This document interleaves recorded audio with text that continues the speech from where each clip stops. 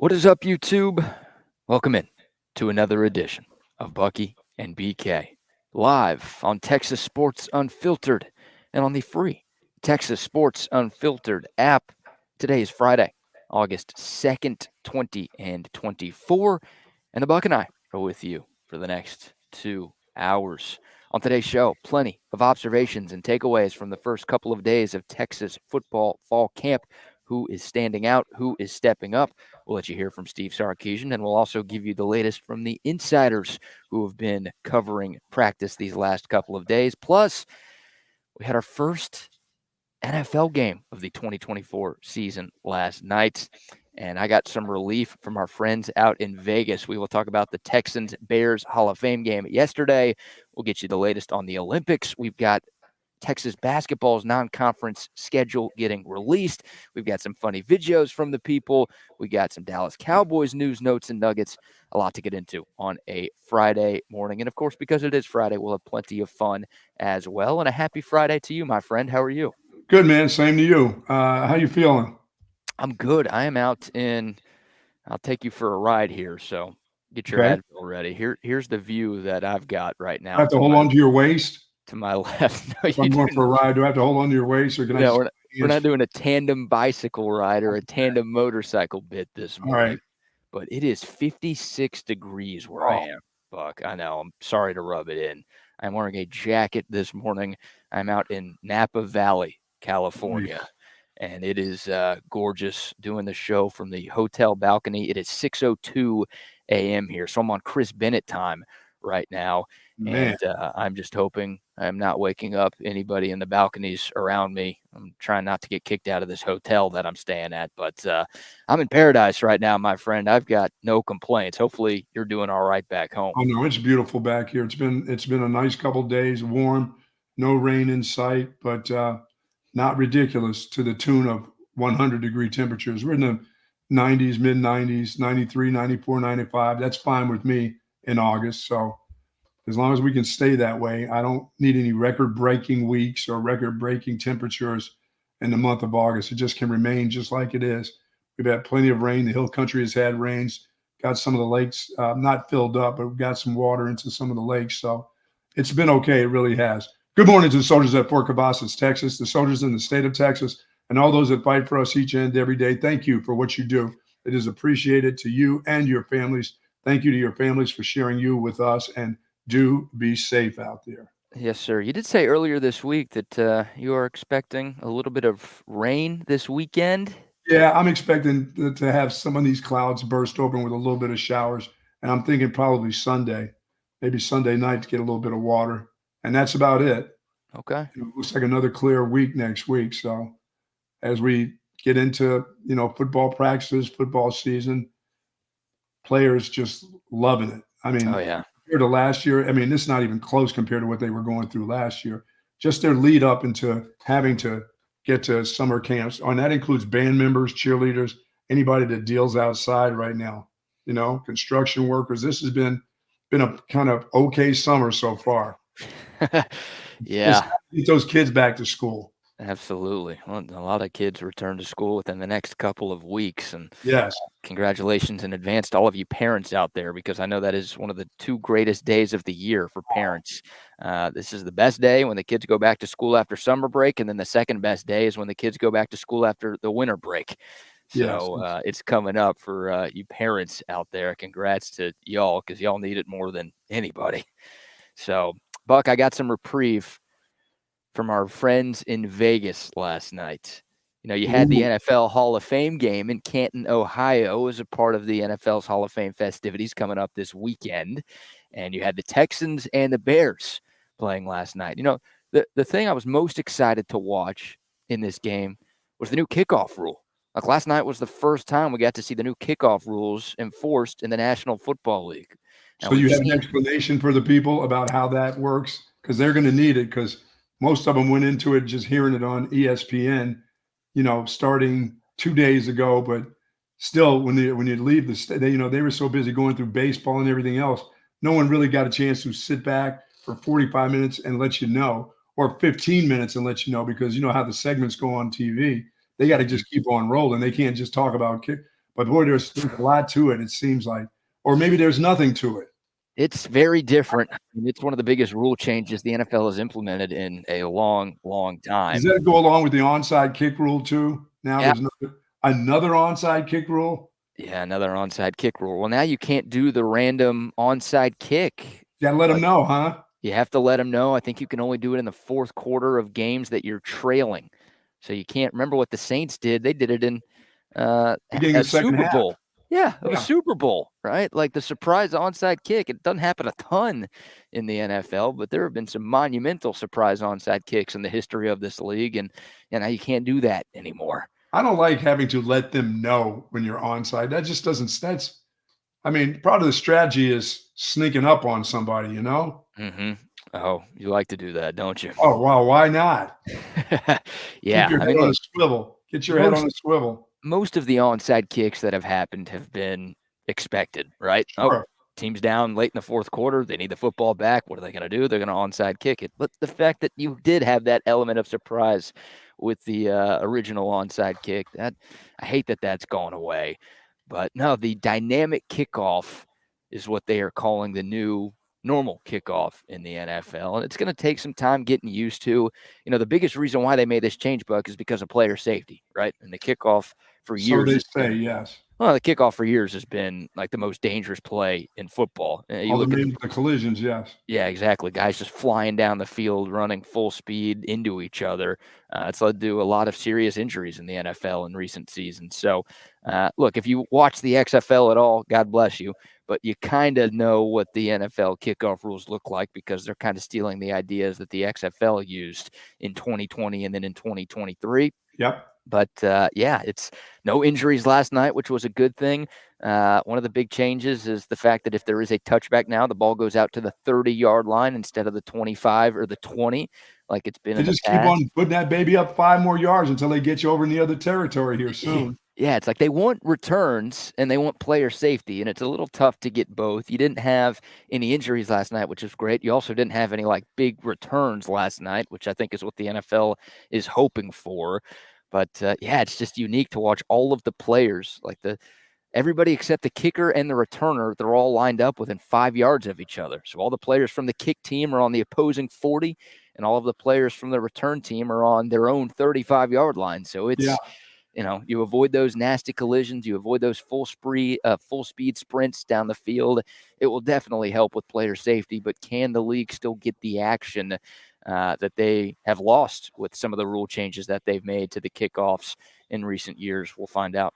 What is that zone where you kick the ball that doesn't go into the end zone, but there's a zone where it drops into? I heard something about a zone that the ball that's not in the end zone that it drops. Is that like the 5 or whatever that you got to bring it back, or you get it's just a weird deal. Yeah, well, they don't want touchbacks, right? And that's why they're punishing you by moving the ball to the 30 if you do kick it out of the back of the end zone, because that used to be the strategy, right? It's just, hey, kicker, kick it as far as you can. Hopefully there's no return. We know the team's going to start at the 25-yard line, and then let's go.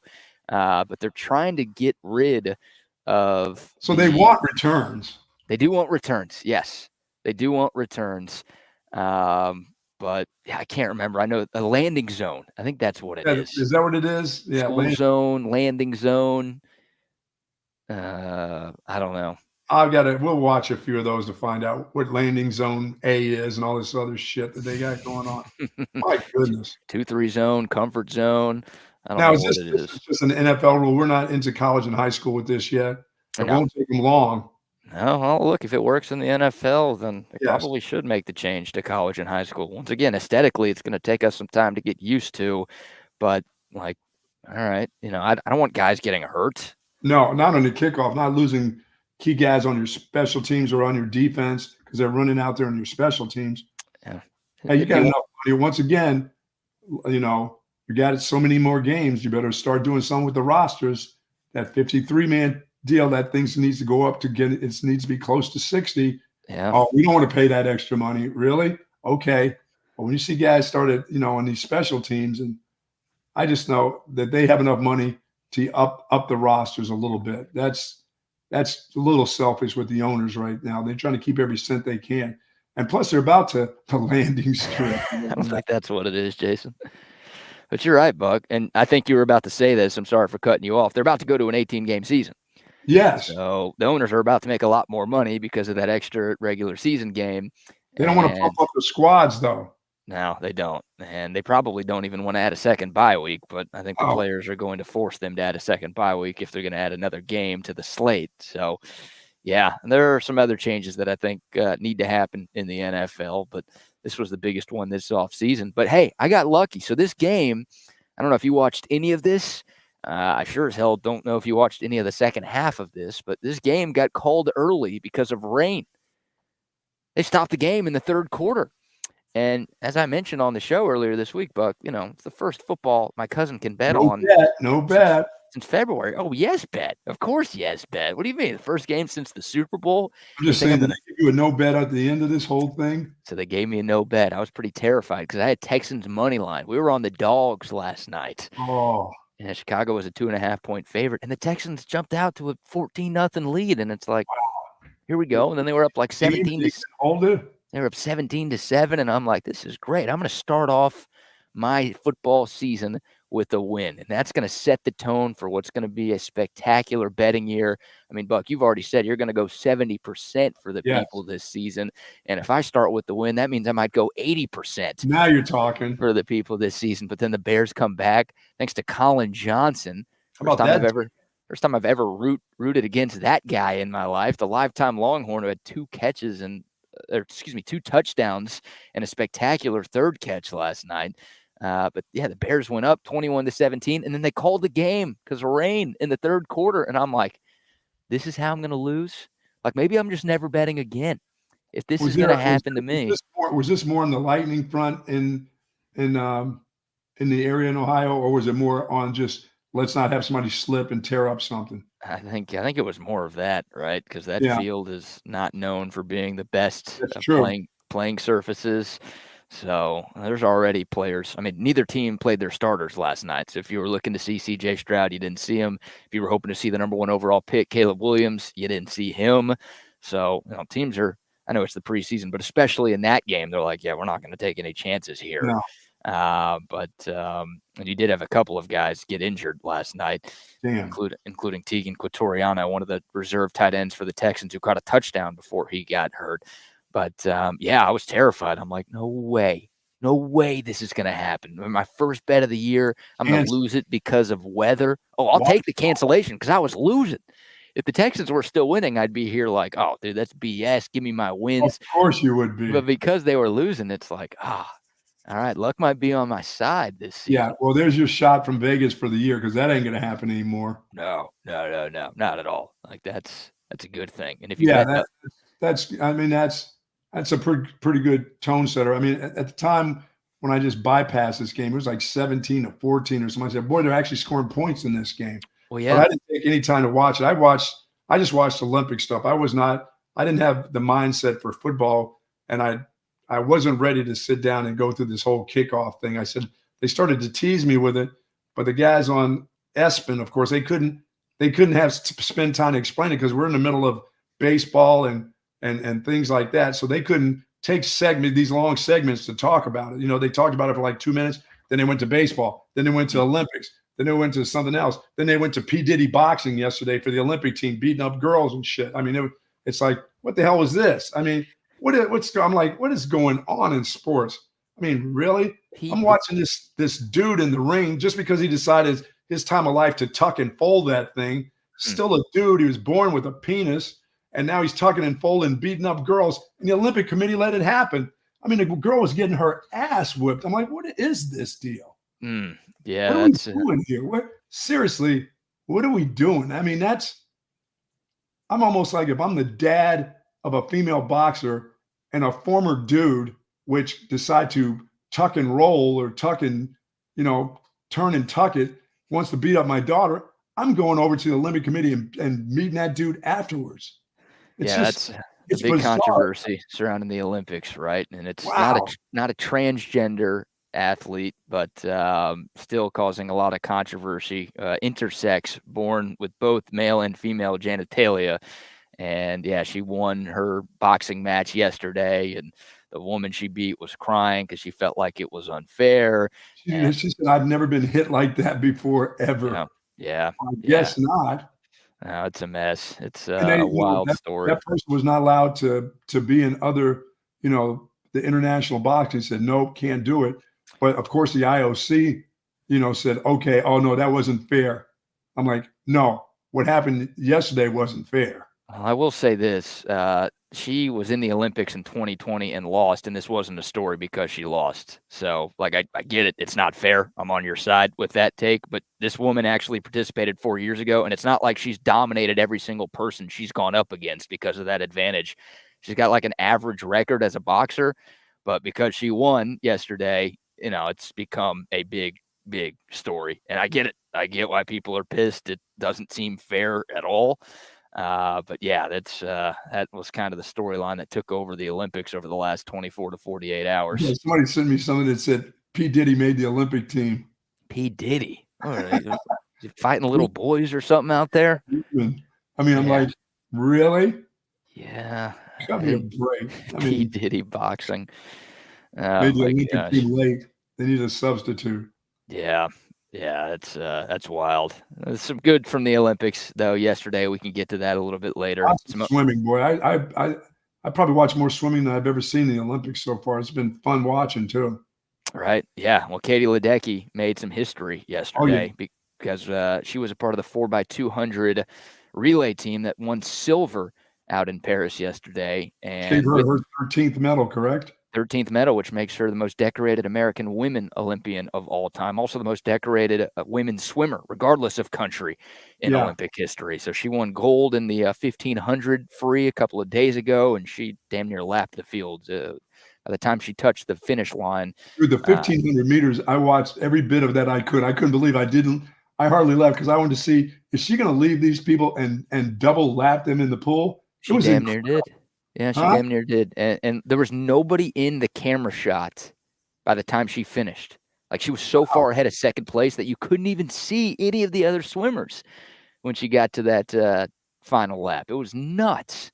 About what time of that 1,500 meters would you be at the bottom of the pool where you got to midway and just went straight down and said, "Oh, I'm cramping. Oh, my leg." Halfway through the first lap.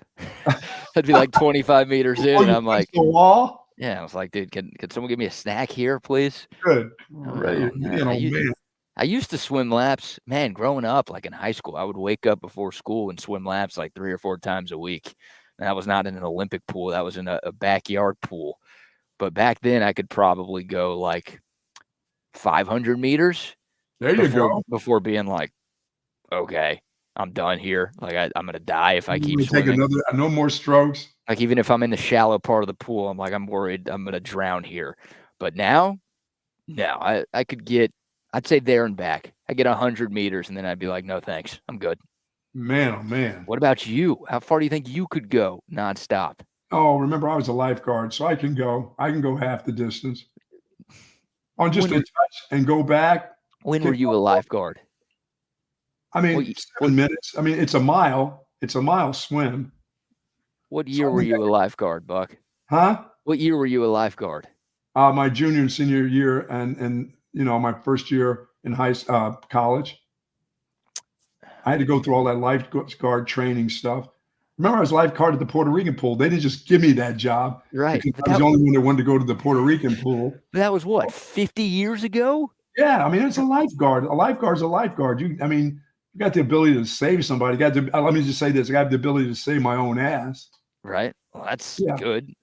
That's called a lifeguard. That's why they call them lifeguards. I don't think your training and certification from 5 decades ago means you can swim a mile now. No, I can probably go the 50-meter deal. That's about it. Yeah, just one way down. And come back, and I'd probably be done. Yeah. Okay, well, that's 100, right? It's 50 each way. Yeah, I can probably do 100 meters. That's probably it. Oh, okay. Well, then I'm changing my answer because I can go longer than you. Yeah, for sure. I mean, I'm thinking you can go 200 meters. You go 200, 2 there and backs? Yeah, 1,500 meters? I'm like, oh, my.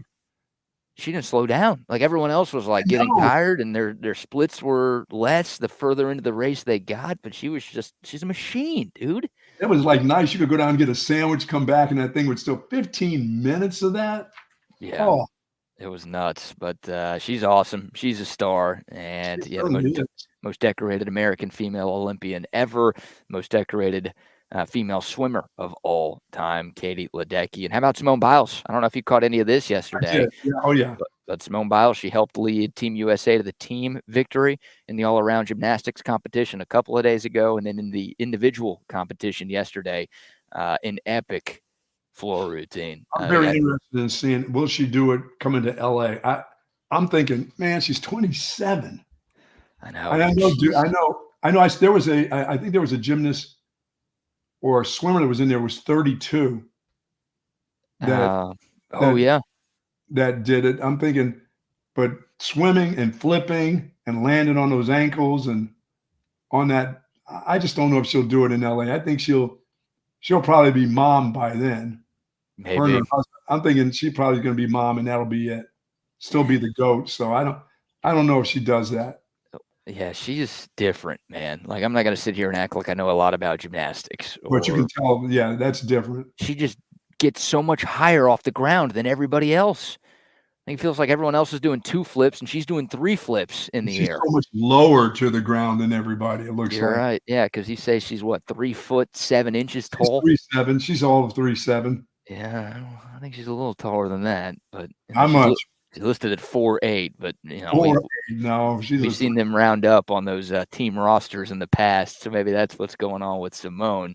But dude, it was like she needed a great score in that last event yesterday, and she delivered. I mean, she knocked it out of the park. And after what happened 3 years ago in Tokyo, for her to bounce back after just the whole world saw her crumble. Did you say to get the silver too? Did her teammate get silver? She got bronze. She got bronze. Yeah, Suni Lee, one of the other Americans who participated in that individual event. She got bronze. I think a Brazilian woman got the silver yesterday. But 2 on the podium for the Americans in the individual gymnastics event. Obviously, they won the team event a couple of days ago, and a nice redemption story for Simone and really for all of USA gymnastics after the last Summer Olympics. Now we're getting to track and field. It's going to get to be fun now, starting today, this afternoon. That's your stuff, the track and field. I love watching them go. Yeah, it's ridiculous. When your fastest was 4.58 or 6.46, it's cool to watch those people just churn. It's just not fair. No, it really is not fair. Like I think about 100-meter dash, right? There's so little separation between all of the Olympic athletes in that event. It's like if I was out there, there'd be like a 50-meter separation. Like I'd be halfway done. I love it if you can get a rolling start and you're out in front of them by 50 meters. Could they catch you in 50 meters? It's like you'd be there. You'd be across that tape. You'd be looking back at them. I'm pretty slow. I don't look like I'd be that slow, but I'm pretty slow, and I don't run much these days. No, I'd maybe fall over by the time I got to the 90th meter. But that bit they do at Atlanta Braves games, I don't know if you've ever seen this, but they've got this guy, Mr. Freeze. So they pick like a random fan. It's like in between innings. It's just a promotional thing that they do. And they pick a random fan from the stands, and they give him like a huge head start. It's a race. And they've got this guy, Mr. Freeze, in like a costume, and they just let him go once the fan is halfway done with the race. And like 90% of the time, Mr. Freeze catches him. No way. It's like this former college athlete or something. They've got in a costume, and oh my God, it's like guys like me out there trying to race this dude. And even with had like 6 beers in him. Oh my, yeah. And even with the huge head start, this dude usually catches them. So that's what it would be like. Nice. For you and I, if we tried to run the 100-meter dash, even with a huge head start, we would get caught up quickly. Mr. Freeze, very nice. Mr. Freeze. So there you go. There's your Olympic updates. We're talking some NFL this morning. We're all over the place. Obviously, a ton of Texas Longhorn football to get into, and we'll get into that after we give our first round of sponsor shout-outs, Buck. Yeah, I'm wearing my Sue Patrick gear today. There we go. There you are. SEC, other side, Buck. There you go. SEC shirt. Everything that you want. Since 1975, they got an incredible selection of Texas Longhorn apparel, of course, men's and women's. Tons of Texas themed items there.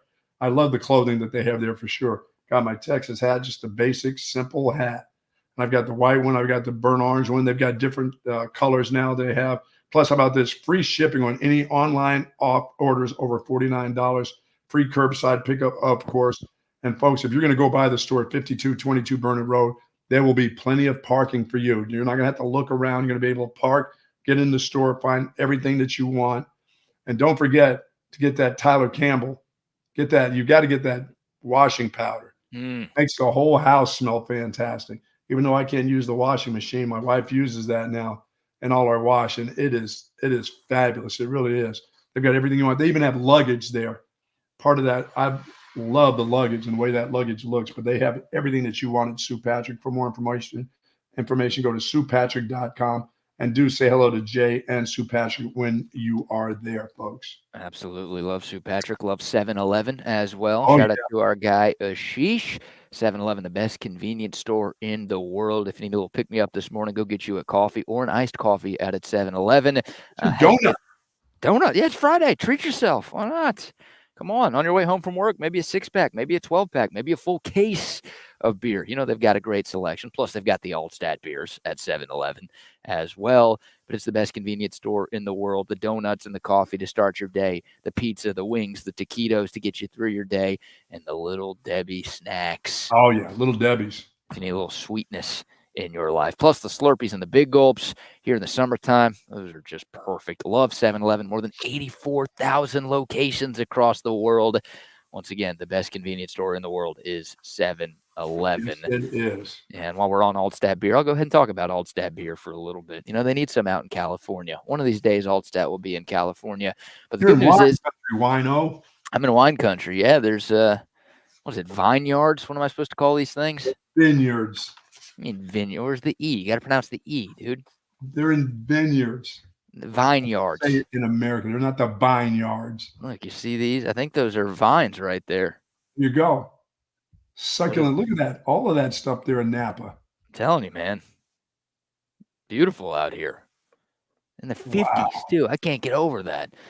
Anyways, I'll be drinking wine this weekend, but normally I'm a beer guy, and when I am drinking beer, it's always Altstadt beer. Brewed in Fredericksburg.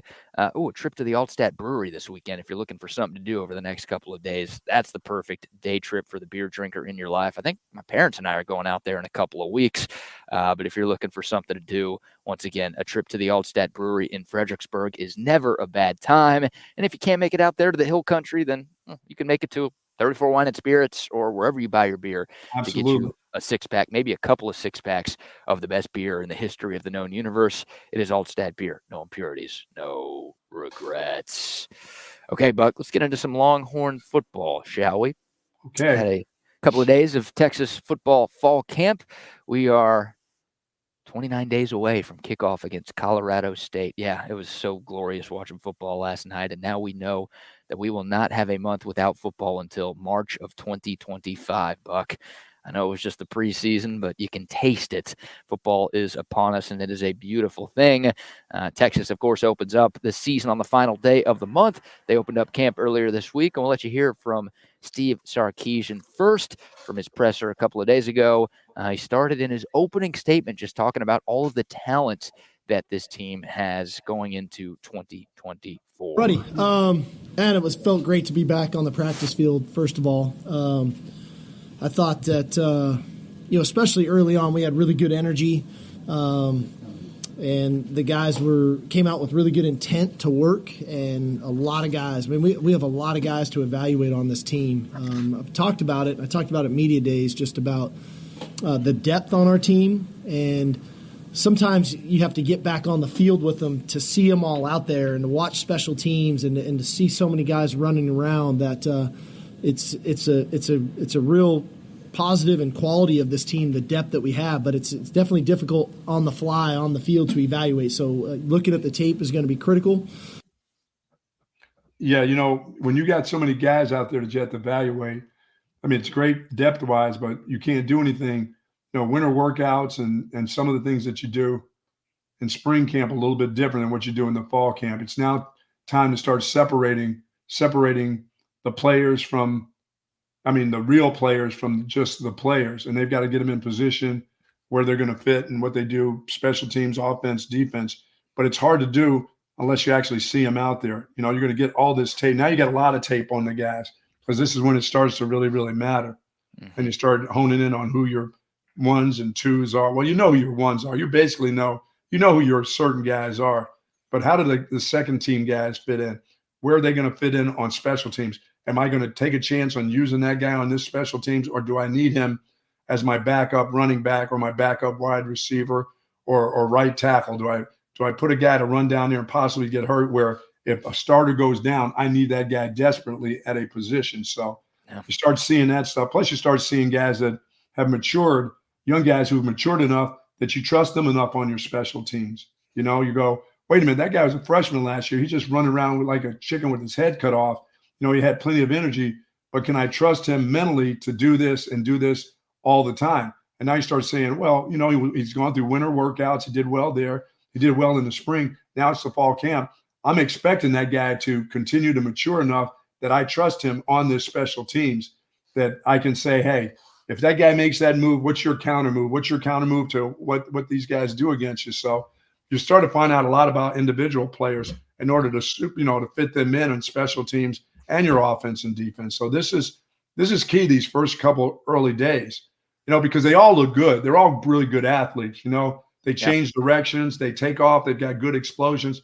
But that trust level, when you start giving them assignments, BK, when you're starting to say, I need you to take this step because that guy right there behind you is going to take this step, and and fold well with you on a punt or whatever it is. So, it's nice the guy can step and go, but if the guy's out of sync with the guy behind him, now you're screwed. You screw up the whole thing. So now you start seeing guys who understand the mental part of the game too, that have matured. I love that part. That was the cool thing about watching guys mature. It wasn't that they weren't athletic, because they're all athletic. Sure. They all can, twist and turn and change directions and do all that kind of shit. It's just how they fit with a guy that's, on the other side of them. So this is kind of key right now for Sark. Yeah, you don't get a scholarship at the University of Texas if you're not athletic, right? But, no, if your first step is slow, you're just not going to play. Hey, if your ass's first step is slow, come do the show with us on TSU. Yeah, no kidding. We'll take you. You need to talk about it and not do it. Yeah, become a member of the media instead. Man, there are countless changes between Steve Sarkisian's first year in 2021 and Steve Sarkisian's fourth year now in 2024. And I think one of the biggest changes from my observations and just from talking to folks who have been at practice these last couple of days is the fact that the gap between the ones and twos is not as noticeable as it used to be. Sure. I mean, you've got a lot of backups this year who are good enough to start at a place like Texas, but definitely at places across the country. Absolutely. And the overall depth, and Sark has openly talked about it, and that was kind of a theme of his press conference a couple of days ago, was that there's just so much depth all across the board on this team that, yeah, we're good pretty much everywhere. And there is not a major drop-off in talent between your starters and backups. Hell, in 2021, you barely had enough dudes who were good enough to start. Forget, if someone went down with an injury, oh, my God, we're screwed because that guy has no business being here. Now it's like, obviously, you don't want guys to get hurt. But now it's like, all right, if someone gets hurt, we feel good about the guys that we have because we see starting caliber talent in our sixth receiver on this team, our seventh offensive lineman on this team, our fifth edge rusher on this team. Like, these are super talented dudes, and it's just the overall roster turnaround that this program has undergone in these last 4 years that is worth talking about a lot because it's maybe the biggest change that has happened around these parts. Yeah, I mean, the strength of this team also, guys being able to overcome injuries, get back on the field quicker than they have before, and guys that are taking their place, as you said. I mean, the guys who substitute for the ones were just about ones themselves. They're in the battle to get that position, that is key. That really is key. That's key for me. And that's not at just the offense and defensive lines where you talk about the trenches. I'm talking about at all the positions, whether it's the quarterback position, the running back position, wide receivers, secondary. They're all right there. This truly is. I think there's truly really hard competition all the time on this football team now. I mean, that's at all the practices. That's in the games. If you don't do well in the games, you may not be there the following week. There have been times where they can be lousy and the same guy is going to be back there the following week. I don't think that holds water here any longer. Yeah. You don't perform if you don't perform in the practices, you don't make it to the games. That's a good point. All right. I'm a believer that competition breeds character and competition breeds excellence. Sure. And there's a lot of that right now. Like, look, some of the position battles are already solidified. Like, we know Quinn Ewers is the starting quarterback for this team. We know Kelvin Banks is the starting left tackle for this team. But you go across the board on both sides of the ball, and hell, look at special teams. There's a punter competition right now. And obviously, we're trying to figure out who both of the returners are going to be, because you lost your return men from last year's squad. So there's competition all across the board. And the fact that it's like, it's not, we hope one of these guys is good enough to play. Now it's, we've got 3 or 4 guys who are good enough to play. We just got to make sure we make the right decision here and get the best guy out there. Like, that is it's a welcome change, because we haven't always had that in the last 15 years with Texas football. No, you haven't. So let's hear more from Steve Sarkisian. What about the receivers, Buck? Like, that might be the deepest room on the team, even though the Longhorns lost their 3 top receivers from a season ago. They obviously hit the portal hard. They brought in some talented recruits, and they've got a couple of rising sophomores. Hell, I'll say a few rising sophomores who could be ready for the big time. Here's Coach Sark talking about the early observations from his wide receivers. Yeah, something we're doing right now. When we 2-spot right now on one field, we have our 1s and our 3s. And on the other field, we have our 2s and our 4s. And that's intentional in a sense, because I want to see some of our younger players. I'm on the field with the 1s and the 3s. And so it's a little bit difficult for the first 4 or 5 practices, because that's how we operate. It's going to be a little easier for me to answer that question when we'll shift then to 1s and 2s on one field and 3s and 4s on the other, and then I'll be able to see that rotation a little bit better. But we have time for that. The guys that I saw, I thought looked really good. The guys that were on our field. So again, I didn't see half of that group because they were on the other field, but just in individual routes and again, day 1 install, they know it pretty well. I thought they all were confident. They played fast. Yeah, that's the key. Play fast. I mean, no hesitation, no mental hesitations. Just, I want to see you run. I want to see you, change directions, come out of breaks. And I want to see you catch the ball, catch and run with the football. I mean, that guy knows. He's seen enough really good athletes at that position. He knows exactly what he's looking for. He knows the quick twitch guys. He knows the guys that can catch and run. He knows the guy who's going to be consistent with the ball. He knows guys that are inconsistent, that aren't quite there yet. He's been around great players. I mean, if there's a position I trust with the head coach, it's the quarterback position and the wide receiver position. Oh, absolutely. And probably the running back position. He knows exactly what he's looking for. I think that's well said. I mean, you really should be able to trust Sark when it comes to all 3 of those spots, because of the success that he's had everywhere he's been with guys at all 3 of those spots. And some of the receivers that he's helped send into the league is ridiculous. And obviously the quarterback history for Sark, the track record speaks for itself. But I trust him there. And man, a name I keep hearing, and a name I think a ton of Texas fans keep hearing, is Silas Bolden, the Oregon State transfer, who we did not get to see in the spring. Didn't get here until the summer, so we didn't see him in that orange-white scrimmage when so many other players stood out and showed us something. Silas Bolden, a little bit newer to the fold, but man, from a lot of the media members who watched these open practice windows the last couple of days, they've raved about how good Silas Bolden looks. And he's only 5'7", 5'8", Buck, so he's fast. You got to be fast if you're going to be on the field at that size. But, like, he's showcased the ability, and he did this a little bit at Oregon State too, but these first couple of days of practice, he can go up and make contested catches. Like, he can go get you a 50-50 ball now if he has to. He just has great ball skills. He's a great all-around talent. If this dude was like 5'11", he would have been a second-round pick in the NFL draft a couple of months ago. So he's working on the size thing, and that's kind of going against him. But from all accounts, hopefully he's not working on – he hasn't been here long enough to get enough reps. So he hasn't played, so we're not thinking about making him a starter. I mean, if he's good enough, he's old enough, and he's repped enough. Yeah, he's old. I mean, he's been in college football for years. Yeah. No, this is not a freshman or a sophomore. Like, this guy has played, and he's played. Look, he played in the Pac-12 last year. The Pac-12 was better than the Big 12 a season ago, and he was Oregon State, a very good Oregon State team. He was their leading receiver in terms of catches, yards, and touchdowns. So this guy is proven. He's played at a high level. He's put up good numbers.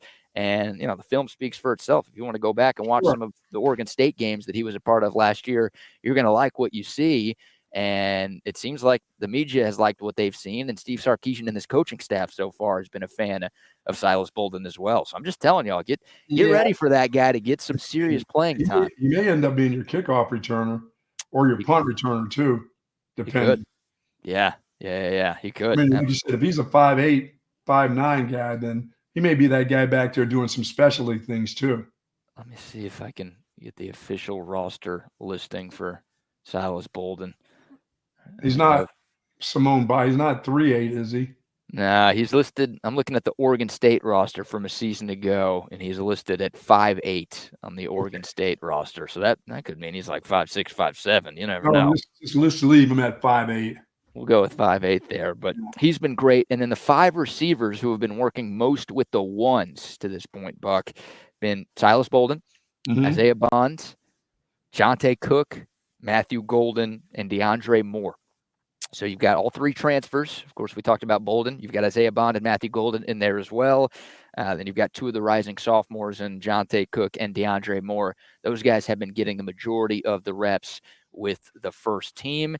And then everybody else, including Ryan Wingo and Ryan Niblett, those guys have been working more with Arch Manning and the second offense. Pretty good group in the second group, too. Yeah, it's early in camp. Obviously, opportunities for the second teamers to work their way up and get more playing time with the ones. The first scrimmage of the fall is not until next Saturday, August 10th, So it'll be nothing but practices until then, and then you'll get the closest thing to a game that you can find with the scrimmage next weekend. So there are plenty of opportunities here with still 29 days left until the actual regular season opener gets here for those dudes to work their way up the depth chart a little bit.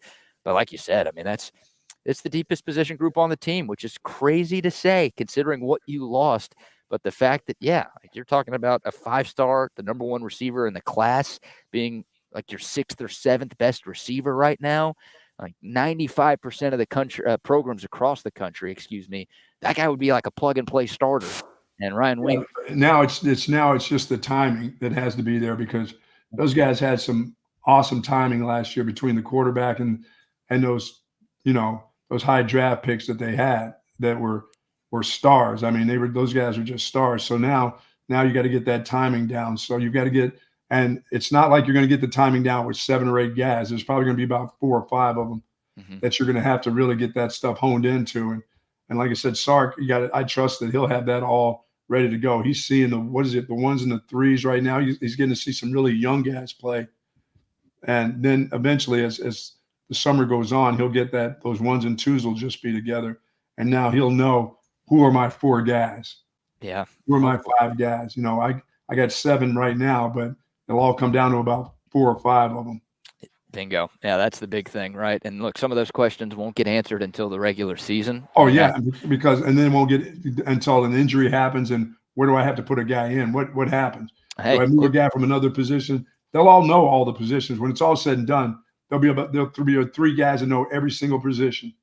Sure. Look at running back last year, right? We've talked about it a lot, but Jonathan Brooks wasn't the starter to start the season last year, right? Sometimes it does take a game or 2 in the regular season to really figure out, okay, who are your best guys and where should we put them and when should we play them? So, we'll have some questions answered by the time we get to 8:31, but a lot of the questions, we might be waiting until the second half of that Michigan game to figure out, okay, which dudes are our best players, which guys who plays under pressure, who plays when there's a game and there's a crowd and there's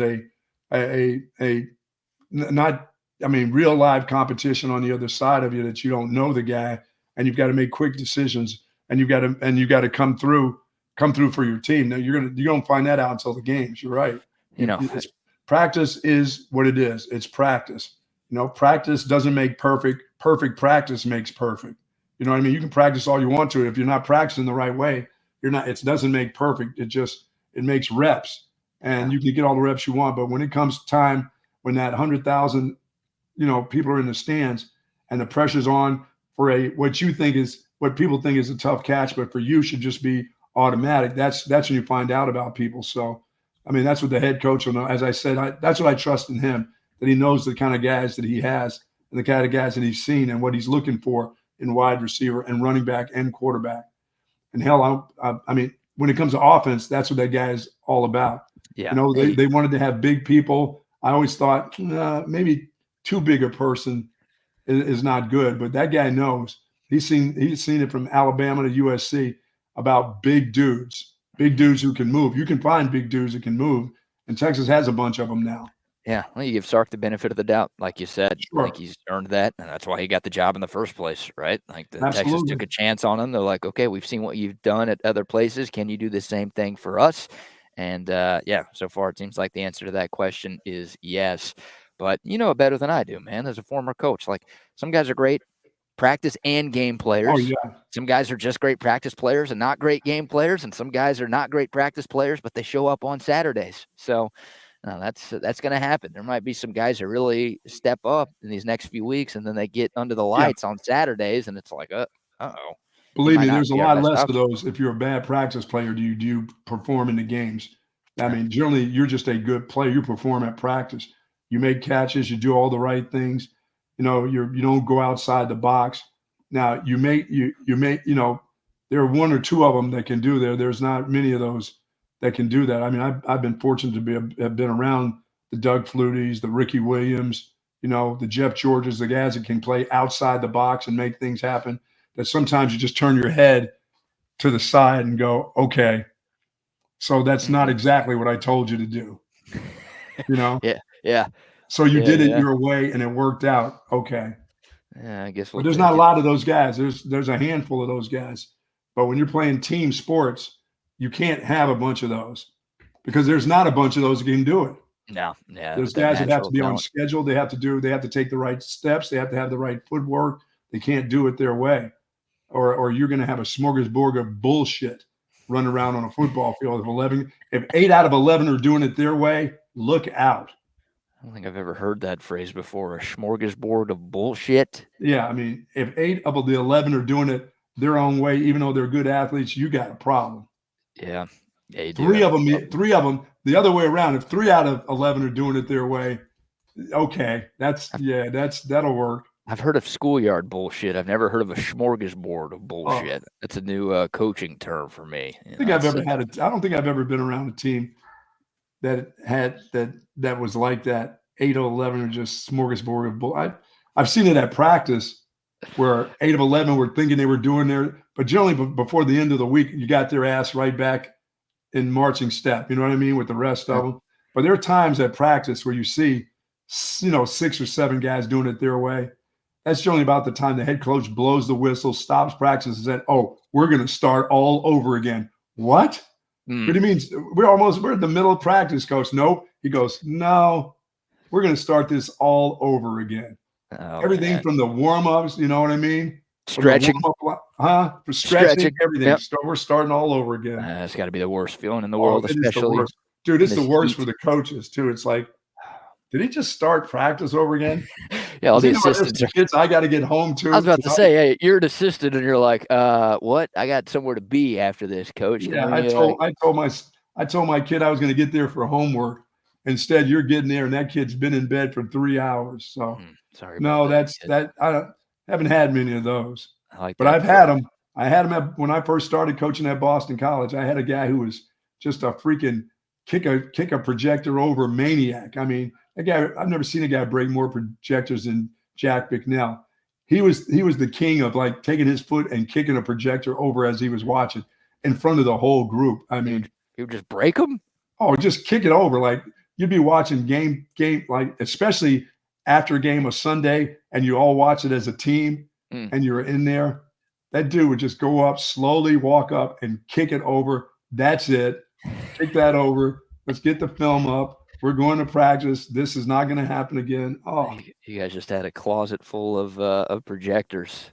Oh, we had to have tons. That's where all the expenses were with the projectors. And those were reel-to-reels back in those days. When I first started coaching, it was not the stuff they use now. It was reel-to-reel. And I used to splice film and put it up on a wall and splice all the good plays and all the bad plays.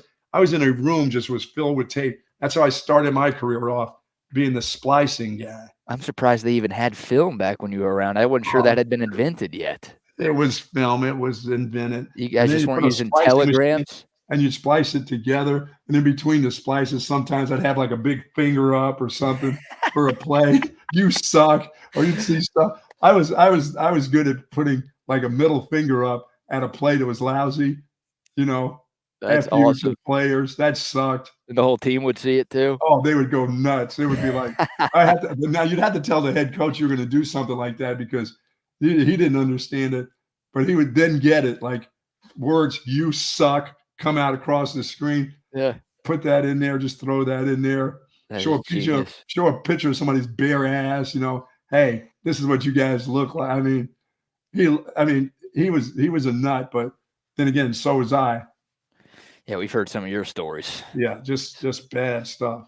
I know about that. One more quick nugget on the wide receivers. A lot of guys are working both in the slot and on the outside. So a lot of cross-training going on, which I think is a good thing. That adds some more versatility to what this passing game could be like in 2024. And I've said it, and I'll keep saying it. I think the passing game this year will be better than the passing game last year. Even though you lost two of the best receivers in the country, and you lost Jordan Whittington, who's having a very good camp with the LA Rams of Anaheim right now, I just still feel like with the step I expect Quinn Ewers to take and all of the depth that you have in this wide receiver room, because it's a deeper room than you had last year. Oh, it is deeper, yes. Yeah, plus the offensive line, 4 of those 5 guys coming back for another season. That group should be better. I just think this is going to be a more effective and more efficient passing game in 2024. So like what I've been hearing so far about Quinn, like what I've been hearing so far about the wide receivers. And speaking of speed, Buck, you talked about speed a little bit earlier. Steve Sarkisian was asked about the return game, right?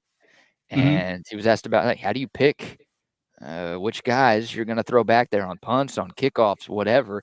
Steve Sarkisian gave a pretty money quote and a pretty funny quote when asked about that a couple of days ago. I think we've got a wealth of guys, but these are. I feel like I'm crying from a yacht right now, to some degree. Like that's a good problem. That we have too many good players. Like what are we saying, right? Yeah.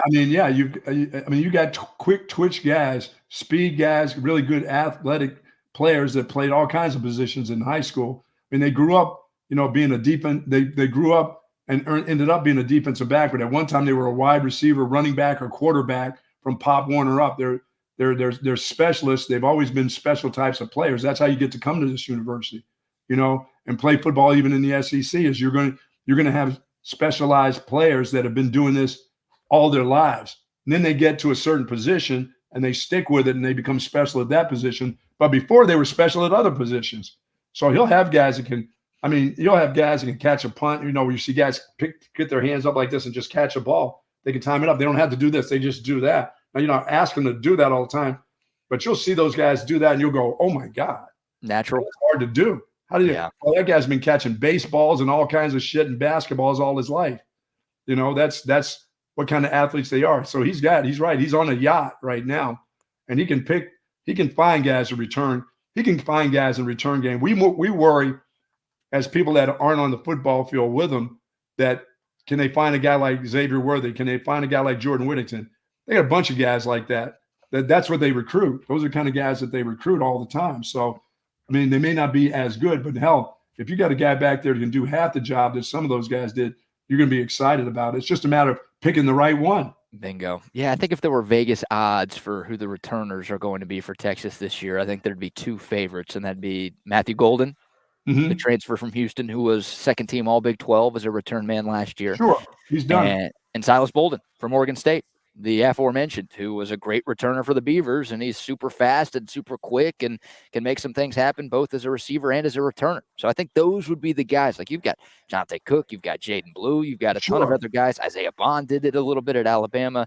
Like you said, you've got options galore, and it is Steve Sarkisian crying from a yacht because it's a first world problem with how many choices you have back there. Yeah, other teams are looking at using their star wide receiver because he's the only guy with the ability to do those things. And people are going like I used to, do I put him back there or don't I put him back there? He's my starter.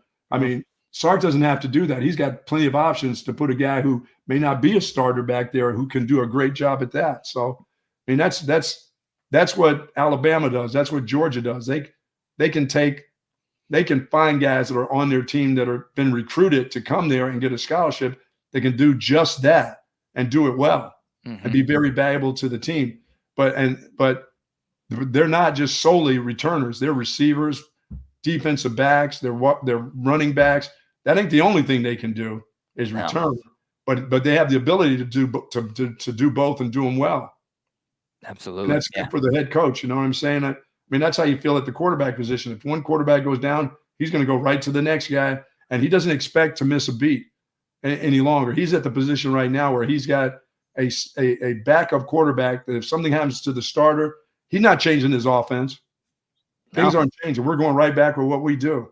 Absolutely. Yeah. Look, Sark's going to get put to the test. I mean, I agree with him. I don't think he's going on a flimsy limb saying that this is the deepest team he's had at the University of Texas. But over the course of 15, 16, 17 games this year, that depth is going to be put to the test. And yes, it is. Hopefully he's true to his word because, guys are going to get hurt. Obviously, the quarterback has gotten hurt in each of the last 2 years, which means you might be seeing some Arch Manning at times. And you look in the spring game, it's a spring game.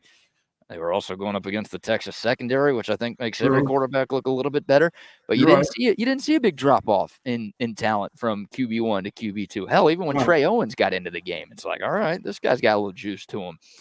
You can't have that in the actual season when your guys go down to where it's like, oh, we're so reliant on one player or two players that if this guy gets hurt or if those guys go down, even if they have to miss 1 or 2 games, it's over. Like you can't have that. Yeah, exactly. It's got to be about the system.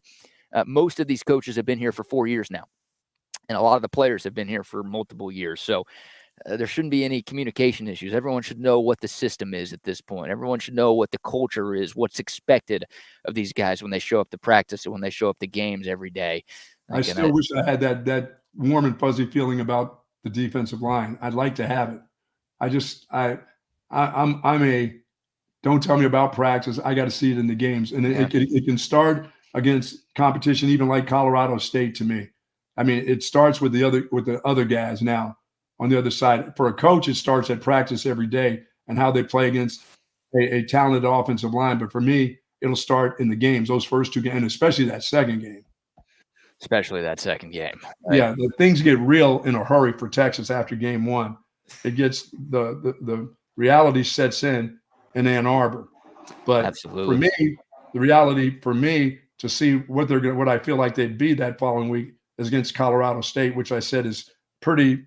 It's not the greatest of competition, but it ain't bad competition. It's not a bad. After what I watched Colorado State play last year and how physical they attempted to be, they weren't afraid. They didn't back away from anybody. That's the kind of opener I like to see for this group. Yeah, it's not an FCS team, right? Yeah, like you're playing a legit Division I college football team. It's not Incarnate Word. No disrespect to our friends in San Antonio. Absolutely. There's some talented players on Colorado State, and so Texas is a 5-touchdown favorite. It ain't Texas State, but not Incarnate Word. You're absolutely right. But yeah, look, I think it should be a pretty easy win for Texas. I think there'd be a lot of concern if it's not a pretty easy win for Texas, but it's still a Division I football team. As Mac Brown would always say, those guys are on scholarship too. Like there's they got a couple of and a guy who knows the Texas program who's coaching for Colorado State now, and former Texas assistant Jay Norvell over there. So all right, well, let's hear from Sark because he this kind of ties into your D-line concern, Buck, because Steve Sarkisian was asked about the biggest questions facing his team right now and some things that Texas has to figure out over these next 29 days. Here's Coach Sark talking a little bit about that. Naturally, when you have new faces, I don't want to call them concerns, but I need to learn them, right? I need to learn Bill Norton. I need to learn, Jermaine. I need to learn Silas. Some of these guys that you need to get a feel for, and then finding that right combination. As I said, a year ago, we probably weren't as deep of a team as we are this year. Now, we had some real front line players, at wide receiver and on the interior defensive line, naturally, and they're on in the NFL and doing their thing. But I do think at both of those 2 positions, we probably have more depth than we had a year ago.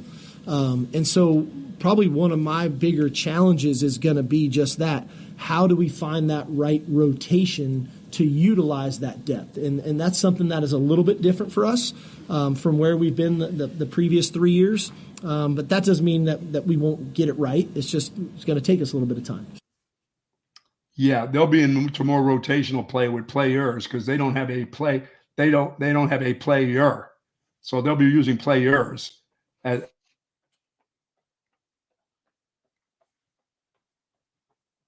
he doesn't have one of them this year. He already knows he doesn't have one. So how do I work the combinations can I make 2 for 1? Can I make a 2 for 1 here? I mean, is it possible to do that? Or can I get enough out of 2 guys that they're half of what we had last year? Because he understands he doesn't have those. Guy's been around football long enough to know that you don't just replace those guys the following year with your backups. Their backups will be good. Now, maybe out of all of them, you get one out of them, but he doesn't go into the year feeling. He's like me. He's not going into the year saying that guy is just like that guy I had last year. No, they're not. Yeah, he'd be lying, and I appreciate that he's not lying. But he's not lying. He's telling you, how do we combo these guys?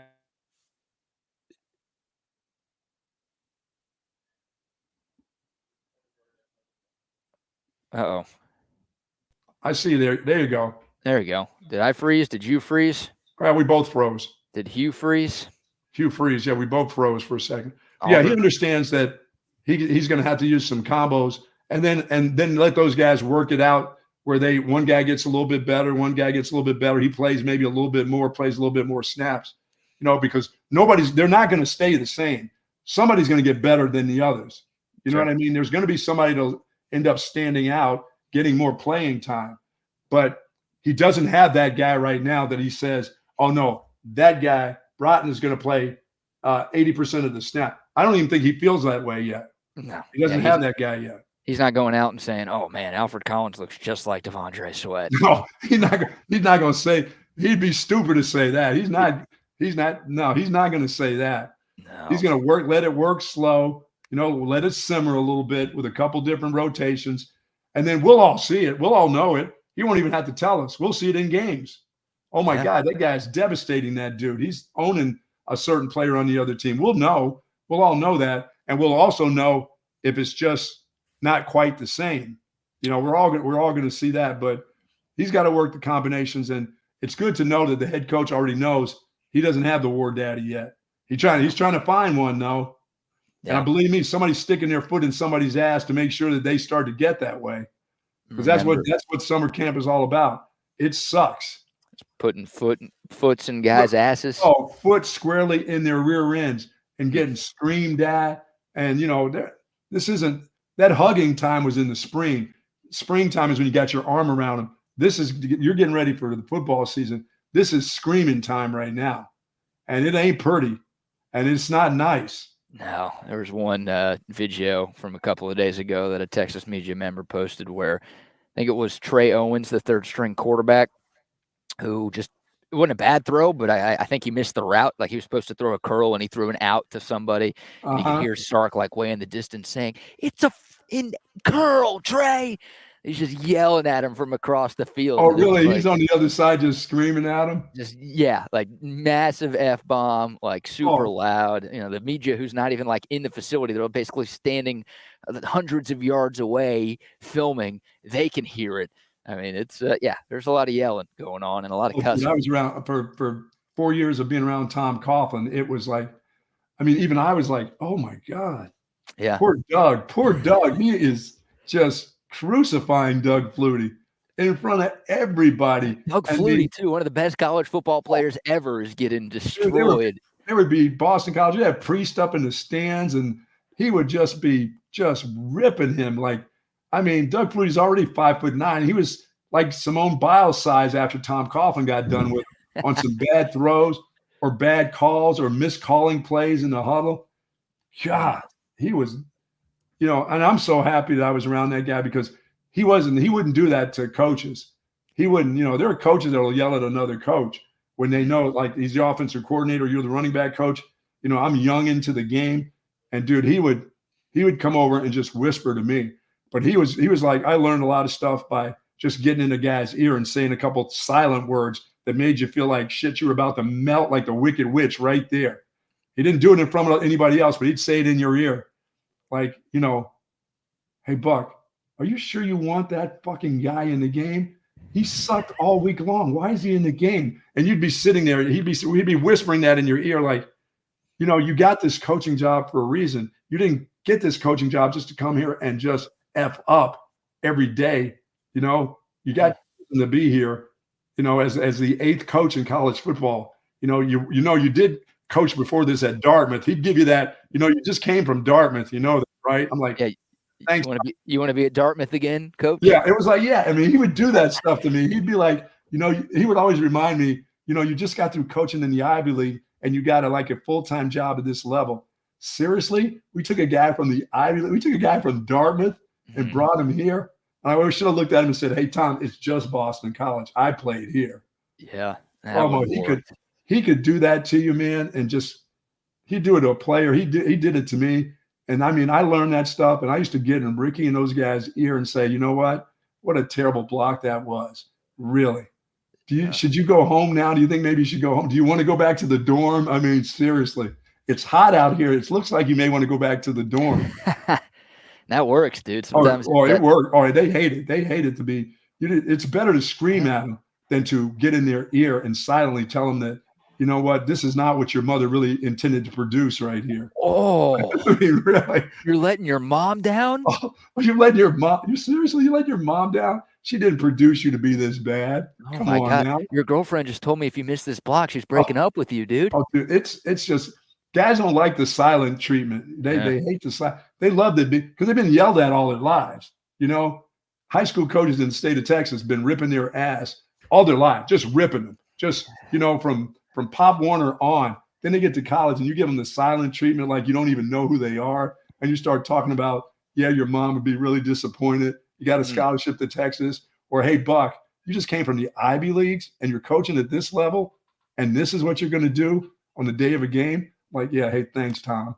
Yeah. Thanks a lot. Hey, Buck, I'm sure the Ivy League will take you back if you want to go. There's a spot for you out there. Kids hate it, man. Kids hate that kind of treatment. Like I said, they'd rather be dog cussed. Yeah. Than give you the silent treatment. Because that's normal. Everyone gets dog cussed, but only a select few get the You get around that ear hole and a guy starts whispering stuff in that ear hole of your helmet. It's like, oh, really? It's hot out here. This is where you're going to fingers in your ear. You're talking about drilling guys in their ear. Well, it's starting to get a little weird for me. It's just it was football. Now I'm not sure you're still talking about football here. Love that man. Taught me all the discipline I needed to grow up, not just to be a coach, but to grow up. Mm-hmm. Very, very much a disciplinarian.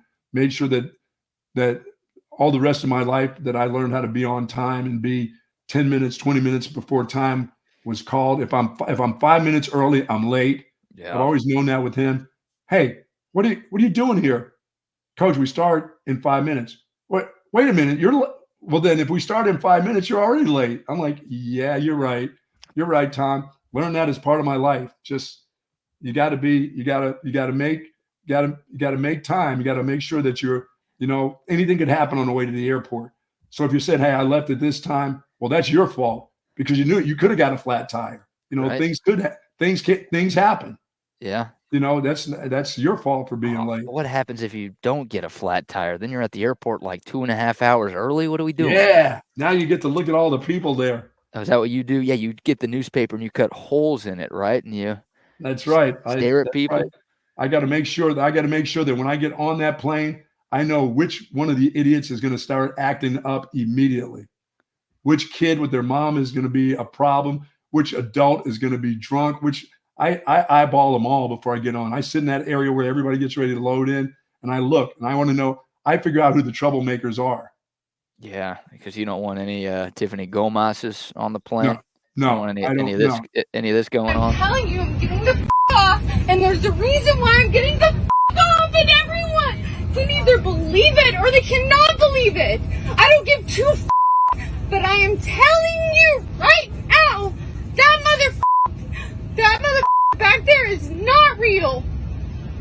And you can sit on this plane and you can die with them or not. I'm going to be Sky Marshal. I'm probably jumping on her back right there and bringing her to the ground and dragging her off. That's assault. You're telling me, though, I feel like what you just said when you're at the airport scoping people out, you would have found this woman before she boarded, and you could have maybe prevented this whole thing from happening. Yeah, as soon as she started walking down the aisles, I would say, ma'am, listen, I know you need to get off. Is there your bag there? Because I'll get your bag for you, but you don't have to start pointing at people and seeing things. We're trying to get to Spain once again. We're not screwing our trip up because you want to go loony or you're mad you over-medicated yourself this morning. Here's your bag. Is that your bag? Yes, that's my bag right there. Then don't start saying about, just turn around and start walking. Nobody wants to hear about it. You would have gotten kicked off too. You can't No. just be telling random people to get off the plane before If the that plane. lady's walking up and down the aisle like that, the man stewards there, the man servers are probably going, hey, thanks for the help. We didn't want to get involved, but now that you got involved, thank you very much. I'm not going to physically touch her. I'm just going to say, I'm going to help you off. Where's your baggage? Let's go. I'll grab your bag for you. But don't turn around and start pointing at people and saying you're seeing things, because I'm going to go right back to my seat and we're going to go. Her baggage is internal, it seems like. Oh, yeah. Yeah. For all of hers is. Yes. Oh, man. All right. We got to give cousins back there. I mean, seriously. Yeah, that's awesome. That will always be hilarious as we just passed the 1 year anniversary. Nothing's worse, but she's nothing compared to the condom lady. Oh, you want to see I would definitely not be quiet if she came by talking that stuff. If she came by the plane, I would want her off. I would say, get her out of here. First of all, you're dressed in a condom. Why are you on my plane? This is not the really. We'll show it. You're asking for it. We'll show.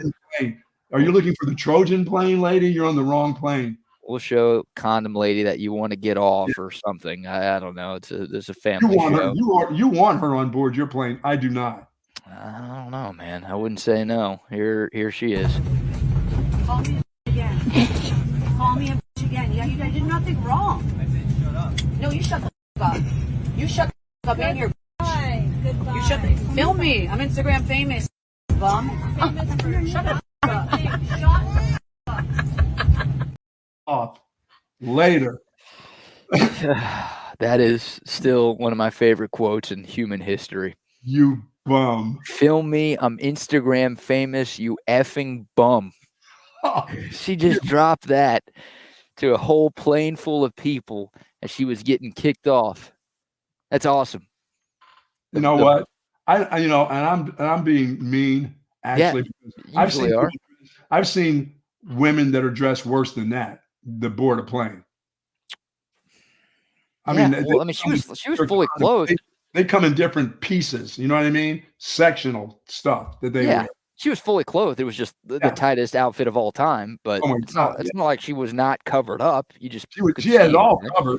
Yeah, but you'll see people wearing damn near swimsuits on planes, and it's like, how do they let you out the house, let alone on this plane? I know. How did your dad let you get out of the house, or your husband let you get to the plane like that? Mm-hmm. Really? Yeah. No, I go early. Thank you very much. I'm an early plane person. It's weird. How did you do going to Cali? Did you get there early? Any flight incidents? No, everything was smooth going to California. Yeah, no bag ape incidents too. What did you take? What did you fly? What did I fly? United. There you go. Yeah, you and we're United flyers now. We're united in our love for United.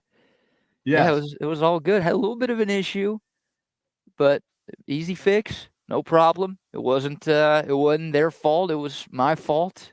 No fisticuffs by their security. You didn't have to be fisticuffs, no handcuffs, no problems at all. It was all good. It was all good. Yeah. All right. I'll be headed to Idaho here shortly. And my first trip to visit my wife's family, I had an incident because I had the little teeny pocket knife on my keychain. You tried to sneak a knife on a plane? Oh, this was coming back. This was coming back from Idaho back to Texas. Okay. And my chain had the little knife on it. I was like, oh no. And they pulled me aside. I mean, they pulled this brother aside there. Yeah, you're trying to bring a weapon on a plane. Dude, it was this big. It was like a nail file thing. You could have killed somebody with that, right? No, couldn't even couldn't even slit my own throat with that thing. So they took it from me, and they wanted to know, and they kept on with the whole thing of, is there a place do you want us to mail this? Or I said, just keep it. Just let's not continue to stop things and have people think, oh, that brother had a knife. He was about to come on here and shank somebody. I'm like, no, let's not make this a bigger scene. It ended up being more of a scene than I needed it to be. Yeah. We are talking about Idaho, too. There's not that many brothers up there, so they're probably like, "What? First of all, what is this thing that's walking by? Second of all, he doesn't look like the rest of us. He's got to be doing something wrong." I said, it's fine. It's not a big deal. I said, I should have known better. It's been on my keychain forever. I got here with it on my keychain.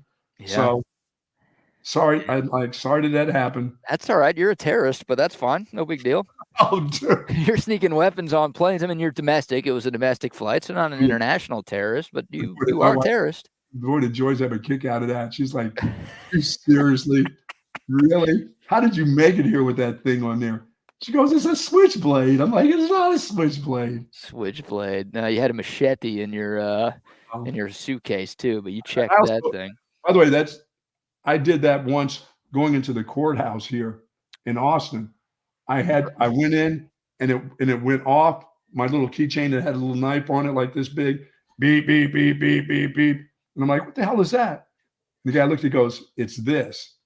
And I'm like, what do you want me to do? He goes, well, you can't bring it in with you. So I went out and threw it in the bush. I went out, I just backed up. I said, okay, I'll go put it in the car. I took 2 steps and there was a bush there. I dropped it in the bush. And that was it? You just left it? I just left it there. Didn't come back to try to get it? I got it on the way back out. Oh, it's still there? Oh, yeah, it was still there. Nice. That's awesome. All right, I don't know how we got there, but before we get this train back on the tracks, and we'll see. It's Friday. We're having fun, whatever. We're messing around. Before we get into some more Texas football, and we've got a couple of videos we've got to show the people today, Buck, before the top of the hour.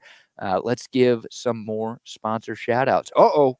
We're liquids. You can get the big hat right here, the big hat mocktail right there, the commemorative can right there, and soon to have Ricky Williams' picture on the commemorative can. It's got Jack Ingram right here, John Randall, Ruthie Foster, and of course Terry McBride, Tanya Tucker. Soon Ricky Williams will be on this can right here, the big hat. But this is the mocktail. It is absolutely delicious. 50 calories, no added sugar, gluten-free. My wife loves these. I love them too. I love that taste of ginger. I really do. And folks, they've got these in margarita mocktails, but they also got the real McCoy. They got the ones with alcohol in them too that are good, the mojitos and the margarita taste. But you can get it all at Big Hat. You can get it all at 34 Wine and Spirits on the Southwest Parkway for all your party needs. It is Friday, so it's time to load up. It is the real McCoy. Good line. Good expression there. I haven't heard that one in a minute. I like that one. Time to load them up. Load them up for the weekend. Absolutely. Love the Big Hat products, man. Yeah, they're great. They're great. I've got a few in my fridge back home as well. Full of liquids, man. Yeah. Well, most humans are. I think we're like 70% liquid, you know. There you go. That's how we operate here. And our show, 70% of our sponsors are also liquid, I believe. There you go. We're getting close, including Olipop. Speaking of liquid, Olipop, a new kind of soda. Oh, guess what? I was walking around downtown, whatever city I'm in, near Napa, and went to a convenience store. They had 10 different flavors of Olipop. Come on now. This stuff's nationwide. You can get it all over the place. If you are tuned in from somewhere outside of the state of Texas, stop by your local grocery store or your local convenience store, and you can find the greatness that is Olipop. Great tasting soda that's actually good for you. They've got 17 different flavors that you can pick from. And if you're back home, get it wherever you get your groceries. H-E-B, Whole Foods, Target, Walmart, Costco, wherever you shop, you can find Olipop. Again, good for you. Supports good digestive health every time you drink Olipop, and it supports your taste buds because this stuff tastes just like the soda that you grew up sipping on. It is Olipop, a new kind of soda. And also, some love to centextickets.com. If you're trying to get to a live event this weekend, a concert in town, a Broadway show in town, obviously, if you're trying to load up on your Texas football tickets, because, football is back this month, go to centextickets.com and use the promo code CENTEX10, and you're going to get 10% off your purchase for tickets to any sporting event, concert, Broadway show, festival, you name it. They're all there in one place. It's centextickets.com. All right, we got any signings in the NFL? Did anybody sign anything big time? No big time deals. The Cowboys did sign a couple of edge rushers. One of the big injuries that we've had to talk about on this show was the injury to Sam Williams, the former second-round pick, the edge rusher for the Dallas Cowboys, who tore his ACL after getting carted off the practice field this past weekend. We were curious to see if the Cowboys were going to make any corresponding moves to replace Sam Williams, and they have brought in 2 edge rushers into camp. Shaka Toney and Al-Qadin Muhammad are the 2 guys. A little tougher to pronounce than Sam Williams. Was that the Live Tour guys? No. I'm thinking You of say these Shaka Khan? Shaka Tony is one of the guys that the Cowboys brought in. Former Penn State Nittany Lion. Yes. Also former 7th-round pick of the Washington football team. I know he was there for a couple of years. And then Al-Qadim Muhammad. And, of course, in prime Cowboys form, Buck, both of the dudes that the boys brought in were suspended last year. So, the Cowboys are all about their character issues. They love taking chances on guys who have some baggage. Speaking of baggage. And, both of these players were suspended for different reasons. Al-Qadim Muhammad was suspended a couple of times in college for issues in the locker room. So, look, we say it a lot. If you're talented, teams will overlook off the field / off the court problems, but it does kind of fit the classic Cowboys mold that instead of going after a guy like Yannick Ngakoue or a guy like Carl Lawson, who's still out there, they sign both of these dudes. Now, we'll BK, excuse me. During the course of this week, did Georgia lose a player? Did the Georgia Bulldogs lose somebody that was kicked off the team? Did they have another player get arrested? Yeah, it sounds like they may have had somebody else that had to go home. To mom's house. Well, it has been like 3 or 4 days, so I guess we are probably due. Yeah, Ra Thomas, the guy. This story broke last week, and we talked about it on this show. He got kicked off the team, so he was arrested for battery and child cruelty last week. And, it looks like as of yesterday, I did not see this yesterday, but doing a quick Twitter search, it looks like he was dismissed from the Bulldogs yesterday. Man. So, good. Kirby Smart finally doing something to try to mitigate all of the ridiculousness going on away from the field. But it's still a problem with Georgia, and it's a bigger problem there than seemingly anywhere in the country right now. And to me, that's the only thing that can derail Georgia. Is the way they've been rolling. They've obviously won 2 of the last 3 national championships. They've only lost 1 game in the last 3 seasons. I mean, it's ridiculous what they've done. And they're going to be number 1 this year, and they're the biggest threat to Texas in the SEC and the biggest threat to everybody for a national championship. They've got to find a way to get that stuff figured out. I think it's hard to say they have a culture problem because they win so much, but clearly there's a problem with something going on. There's a right and wrong way to do things. They're doing it the wrong way and still winning. You're right. That's a good way to describe it. Florida was doing that with Urban Meyer. They were winning a ton. Yeah. But you had all sorts of off the field problems.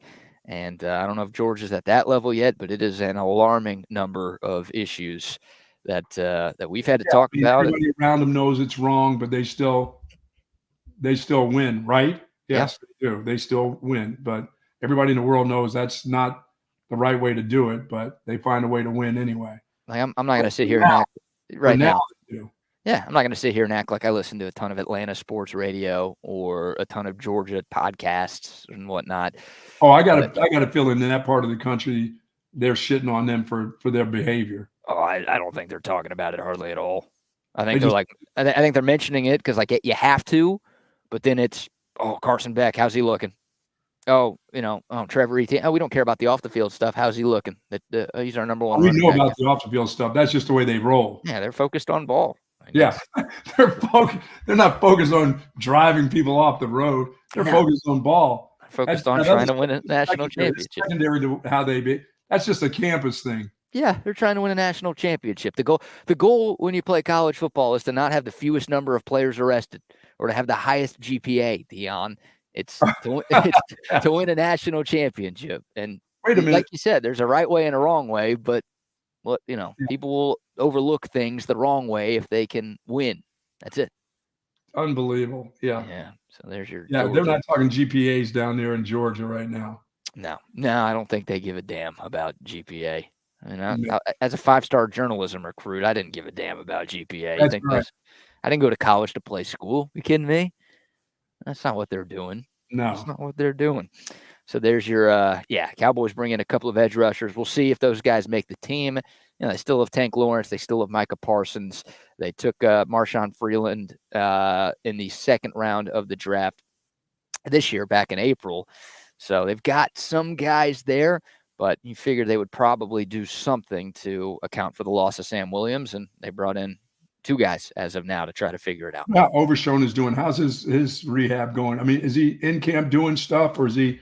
Obviously they're going to limit his maneuvering around out there. But I wonder if he's a part of a first team, second team, or how that's working out. Yeah, he's looking pretty good. I think Micah Parsons gave him a bunch of love yesterday, in just an interview that he did. So he's back out there. He's practicing like normal for the Cowboys, and yeah, Micah Parsons said he's unbelievable. That was the exact word that he used as I try to maneuver through this ad blocker so I can get y'all the full quote. But, Overshone's back out there. And like the Cowboys, they had some bad injury luck last year. They obviously did not have a lot of success at the linebacker position. That room was And he is terrible. inside, right? He's inside. Yeah. Good. So they took Overshone in the third round 2 years ago, thinking he could help address some of their shortcomings at linebacker, and he got hurt before the year started. And then Van Der Esch got hurt in the middle of the year, and it was not good. But yeah, Micah Parsons, here's the exact quote. Overshone has been unbelievable. I think he's more confident and stronger than what he was before he tore his ACL. He's coming downhill. He's being aggressive. He understands his reads. You can just see the confidence in him growing. He's getting more reps with the ones. We're ready to get him out there. I think he's going to have an unbelievable year for us, end quote. That's big time there. High praise from one of the best players in the league. So excited to see what Agent Zero, a.k.a. the Arm Bandit, can do for the Cowboys. I was pretty stoked about that pick when it happened. I think every Longhorn fan and Cowboys fan was bummed when he got hurt in camp a season ago, but it seems like it's all systems go right now for Overshone. Boy, that is good. They need to have news like that. I was going to say the Cowboys need all the help that they can get, but it sucks because he had a guy who was expected to be a key contributor for your defense get hurt last year, and then obviously now this year with Sam Williams getting hurt before the season starts. Not ideal for Dallas. The Cowboys' first preseason game is next Sunday, by the way. So we had the game last night with the Texans and the Bears. The next NFL preseason games are next Thursday. I think the Texans play again next Thursday, as a matter of fact. And then you've got games on Friday and Saturday, and only 2 games next Sunday. The Cowboys are one of those 2 teams who will have to wait a long time, the longest time, to get their first preseason game. The Texans aren't letting their quarterback play any snaps. Yeah, maybe he'll get a series or 2. Maybe. Like, he doesn't need it. All handoffs. He's not going to drop him back. Forget it. Well, how about C.J. Stroud last night? He just on the sidelines. He was going nuts. You would have thought it was a Super Bowl game the way he was cheering on his teammates out there. He was getting into it on the sideline. And look, he's a great leader. You saw it at Ohio State, and you really saw it in his first year in the league. But yeah, the C.J. Strouds, the Dak Prescotts of the world, like those guys will get a couple of series. Just, hey, this is football. You remember this? This is what it's like to play against another team. But most of the starters, the preseason's become more and more of a joke in recent years. It's just for the owners to get their money. Yeah. Too many guys get hurt, right? Too many guys get hurt, and teams are not willing to risk it. And look, Rodgers is not doing any of these preseason games. You're not getting in there just to hand the ball off even. No, it matters for guys, trying to get spots 48 to 53 on the roster. Like that's, you got guys 50 through 90 competing in camp right now who have to showcase what they've got in training camp. But for, guys 1 through 30 on the team, it's like, we know what they are. We know what they're doing. This is okay. Get them out there for a series or 2, and then we'll close up shop. So there you go. Colin Johnson was a star last night. Oh, Deontay Foreman. We haven't talked about this, but scary scene in Cleveland Browns practice where lifetime Longhorn Deontay Foreman had to get helicoptered away from the Browns practice facility to a local hospital. And he sustained a direct blow to the head that resulted in neck pain. The training staff, once again, he had to be transported via helicopter to a medical center in Roanoke, Virginia. Deontay Foreman did share a message on his Instagram story last night saying, quote, "I want to say thank you all from the bottom of my heart to everyone who reached out to me and or prayed for me today. I'd be lying if I said I wasn't scared and nervous earlier, but God was with me, and those prayers definitely worked. I'm doing good. Everything came back negative, and I'm just trying to get some rest and relaxation at this point. I'll be back better than ever in due time." So, yeah, now he's got to get the birds and all that other stuff out of his head there. That's going to take a little bit of time. Thank God he's okay, because you hear a helicopter And you talk about a guy who just, he's on the ground and you see pictures of like all of the Browns players huddled up around him. That's a scary, scary scene. And with what happened to Damar Hamlin a couple of years ago, like, look, we were already terrified of those type of scenes and thoughts, but like, it's like, oh shoot, your mind kind of goes to a dark place when something like that happens. And thankfully the tests have all come back good for D'Onta Foreman to this point. So, they continue every year to make that helmet better and better because they have to. They don't have a choice because the guys get faster and faster. They hit harder and harder. So the protection for the brain, has to be better and better. They don't stop trying to find the best way to fit a helmet on you or shoulder pads or whatever. And that's when you see those guys that don't have any gear on, they go out there, because of speed. They want speed, but they're allowed to actually wear knee pads and things like that. That makes me cringe when I see guys. I said, I know you love your speed, but shit, those other guys on the other side, man, are coming fast too. They're fast too. And when they hit you, a lot of those guys stay hit. And when you get hit in the head like that with the way they do things now, that's scary. Yeah, and that practice too. Like you just don't expect, non-contact injuries. That stuff happens, right? Like what happened to Damar Hamlin can happen anywhere. But the fact that there's just a huge blow to the head in practice, that's terrible, man. As I've been around football, and I've been I was at Eagles camp once, and those guys didn't have any pads on. All they had was a helmet, and they were going through running drills, running inside. The thud from those big guys, from the big jelly bellies hitting each other, it was as loud as any college game that you've ever heard. I mean, when they made contact with each other, when they stuck their hands out and stuck it on another guy's body, the slap and the sound of it, and guys going through the line and the guy sticking his arm out there to try to strip the ball from you, it was like pads. It was like a padded practice the way they hit. Those guys are big, man. Their arms are big. Their shoulders are big. And when they get in the hole and you get just what that thudding sound with bone on bone, it's like pads. Yeah. It's like a collision. It's like a car wreck. Yeah, man, it is. It is. And you got to practice that stuff too. And you got part of the game. And they don't let you run through. That's why they used to get pissed at Ricky when Ricky would break through the line and run 100 yards. And then guys would go, dude, you're making practice last long. Can't you just go 20 yards and turn around and come back? Because they'd wait for him. There'd be plays where he'd run 2 plays in a row. So they'd have to wait for him to jog back. Mm-hmm. It's hot as hell in Miami. They used to get so pissed at him. That whole running 100 yards and running 60 yards for a touchdown, because that's what he's used to doing. Used to make the other guys so mad. Guys would go grab him. When he come through the line, they'd go grab him. Form tackle him and then hold on to him. Don't let him break away because he's going to run 100 yards from there. So they'd hold him and start pushing him back towards the offensive huddle. That was his bit, right? You didn't teach him that? No. We kind of did that. That was a part of his bit early in college. He said, I told him, I said, in order to make long runs, you have to learn how to make long runs. Mm-hmm. And so that became his bit is I'll show you that, this little practice run of 15 yards, I'll turn this into, 85 yards. Because I'll show you, I'm getting used to making long runs. And he had a lot of long runs.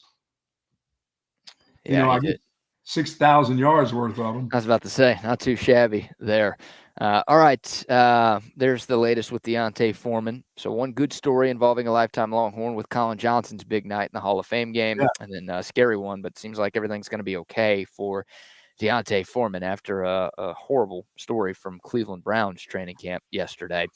We'll get back into some Texas football here in a moment. I've got one more piece of Steve Sarkisian sound I want to play, talking about the strengths of this football team. Once again, we still have a couple of videos for the people to show and some Texas basketball news to talk about as well. But before all that, Buck, how about some more sponsor shout-outs? Folks, our good friends over at Relax the Back, they embrace a holistic approach for a healthier lifestyle based on 35 years of proven expertise. Like me sitting in this chair for over 20 years. Now, I haven't been in this chair for that amount of time. I've used this chair for over 20 years. But, folks, they have wonderful chairs for you. Select zero-gravity recliners. They got select office chairs, specials all summer long, Tempur-Pedic mattresses, pillows, the whole works. Anything for your lumbar, thoracic, shoulders, neck area. Please go over to Relax the Back. They got 2 wonderful locations at BK's at the Hill Country Galleria across from the Whole Foods store, and in North Austin at the Gateway Shopping Center across from the Container Store. Live pain-free like the buck and relax the back. Yes, sir. And how about now a word from our man Tom McKay and the kid over at Audio Visual Consultation. Hi, this is Tom McKay with Audio Visual Consultations. And Camilla McKay. Hey, kid, you want to hear a dad joke? Sure, old man. A guy walks into a flat...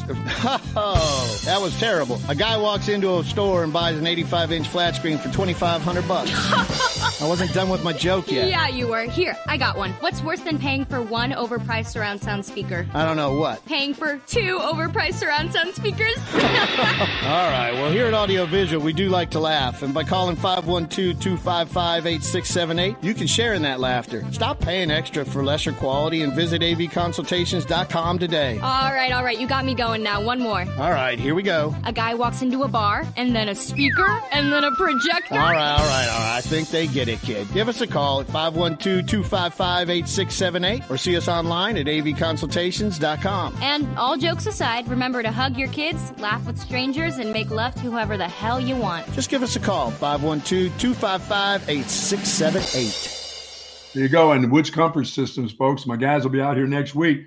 Come checking it out, getting ready for the winter months that are ahead of us. And hopefully they're way, way ahead of us. But I want to get all my stuff done in August, of course, get my system winterized and ready to go, everything all cleaned up in my heating system. And at Woods Comfort Systems, folks, they've been doing this for close to 70 years, whether it's heating or air conditioning, and now they do plumbing. Call on the folks at Woods Comfort Systems if you have any problems with your air conditioner, heating, or plumbing. Yes, 512-842-5066 is the number for Woods Comfort Systems. Of course, you can find them online at their website, woodscomfortsystems.com. As the Buck said, almost 70 years of experience here in the Austin area. Shout out to them. And quick shout out to Waterloo Printing and Graphics. There you go. Got your Sue Patrick hat on. I've got my TSU hat.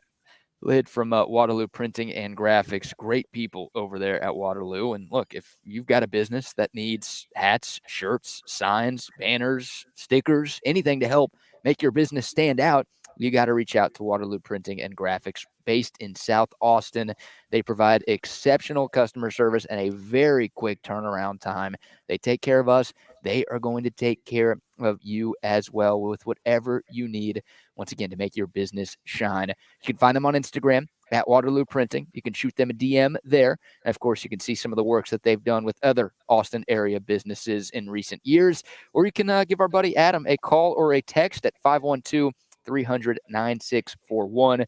Once again, it's Waterloo Printing and Graphics. Very nice. All right, man. So one more cut from Steve Sarkisian here from his pre-camp press conference. He was asked about the strengths of this team. So we talked about, and you heard from Steve Sarkisian talking about some of the things that Texas has to figure out between now and the season opener. What are some of the strengths of the Longhorns going into the start of fall camp? Clearly, we've got some real depth on the offensive line, which is encouraging. I've been very impressed with our first three runners and our ability to run the football, and that's something we'd love to hang our hat on. And obviously, anytime you have a veteran quarterback, he did some things today, Quinn did, that you could feel a guy who's in his third year in our system in what he did. And that is helpful for a group of new receivers, even though a lot of those guys, three of them have a ton of experience. And so that side on the offense, I think defensively, I feel like we're faster. First glimpse of that, especially from an edge perspective, and then second level, with our backers and our star, and then even into the back end. We've got real speed back there, and so those are positives too. Boy, it's good to hear him so faster on the edge. That's good stuff. They're getting to the quarterback. They're making things happen in the backfield. Yeah, we got it with the three running backs. That's great. That's great news. But I think we all could see that veteran quarterback play, depth on the offensive line. We knew that. But faster on the edge is, he thinks the team is faster than they were last year. I thought they were pretty fast last year. They were pretty fast. I thought they could compete with anybody when it came to speed. Yeah, I think so too. But I think they do have a chance to be faster this Wow. year. Look, you lose Xavier Worthy, who was maybe the fastest guy in college football a season ago.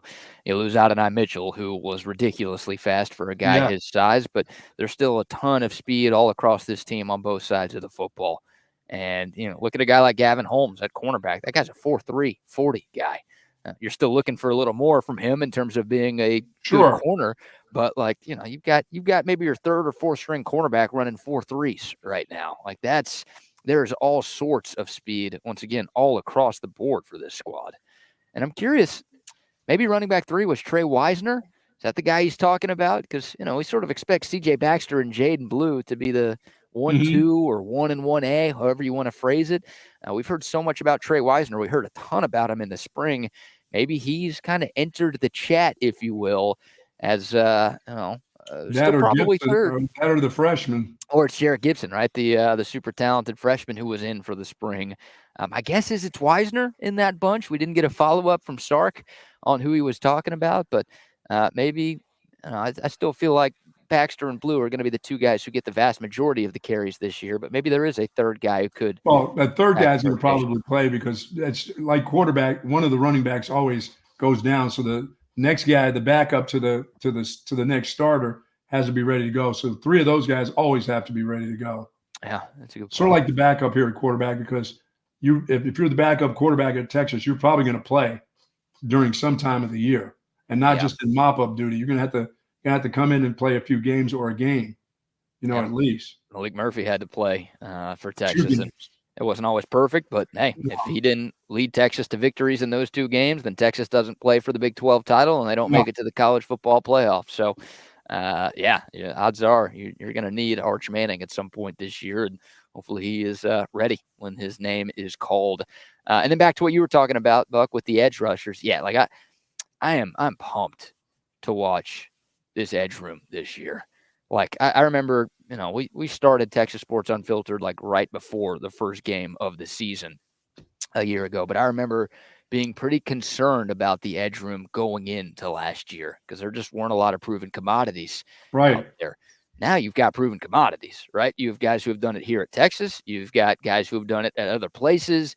I mean, you've got 4 or 5 edge rushers that you feel like are starting caliber players and guys who could compete maybe for the all-SEC team when the year is all said and done. So, I'm pumped. I mean, I've heard great things about Barron Sorrell. Of course, his dad tunes into this show all the time. Hopefully you're watching this morning, Pop. It's a big year for him. He's got the body type for the position. He's got the skill set.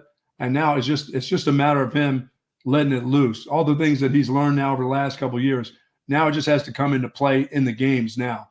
And it has to be a consistent deal where, whether he's batting down balls, which he did a lot of last year, batting balls down, or sacking the quarterback. I'll be looking for sacking the quarterback and disrupting play in that backfield from him. And he's got all the tools in the world now. Yeah, you need more pressure. You absolutely need more more pressure. Time. That's it. Your time is done. Absolutely. And look, I'm glad Barron Sorrell came back. I thought it was the right move for him to come back. I didn't quite think he was ready for the league. I mean that with no disrespect, but look, this is kind of a contract year for him. For a lot of these guys on this Texas defense, like there's money to be made. If Barron Sorrell puts together a really good season, I don't think he's a first-round pick, but I think he could creep into day 2 of the NFL draft. And hey, that's got to be a goal of his, right? Like play well enough this year to get drafted. Body. He's got that. Yeah. They got a lot of guys on this defensive line outside and inside that have NFL bodies that if they put all their training together and everything that they've worked at, and they may not have had chances because of people have been in front of them, but there's nobody that's been in front of anybody on the edge. No. This is a job for the taking right now. It is. And it feels like there's 3 guys kind of competing for 2 spots in terms of the starting edge rushers for this team. We talked about Barron Sorrell, Trey Moore, the talented transfer from UTSA, had 14 sacks and 17 and a half TFLs for the runners last year. He's here. And then also Ethan Burke. It feels like those are your 3 guys. And Ethan Burke, when he was healthy, was solid. And I think he was playing great for a lot of 2023. And he was still one of the more productive guys Texas had at that spot. So those 3 guys, I think, are all good enough to start at most schools. And they're fighting for 2 spots. And, of course, you've got some other names, too. I mean, we're all curious to see what Colin Simmons, the true freshman, is going to bring to the table. That's right. Got a guy like Justice Finkley, You've got Colton Vasek. Will Anthony Hill line up at the edge from time to time this year? I mean, it's, once again, depth. We keep using that word when breaking down this roster. You've got a lot of that off the edge this year. Yeah, and it's going to correlate to disruption in the backfield for teams, and they're going to need that. They're going to need that in this conference they're playing. They're going to need that a lot. So that's that whole thing about depth here. You love to have one guy that's going to be the guy, but you need a few guys at that position that are going to be disruptive because it's just August. It's going to be hot. Some of these games that they're going to be going to, you're going to need 3 and 4 guys. It's not going to be 2 guys on the outside. It's going to take 4 or 5 guys at that position, and they have to be solid. They can't just be players that just can hold the fort against the run. They have to do something against the pass also. Yeah, well, 4 of Texas's first 5 games are in Austin. And look, good thing. I'm not going to complain about home games, but we're talking about August 31st through the month of September, where it's going to be hot, and you're going to need a lot of guys to rotate in and out to keep dudes fresh. And, by the way, the 6th game that Texas has is in Dallas. That's the OU game after a bye week in October. Right. So there's going to be some higher temps, and this coaching staff has openly talked about the importance of making sure you can rotate guys in and out. So it's good that we're talking about just how deep this team is. For sure.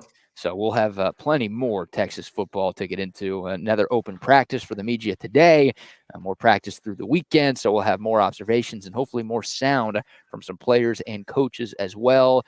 And look, it's not just next week. We'll be talking about this stuff all day long right here on Texas Sports Unfiltered. We are live and we are with you until 4 o'clock Central Time every day.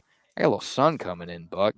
This may be the first show I get a sunburn while doing. There you go. Get a little burn out there. Get a little two-faced look going. I look like Gus Fring in Breaking Bad, where half my face is on and half of it's off. There, Gus. You know what I'm talking about? Surprised you don't have a couple bottles of wine sitting up in front of you. Well, it's 7:47 here. Yeah, not that stopped me before. What am I talking about here? What's the time got to do with it? Well, how does it work? There's this vineyard right here. Do I just go grab one of these trees and start eating it? No, you gotta have off of that. Got to have a pretty lady squashing the grapes for you in a big vat where she's using her bare feet and the juices run out. And then you got to throw some alcohol in there and you got to put it in a keg and it's got to sit there for a while. Sorry, you'll be back by the time it's done. No, forget about it. There's no wine. 34 Wine and Spirits and pick up a nice bottle of vino. By the way, there is some great Texas wines out there. You don't have to go all the way to California. I know you like the Napa Valley, but there are some fine wines out of the Fredericksburg and the Hill Country too. Plenty Texas of great wines. Oh man, Texas winos too. Some winos here in this state. We got some drinkers in our state, don't we? Yes, we do. Yeah, we do. Yeah, we do. All right. Shout out 34 Wine and Spirits, of course. Make sure you get out there this weekend for all of your libations. And also a shout out to our friends at Covert Bee Cave. Yeah. We'll let you hear from and see those friends right now. You see Covert everywhere. It's that personal level of just feeling like it's a personal family interaction. The customer service, it's impeccable. It's unlike anything I've ever experienced buying a car. Over the 30 years that I've been buying cars from them, I feel like I know them and they know me. Covert's done an amazing job of making me feel valued. If you purchase a vehicle and you want to feel like you're part of a family, join the Covert family. Come and experience it for yourself. Covert, born and raised in Austin.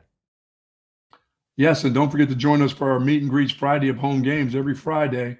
Get yourself some of that Via 313 pizza, Smoky Moe's barbecue. Yeah, we'll have all of that just for you. So if you're in that area out there in Bee Caves, please come by, see some former Longhorns, talk with them, get autographs, but come join us for about an hour, eat the pizza. And you can bring some of the people from your company. Don't bring the whole damn company out there. Bring the whole damn company out there. You want the whole damn company too? Yeah, as long as they all buy cars before they leave. Yeah, there you go. That'll work too. Yeah, no, bring everyone. Dan Covert would like that. You want pizza? Buy a car. Yeah, that's the deal, right? Free slice if you buy a car. No, you'll get a free slice even if you don't buy a car. Yeah, I love that pizza. I'm down with that pizza for sure. That's a meal unto itself. And still not had a skinny piece. Have not had a skinny piece from there yet. No, the deep dish, the Detroit style, it's too Always. good. It's too good. Yeah, you're right. So far, it's it's sort of like when I go to a restaurant, I get the same thing over and over. Somebody say, "Why don't you try something different?" No. Well, it's only taken me 10, 15 years to try a burger at Jack Allen's. Yeah. I finally did it. It was the best thing I've done. Boy, that's a different kind of burger there. Yeah, well, you can get different toppings on a pizza, and that's still mixing it up. But it's the style of pizza. You got to get it. It's what they're known for, right? You're right. Like you go to a concert, you want to hear Rick Astley rickroll you. You know, you want to hear him play his most popular song. It's like you got to get the good stuff, and that's the good stuff at Via. Yeah, if I go to Deep Purple, I want to hear Smoke on the Water. I don't want to hear your new. No, I want to hear the old. I want to hear Smoke on the Water. Give me the classics. You know, it works. They're reliable. It's as simple as that. Absolutely. 4 weeks from now, by the way, 4 weeks from today, our first meet and greet at Covert. Nice. Our guest is going to be the legendary lifetime Longhorn Derek Johnson. So very nice. Great dude. We'll be talking ball. You'll get some free lunch. You can Get see your jerseys ready. Yeah, autographs. He'll be signing stuff. He'll be taking pictures. DJ's a great dude. If you haven't met him yet, you got to go. I mean, of course, we know how good he was as a player, but he's even better as a person. And that's saying something because that guy was a freaking monster for Texas and a monster in the league for a number of years. So excited about DJ and excited about some of the other guests that we will have out there over the course of this season. Okay, Buck. A quick shout out to passes, by the way, before I show you this wild stoplight video from Dallas. I'm curious what you would do if you were sitting in your car at this light trying to figure out how to maneuver. We'll show that in a second because I saw something on the internet that I've never seen before in my life. Wow. There's your tease. But first, shout out to our friends at Passes, our newest partnership here with Texas Sports Unfiltered. You might ask, what is Passes, BK? Well, I'm here to tell you. Passes is a content creator company that the Texas One Fund has partnered with. 40 of the top UT athletes across football, men's and women's basketball, volleyball, softball, Olympic sports, you name it, they are on Passes. And these athletes are showcasing behind-the-scenes access. They're giving you Q&A sessions. They've got memorabilia. They're giving you content that you can't find anywhere else. I mean, Passes is revolutionizing the way that you, the fan, can interact with your favorite student athletes. Go to passes.com, make an account, and get closer to the game than ever before. It's really cool. I'm telling you, Quinn Ewers is on here. CJ Baxter's on here. These guys are posting videos from camp and some behind-the-scenes access of what's going on down at the practice facility right now. Volleyball players, Olympic athletes. It's an awesome deal over at passes.com. Go check them out. Ask them about GPAs. You can. Yeah. Hey, Quinn, how's history class? Actually, don't ask him because you don't give a shit. He better not care. No, of you course don't care. He doesn't care. No. Hey, are you passing your class? Graduated by now. Are you academically eligible, Quinn? Yes. Okay. Yeah. Good. Thank you. Keep that up, please. I don't really care about what's going on in your business class. You don't care about A's, B's, or C's. Are you eligible? C's and D's get degrees, man. Just go. Stay eligible, all right? I don't, kinesiology, not a real thing. Whatever, dude. Yeah. Whatever, the sport management, these majors that they give these athletes now. All right, just pass your classes, man. Kinesiology. When I first got to Texas, that's like I was like, is that like gym class? And somebody just kept calling it kine. They wouldn't say that, but when I went from Boston, when I went from Illinois to Boston College, Illinois, into Texas, phys ed turned into the word kinesiologist. Yeah. And I used to think, I got players, what are you taking? Well, I'm taking kinesiology. I said, you're taking phys ed like gym class? You mean like throw a sock into the hoop if you can't find a basketball at the gym class? He goes, no, gym class. It's the study of movement or something. Like a bowel movement? What do you mean? It's PE. Huh? It's PE, like you said. Yeah, I said it's PE, right? It's like throwing the frisbee, tossing the frisbee over the top, underneath. Is that what you're going to school for that? I said, that's PE. He goes, oh no, it's kinesiology. Okay. And I'm thinking, there's a degree in that. Hey, meteorology? No, it's weather guessing. All right. Yes. Okay. That's what you're doing here. Well, I got to go back to this. What are you talking about? Throwing a sock into a hoop? Oh, no. Where's that sock been? Have you ever gone to gym class? I know probably not where you were up there in the suburbs of Dallas. You weren't on the streets of far north Dallas. No, when you go to PE class and the balls were flat or something, you couldn't find them. people would roll up a sock and dunk it. Everybody, we dunked everything. We dunked Frisbees into the hoop. We dunked Converse in there. The coach wouldn't roll out the basketballs because they were pissed. No, you guys are just going to sit there. I said, oh, no, we're playing hoops. We're going to roll up a few socks, but we are playing hoops, coach. How do you dribble a sock? Dude, we just fake dribble, but we were going to shoot that sock. Then we put everything went into the basket, because it was generally the football coach or the basketball coach that would have gym class and, like in most high schools or whatever. But that dude would never give you like a good basketball for PE. He'd go, oh, sorry, they're all flats. Oh, we got holes. They don't work. He said, we don't give a shit. We'll put a shoe. We're going to throw a shoe in that basket, coach. You're going to get the basketball practice this afternoon. You're going to see laces up there on your rim, but something is going in the hoop. I don't care if it was a book. Something was going in that hoop. We weren't sitting on the bleachers and pretending. Something was going down. A hat, we'd load up a hat with stuff, and we'd shoot the hat in there.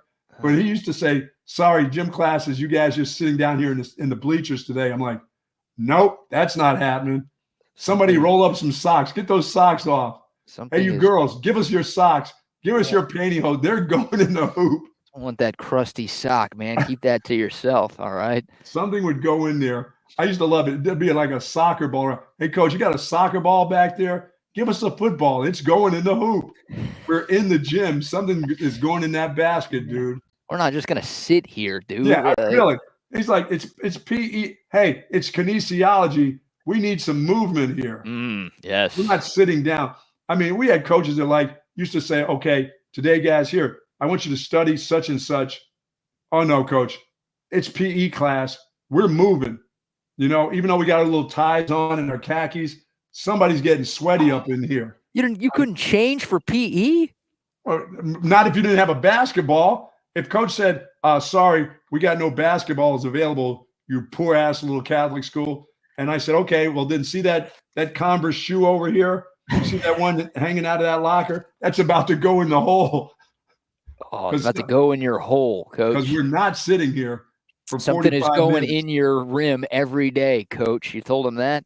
Yeah, something's going in that rim. Where this is not sit around class. This is not, what is it, after school where you had to just sit around there when you had to go down to the principal and you had to go sit there 45 minutes after. No, that's not happening. We're not sitting here at PE doing nothing. Oh, man. We're smoking cigs behind the stands or something's going on. Awesome. In elementary school? No. All right, let me show you the stoplight video here. This is from Dallas, Inwood Road, a pretty popular street up there.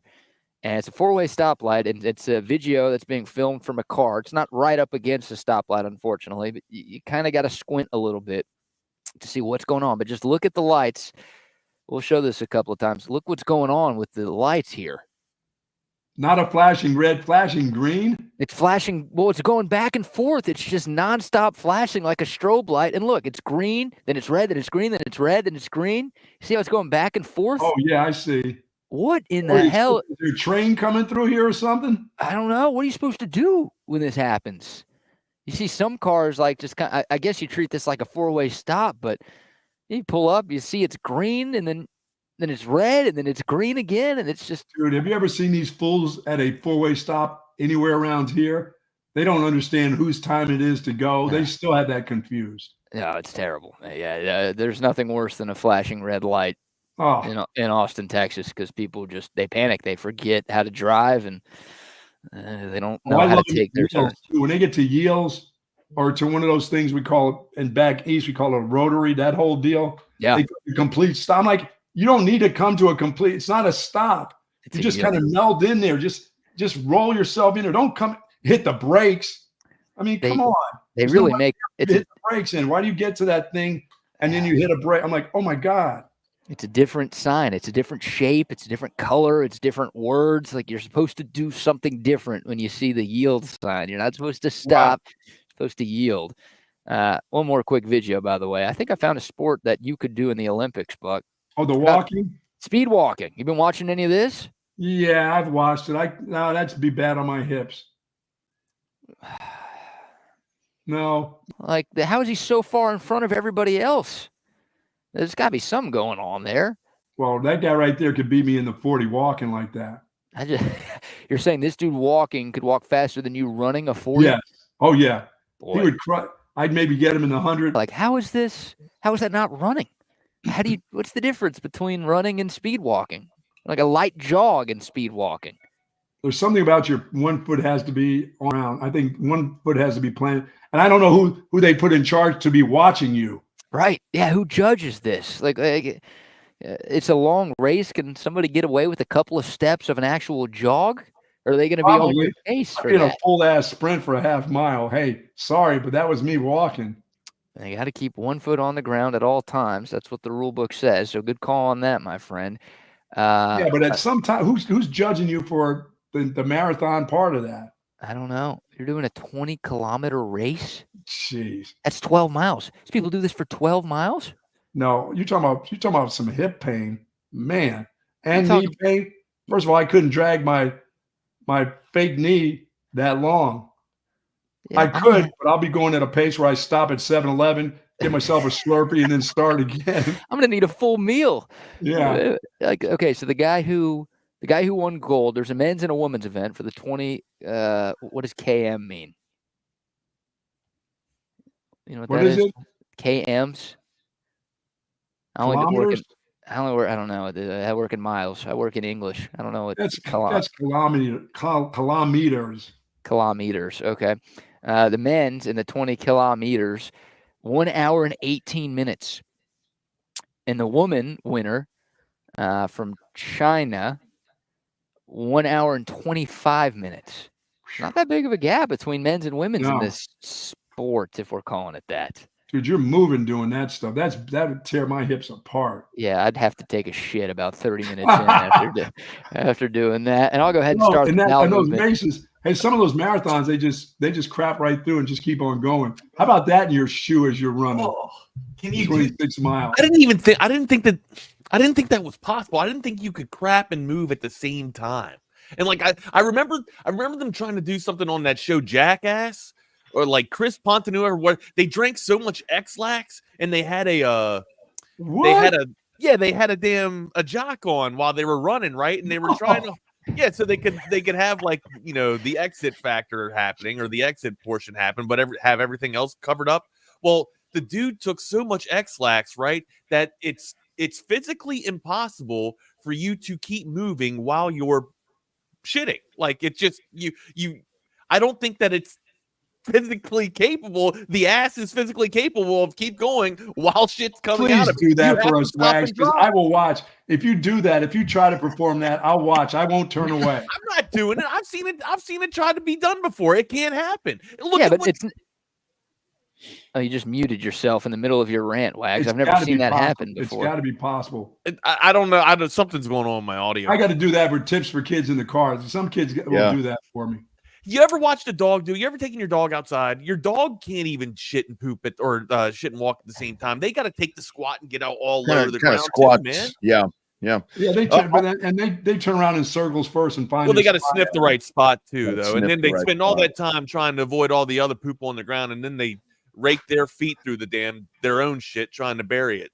Great. I've got these Great Pyrenees, and they shit like they're camels. They're not even dogs. They think they're camels. It's unbelievable, the two of them. I will tell you guys. By the way, don't get them off their diet and add anything into what they're doing ever. Yeah, you start changing stuff up, and it's bad. I'll tell you guys, in my 30s, I went on this running kick for about 10 years. I was like an avid runner. I think I did about 4 half marathons. I did 3 marathons. Whoa. And what got you on that? Somebody called me fat, which I was. So you just decided to be like Forrest Gump? Are you serious? I was gonna run a 5K. I wanted to run a 5K, and this person tells me your fat ass will die trying to do that.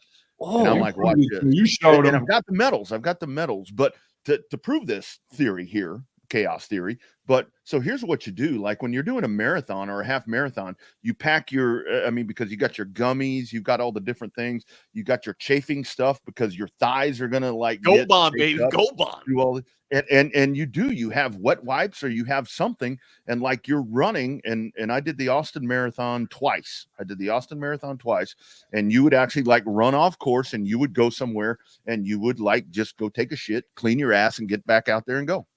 And no way. Yeah. Just on the side of the street?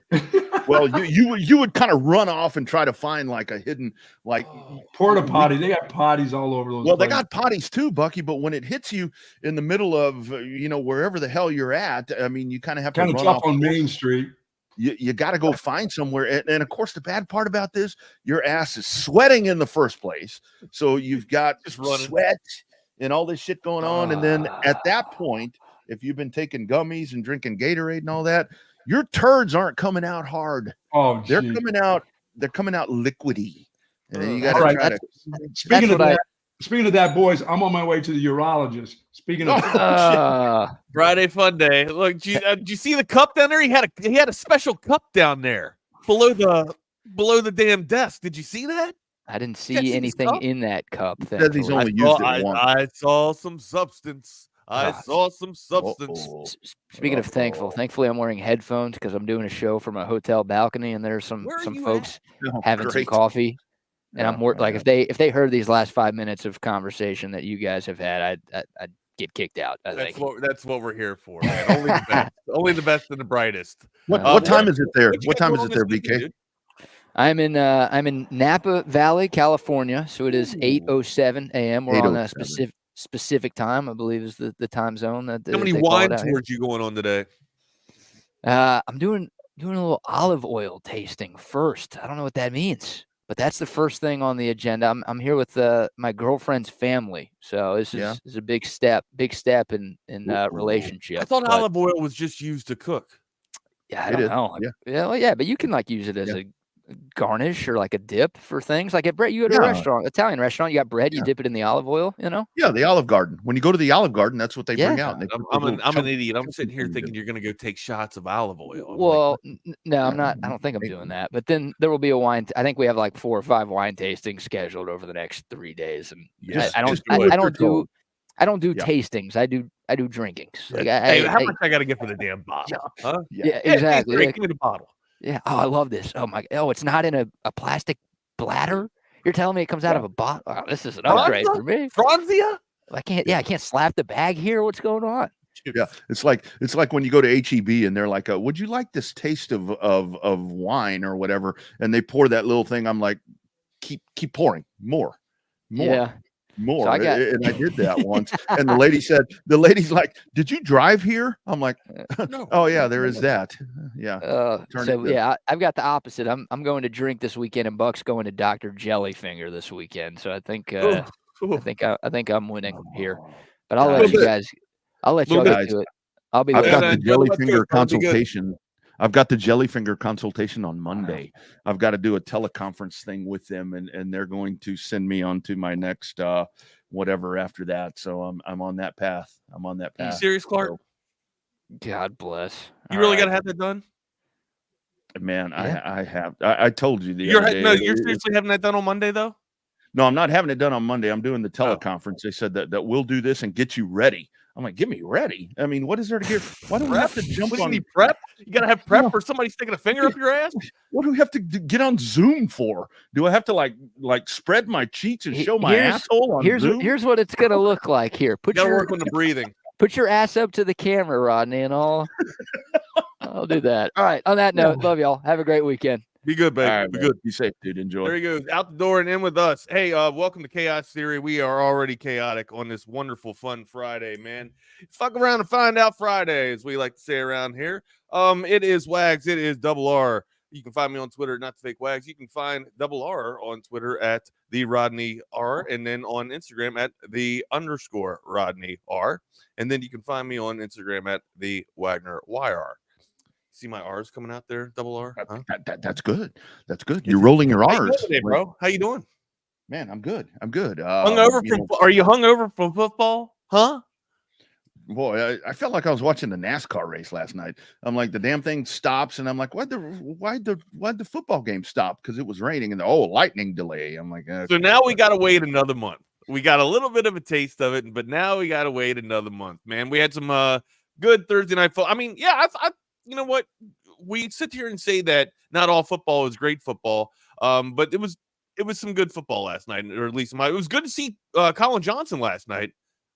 Dude, what a grab! Yeah, I mean, 2 touchdowns, only 3 receptions. Didn't like light it up, but I mean, had 2 touchdowns. Mark Rippon's nephew. That's the story of the night, probably. Davis Mills with some flashes. But yeah, we kind of talked about it. You weren't going to see the studs, but from the people that are trying to earn that roster spot or solidify and carve out that last little spot for their position on that roster, they played pretty well. Or in my opinion, at least, Colin Johnson with some big time catches, only 3 receptions, but 2 of them being touchdowns. So finding his way to make an impact with that big frame of his, that's for sure. That was excellent, and I think LB hits it on the nose right here, because I mean, we have, you'll have preseason that'll start. Now preseason will go into next week. You'll get fired off right there, and then we are balls to the wall, and it's going to be football all the way, and then you'll have college firing up. I mean, high school, people get fired up about high school, so you're going to have that going on. The NFL, all of that good stuff. Don't forget, you guys, about that Coda text line 222-9328. Just a couple of early. Couple of hits already. BK is going to get the shits from the olive oil thing, so be prepared right there. And happy Chaos Friday from our man Hoop Dog, as he always checks in with us. So, hey there, Hoop. Thank you, Hoop. Appreciate you, bud. Hoop. Good stuff. Well, what you want to get into first? You want to get into Roger Goodell and the NFL and Sunday Ticket? Because I mean, we're kind of going to have to watch all these football games for the next 6 months, right? I was waiting. It's like when you're waiting for your income tax check. I'm waiting for my settlement check to come in from DirecTV for the money that they owed me. And then boom, it gets, the judge decides to reverse it. And I saw this coming. Yeah, we didn't really think that we were all going to get a check, right? No, but I saw this reported on Monday that the judge in the case, Philip Gutierrez, that he had. What's up, Goot? Goot. What's up, Goot? The Goot. He had reprimanded the jury because they did not follow whatever he had prescribed as how they should figure out the settlement or whatever that was going to be. The jury kind of had their own idea. I'm assuming the jury were subscribers is probably what that was. So I think that's why that number climbed so high. And then yesterday we see this thing come out. It was last night at 8:21 p.m. reported on ESPN that the Goot, that Sunday Ticket subscriber, that it had been overturned. So thanks, Goot.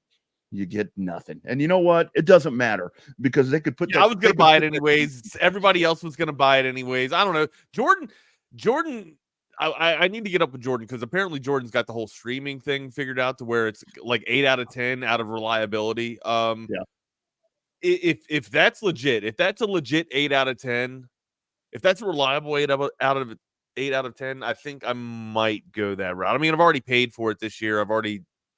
Or I guess it's going to hit in succession, or not in succession, but in weekly editions there. I sign up for it each year, regardless of the price. I don't know why. I don't like going backdoor stuff to try and find a way to view things. I like ease of access. I've already got the best setup in my damn house anyways, so why not just go ahead and instead of the money that you were going to spend at the bar or whatnot, just pay the damn $52 or a month or whatever it is for 4 months, and then you'll have the ultimate viewing setup for programming there with Sunday Ticket, man. You really. I don't like going anywhere on Sundays, man. I enjoy my little kingdom here.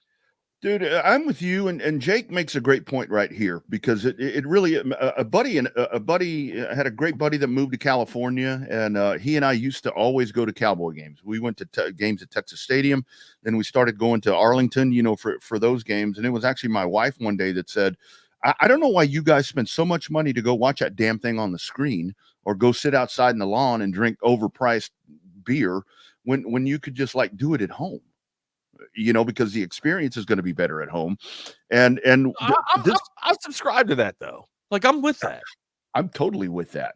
And it was, I got to tell you, Wags, I think Don't get me wrong, like, I get the pageant. I get wanting to be, around the pageantry and the ambiance of the stadium in the electricity and the energy of all the people that's in the stadium. I get that, but that's just, if you're asking me if you want to go with what I prefer, I think you and I are in the same boat with this. We rather sit comfortably in our homes, not bothered, and be able to watch the game that we love, or whatever it is we're trying to view at our optimal viewing with audiovisual consultation.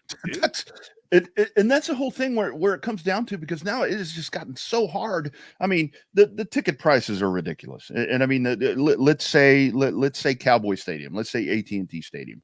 You're going to pay whatever amount of money to go sit. What's the average ticket for a Cowboys? I think now, you used to do that $29 party pass that they called it, where you went up there and you stood on the platform and you watched it on TV. Unless it's standing room only, though, right? Standing room only is what that was. And okay, so that's $30 or $35 with taxes or whatnot. You got to drive to the stadium to do park to do exactly what you were going to do at your house, only at standing, home. And you're probably more uncomfortable, and you're probably paying for beer, right? You're paying for beer, you're paying for hot dogs, you're paying for I wouldn't think that the $29.99 is including beverages. That's just right? just letting you walk in. Right. That is just letting you walk in. To experience Jerry World. $30 just to experience Jerry World. Yeah, no, I'm going to miss that.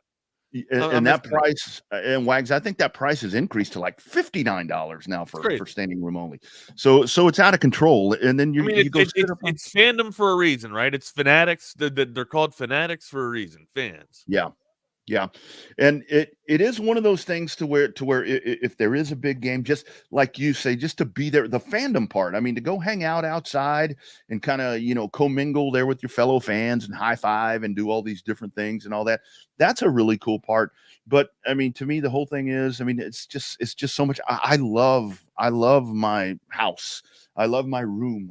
I love everything right here. Why do I want to do that? I mean, it's and like at AT&T, if you happen to sit in one of the seats, like if you go to that 3rd, 4th, 5th level, whatever it is, dude, it's uncomfortable. You're sitting in there, you're all wedged up, and you got people in your shit, and it's like kicking your beer over. And I'm like, dude, that's $10 that you just kicked over. No, for and sure. It's like, so, yeah.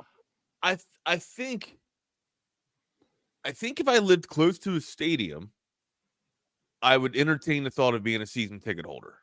Right, just because, or depend on proximity of my house, my residence in the area of the stadium. Right, my father has been a season ticket holder. He's enjoyed it. I mean, he was a season ticket holder for the Terps and the Ravens for both, and he went every Saturday and every Sunday. Some people are just like that. I'm good with going to like one game a year, maybe.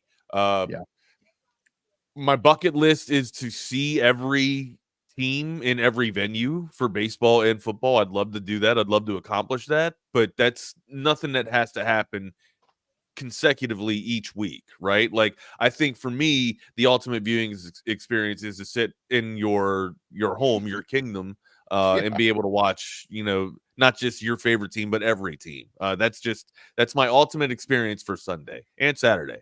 But nah, like it. But if you are the type to want to go out, the extroverts that want to go out and mingle and be around everybody and exude all that energy, I mean, that's your weekend. That's a long weekend, man, to go pregame and party on a Saturday and then do it again on a Sunday. And some burgs and some cities have that opportunity and have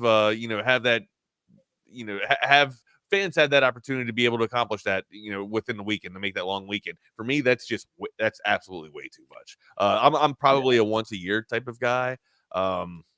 Again, I'm sure that the hypothetical would probably change if I lived maybe closer to a stadium and I was single. But me being a married over 40-year-old guy, nah, man, I'm good. I'm good right here with my AV consultation studio. Man, I'm with you. And I mean, even Longhorn football. I mean, you know, back when I was younger, I mean, to go down there and check out all the Bevo Boulevard and do all these different things. And I mean, these days, and especially now, I mean, the way that we cover Texas football, the way that we cover it now, I mean, it's like, okay, we can turn on one of these or all of these TVs and watch a football game. Then we're going to jump online right here and do a post game show if we're doing post game. Yeah, we're going to do a pre and post. We'll do a pre game and a post game. Yeah, you know, so it's like because I get invitations from friends where it's like, hey, you know, home game coming up on Saturday. You want to come down to a tailgate? It's at you name the street, and I'm like, you know, the idea sounds good, but the thought of getting there, the thought of finding walking, being out in the sun. No. So where we live, is that too far away for you to even entertain the thought of season tickets for the Longhorns? Yeah, for me it is.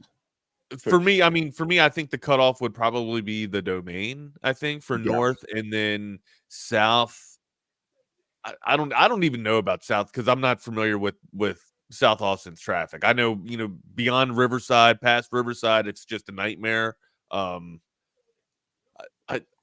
I think I would literally have to be within walking distance to the stadium, so I didn't have to deal with the traffic, just with auto traffic. Man, that is a shit show and a nightmare in itself. If I can walk through the crowd and get back to the apartment or back to my location of where I'm going to be at, sure. And maybe, of course, this changes for a college experience, right? Like if you're living on campus or close to campus, you're going to every damn game. But of course, me being 40, I don't have to go to every season game or every season ticket game. But back to address Jake's question, I don't think I would spend over $100 for a ticket. Like if the Longhorns are going to the national championship and I have a chance to sit 50-yard lines, I might pay $200. I might pay $200, but does that include my cost and everything for you know, flight to get there and transportation to get there? Probably not. So I'm sitting here already thinking, and I'm not a cheapskate. I can see it. I can have a better experience. I can have I can see the same damn game sitting on my couch, doing what I do and enjoying my time, man. That's all.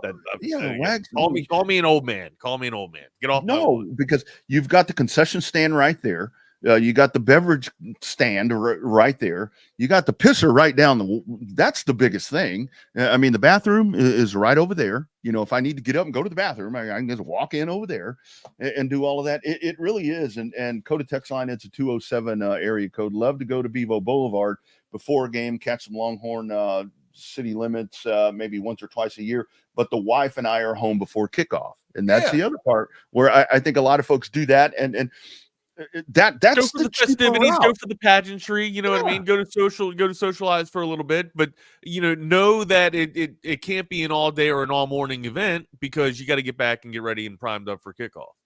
Yeah. So that's a good strat. That's an absolute good strat. That's a perfect strategy because think about that. Let's say it's a 6 o'clock game. You know, you get down there, maybe you're going to go at 2, 3 o'clock, whatever you're going to do. And then you're not going to have any trouble getting out of that mess. Getting in there is where it's a pain in the ass. So to get out of there, if you're like 6 o'clock game, 4:30, let's hit the road and come on back.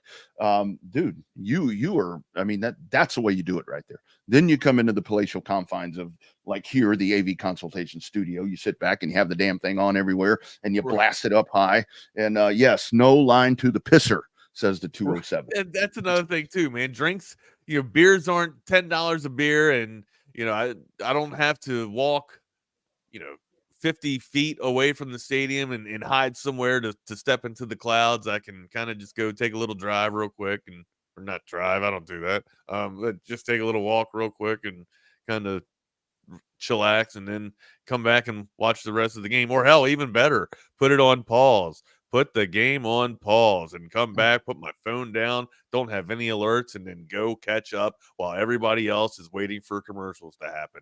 That's kind of Yeah. the way to go to, my dude. I don't know. Yeah. I'm not big on live events. I think that I can, see the game just perfectly or just fine, being from the telecast or something like that. I don't have to be there. I don't know. They call me one of those dudes. I'm sure there's a lot of people that are completely opposite with me, like much rather be in the moment and experience the vibe live with all the rest of the fanatics. I'm just not like that. I much rather leave the chaos at my house, so to speak. Well, and the other part of it is and I mean, I hate to say it, Wags, we're talking about being old guys. I mean, it's like when people say, "Hey, you want to come over for a watch party?" And I'm like, trying to find excuses not to, because I don't want to fucking hear what you have to say. Or usually I'll say, "Yeah, man, that sounds like a great time," and then like 2 hours later, I'll be like, "You know what, bro? I think I'm gonna stay home, man." Yeah. I think, and everybody, I'm probably notorious for flaking. You know what I mean? Everybody knows that I'm gonna flake. You know what I mean? I will find a reason at the last minute not to go. What's the number? What's your magic number that you would pay for a ticket? I wouldn't pay more than like you're saying. Okay, I might pay $400. 50-yard line national championship. How much would you pay? I might pay $400. Holy shit! Are you serious? That's way more than I thought you would say. Let me tell you a funny story. So back in the old days, we were talking about the Cowboys. When me and my buddy we go to the final game at Texas Stadium. And I said, we have no tickets. Let's just go. We'll find a scalper. We'll get ourselves in there. We'll get in there cheap. We walked around all day, Wags, all day. Could not find anything. I paid that day for the 2 tickets because I'm treating my buddy. He had just gone through cancer treatment. I'm treating him. Okay. And I paid $1,200 for the 2 tickets. Oh my God. And I'm sitting next to a couple, Wags, that had been season ticket holders since the fucking place opened. And so it was great, but Dallas lost to the Ravens, of course. But it's like, I will never. Oh, that's a lot of money. That's a lot of money for one game. That's a lot of money for 4 hours. Oh my God, that's a lot of money for 4 hours. Check this out, Wags. Here's from the Coda text line. So here are your ticket prices. Hopefully that's big enough to where folks can see it. I can see. Yeah, I'm good. I can see it. I think if I can see it, I would hope everybody else could see it because I got some terrible vision. Yeah. Look at that. So, ticket prices for 2020, $625 for. I don't think I could spend that. No, Wags. If I spent that, I'm already on the verge of getting thrown out of this house. I would definitely be thrown out of this house if I spent money on it. I can't believe that the A&M Texas game is that cheap. I can't believe it's that cheap. That cheap? Well, that cheap? 625 heard, bones, Rodney. That is not cheap, my dude. That's 2 car payments, my guy. Oh my God. Yeah, no doubt about it. I mean, I'd be more in the range right there of maybe that Florida State game, but I don't give a shit about either one of those teams. So that's kind of excuse me. Most expensive average. So breaking that down, I'm thinking that this is the average of the high-end luxury tickets, or this is just what they're taking that they can find online for the 3 or 5 highest prices they've seen in terms of a sample. That's got to be nosebleed right there. I mean, because yeah, dude, you're not. I mean, luxury box. You're thinking at least $1,000 just to get you in the conversation of a luxury box. Yeah. That right there. While those numbers are stupid.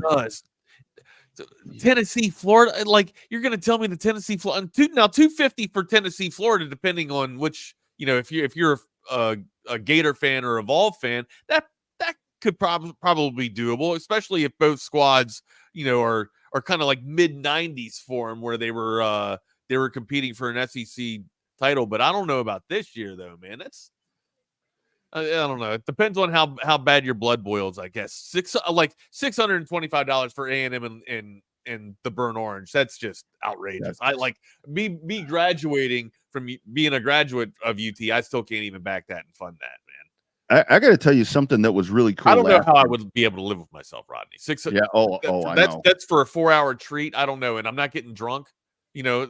That's not getting me drunk. I got to pay extra to get drunk. No. Yeah. Yeah. Then, or you get all buzzed out before there, and then you don't want to spend money in there on beer, and it's like you got to sit there for 4 hours, and you're feeling horrible. But I got to tell you, last year it was so neat because I've got my daughter's a senior at Tarleton State over in Stephenville, and for homecoming, she's like, "Why don't you come to the game if you can, if you're off?" And I was off that weekend. I didn't have anything that was going on. I go up in there. I got in there for $15, I think it was, general admission. The beers were, I think, $4 to $5. I had a few of those. Somehow do you remember how big they were? Yeah, it was a 16 ounce. It was the 16 ounce. Okay. Yeah.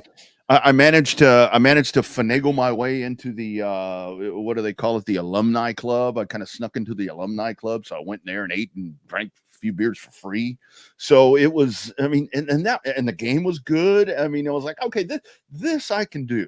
This I can do. But that's an all right experience. All right, you're walking out of there less than $50 though. You know what I'm saying? Yeah. You got to see a game, you got to drink a little bit, you got to eat, you fill your belly up, and you got to be with your kid. That's a 2.5 hours down the road, good football, and they won. So Right. it's like, okay, but yeah, this stuff is out of control, man. And just imagine the NFL stuff. Holy smoke. So what are we to come full circle on this? What are we looking at now with the whole ruling, or with the reverse ruling of the Sunday ticket here in favor of Goodell and his crew? From everything that I see, everything that price is staying the same, or is there going to be a reduction in the price at least to compromise, or no, Okay. Nothing changes. I mean, the $4.7 billion that was going to be awarded to the businesses and the residential people, that's not going to be paid. So that kind of sucks right there. The NFL says, quote, "We believe that the NFL's media distribution model provides our fans with an array of options to follow games they love, including local broadcast of every single game and free over-the-air television," end quote. We thank Judge Goot for his time and attention on the case. So thanks, Goot. Got it done. Next thing will be who got to Goot. Goot is not a man of the people. Yeah, Goot is not a man of the people. And Goot's a judge, so he's appointed, right? Yeah, he's appointed. Somebody appointed Goot. Goot's appointed, man. So it's elected. I think that's an elected official, as a matter of fact. I don't know if that's maybe it is. Maybe it is. I think it's an elected official. Hey, good conversation. Good conversation on what you pulling up here. Another one for you on the Coda text line. Somebody said they got a jersey for Texas. That's a Texas Stars jersey. Yeah, you like that? There's only one other jersey that is better than that, and it's with a dude that I sit with and a guy that you know very well. Refusic. When Refusic comes to the games, it just gets on, man. Nobody understands who the hell Refusic is. It took my wife probably 2 years maybe to check out the back of Tom's jersey to say, and finally, I think I don't know if it was my wife that asked Tom. I think it was an actual fan that asked Tom, but my wife asked me. She's like, "Who's Refusic?" I let it go on a while. I don't know if you guys can understand what I'm talking about here, but if you take all the letters of Tom's jersey, it looks like a European or Scandinavian hockey player or a Russian hockey player if you're just looking at it from glance, right? Refusic or whatnot. But if you really break it down, it's ref you suck. So, I love that, dude. Yeah. But it looks like Refusic. You know what I mean? It's fantastic. It's the best damn jersey I've ever seen. But yeah, my balls itch. I don't even know how you could. My balls itch. My balls itch. I like that. Is that a is that like is it Swedish?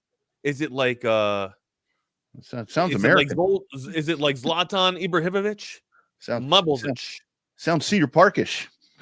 Cedar Park. It sounds Cedar Park. Yeah, Cedar Park. Maybe a little bit of Serbian. I don't know. Sounds like something you'd hear in Man Shack. For crying out loud.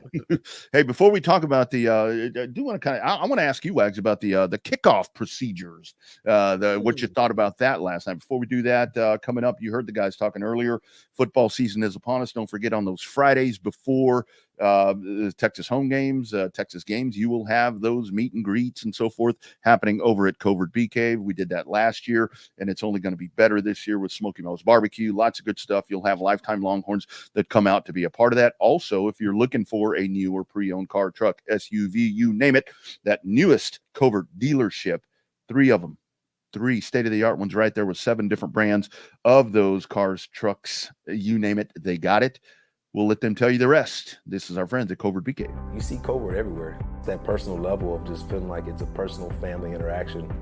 The customer service, it's impeccable. It's unlike anything I've ever experienced buying a car. Over the 30 years that I've been buying cars from them, I feel like I know them and they know me. Covert's done an amazing job of making me feel valued. If you purchase a vehicle and you want to feel like you're part of a family, join the Covert family. Come and experience it for yourself. Covert, born and raised in Austin. Right. Nobody beats a Covert deal. Not now, not ever. Go check them out this weekend if you are looking for a new whip, as they say. You're absolutely stupid. I thought you were sending me something important on that Twitter direct message. I thought you were sending me something for the show. You said, quick, look at what I just sent you on Twitter. I was just gonna pull that up, but I wanted to see what you thought.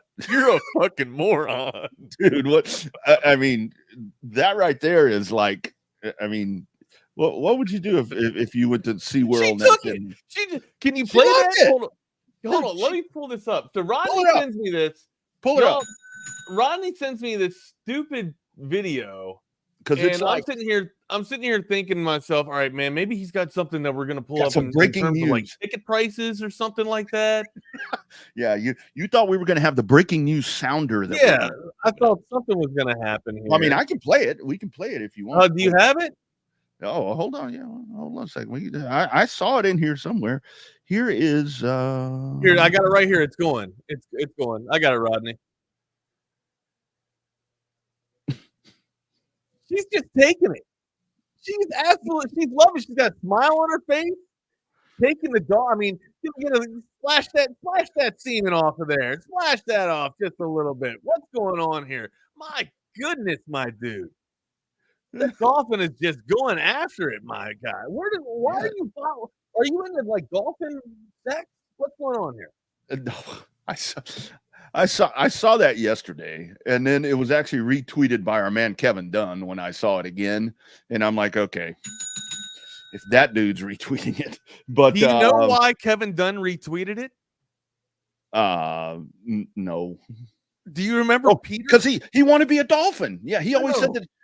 No, it was based off of Chad and Kevin, where Peter would like to get with me, where it was the whole part of it. It was like part of their intro. Like Peter would like to get intimate with me, where they had like the dolphin or like one and done with the dolphin too. Like this is it. This is the dolphin, man, and that's Peter. That is Peter. Peter the dolphin.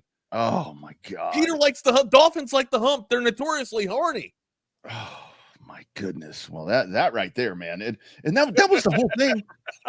She laid there. I mean, how you make a mermaid. I mean, I know we were talking that one day where it's like they say when the shark attacks you, you punch it in the nose. I mean, I don't know what you do with the dolphin right there. How the hell are you gonna how are you gonna have that much force to punch a shark in the nose while impeded by water?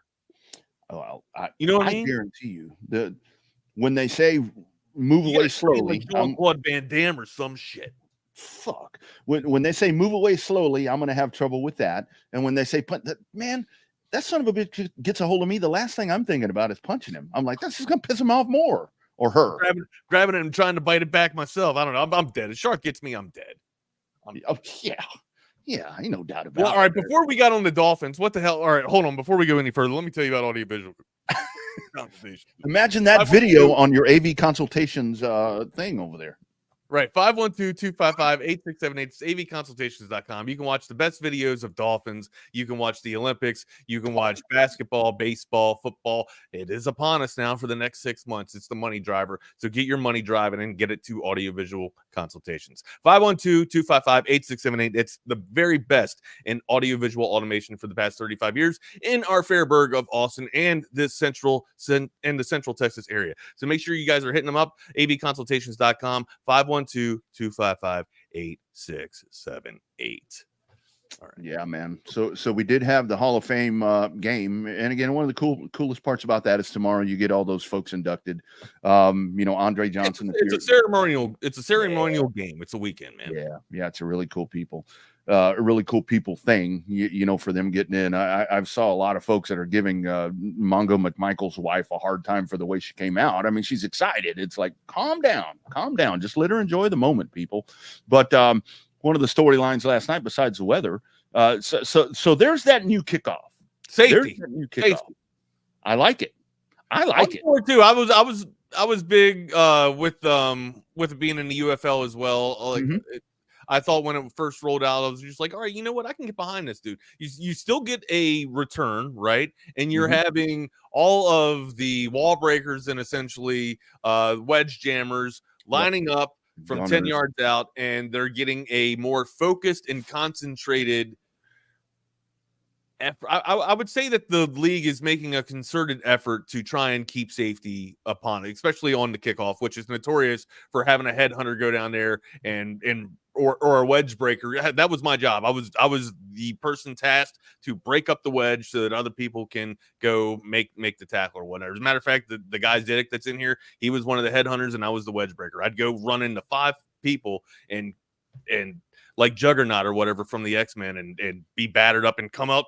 I'd still, you guys wonder why I got some screws loose today. It might be a little bit because of being a wedge breaker or whatnot. But no, I think this rule is fantastic. It will allow special teams to go on, because there were a lot of, hell, people were having that conversation of how much longer is special teams going to be a part of the game? How much of this phase in football is going to be allowed until we get too crazy on safety here? I mean, we're looking for ways to make every game safe, not just one of the most craziest game or dangerous games in our culture safe. We're trying to make every game safe. So to me, I think it's a fantastic effort. I'm a fan of it. Of course, people might take a couple of seasons, or maybe even, hopefully it's just a few games until they jump on board with it or they get used to it.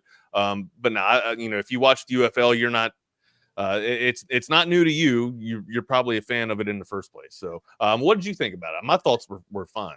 It's one of those things to where I think it's like it looks different. So that's the biggest thing where folks are, I don't like it. It looks different. Well, just hold on.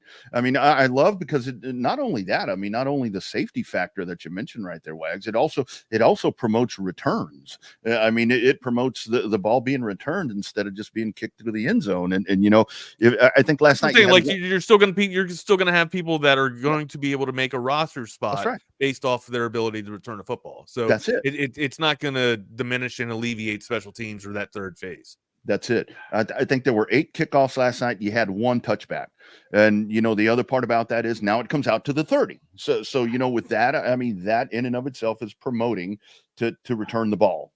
So I like it. It definitely does look different. It looks a little odd, but man, I like having the defenders that close to each other, because that promotes that better contact. Because and also so think about it too. Like, it's a different strategy for the returner, right? Where the returner is probably trying to find like a wave or a different wall. Right. Like, right, I'm gonna go right past this first wave, and then a natural aggression of the left side's going to be coming in on me, so I'm going to look to cut it back and try and find my natural seam or my natural cutback lane. Right now, you have to take on the factor, or maybe subscribe to the ideology that people are going to be making swim moves, and there's going to be 3 or 4 people coming out at the same time. People aren't going to be able to hold their blocks that well, and you might have to get out of bounds sooner or faster, or maybe sooner faster than expected, because maybe you have 4 or 5 dudes coming right down at you without anybody blocking for you. So it's going to make some crazy decisions, or some new decisions for the returner. That's for sure. I'm intrigued. I love it. Me too. I'm totally for it. And this is a drastic, this is a huge change for the NFL to make this change. And I look, this is what is this a win for the NFL though? Definitely. In a lot of ways. I think it is. In both fashions. And I think this is where I think it's so important when people want to laugh at the UFL and all this shit. Well, something good has come out of it already. because I think this enhances the product. It promotes safety. It does all of that. And the NFL needs all the help they can get when it comes to that safety thing. Yeah, it's not like you're watching a bad product when you see the special teams roll out. Man, and Wags, I think some of the most intriguing part, I mean, we can talk about the returners and all that, and that there are going to be more returns. To watch those guys battle in that close proximity, that's going to be some of the cool. That's what I'm talking like a goal line defense. You're going to have to have some of your better blockers up there. If you want to make an impact, you're going to have some of your better blockers that are going to be able, because you're not just like with the natural line of scrimmage. What's that? A yard? You're a football length off. The nose of a ball off from each other. Right now you're 10 yards. I don't know if you've ever pulled. One, like being a fullback and trying to square up with a linebacker in the open field and then trying to block, that takes talent. That takes absolute skill to do that. So you're going to have to square up, right? Or maybe there's even going to be some tandems to where you think like the defensive kickoff return is going to be doing some stunts to where they're going to be crossing up to where guys are going to be able to block the man in front of them. I mean, this is going to be some pretty cool strategy and pretty cool, for lack of a better term, strategy. Sorry. Yeah. I mean, in my tenure of playing football, I did get to play some offensive guard, and like being a pulling guard where you would pull out and try to do, turn up and get to a linebacker or whatever. I mean, that was some of the hard, and that is what you're going to see. Where is it, Jake? Right there. Not the biggest. The onside rule. I don't like that. I mean, you can only do it, I guess, in the fourth quarter if you're trailing, and it's like, and you have to tell them. Yeah, you know it's coming. And you know it's coming. Yeah, so it's like that's a little bit of a loss. That's a little bit of a loss. That is. But again, if you're promoting safety, I'm for it. I'm you get a lot. The goods, the pros outweigh the cons. We'll say that. We will say that.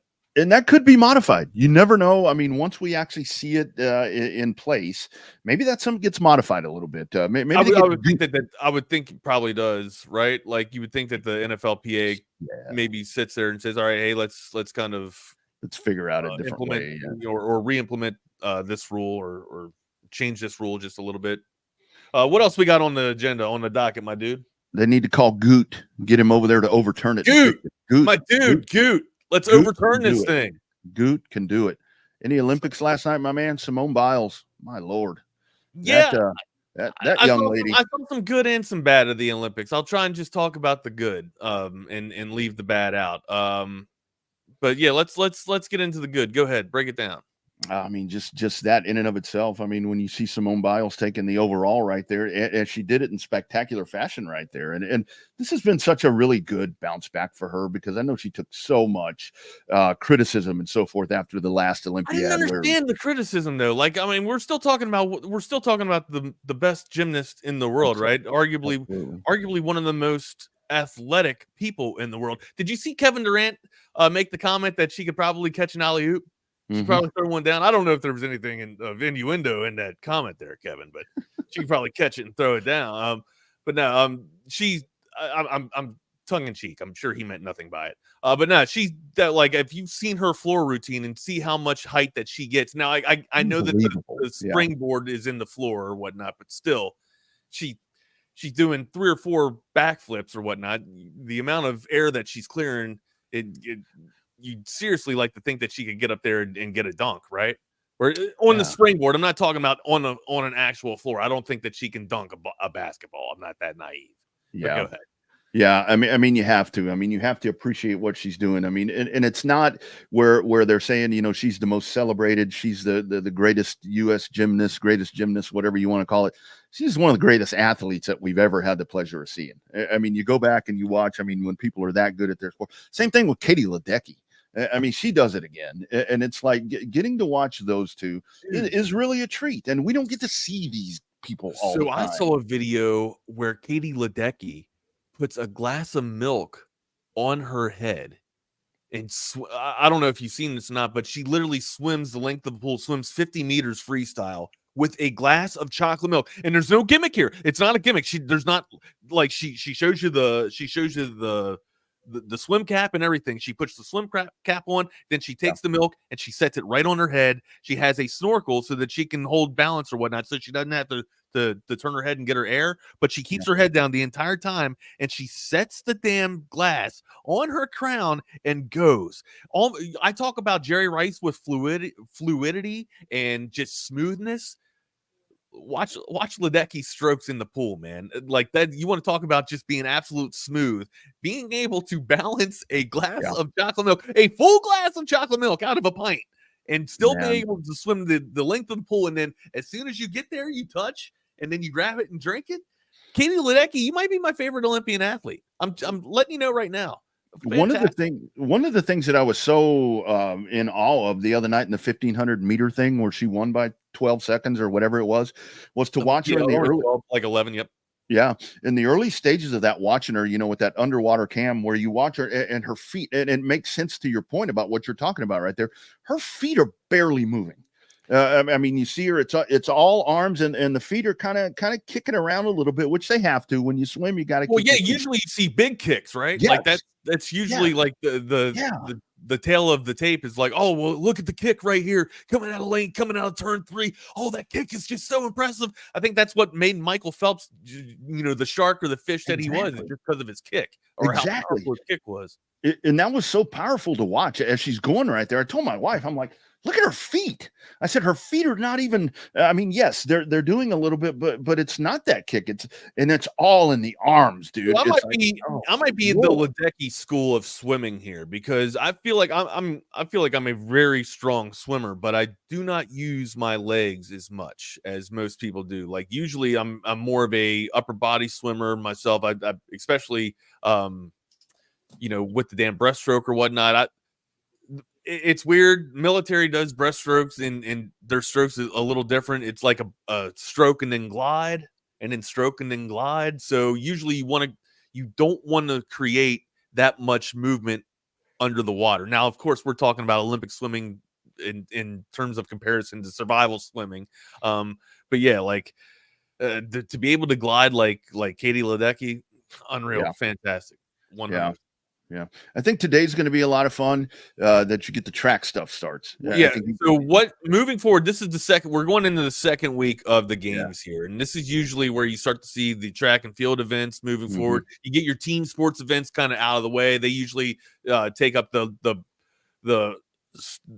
beginning portion of the games and of the events, and then afterwards you start to see like the individual medal. This is where you get like the decathlon. And the decathlon is one of my favorite events, and not just the summer games, but all of the games. Like I'm a big biathlon guy and I'm a big decathlon guy. I like seeing somebody able to be the best in 10 events. You know what I'm talking about? Like that's the true Olympian in my opinion. And I got to tell you, I think it's really, one of those things where it's really cool that the first track and field event is like an endurance one. It's not a sprinting thing. I mean, it's not a short event. I mean, it's like, boom, here you go. I mean, these guys have been waiting in the chute all this time, guys and ladies. They've been waiting in the chute all this time, and boom, here you go. And how many miles is it? 10,000 meters, whatever that is. I don't actually know. Whatever that equates to. Yeah. Yeah, the women start their 5,000 meter heats at 11:10 about our time. So all that stuff's going to be on. So not spoiler alert. If you don't want to know the results, I guess watch it in prime time.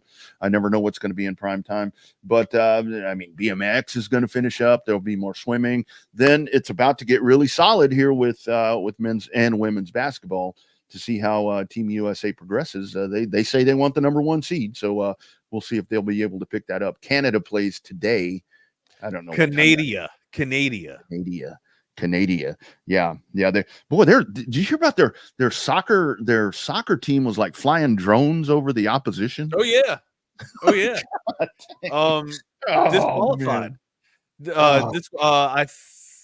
I believe I got to get the verbiage correctly. I believe the head coach has been removed for the entire tournament, and I thought that they were charged with playing a man down for one game, for one match. Oh man, I could have I could have that wrong. Let me go back and double check on that though. Always a drama. China 10,000 meters is 6.2 miles. Thank you very much for that the equation there. That's a 10K. That's doing 10 some kilometers. math. I was told that there wasn't going to be any math here as well. So man, I will fail. I will definitely fail. And then you got the Chinese eating those PED laden hamburgers. So there's always just always some people trying to get that advantage, right? That extra advantage. And unfortunately, some countries are even, and it happened 50 years ago, and people are still trying to do it and get away with it. But if you're watching female boxing, women's boxing, it's not exactly a pretty sight when you have arguably a male boxer from Albania, and I'll be very vague with this just so you guys can go look this up yourself, but you have a Albanian boxer that has been found with XY chromosomes from the IBC, which is the Independent Boxing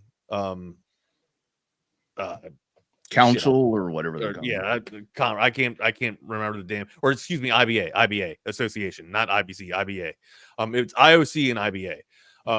So the IOC does not recognize the IBA, the International Boxing Association, but the IBA has kept this not mentioned Albanian boxer out of a few contests prior to the Olympics because this boxer had tested for XY chromosomes or had a count of XY chromosomes. I'm not a biologist here. I'm just trying to report what I've read.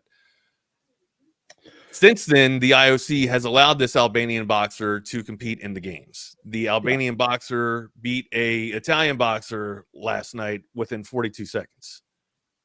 The Albanian boxer or the Italian boxer, she conceded. Yeah, she conceded. Yes, she conceded within 42 seconds. She took a knee. She said it's the hardest she's ever been hit in her life.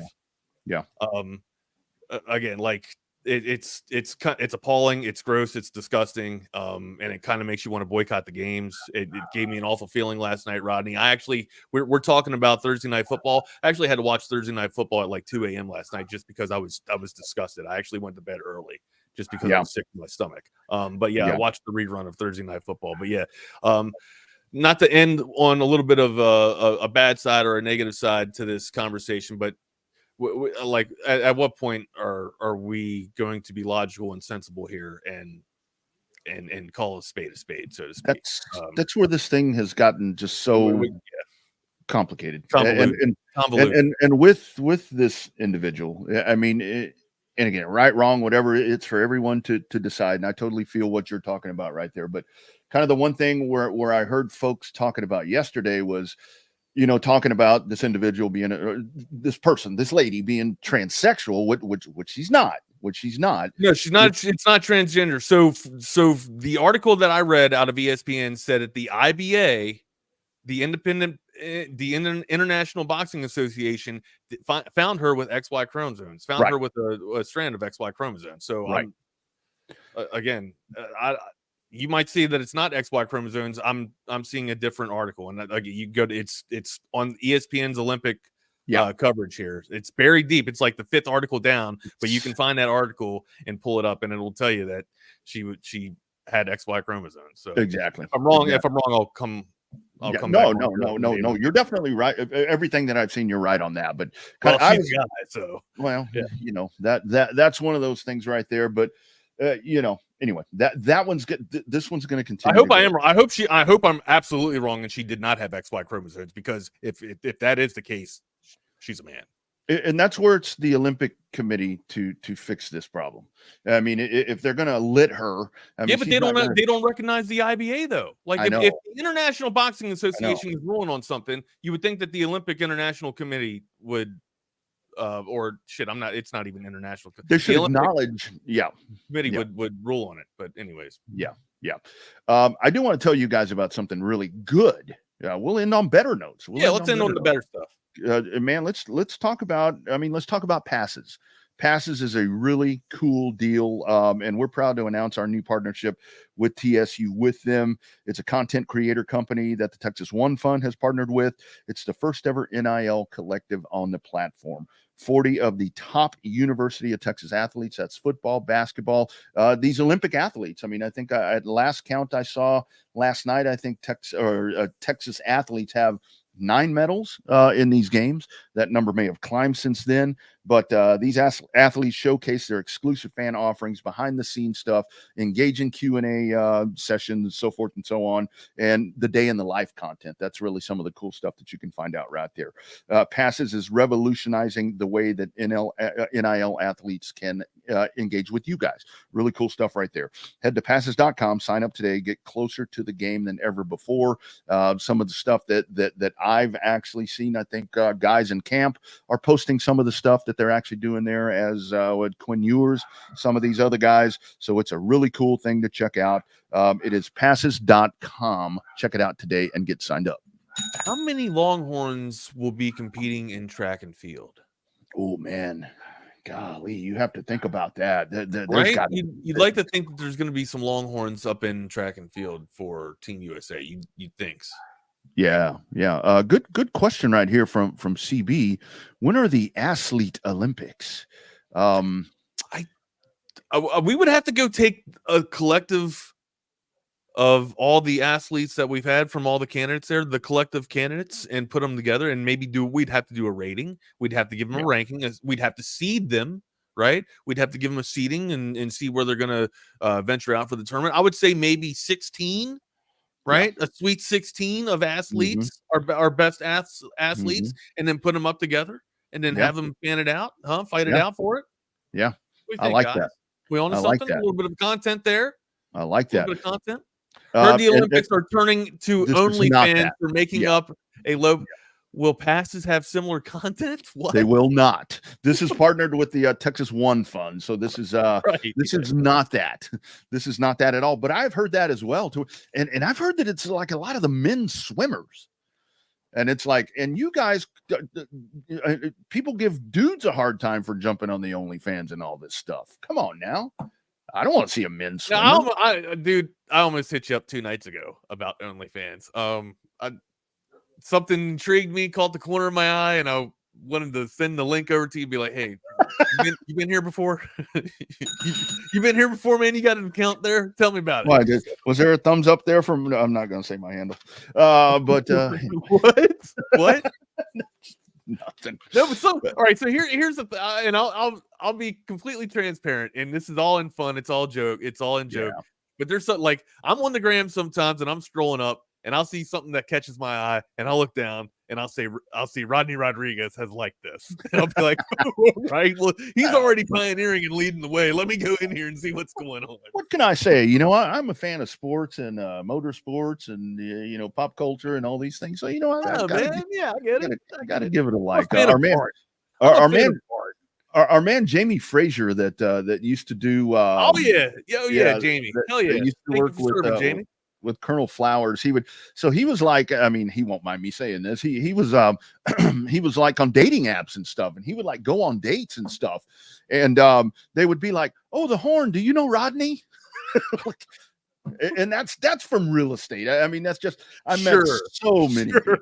I mean, I've met so that's not from slipping in people's DMs or be like, hey man, you want to do a spin? He'd come in on Saturday and he'd be like, hey, I went on a date last night with whoever. She said to tell you hi. I'm like, oh yeah, I got to check in with her and talk to her in a while. So going into the weekend, man, what's one thing we got any weekend predictions here? Friday future? Olympics. I think there's going to be a lot of Olympics here that pretty much going to be dominating at this point because we are at a little bit of a down period. I think as to what will happen. I'm going to get pretty honed in on the basketball. I think that's where I really want to focus in because now I think that we're getting into where if there's anyone that's really going to give Team USA a bit of a nudge or a bit of a pushing match, I think this is where we're finally going to see it, man. But you got KD and these guys right now. Shit, man, that's a well-oiled. Any question about continuity that I had? Steph's been a little out of it though, but I mean, people are going to have off nights, and that's the thing about Team USA. When somebody's off, someone can step in and take be the next Batman, so to speak, instead of just being the Robin the entire time. One Batman, a ton of Robins. You got a shit ton of Robins out there. So that's exactly any right. one of those Robins can step up and be the Caped Crusader for that day.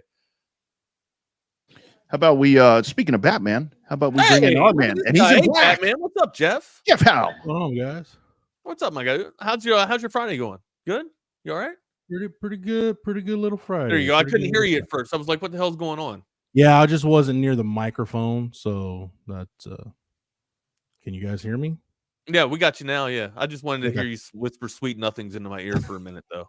Just making sure. Anyway, making sure we're on the same brother? How you doing?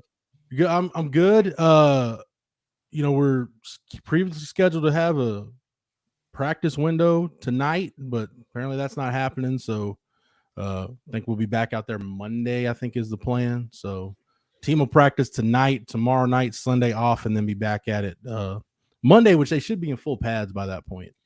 I don't want to steal your thunder or take anything away from what you and Jordan might be talking about today, but how did yesterday go for you? Well, we were only out there for about 15 minutes, so not a whole lot. I spent the whole time we were out there up at the O-line field watching them work, and we had some practice observations, myself and Chip and Eric, and I kind of walked everybody through. Basically, if you go to a Texas practice and you watch the O-line go through individual, kind of what you'll see them go through. And it's Kyle Flood. Basically, he'll pick, staple run game concepts. Like yesterday, it was inside zone, outside zone. So instead of just having guys run plays on air, kind of old school like back in the day, he's checking for steps, hat placement, hand placement. He'll have the tackles run through it. Then he'll have the guards. Are they going by the thud or hitting to the thud? No, there's just guys holding blocking pads right now. They're still in jersey tops and shorts, but he'll have the tackles go through their stuff, and the guards, and then the centers, and then he'll have like centers and left guards, and then centers and right guards, and then left guards, left tackles, right guards, right tackles. Just going over assignments and footwork. Yeah, just so so their staple run game concepts. Yeah. Inside zone, outside zone, gap, basically just so it almost becomes muscle memory. Right, like they can do it in their sleep or whatnot. Yeah. Pretty much, yeah. Like Kelvin Banks could probably, if you told him, hey, I need you to show me the proper footwork on, your staple run game with basically if a guy's shaded head up, inside or outside of you, he can walk you through it in his sleep. Wow, that's what you want. Jeff, how much, like at this level, especially with this offensive line, with every body that's coming back, focusing in right there, how much agility do they do? I mean, because I think that could be something that kind of could get forgotten. I mean, like you're talking about muscle memory and strength and all that, but you still got to be agile and you got to be quick. I think it's tough for offensive linemen, Rodney. The tough part, I don't think it's agility, because I think that just comes to guys naturally. I think it's making sure your footwork is right. You're taking the right steps. So you wouldn't be able to do that without having agility. But I think it's more about making sure your steps are right, making sure you're, if you're supposed to be pounding, every offensive line coach, look, you're all trying to get the same thing done. Everybody's got a different way on how to cook the dinner, right? Some guys will tell you, man, you won't be stomping on the inside balls of your feet. Some guys tell you, hey, don't get up on your toes because that'll be bad. So every O-line coach has a different way. So yeah, it's more about just doing it right than necessarily, hey, how agile are you? Because man, it's you'd be amazed at, you look throughout the history of football, how many Hall of Fame offensive linemen, you're like, dude, you were that good and that small. You'd be amazed at just how proper footwork and proper leverage will take you a long, long way. Yeah. What you got cooking this weekend, bro? Well, I just got a text from the wife. I think we got to do some school clothes shopping for my daughter. Wags, kids when they hit that 5, 6, 7 age. Yeah, and the pants that fit, you got to get a new closet. You got to get a new closet, dude. The pants that fit, I'm like, these fit perfectly. 2 weeks ago in March, and now it's like, yeah, these jeans ain't happening. These are goners. So yeah. It's amazing how fast they grow. Hey, Jeff, and you want Charlotte to grow as much as possible, but at the same time, you want her to be your little girl for perpetuity. You know what I mean? Our neighbors who are real good friends of ours, they got 5 kids, all girls. and their oldest. What did he do? I ask him that sometimes, but a few times. Their oldest is getting ready to go to college, and their second oldest, I think, is going to be a sophomore this next year. And just his wife and my wife just hearing the bits of info that get that waft over here across the yard. I'm like, dude, please just that's what we got to look forward to. Just gonna enjoy this ride as long as I can, because I know at some point the train's gonna stop and I'm getting kicked off that mother. Yeah, what do you probably? I think you got about 8 years, maybe. Maybe not even that. Maybe 6. I hope it's 8 glorious years, Wags. I'm hoping, fingers crossed, that then they come back. The driver's permit and the rebellion that starts at the same time, because I could probably stomach that. All right. Yeah. Hey, Jeff. I'm a dude, and I have a dude, and it's kind of rough for me. So I can only imagine what it's going to be like for you and your girl. So, and Rodney's already gone through it with his girl. It's rough. So it's rough. Yeah. Jeff. While we're into the weekend, because I saw this when I was on Horns 24/7 the other day. Talk about the 60% off. I don't know if you guys have been talking about that. You got through Monday, I believe, to do that. Through Monday, yeah. Our fall camp special right now, 60% off of an annual. So if you're not an annual subscriber to Horns 24/7, go over there right now. You'll see all the prompts. You'll see it's all over the front page. 60% off your annual subscription. Or if you're a monthly member, you could upgrade to that annual right now. Let Beyonce upgrade you guys. Do it. Heck yeah, man. Yeah. So if you're a monthly, you can get that upgrade, or you can get 60% off of your yearly subscription. So plenty of good stuff. We've got our columns. We've got practice observations. We've got nuggets from what's going on behind the burnt orange curtain.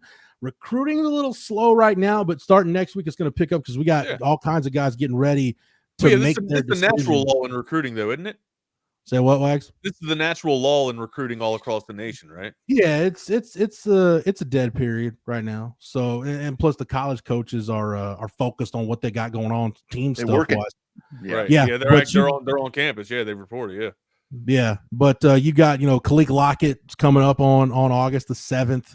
That's a big one for Texas that they're looking at and hoping to win. Jonah Williams coming up at the end of August. So Jamie French also at the end of the month. So Jordan and Hank will be walking you through everything you need to know with those guys leading up to the decisions. I feel like we've talked about those 3 guys in particular: Khalil Lockett, Jonah Williams, and Jamie French. I feel like the Texas fans who follow recruiting should know them like family members by now. Out of those 3, who's the one that we absolutely need? Well, you could Jordan will back me up on this. You could use all of them, and ideally you need all of them. I think for me, I feel like Khalil Lockett and Jonah Williams, just because anytime you got a chance to get in-state guys in the fold, you'd want them. And I think Khalil Lockett, because you lost out on Decorium Moore, we've seen it in some cycles where you've got some elite receivers in the state, but basically the state of Texas could end this recruiting cycle with basically the top 2 receivers in the country with Decorium Moore and Khalil Lockett. So if you can't get number 1, number 2 ain't gonna be that bad. So at all. So and I don't even mean to make Khalil Lockett sound like a consolation prize, but you missed on a 5-star receiver. Yeah, guess what? There's still one you can go get. It's like shoot for the moon. You might end up with the stars even if you miss. You know what I mean? Mm-hmm. So yeah. So anyway, what's up, Jordan? How you doing? You looking daper?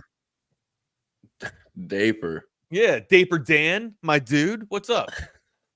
A little tired. You must have a TV gig today or something. No, not that. Not today. All right, that's good. I'm tired. Driving to Austin or Dallas back-to-back days. I'm excited to not have anything until the end of the month when week 1 of high school rolls around. I still haven't made my schedule, so I don't know where I'm even going yet this season. Getting to be about that time, man. It's getting to be about that time. Gotta start reading some Dave Campbell. Michael Fasusi on August 21st. I forgot. Yeah. He's we know. We only go to Dave Campbell's when Max Prep still doesn't have the schedule on there. Yeah, exactly. But they are useful still. Yeah, it's still that. I like picking up the phone. I'm like, Coach, tell me what's good for you. I mean, that's just better that way. Yeah, just guys, the way you enjoy your weekend. I'm gonna bid y'all adieu and get out of here. Enjoy your Friday. You guys have a happy one. I'm gonna put you up on the big screen. Y'all be good. All right, Wags. You too. You know, Double R, I would do that, but the way I kind of create my schedule is first I go through and look at all the Thursday games. Because if you can get a good Thursday game, I mean, you're winning.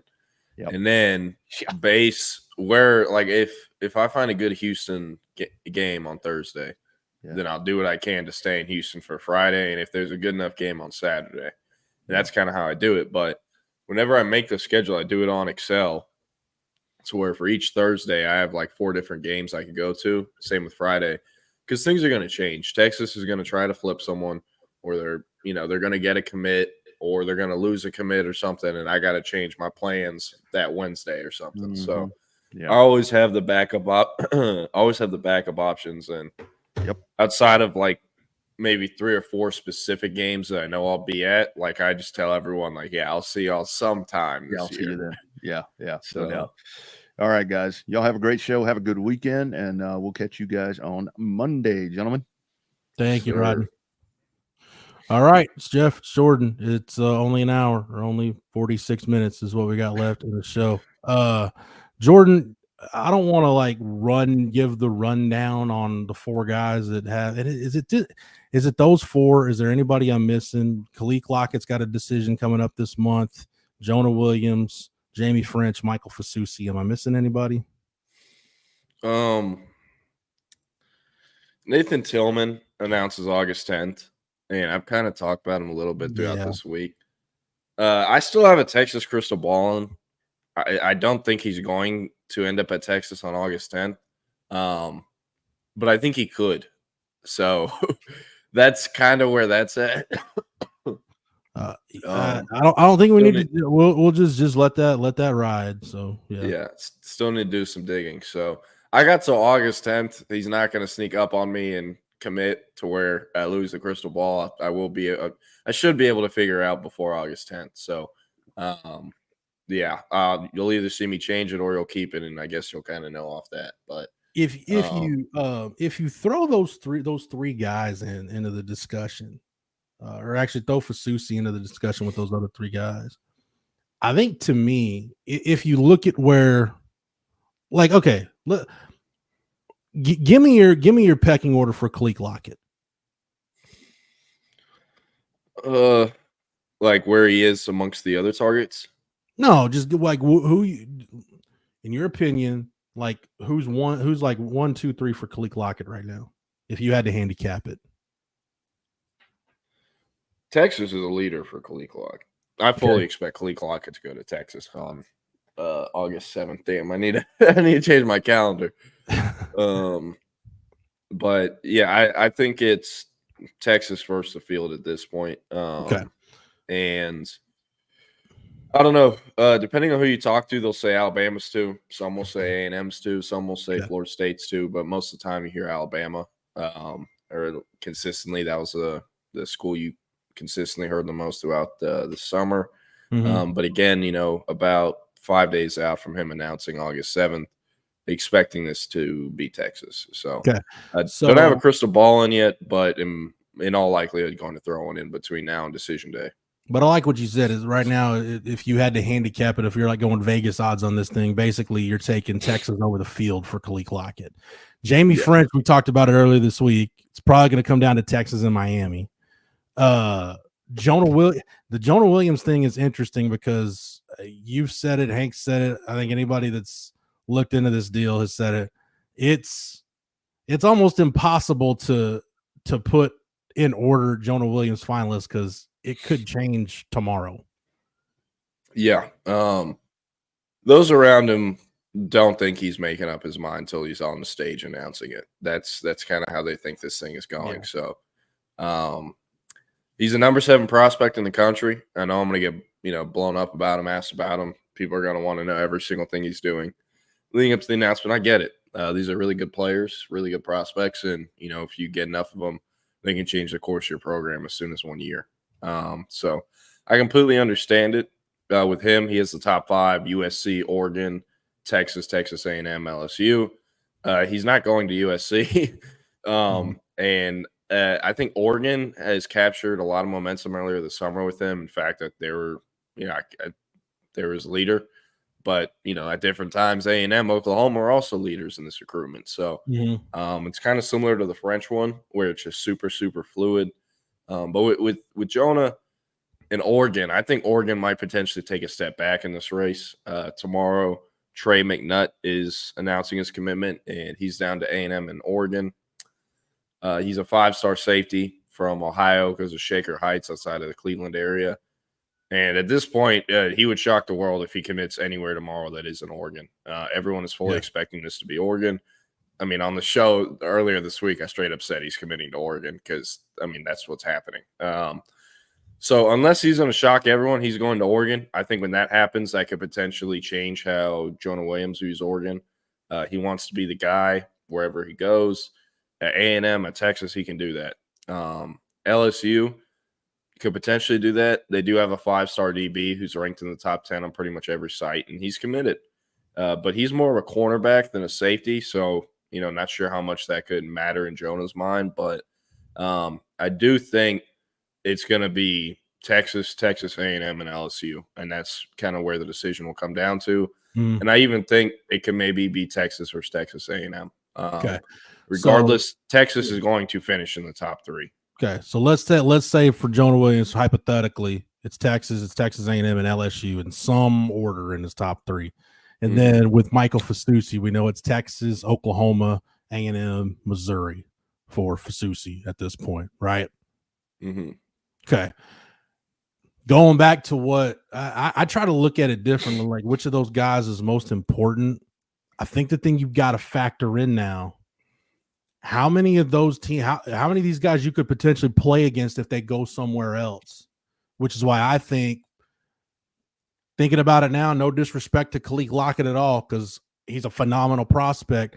I think of those 4, the 2 most important guys are Jonah Williams and Michael Fasusi, because I think the last thing you want to see is 3 years, or in a rare case, 4 years of those guys lining up at Texas A&M, or in Fasusi's case, lining up against you in Red River. So I think just for that, and I told you this when we were when Texas was getting to the transition of moving to the conference, it just feels like old school Big 12 South stuff, like where, hey, the recruiting battles between those 3 schools, they matter a whole hell of a lot more now, because not only do you lose a guy that you felt could be a key piece for you going forward, now you got to play against that guy for the next 3 years.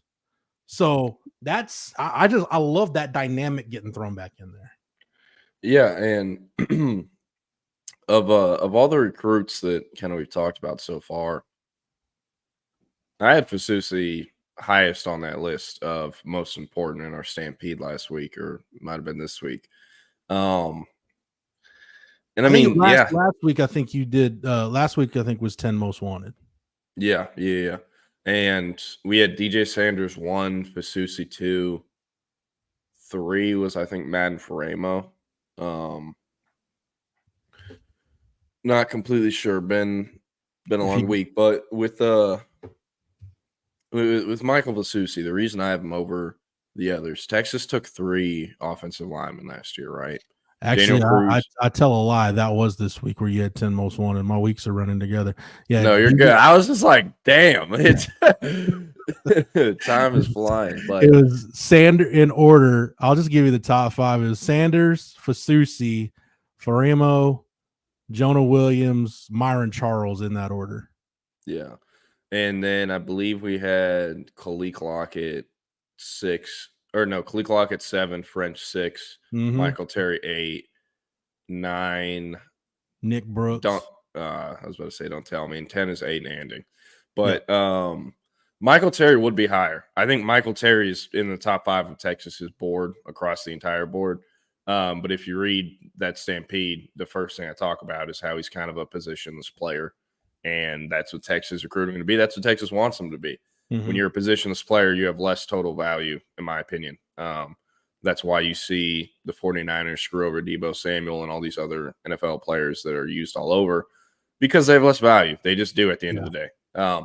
But with Michael Fasusi, the reason he's slotted there is because Texas took 3 offensive linemen in 2024, right? Daniel Cruz is only ever going to play center at Texas unless there's just that many injuries at guard where they shove him over to guard. Nate Kibble is 1,000% a guard. He played left tackle, I believe. He started at left tackle at Atascocita for 3 seasons. But this is a guard prospect at the next level all the way. And I mean, you and I talked about Nate Kibble yesterday. I think this is worth mentioning though, because we saw, the big time linemen that have come out of Atascocita. Basically, I mean, it's Cam Dewberry, Sam Cosme. Those guys were tackles. They played that same spot that Nate Kibble played, and Kibble's a guy that you looking at him, just kind of eyeballing him for the first time. I'm like, all right, he's definitely a guard. But I don't say that in a bad way. Like he's got, at first I thought, man, Nate Kibble's got longer arms than I thought he did. And then Jaden Chapman walked by him. I'm like, oh, okay. Yeah, he's a guard for sure. But didn't look when you recruit guys that are 320, 330 plus, you're like, all right, what's he going to look like? And Nate Kibble doesn't look sloppy. So that's a good sign. It's a very good sign. Yeah. I think Hank threw it on the board whenever, because he stopped by for the spring game because he didn't move in until June. Right. So him and his family just came down, watched the spring game, hung out, saw everyone again. I was on the field during the spring game. I didn't see him, but Hank was hanging outside of Moncrief afterwards talking to recruits coming out. And he saw Kibble, and he at least told me this. I think he threw it on the board. But he's like, Kibble's done a lot of work this spring to kind of reshape his body, reshape, how he looks and stuff. And I mean, I fully believe it's Texas that sent him a workout plan or something. Usually that's what happens with schools. They'll do that for the late June enrollees. But I mean, at the end of the day, it's up to the kid to use that workout plan and go about it, and help to reshape their body. And it looks as if Nate Kibble did all of that and more, because he looks a lot better than he ever has. So also getting there in June, that was almost 2 months ago. So, he can make a quick transition as well once he gets to campus. You know who else did that? And you have more experience seeing Nate Kibble than I did. It kind of from the way you and Hank had described it, it kind of reminds me of Hayden Connor from when he committed to when he got to campus.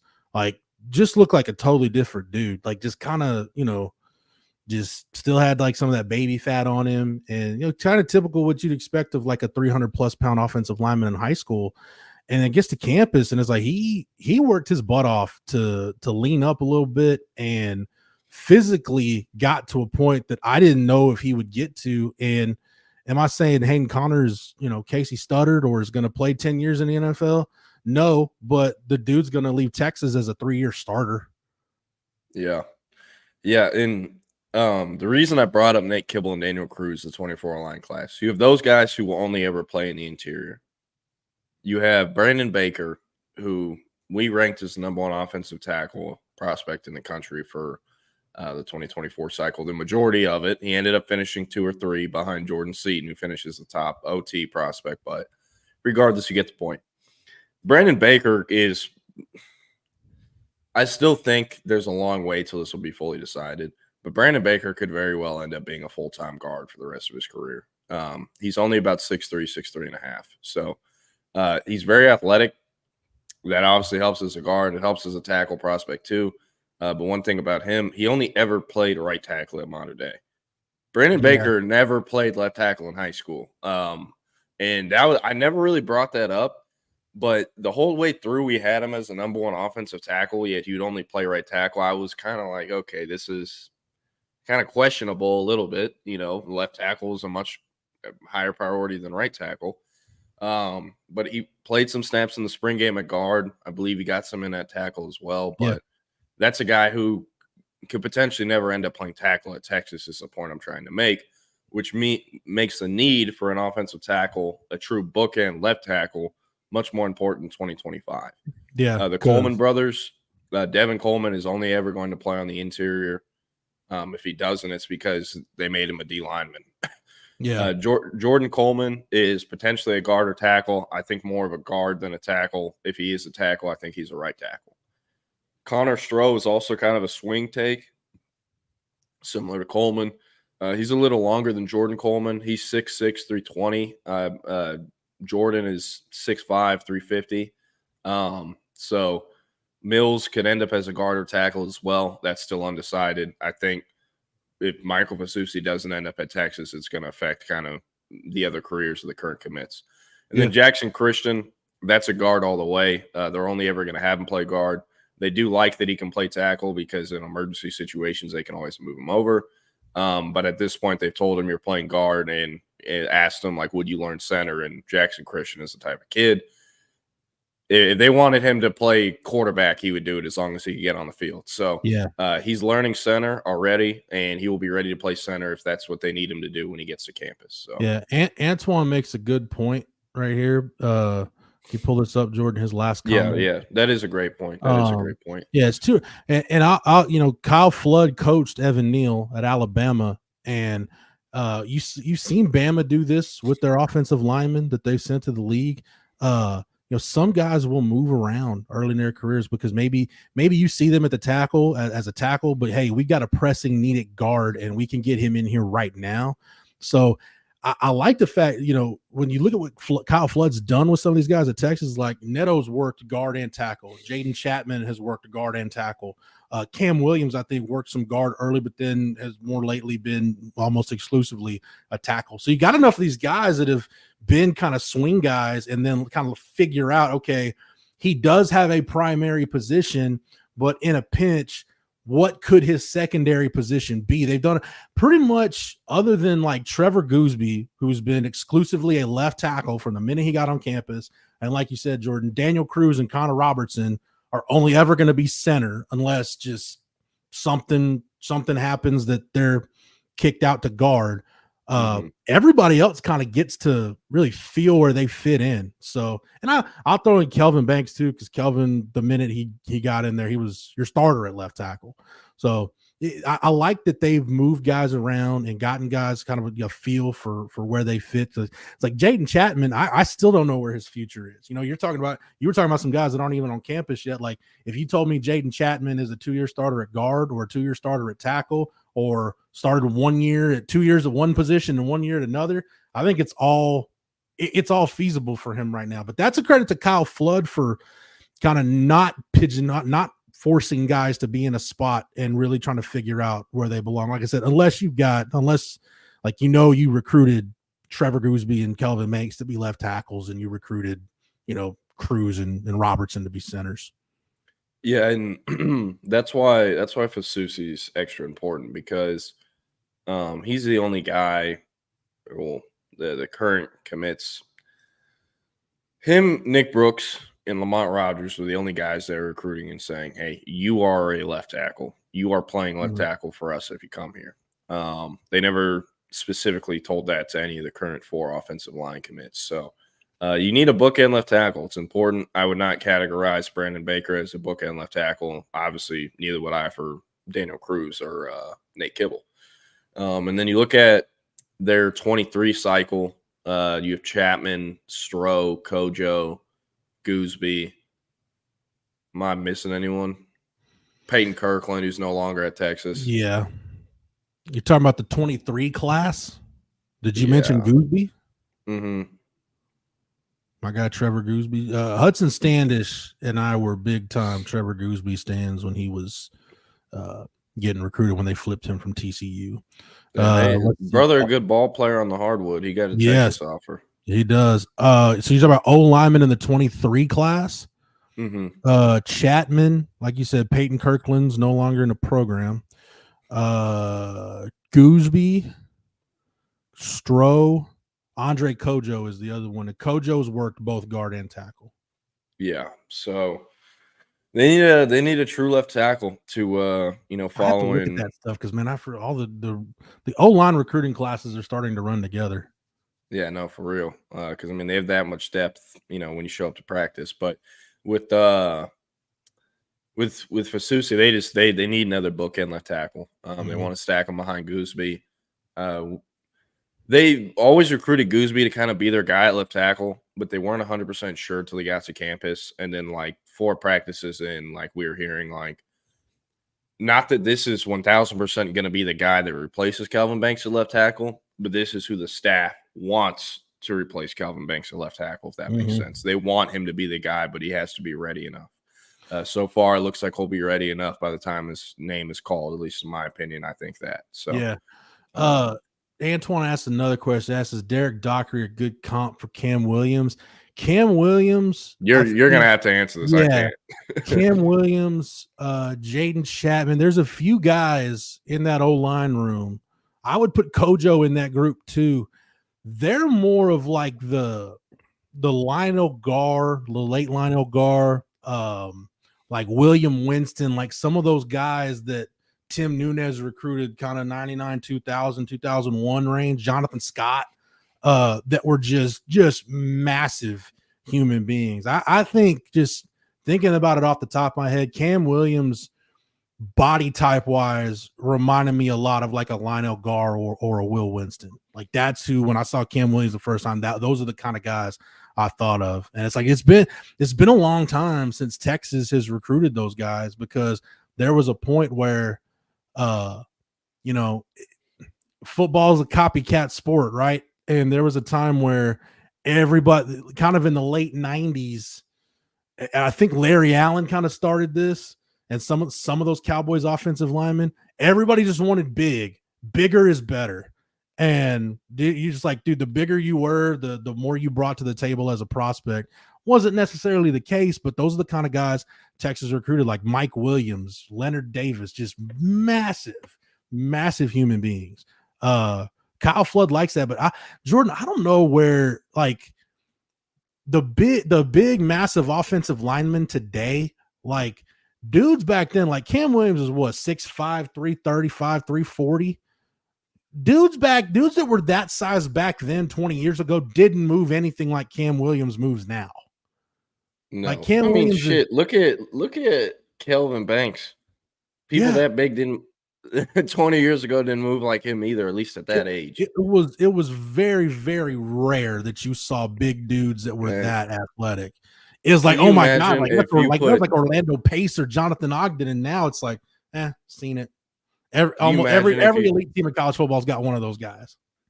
Can you imagine if they had like DJ Campbell on like the Texas teams with Earl Campbell? They'd like accuse him of witchcraft with his big ass running around and just bulldozing everyone. They wouldn't know what to do. They wouldn't know what to do. In the wishbone era, Coach Royal might have put him at fullback and let DJ Campbell be a lead blocker. Because he probably been one of the fastest guys on. I'd love to see that. Yeah, I'd love to see that. So I've been looking at this for a minute. Do you think Stroh or Sadir, and are we going by biggest, height, and weight? Just height, just weight? What are we, sloppiest? I don't. If you're like, I'll tell you what, like, just physically impressive, and maybe it's just because I haven't seen him up close before, but I'm telling you, man, dude, like Bill Norton looks like, I don't know, man, like some kind of Paul Bunyan dude. Like he's just like, looks like he lives in the mountains and, wakes up and shaves with a brick and like kills rams for dinner. Like he's just one of those dudes. Chop down trees for fun. You know what I'm saying? And sits on a rock and overlooks the scenery like Thanos. Yeah, wearing the flannel shirt. Yeah, like Bill Norton's just, if there is such a thing, Jordan, as a proportionate and evenly distributed 330, 335 pounds, it's Bill Norton. Yeah, that's what it's supposed to look like. Like Connor Stroh, to me though, the impressive thing I say about Connor Stroh is, like, I look at him and I'm like, why do I feel like he could carry more weight than what he's carrying right now? Like he can still, like, it looks like he could still fill out some, or maybe I don't know, maybe if it's reshaping, redistributing some weight, but I'm not trying to put him down when I say this, but he's still a little sloppy. He could, like you say, he could carry it a little better, but that's fine. He's got time before they're ever actually going to need to lean on him to play. He hasn't. Connor Stroh hasn't. He's still, I think, a long way away. It looks like from like hitting his physical peak. Whereas, like you look at a guy like Kelvin. Like Kelvin's probably pretty close to what he's going to be. Connor Stroh's a couple years away from like being a finished product physically. Yeah. I always forget Max Merrill's on the team. Dude, and then we show up at practice and I'm like, damn, they have a walk on. Oh no, that's Max Merrill. He's 69. I think is he or 60 something. I gotta look at the deal. Him and like Castro's with the threes. Max Merrill might be the only scholarship guy with the fours. Well, I guess Nate Kibble. Would be too, but yeah. Yeah. Hey, Warren, he a dog. No one held Micah Hudson to fewer yards, touchdowns the junior year. And Micah scored 2 versus Warren Roberson. That had like 70 yards that game. Man, those games, the Lake Belton Red Oak games, they're on YouTube. Texas Football Life, go check it out. Some of the best high school games I've ever seen in my life. The last 8, not shameless. I'm shameful. Last 2 years, go look at it. Red Oak versus Lake Belton were 2 amazing games. The first one, which would have been the 2022 season, went into overtime, if not double overtime. So, a lot of D1 talent on that field. That corner competition, and I think you might. I want to hear from some scrimmage stuff and see what we see the first game against Colorado State.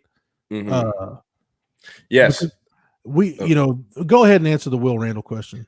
Okay, so I didn't even put this together till we were getting kicked out of practice on Wednesday, but I was like, "Where is Will Randall?" I didn't see him on Wednesday. Did you see him? So I think he is, because I figured out our Freddie DuBose mystery. So we were walking in yesterday.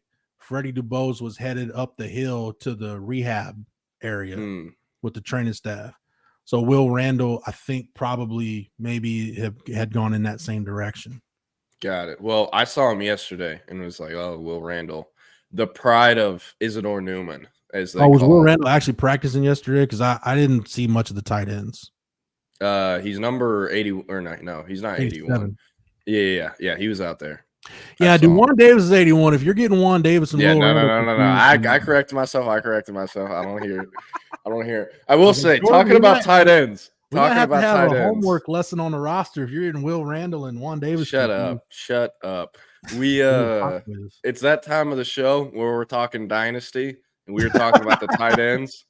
Look at this bullshit. I took a photo of this because I was like, "Are you effing serious?" Low back strain, has suffered a career-ending injury. Yeah, with a low back strain. Jordan Washington. Yeah, y'all can see, I guess, on my other files or whatever.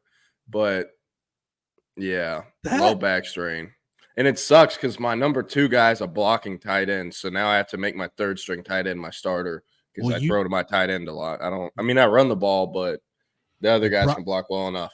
You should probably think about firing your recruiting coordinator then. Never that. I got plenty of tight ends. And then look at this. Jeff, did I say it or did I not say it? Fuck with me.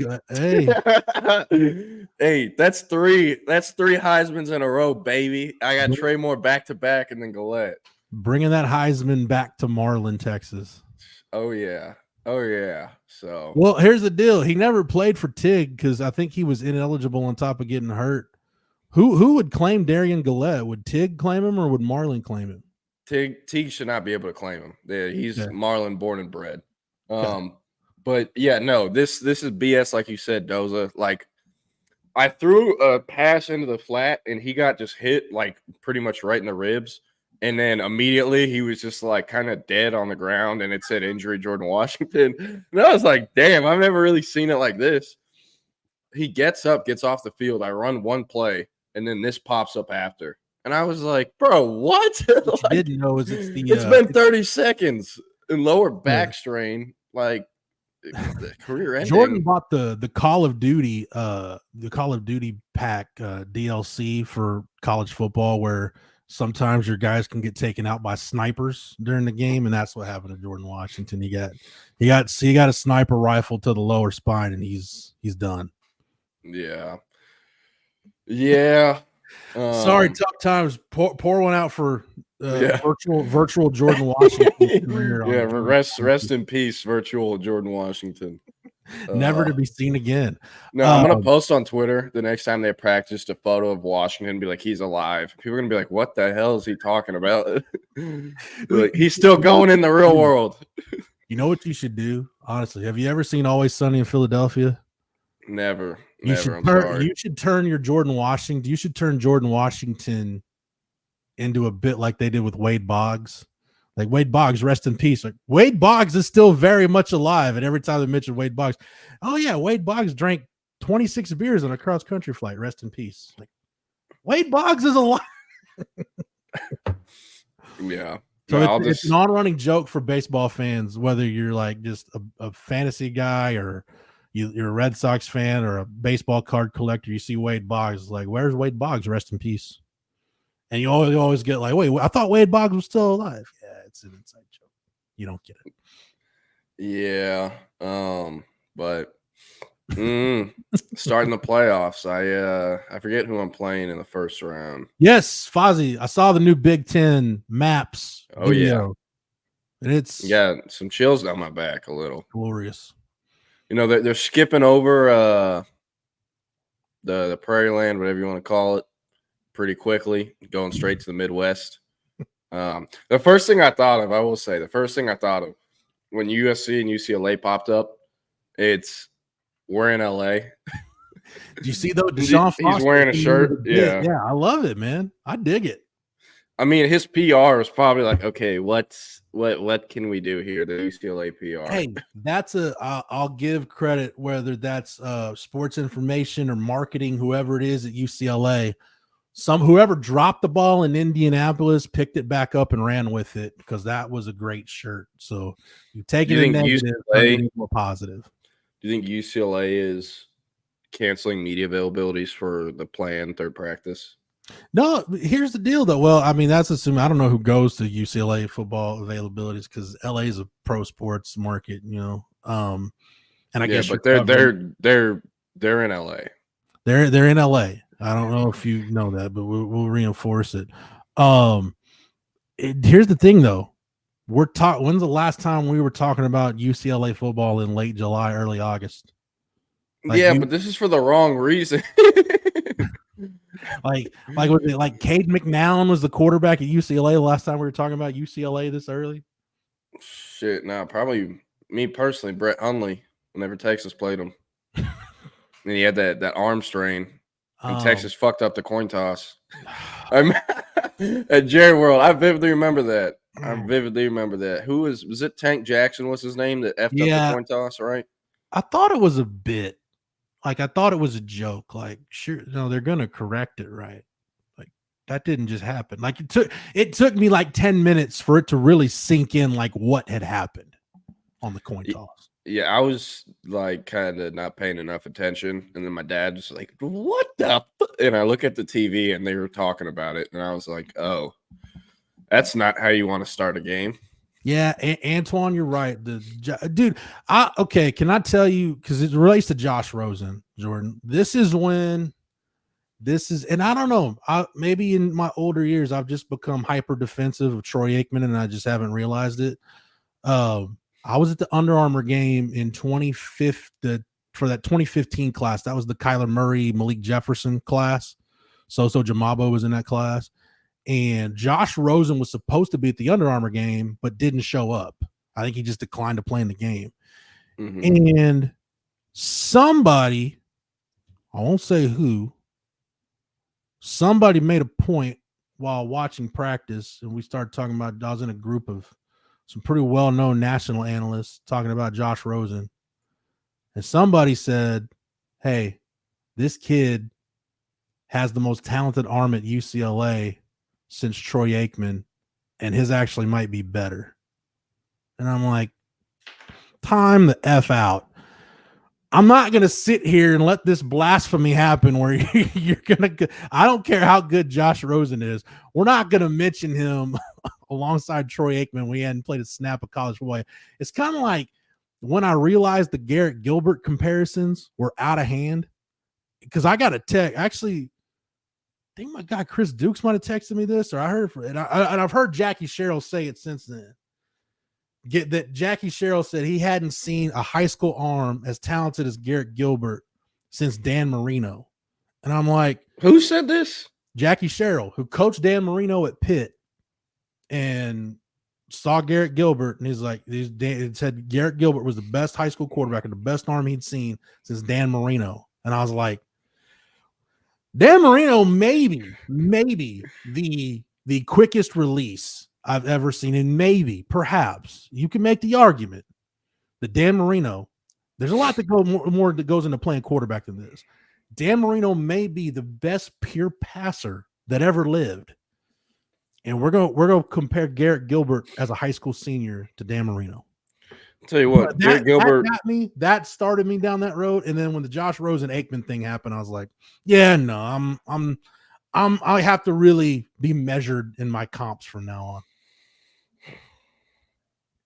I'll tell you what, Garrett Gilbert was pretty damn strong NCAA 11 as QB number 7. So I had a lot of fun playing that. But Fozzie, no, there was a time where Jimmy Clausen was, you know what though? Here's a good exercise. Okay. This has become a really good exercise. Go find, assuming he put one out. I don't know. And I feel bad bashing him because he was, a big part of my childhood growing up and why I love the draft. Go find Mel Kiper's 2025 mock draft after the 24 draft is over. And you're going to see 2 or 3 quarterbacks on there that go like on day 3 or go undrafted. Like I'll never forget. And it wasn't just Kiper that did it, but whatever year it was he came out, I remember that summer, everyone was like, Curtis Painter from Purdue is going to be the number 1 overall pick. I'm like, did we watch the same? Like, am I just completely missing something? And by the way, I don't know if you've ever seen a picture of Curtis Painter, but Curtis Painter and my guy Matt Butler, I don't think anybody's ever seen them in the same place at the same time. Like Curtis Painter is a Matt Butler doppelganger, but I digress. Speaking, or sorry, did you want to? I just got to pop off camera for a sec. Oh no, you're good.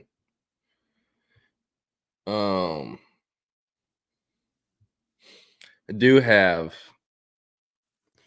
former college football great lives in Austin that I didn't know about till Wednesday. So we'll hit on that after. Yeah. Antoine Spencer Rattler is a number 1. Another one, JT Daniels. JT Daniels was projected to be that guy. So yeah. JT Daniels. Man, I talked to I just say somebody that was well versed in the quarterback position at the college level, and in an off the record conversation got them to admit, you know what, man, most of the coaches, even the guys that are the best at evaluating quarterbacks, nobody's ever sure. That's the one position where, man, you really don't know what you got until pardon the expression, but the bullets are live and the guy's out there with 11 dudes trying to make his life miserable, and how's he going to react? Like, you never know what you got. And even, dude, if Bill Walsh, if the late great Bill Walsh, who once said he had seen the next Joe Montana and his name was Rick Meyer, if Bill Walsh can get it wrong, any of us can get it wrong and don't know what the hell we're doing when it comes to quarterbacks. Yeah. Anyways, but NFL star lives in Austin. Well, not really NFL, but so on Wednesday, I forgot what you said. Yeah. On Wednesday after practice, I went over to Manor and watched Bam and Sean and Watts work out some kids at both of the Manor schools. Got these. That'd be former Texas State Bobcat Sean Rutherford, by the way. Oh yeah, they got these new 50-yard indoor facilities that are really nice, and we were at the one over on Manor New Tech, and Michael Griffin was there because Braylon, his son, was working out with Bam. So I chopped it up the whole time with Michael Griffin. I always love catching up with him. But we're talking, and if you don't know, Sean does quarterbacks. So there were quarterbacks there, receivers there, and DBs. But Griffin and I are just talking, and this kind of like, you know how when you can just see an older guy and be like, okay, he looks like he played competitively somewhere, right? Mm-hmm. Yeah. Yeah. This guy walks by and Griff sees me looking at him. He's like, do you know who that is? And I was like, he looks kind of familiar, but no. And he was like, that was Vince Young before Vince Young. And I was like, okay, Griff. Like, okay, who is it? And he's like, that's Brad Smith from Mizzou. And I was like, Man. I was like, Griff, I'm sorry. And he's like, look him up. So I did. But yeah, he has a son who is going to be a freshman this year. And where's he go to school? They're in the Cedar Park zone. But he might be at Manor New Tech because Sean Rutherford is the offensive coordinator at Manor New Tech this year. Gotcha. Okay. And you don't need an address to go to Manor New Tech. It's open enrollment. So they're working that out, getting a few other kids over there at the school. And Derek Lewis is the head coach at Manor New Tech. If you know who that is, longtime receiver trainer in Austin. Also played in the league, played in college, and has just a crazy story. But sorry, go ahead. Is Manor New Tech? Do they have like what's the word I'm looking for? Early college. Yeah, we're basically kind of like LBJ has, where they're just going to offer some programs that you can't get at other schools, so that's why it's open enrollment. Yeah, it's something like that. Yeah, I forget what the hell I was going for. I just really had a brain fart. Manor has a weird deal because they have Manor High School, they have Manor Early College, which it's early college high school, and that's on the same piece of land. They have Mustang Stadium, and then the Mustang Stadium Field House, which has a 50-yard indoor turf field or whatever. And then there's Manor New Tech on a separate campus, which has their football stadium on that same campus, right, and that indoor facility on the same campus. So where New Tech is, that used to be Manor High School long time ago. Okay, I didn't know that. I didn't know that. But back when Jordan, if you can believe this, there was a time where like Liberty Hill, Manor, Hutto, and my alma mater Florence were like in the same district. Or played each other because they were right around the same enrollment. That's definitely not the case in the year of our Lord 2024. Yeah, so I thought it was pretty interesting that Brad Smith was, a quarterback in college and then got drafted as a receiver or offensive weapon pretty much. But, I mean, some of his stuff is like, I'll be honest. Like, I think I'm a pretty big college football fan, a sicko, you could call it. But I didn't know who this was. And he's the first player in Division 1A history to pass for 8,000 yards and rush for 4,000 in a career. He was the first player to pass for 2,000 plus and rush for 1,000 plus in a season. Not only he was the second player to do that in a season, but the first player to ever do it back-to-back seasons or 2 times in his career. There it is. So, okay. This is the game I remember where Brad Smith introduced himself to America. Mizzou plays Oklahoma in the 2002 season. Brad Smith, now his passing numbers weren't great. He was 19 to 39 for 178, 1 touchdown, 3 picks, but running the ball, how about 26 for 213 and 2 touchdowns? And to do that against Oklahoma at that time, dude, Oklahoma's defense was not to be trifled with. That was still Teddy Lehman was still there. Tommy Harris was there. Dvoracek, Derek Strait. They had some Brandon Evers. They had some dudes on that defense in 2002. Oklahoma did. And yeah, Brad Smith just carved them up. That's where I remember that game. And it's like, oh my God, this Brad Smith is going to be like the next, Charlie Ward, whoever, he's the guy. And he never really quite got there as a passer, but yeah, like you say, he got drafted and was actually ended up being a really good punt returner, a special teams guy for the Jets while he was in the league. Yeah, it says with the Jets, 5 seasons, the Bills 3, and the Eagles 2. So it has 104 career receptions, 987 career receiving yards, and almost 3,000 total return yards. And 14 total scores in the league. So pretty impressive. But, his son plays QB. I'd be lying to you if I'm going to come up here and talk about a rising freshman quarterback.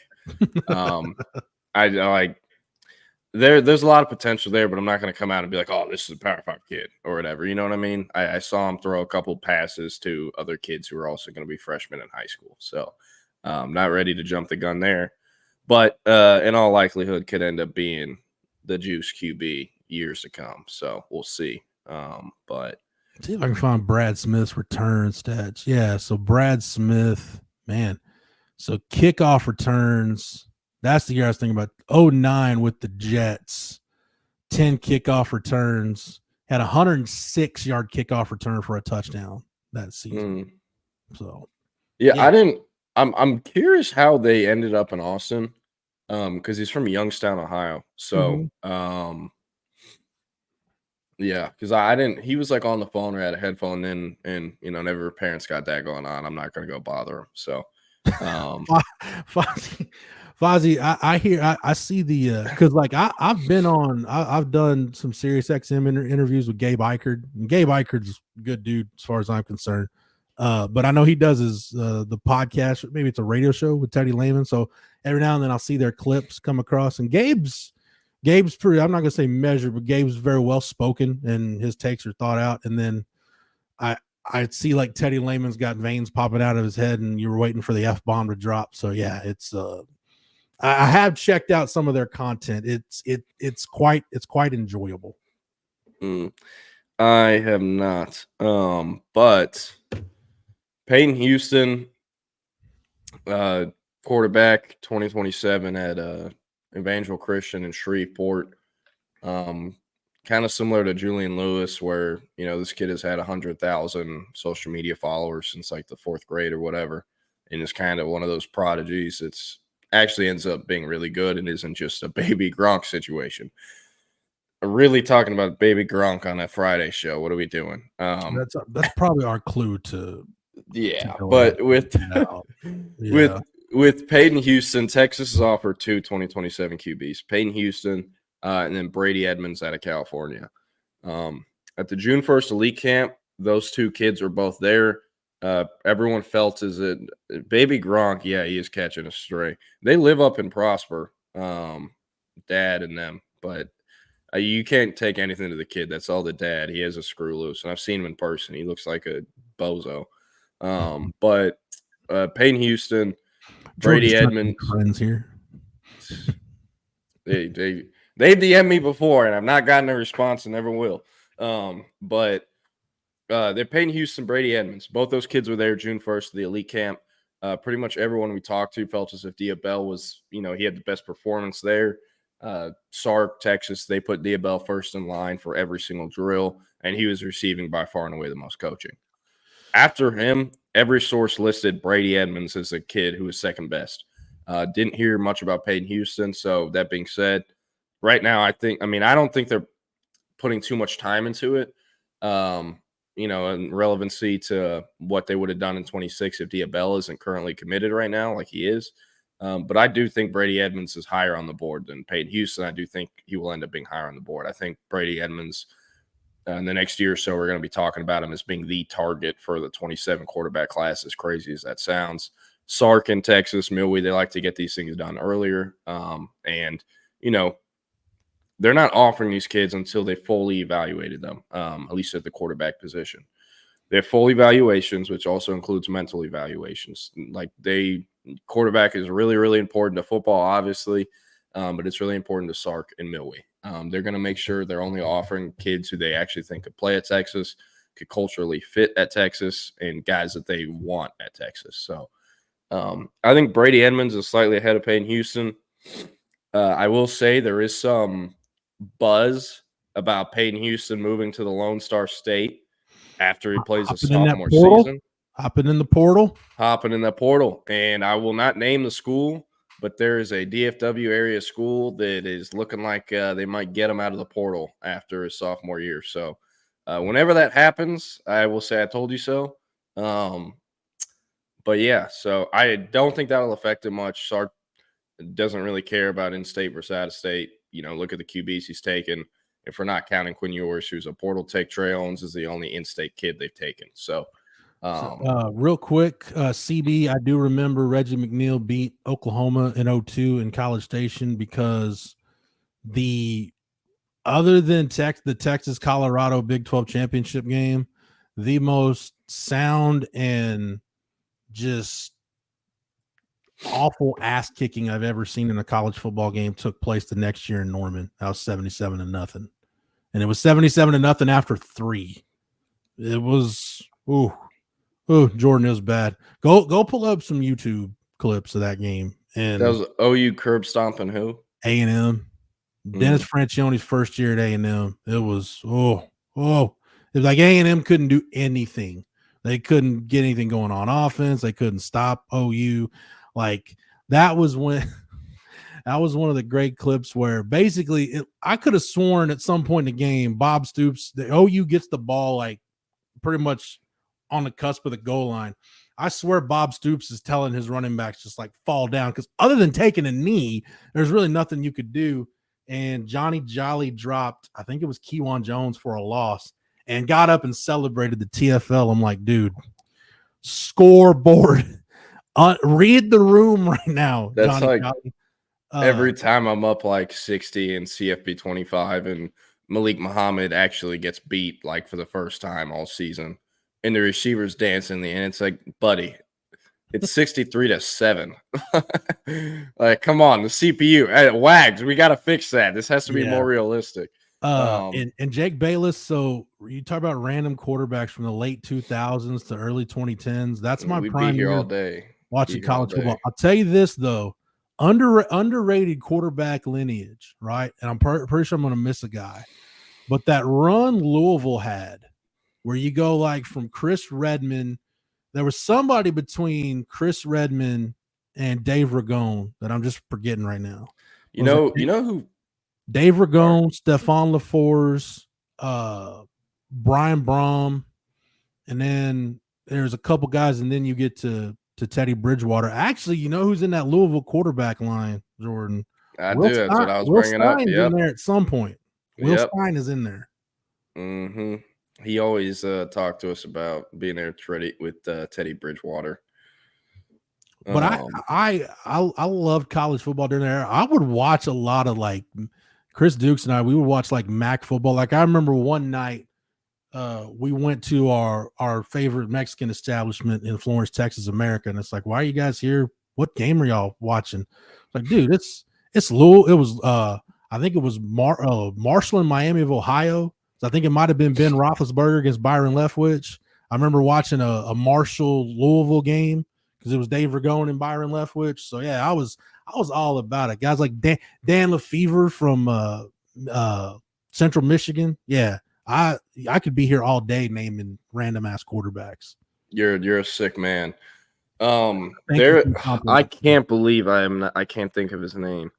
Central Michigan has this cat that they got out of Fort Bend Ridge Point in either the 2022, no, it would have been the 2022 cycle. And again, I'm blanking on his name, but he was effing awesome. And we were all like, this kid should not be going to Central Michigan. This is ridiculous. It was either Central or Western Michigan. I think it was Central, though. I need to figure this out because this kid is going to end up in the portal and someone's going to bag him in like a few years. I feel like this is a future Cam Ward type of deal. So I'm looking up their roster right now because that Oregon run of quarterbacks. I think you're going to go probably Achilles Smith to Joey Harrington, then probably who after Joey Harrington? I think that would have been Kellen Clements after that, I think, and then Dennis Dixon's going to be in there somewhere. Darren Thomas, found him. Jeremiah Masoli. Oregon had a nice little run. This is our king. Where is this? This is our king, Bert Emanuel Jr. Oh, dude, yeah, great yeah. Bert Emanuel. Fun fact: the first Texas game I ever attended, Texas Rice, 1993. It wasn't even DKR at that point, Jordan. It was just straight up Memorial Stadium. Texas and Rice. Bert Emanuel Sr. was the quarterback for Rice. He was an option quarterback, then played in the league, played for the Falcons for a long time. Yes, Bert Emanuel was the Rice quarterback for the first time I ever saw a Texas game. Yep. But Bert Emanuel's awesome. I'm rooting for him. Saw him play in high school. Always loved him. All of us at 24/7 were high on him, and we liked him. We're pulling for him, and we'll probably eventually be in the portal one day because schools like Central Michigan cannot afford top-tier QBs. They just develop them and get them ready for the Power Five. So sorry about it, but G5s have kind of become a feeder system at times. But yeah. Unless you're Quinyon Mitchell and you can hold off Saban in Alabama, Toledo. And but you don't abide by Nick Saban's wishes and don't jump in that portal. Yeah. No, Eric is feeling the pinch today because we're supposed to get. Am I wrong that we had availability previously scheduled for today? You're not wrong. We had a 7 o'clock availability today. That is now up in smoke. So, yeah, when I get off the air today, I will have Jeff. Believe it or not, and I kind of teased this downfield passing story for a while. I got to cut some of these quotes. So I'm gonna try to get this thing under like 2,500 words, and we'll get it up on the site probably after the show. I'd say around 2 o'clock. Man, I see Fozzie and Jake going back and forth. Was former 49er great Nate Davis? He was part of that Ball State Nate Davis might have been the Ball State quarterback on that undefeated team or that one-loss team that Brady Hoke coached. You have any recollection of Nate Davis with the 49ers, Jordan? What years was he there? He might have been like a practice squad guy. He probably was there. He was there during the Harbaugh years. Yeah, say early 2010, I think. I kind of fell in love with them that year they went to the Super Bowl versus the Ravens because I was like 10 years old and you're a bandwagon when you're 10 years old. But hey, I stuck with them the whole way through. And I had the Madden game that year. They were the best team in the game, and that's kind of how they became my team. I just kept playing with them and learned all their players. But do not remember Nate Davis. Oh now. God, I can tell you Nate Sudfield. Sorry. Nate Davis was the 2 years. Oh God, Nate Davis was there Mike Singletary's last full season, and then was there when Singletary was fired in week 16 after going 5-10, and then Jim Tom Sula was the interim. Jordan, Bad times. They gave Jim Tom Sula the actual job years later, and that was even worse. So Jordan, I stuck through it all. Stuck through it all. Did you see the tweet I posted yesterday, Jordan, of Future playing before that 2012 game, playing Tony Montana before the Saints played the night? That's like the hardest video. I didn't see it, but I've seen that video a few times. Tony Montana. Awesome. And he's on top of the dugout because they played at Candlestick before they tore it down. Hey, the last ever game at the Stick, Navarre Bowman, my all-time favorite 49er. I have his jersey and remember when the 49ers wore those shitty all-black jerseys? Well, I thought it was cool as hell, and I got a Navarre Bowman one. I still got it. So, yeah. But sorry, Eric, what were you saying? No, I just was going to say real quick, you're talking about G5s being a feeder system and quarterbacks, not having money. I'm surprised that Caden Salter actually didn't get out of the portal. Now, granted, if you know anything about Liberty, that's probably the one G5 school that can find the cash to keep a quarterback around. But there definitely are a few G5 quarterbacks that are going to make their way to P5 in the next 18 months or so. Salter is at is at Auburn if Auburn could figure out how to get kids in. But like the credit thing at Auburn is a weird deal. They're supposed to get Grayson McCall last year. They couldn't get him in because his grades weren't good enough. And then Caden Salter, like he was going to Auburn. I know that is fact. He's a kid from Cedar Hill. He was going to Auburn. But the credits when transferring is all right, I'll just go back to Liberty. But that's what happened there. It's weird because I know a kid, Rivaldo Fairweather, who's their starting tight end, who made it from FIU.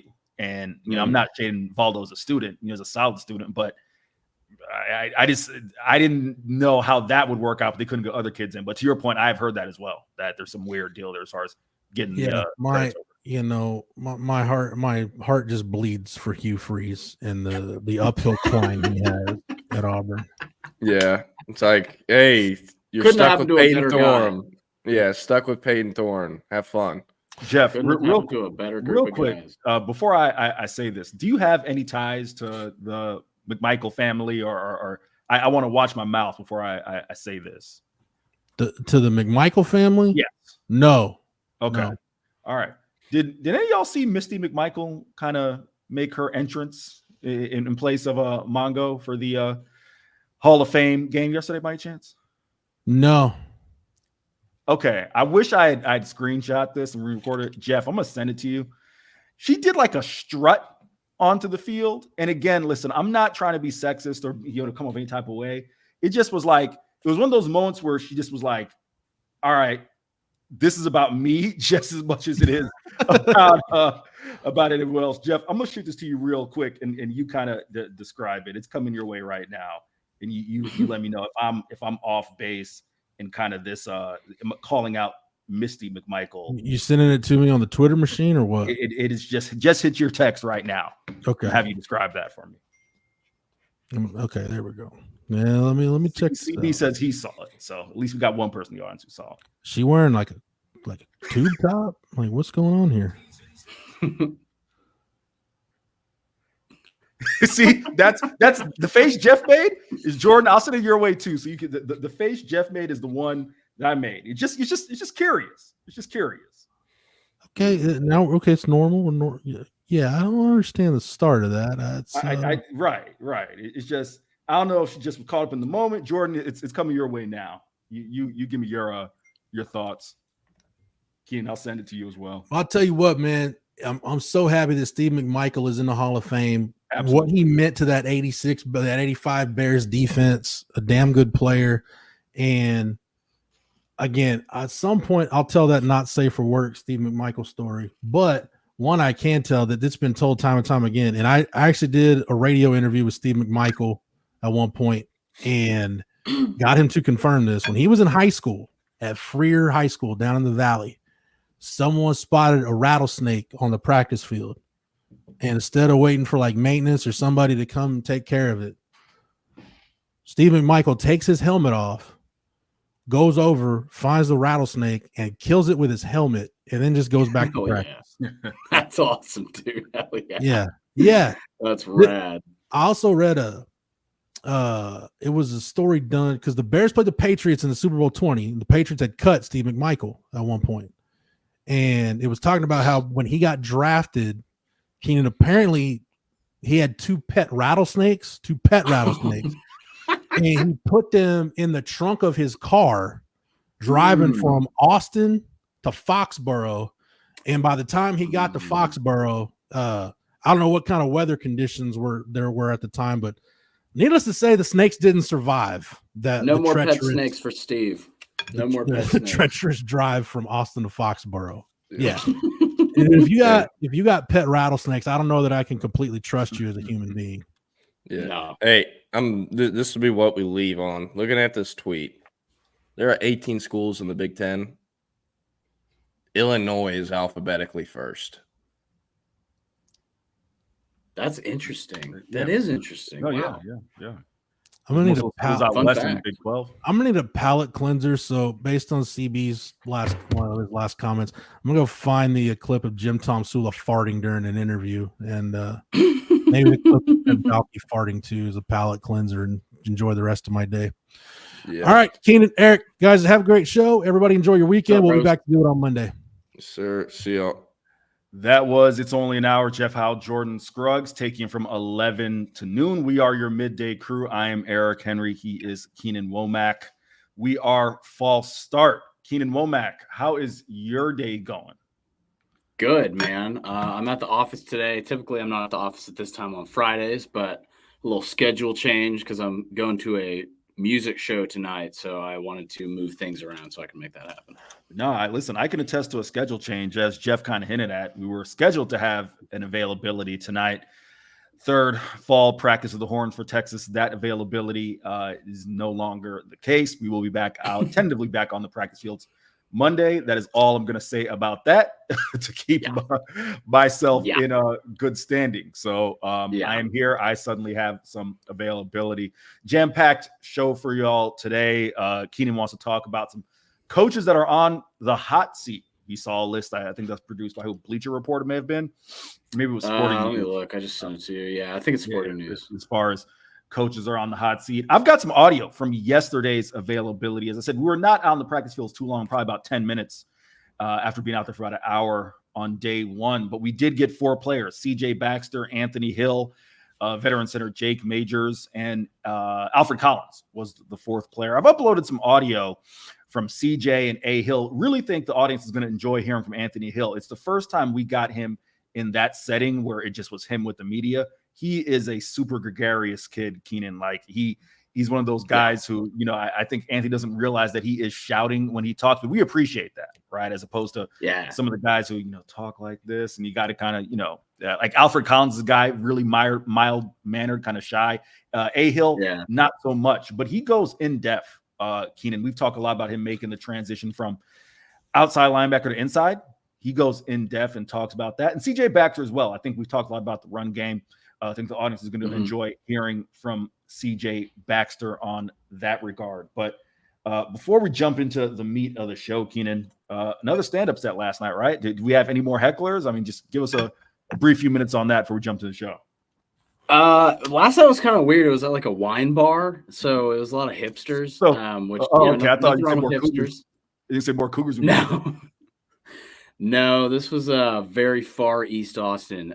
It was kind of it was an okay mic. It was kind of dead. I only did a couple minutes, but I'm getting back out there on Sunday. I'm trying to do 3 or 4 sets a week. So I've been writing. I love the stuff I've been writing. It's when I have a good crowd, it's been going very well. So yeah, just continuing to grind on that and just see where I end up with it, I guess, Good stuff, man. Nah, like I said, I got to make my way out there, especially, the hipsters. We'll see what's up, man. You kind of had me sold with the Cougars are like, come to the comedy clubs, bro. Yeah, the clubs have the Cougars and heckle the comedians, but we'll see what's up. I will make my way out there. CB, what's going on? Appreciate you rocking with us as always. Texas's first week of fall camp winding down, coming to an end this week.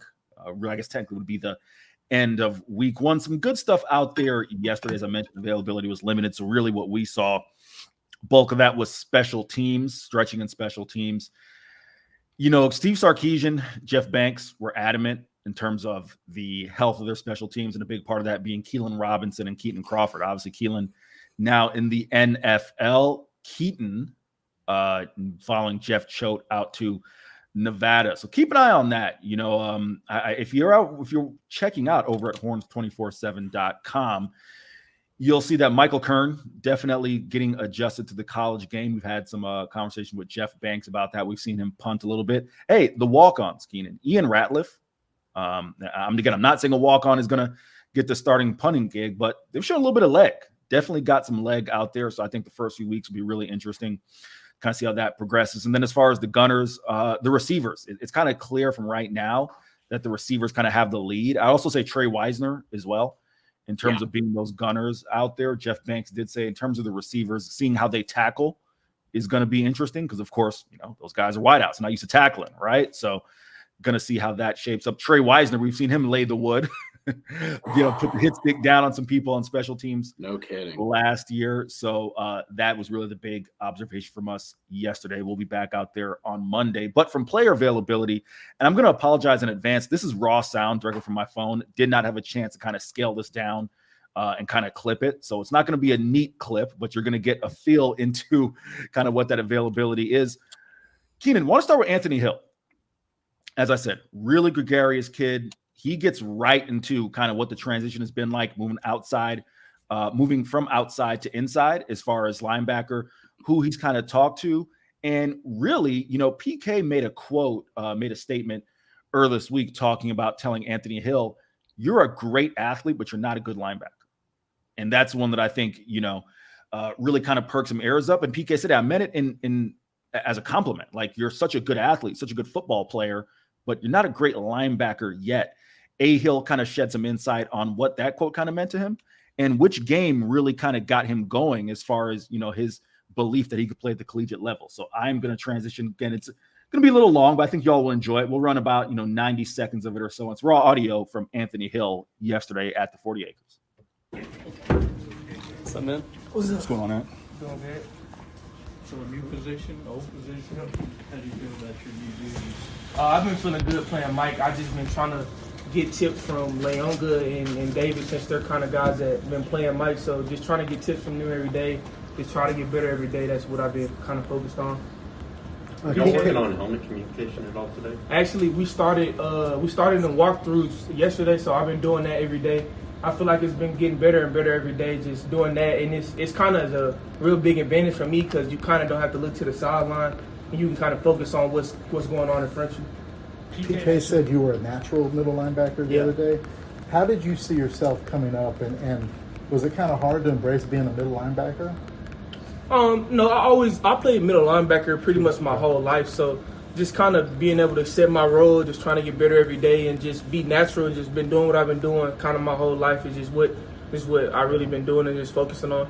PK mentioned the other day it took a minute for you to go from football player to Yeah. linebacker. So Yeah. when do you think you went from football player to linebacker last year? To be honest, I think it was the Oklahoma State game for me that I kind of feel like that was my best game I had the whole year, where I put together as a true linebacker. So I feel like that was a game that I kind of learned how to play the best linebacker with challenge and balancing both worlds. So how do you build off that? Build off that game? Just try to watch the film and get better every day from the fall camp, from the day one to day whatever. Just try to get better every day and constantly grow and take tips and use Coach Nansen as a vessel for me. When he said you were a great football player but a terrible linebacker, did he use those words to you? Oh yeah, of course. Like, I know where he's coming from, but because I'm actually really real with myself, so I understood. Like, I may not be doing. I knew I wasn't doing it right, but I knew I was gonna do it fast. Like, that's one thing. That's one thing that when I first kind of got here, that I kind of just said for myself, so I may not know what's going on, but I'm gonna do something fast. I'm gonna make sure I'm always around the ball. If you're rushing, personal or anything. If you're rushing. There is a little bit of the sound. It's about 2 minutes, about 7 minutes of Anthony Hill yesterday. Keenan, you heard it along with the audience. What were your thoughts? I just really like that kid, for one thing. I mean, super charming. He's going to be a big personality. And with the season I think he's going to have, I think he might end up being the star of this defense. I had him on my All-SEC team because I think he's that good. That wasn't a biased pick. I watched him last year and watched how rapidly he progressed. I think that's it's sort of like I compare it to whenever I talk about a guy rapidly developing, I think about like Joel Embiid in college, right? Like every single game he played, he got better. By the end of the year, he was, a top 3 pick, or was he number 1 pick? Yeah. I think I love I may not be doing it right, but I'm going to do it fast. That was a great quote. He seems like he's got his head on straight, man. And like, they're going to need him this year at middle linebacker. I mean, that's a huge position, and what an absolute freak athlete he truly is. Really excited to see him this year. I think he could end up being the star of this defense. Jake Bayless, to your question, is Derek Johnson at practice with the linebackers much? Day one, we didn't see him, but also to be clear again, we didn't get much time yesterday. We're obviously not there today, and it's our kind of from our viewing, right? So DJ may be working with the guys in the bubble, but we, at least to my eye, I didn't see him on day one. Johnny Nansen's in charge out there as far as those linebackers run that thing. And first off, or I guess I should say secondly, Nansen, big dude. Like Johnny's in the gym. Johnny's wearing the compressions out there like me. So there's that. To your point, no, I really appreciate that quote. That's one thing about the college game, Keenan. I mean, just football in general, but I think specifically the college game. You may not necessarily know exactly what you're doing. I don't think the coaching staff expects you to know exactly what you're doing and be a football savant on day one. Some kids are really rare in terms of their football IQ, just naturally really high, but I don't think that's the expectation. However, if you can just do whatever you're doing, how many times have we heard it? Maybe you don't hear it as much in basketball, but in football, if you're going to make a mistake at 100 miles an hour, right? That's we can correct what you're doing. It's the effort we need. Or if you have a kid who is just tentative out there, consistently in their head, real hesitant, you can't do anything with that, right? Because if everyone else is out there flying around 100 miles an hour and you're kind of unsure or hesitant or tentative as far as what it is you're trying to do, well, then that can bust up the entire play, right? Both sides of football, offense and defense. So with Anthony Hill, no, I think that's key. One thing I do think is interesting is him talking about, kind of getting tips from Liunga Lafau, which I think speaks really well to Liunga's natural linebacking ability, right? Someone he came in with the same class last year, but also Lafau, I think at some point that speaks to his football IQ. And then once everything else kind of, for like phrase, meshes together for Lafau, I think you'd expect him see him on the field sooner than later. And then Benda, Keenan, how often do we talk about Benda's 6th year, veteran presence, someone who Benda's maxed out, right? In terms of his, and this is my opinion, in terms of who he is as a player, is maxed out. David Benda is a very, very reliable, dependable starting level FBS linebacker, power level linebacker, right? Is he going to make splash plays all the time?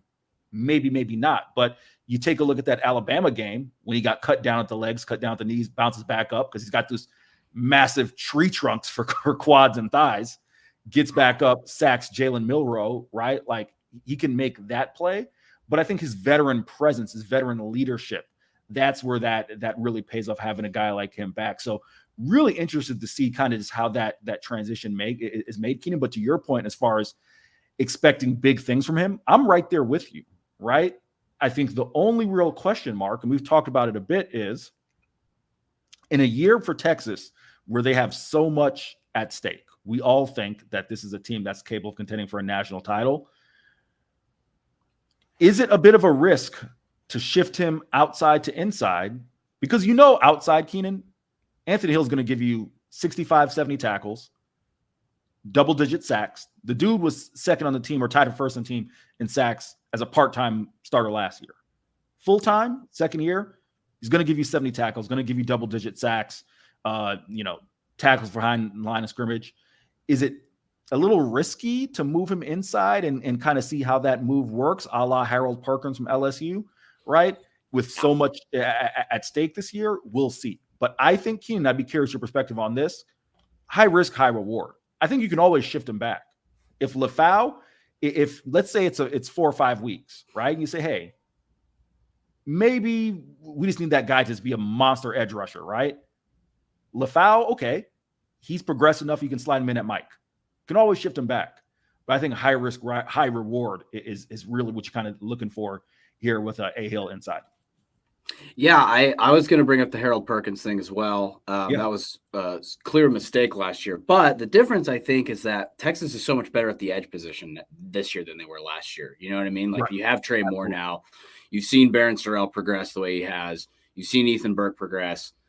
So I think it's a good risk, a calculated risk, because you have the personnel at defensive end to ensure you're going to get double-digit sacks on one of the sides. You know what I mean? Now, I don't know how many they'll get as a team, but yeah, I mean, you're replacing a good player in Jalen Ford, because he's the middle linebacker for most of last year. So you're replacing him, and that guy was a really good player. I mean, he didn't have the All-American season he had the year before, but he was still really, really good. I think it's a great move. We'll see. I mean, if they're having trouble getting pressure on the quarterback and Anthony Hill, and they need him, they'll just move him back out to outside linebacker and let him work, like you said, 70 tackles, probably, 8 to 10 sacks probably as well. So I think it's a calculated risk, and I think it's one that could pay off huge dividends if he ends up being the guy that we all think he can be. And the thing, Keenan, I think kind of goes a little under the radar with A. Hill is, even if you look at Jalen Ford blitzed a lot up to A-gap. You can A-gap blitz, right? Especially if you got these big boys, as we talked about yesterday. Bill Norton has that's a massive man. Jermaine Lole, massive. AC. There are very few times, Keenan, when I'm up on that podium, right? We're waiting for the guys to come in. Then, I'm not the biggest human being. I'm 5'9", 5'10", about 220, right? But I've been around football players. Obviously, you're around basketball players. We cover basketball. We're around like bigger human beings. Yeah. AC is one of those guys that when you see him, it's like, let me make sure I give the big man a little room to get up in here. You know what I'm saying? Like, even Kelvin, even Banks isn't one of those things where it's like you kind of watch where you are on the podium. AC, and I'm sure at some point, we'll get Bill Norton. That's a guy's like, let's all clear out half of this podium so he can get through without tripping. But to my point there, you can always A-gap blitz, and Anthony Hill will be able to do that really, really well. Keenan, gonna transition to Cedric Baxter. As I said, a lot of guys, a lot of Longhorn fans, a lot of people on the Horns 24/7 message boards, really high on Jaden Blue. Again, I am not down on Jaden Blue at all. I think Jaden Blue is primed for a breakout year. I think Trey Wisner primed to have a really good year as well. But Keenan, you don't end up being the number 1 rated recruit in terms of your position. It's just someone who can't play. And I think a lot of Texas fans last year were you kind of judged CJ Baxter a little harshly based on those first 2 games, right? Even if you remember against Rice, I think he had something like 5 carries for 30-something yards, but one of them was like a 19-yard rush, so the rest of the rushes weren't long. Against Alabama, kind of struggled a little bit. And then Jonathan Brooks breaks out for the 164 yards against Wyoming week 3. And then that's that, right? Like, it's JB's job until he gets injured. And then CJ, you know, kind of finding his way, progressing a little bit. But rushing for over 600 yards as a freshman, not anything to you know, crap on, right? He obviously performed really well against Iowa State. Keenan, I'm going to play about 2 to 2.5 minutes of CJ Baxter sound so you can get a feel for him, the audience can get a feel for him. And also, CJ really opens up, and this is something that I kind of want to dive into. You know, I'll take the lead here. Making the adjustment from high school to college in terms of zone run scheme, gap run scheme, right? Like college, a lot of zone run. And you don't have to be a football expert to kind of see a zone run game, right? Inside zone, outside zone.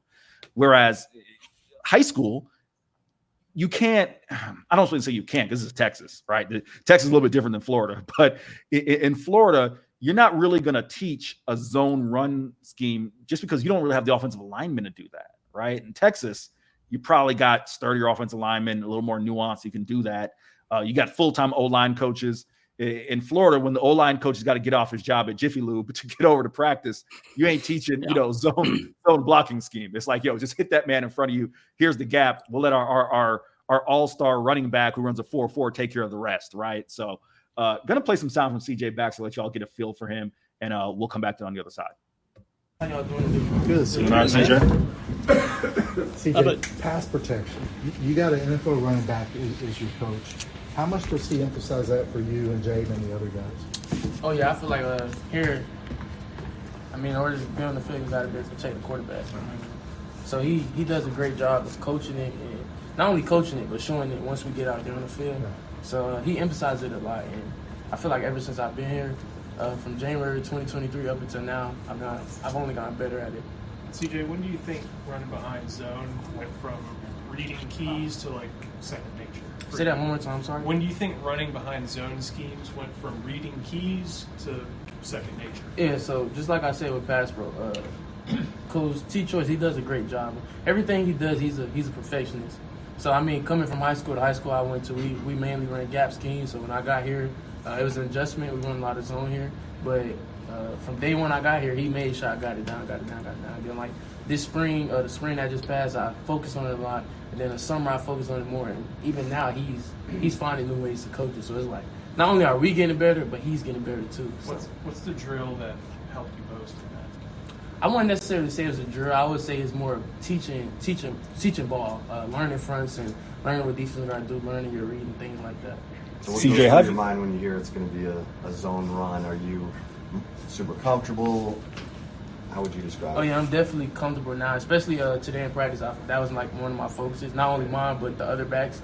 He emphasized it a lot today, so I'm very comfortable running it now. CJ, you talked a lot in the spring about your relationship with Jaden and how that's important on the field, off the field. How has that relationship kind of grown here since the spring? Oh, yeah, we all know Jaden is a phenomenal player, one of the fastest guys on the team. But I think our main thing was not only on the field, but off the field. So we're just trying. There, let me go and take myself off of mute like I haven't done this before. Going to go ahead and cut the sound there. Keenan, you got a chance to get a feel for CJ Baxter, the type of kid he is. Steve Sarkisian really raves about his maturity. And if you ever spend any time around CJ, I mean, again, just kind of like Anthony Hill, super gregarious, super mature guy. But he gave a real in-depth answer there as far as running zone versus gap there, right? And some of the nuances there. And, some of the fronts, right? It's another thing that I think kind of goes under the radar, right? It's a matter of if you're running zone, it's not just get the ball, hit the gap, make man miss. The holes in high school are the size of, massive, right? Like, and do your thing. You got to read the front, read the defense as well. I think that's something, Keenan, that contributed to CJ Baxter maybe not forcing as many missed tackles as opposed to Jonathan Brooks, because with JB was real instinctive. All right, I know how to execute the zone run game. Then I can focus on my abilities, my natural running abilities as a back. Whereas CJ, to my point that I said earlier, if you're thinking a little bit out there, those guys are moving fast. They're getting you down. CJ's no small man, 6'1", 218, right? Once he gets this thing down, he's going to be a player. But from like I said, what you heard from CJ Baxter, just kind of your thoughts overall. Yeah, he looks like a real stud just physically, but I thought he was going to snatch the starting job last year. I really did. And I mean, he had it for a couple of games and then Brooks just took over. But yeah, like you said, he's the number one running back in the country for a reason, man. And they got him out of the state of Florida. And I think that's no small feat to get a dude from that state to play for. I mean, yes, I know that Florida is down right now and Miami is down right now and Florida State's having a resurgence, but yeah, it's going to be really, really interesting to see how they split these carries because I kind of, to what Travis Johnson is saying on this comment, with a 60-40 split close to it with playing time, Blue is dynamic in the passing and screen game. It will be tough not to play him. Might be the first year without a 1,000-yard rusher. I could see that, but I do think that, as a team, they'll rush the ball really well. It really doesn't matter if you have one guy get over a certain amount of yards, right? It's all about, this is going to be a team effort as far as running the ball. You're not going to have necessarily, it won't be maybe as defined as RB1, RB2. Maybe you'll have two running backs that you're playing. And maybe you use certain guys in certain situations. If you're trying to run wheel routes, you run Blue out there. I'm really excited to see this running back rotation. I think it's really good.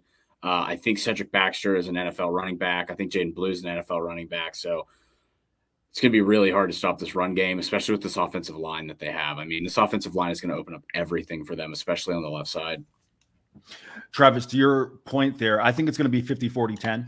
I think that's the split. I think it'll be 50 said, 40 Blue, 10 Wisner. And when I say that 10, that might not necessarily be just carries, right? Like if they want to use Trey in various facets, because if you kind of look at last year, it's kind of what you had, right? Like it was kind of 50-40.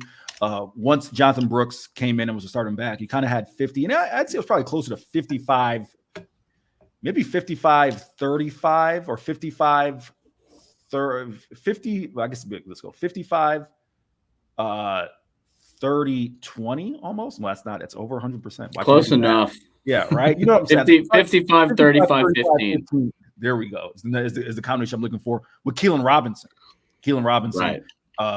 Ced Baxter and Jonathan Brooks. So yeah, I think it's gonna be about, probably a 50-40-10 split in the ways that they use the backs. But no, to your point, Travis, I do think this could be a year where you don't have a 1,000-yard rusher. I could see Ced Baxter going for 900 and Jaden Blue being right there around 800 or 750, and then some guys filling as well. But I could easily see Ced Baxter. And I wrote about this yesterday for the site, Keenan, that just take a look at some of the best backs in college this year. Coming back this year, Ashton Genty, Ollie Gordon, the kid Hampton over there in North Carolina, right? All guys who rush for north of 1,300 yards. Obviously, Ollie Gordon had something like 1,700 yards. Hampton had 1,600. Ashton Genty had like 1,400, right? Yeah. They were all second-year backs, really highly touted coming out of high school. First year had solid years. Second year took off. I can easily see that. Now, I don't think Ced Baxter is going to get the amount of carries that those guys did. Ollie Gordon got a bleep ton of carries, right? Yeah. But I can see Ced going for over 1,000, and again, Blue being right up there as well as far as that 700, 800-yard mark. So we'll see. But either way, I just want to give you guys a feel for CJ because I think he is primed for a really good year.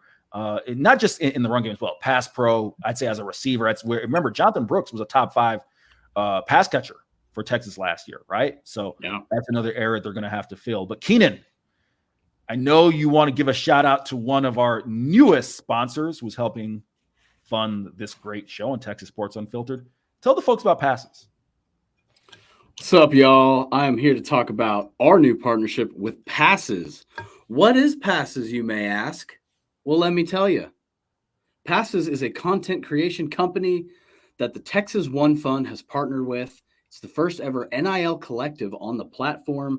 40 of the top University of Texas athletes across multiple sports, including football, men's and women's basketball, baseball, softball, volleyball, and the Olympics. So don't forget, lots of Longhorns in the Olympics are all on Passes. These athletes showcase exclusive fan offerings, behind-the-scene access, engaging Q&A sessions, memorabilia, and merchandise, and captivating day-in-the-life content.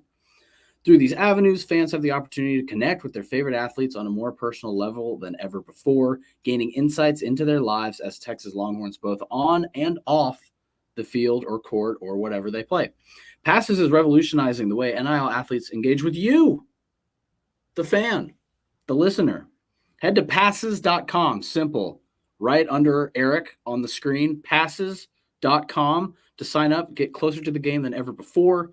Passes is also the best place to donate and support the Longhorns. You can subscribe and donate to the Texas One Fund to get access to tailgate parties, meet and greets, signed memorabilia, VIP fan experiences, and athlete spotlight access. Once again, passes.com.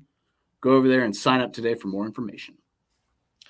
Apologies for looking down. I just saw, I don't know if this was noted in Jeff and Jordan's show, but Kentucky, Keenan, on 2 years probation. Yeah. For the use of 11 football players that received payment for work not performed during spring of 2021 and March of 2022. 8 of the student athletes went on to compete and receive actual necessary expenses while ineligible. So some probation news for Kentucky. Looks like Kentucky football, a couple of the sports as well. I think they'll still be bowl eligible. I'm trying to gather that information right there, but no, that's a interesting one. Daryl, to your comment, said it should be 50-50 to split and start games and roll with the hot hand sprinkling wise. I'm predicting 2,000-yard rushers. I'm going to assume, Keenan, that the last time Texas had 2,000-yard rushers, probably, the Vince Young, Ted Benson days. Like that's an assumption. I don't.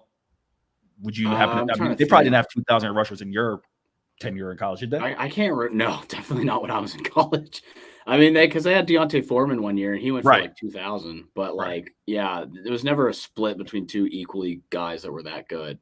Yeah, that's a good question. I bet CB would know the answer to that. When's the last time Texas had 2,000-yard rushers in the same season? That's a good question. The only reason I asked, I mentioned that is because, yeah, to that comment there, Daryl, like it's getting 2,000-yard backs. It's a lot. It's a lot of. If Texas has 2,000-yard backs in addition to Quinn Ewers, I'm telling you right now, again, you're talking a top 5 offense in the nation, if not top 3, right there. Keenan, why don't we dive into? It's actually Yahoo Sports. My apologies. It's Yahoo. Yeah, my bad. Writing there. 10 college football coaches under the most pressure in 2024. Thank you, CB. 04. VY and Cedric Benson. That's what I figured. What a team.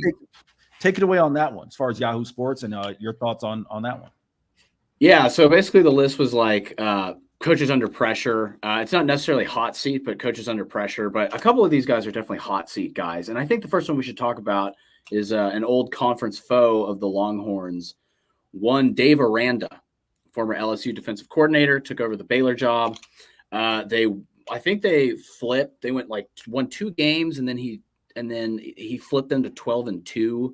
And I think they won the Big 12 that year, I believe, on like a last-second stop against Oklahoma State.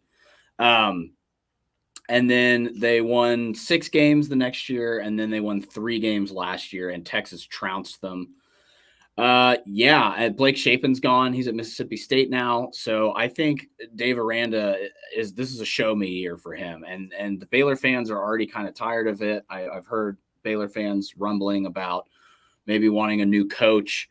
So I think this is a real show me year for Dave Aranda in the new Big 12. And I don't see it going that well, to be honest. They have not been recruiting super well. They have not hit the portal very well. I think they're going to struggle this year, and I think he might lose his job, to be honest. I don't know what your thoughts on Dave Aranda are, but. Well, is that the guy who stands out to you the most? I mean, I'll give you my thoughts on. He's one of them. Okay. Go ahead. No, go ahead, Keenan. Go ahead. The other one I was going to say that I thought was weird was Lane Kiffin on this list. I mean, the pressure's on, I guess, but he's doing a pretty good job. He's doing better than – I mean, I guess Hugh Freeze had those years that he was pretty great where they beat Alabama back-to-back. But it is playoff or bust for Ole Miss, no doubt. But they got a really good team, and they won 11 games last year. I think they went to the Peach Bowl. I can't remember if they won it or not. But yeah, man, I kind of disagree. I think Lane Kiffin's job is pretty safe at this point, unless they just massively disappoint this year. I'm kind of surprised he's included on this list. What do you think?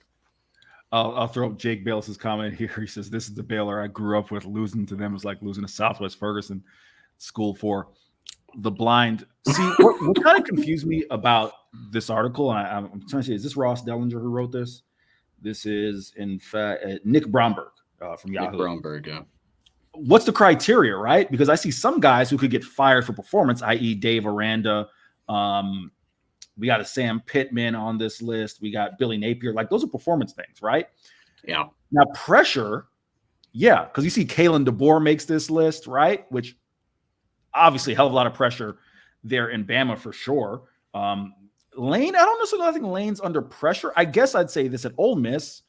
This is probably the best Ole Miss team you're going to get, right? Like, Ole Miss, for the most part, their peak is a team that will contend for a Cotton Bowl, right? So the fact that they've got Jackson Dart and all these guys, and you could say that they're legitimate title contenders, at least SEC title contenders, in that sense. Kirk Ferentz at Iowa, you see some of the stuff that's happened off the field, like that's been weird, so I could see that. I'll give you the name that I actually disagree with being on this list. Deion Sanders. You knew what you were hiring with that guy. Like, I don't think Deion's under any pressure. If they go 3-9, 4-8, 5-7, you gonna fire him? And do what? Y'all the ones who invited this, right? Y'all gonna fire him? Right? Like, that's I don't think Deion's under any pressure. Personally speaking, because Deion is the brand. Deion is Deion. Deion has told us for the better part of the last 40 years that he is a one-man crew. I think Colorado is under more pressure than anything else. You fire Deion Sanders, think he's going out quietly?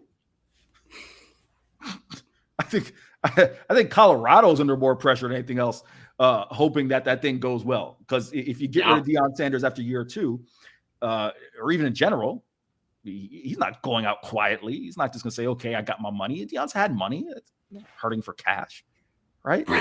Like, what are you talking about? So, and another reason I think Colorado's under more pressure is if they win, you don't think that dude's bouncing with Shador and Travis Hunter? Weird position. So I think the Buffalo's under more pressure. It's an interesting list, Keenan. It's an interesting list. The one that I guess it depends on how you define pressure. Because, Billy Napier, as I said to you at SEC Media Days, it felt like Billy knows, like, man, we got a crap hand of schedule. Like, we're not going to do well this year. Like, this is going to be a tough ask. I feel like Billy knows. Sam Pittman, I do think, is under a measure of pressure. Lincoln Riley, I think it gets Lincoln Riley's who I wanted to talk about. Yeah. Well, go ahead, because I guess I'll just say this: at SC, I don't know if they can shuffle through coaches. Especially Lincoln's got a hell of a deal, right? Like, they're just going to eat that. SC got money like that. I never knew that. So that one I think is interesting. But go ahead, Keenan. Yeah, I think Lincoln Riley is in a really weird position, man. I think he has to upgrade with the strength and conditioning, man. I mean, Jeff was talking about that. I think it's Torrey Becton is the guy there right now. And those, like he said, those guys look jacked. They look awesome. They look like, GQ models, but time the fourth quarter comes around, man, the other team's running the ball. You're not necessarily holding up that well. So I think Lincoln Riley is an brilliant offensive guy. Obviously, look at his pedigree with quarterbacks, but I don't know, man. I don't think you can fire him either, but like, they better hope they bounce that back this year. But like, man, they're in the Big Ten now. You don't get to play Cal. You don't get to play like the new Stanford. Stanford had their little run, but you don't get to play Oregon State every week. You know what I mean? You're playing Ohio State and you're playing Michigan and you're playing, even the middle tier Big Ten teams are better than the middle tier Pac-12 teams, I think were. So it's going to be a really interesting season for USC in football this year, man. I really don't know. They have to play Notre Dame, who's pretty good. If they go 7-5 again, what do you do if you're Southern Cal? Like, what do you do? I don't know. So I said that, if you go 7-5, it's a lot of money to eat because they gave them that deal. I don't think you fire him. I think you just got to kind of figure out, okay, what direction we're going from here. But he's got to find his guy at quarterback. I mean, that certainly is the deal there. Head to comments. Daryl G bring it back to the running back. Says, look at Sark's back. It's possible if he rides Baxter. It's possible if he rides Baxter and Brooks. RB room is a little bit slimmer this year. I I don't necessarily know that I agree that it's slimmer. I think we've talked about it. I think CJ's a talent. I think Jane's a talent. Trey Wise is a talent. I'm telling you right now, Jarrett Gibson, Christian Clark, those guys, you want to talk about Torrey Becton, they arrived on campus looking like grown-ass men. I think it's just, when you say slimmer, Daryl, we're all agree is, I think, maybe unproven. But I definitely think the talent is certainly there. Keenan, before we get out of here, I did want to touch on this really quickly. Two, actually, things I'll touch on really quickly. One, Mike Trout is injured again. And I know you're a baseball guy, and I'm just curious, is he the biggest star in recent sports history to have his career just derailed by injuries? Because Mike Trout at his peak was such a stud baseball player. And it just feels like he may have missed the boat being loyal to, the Anaheim Angel, the LA Angels, Anaheim, whatever they're called nowadays. Yeah, man. California Angels. Is he might be the biggest star in a while. Just the guys that come to mind are him, Derrick Rose, guys in that category. But just your thoughts on that. Already, Jake just said it. Derrick Rose is the answer. But go ahead, Kenny. Your thoughts on Trout? I think he's got to be. He's the active leader in wins above replacement. He's a surefire first ballot Hall of Famer. And yeah, man, he was rehabbing a meniscus and tore it again. I mean, it's really unfortunate that he didn't go across the street and play for the Dodgers. No, but he is one of the best players of all time. And I think that's very fair to say. He's one of the best baseball players we've ever seen. Just incredibly talented at so many things. One of the best hitters we've ever seen. An incredible outfielder. Yeah, it's really sad. I think that's probably a fair thing to say, considering, because as good as Derrick Rose was, he's not Mike Trout. Mike Trout was the best player in baseball for a long time. There was the Pujols era where I think he was the best. And then I think there's Trout. I think he was the best for, 5-6 years, maybe longer. Yeah, I would say this is one of the biggest injury blows we've ever seen in sports, not just baseball. And it's really sad because I loved watching that dude in his prime, even though he was a Ranger killer, just an absolute Ranger murderer every time they played. But yeah, a lot of respect for Trout. Hope he comes back, but I don't know how much longer he's going to be able to play. Yeah, Jake. See, the reason why I would go Trout is because Derrick Rose had a meteoric rise, but it was like a roller coaster, right? It's like it shoots up really quick and then it comes down. Trout, also, Jake, you make this point that he'd been healthy enough to win 3 MVPs. That's why I think that, yes, while you may have gotten a fair amount out of him, baseball, he wasn't anywhere near done. I mean, how's Mike Trout? 30, 31, maybe? Let's see.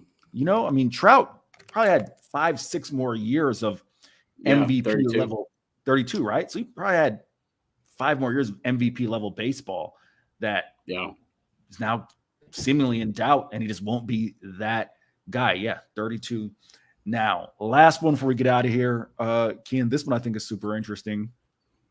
The Jacksonville Jaguars going under their stadium, going to renovations. In 2027, they're going to have a new stadium. It's actually the existing stadium, which if you know anything about the old Gator Bowl, I mean, that stadium's been up since the 1940s, right? It underwent a massive facelift when the Jaguars came to existence in 95, but hasn't really been renovated since. Also, Carolina, another team that probably needs a stadium. I just remember that from being in Charlotte for March Madness, and I walked past Bank of America Stadium, and that thing looks like it has not been touched since 1997. Like it looks every bit of a 1990s stadium. But no, the Jaguars are essentially saying, hey, where should we play? Right? Like, because there's going to be a year that it takes to get that thing up to snuff for 2025, 2026 standards. It's between Gainesville and Orlando. And my question is this. Gainesville, obviously, they'd be playing in the swamp, right? A college town through and through. They go to Orlando, a team without a NFL franchise. The Bucs are right down the road, but they're not going to play at UCF, right? They're going to play at the old Citrus Bowl, which is another college facility. If a team came to Austin for a year, Keenan, but I'm going to add a caveat, that team cannot be the Dallas Cowboys, because the Dallas Cowboys would draw anywhere, in my opinion. Oh yeah. I mean, I think people would go watch the Dallas Cowboys in Philly, right? Like, I think I'd go watch them there. It can't be the Dallas Cowboys, but if a team came to Austin, and I know that the Alamo Dome was built for football, right? So I know that obviously there have been some ties to Central Texas in the past. Would y'all go watch it on Sundays? I don't know that there would be a real fan base, but I feel like the interest would be high enough to get people out there. I mean, everybody in Texas is a Cowboys fan. Like even Texans fans are wearing Cowboys jerseys under their Texans jerseys, So there's Cowboys fans literally everywhere. I think just the love of football in the state would probably get that stadium half full at least. It's also an excuse for people to travel and visit Austin. So you could get, probably a decent amount of fans who just want to visit Austin because of the draw of the city. But yeah, I don't know that they could. I mean, I'm sure they could do it for a year. Beyond that, I don't know that it would work. But I don't know what your thoughts are. Well, that's my thought, right? Because remember, this isn't basketball. Now, what's unique, Keenan, you being a basketball guy, my beloved Tampa Raptors of 2020, so right? dope. Like that was multiple, 20-something, 30-something games, right? That took place over the COVID year at the Ice Palace in Tampa. We're just asking for what, 8 games, nine home games, probably. That's where I think it gets interesting. The Texans, of course, right, is the question. Now, of course, they're in no need of a stadium. Reliant Stadium certainly up to snuff. But if you slid the Texans over for a year, I could see that working. How about the Saints? Right? I'm just trying to think geographically speaking. Yeah, the Saints. I could see that for a year. Yeah. The Cardinals. Kyler Murray got a little bit of a draw there, even though he's an OU guy. That's where, we can't go up to, I said no Dallas Cowboys. We can't go up to Missouri with that team either, right? Like that team, you'll go watch 9 times because of that guy at quarterback, right? But man, I just think it was kind of an interesting just thought because I'm just curious here, Austin, you got 100,000 people. Texas, and we talked about ticket prices earlier this week, right? If you took an NFL team, made it affordable tickets, granted, you're still out there, it's going to be blistering hot, but I just think that'd be a unique situation. It'd be an interesting little draw. Again, Texans would be ideal, but I could see, if you took the Saints, right, a team that geographically is nearby, and you put them there and said, hey, we're going to do discounted tickets and we're going to make it affordable that you can bring, the family out to watch NFL football for a year and maybe have some interesting games on the list. Like that to me would be pretty interesting. Double R jumps in here and throws a comment here. Appreciate it. Double R says when the Saints were in San Antonio after Katrina, they were a hit to Alamo Dome, right? That they would have worked. Saints in San Antonio, right? Home run. So that's where I think it gets kind of interesting there. Just for a year, Zay, I want to bring you in on this. You're a guy who's near and dear to Austin, Texas. What up, Zay? The hypothetical that I threw out there is the Jacksonville Jaguars are going to need a home for a year while their stadium is undergoing renovations, right? They've said either Gainesville or Orlando, 2 cities that don't have NFL teams. I said if an NFL team that couldn't be the Cowboys, because Cowboys are going to draw, right? If it wasn't the Cowboys, would it work in Austin? Just 9 games. I said 9 games and family-friendly pricing, right? You're not – so maybe those fans who can't make it to a UT game, but you want to come out on Sundays and do something for the family, you think that could work for a year? Not saying long-term, but for a year. Yeah, absolutely. Yeah, people love their sports in this area. That's from UT to Spurs – Round Rock Express get a lot of love too. Look what Austin FC is doing. So people love their sports here in Central Texas, and it'd be popping, especially because the NFL is the NFL.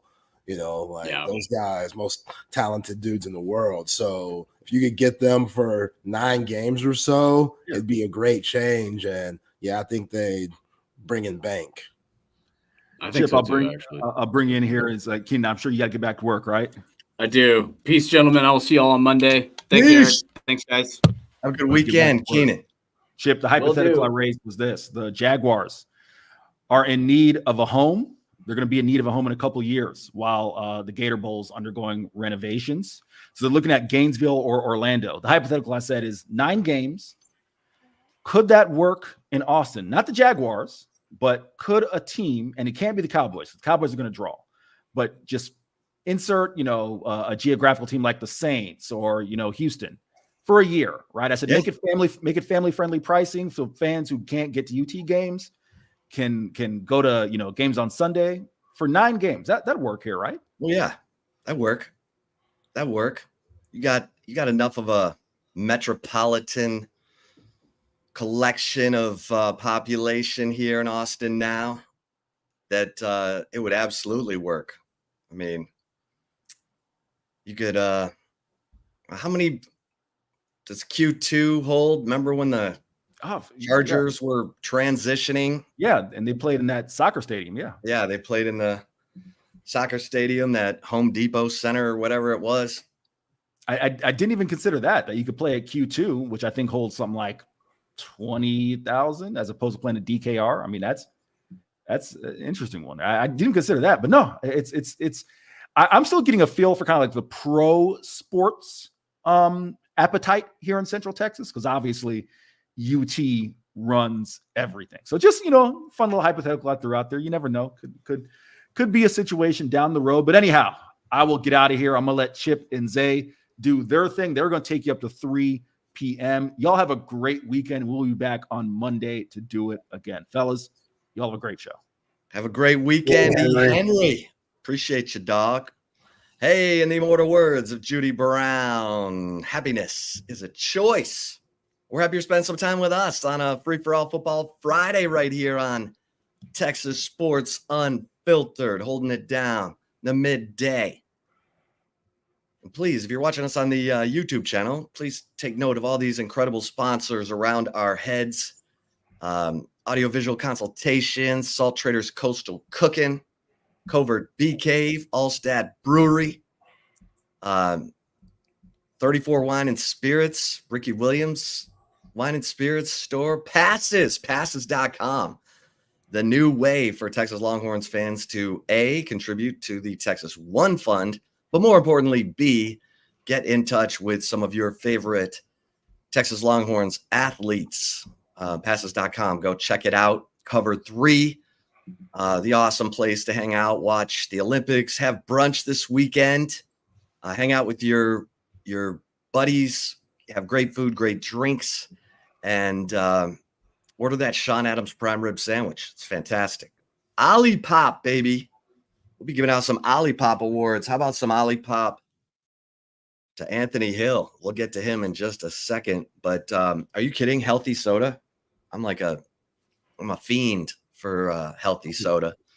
And of course, the Circa Survivor. Come hang out with me and Zay and BK out in Vegas, August 21st to 24th, because you got to make your initial bet to get into the Circa Survivor game, the Circa Millions, where you're picking games, just a handful of games against the spread for each week for a chance to win millions of dollars. Woods Comfort System, 7-Eleven, love 7-Eleven. Can't pass a 7-Eleven without getting a Slurpee, Zay. Centex tickets, Brain Vault, Relax the Back. And if you're listening to us on the app, feel free to join us on the Coda text line at 512-222-9328. All right, so Zay, before we get into our man Anthony Hill Jr., and what a phenomenal athlete he is, because he didn't feel comfortable with his linebacker assignments until game 13 of last year. They played 14 games, kids, and he was still a freshman All-American.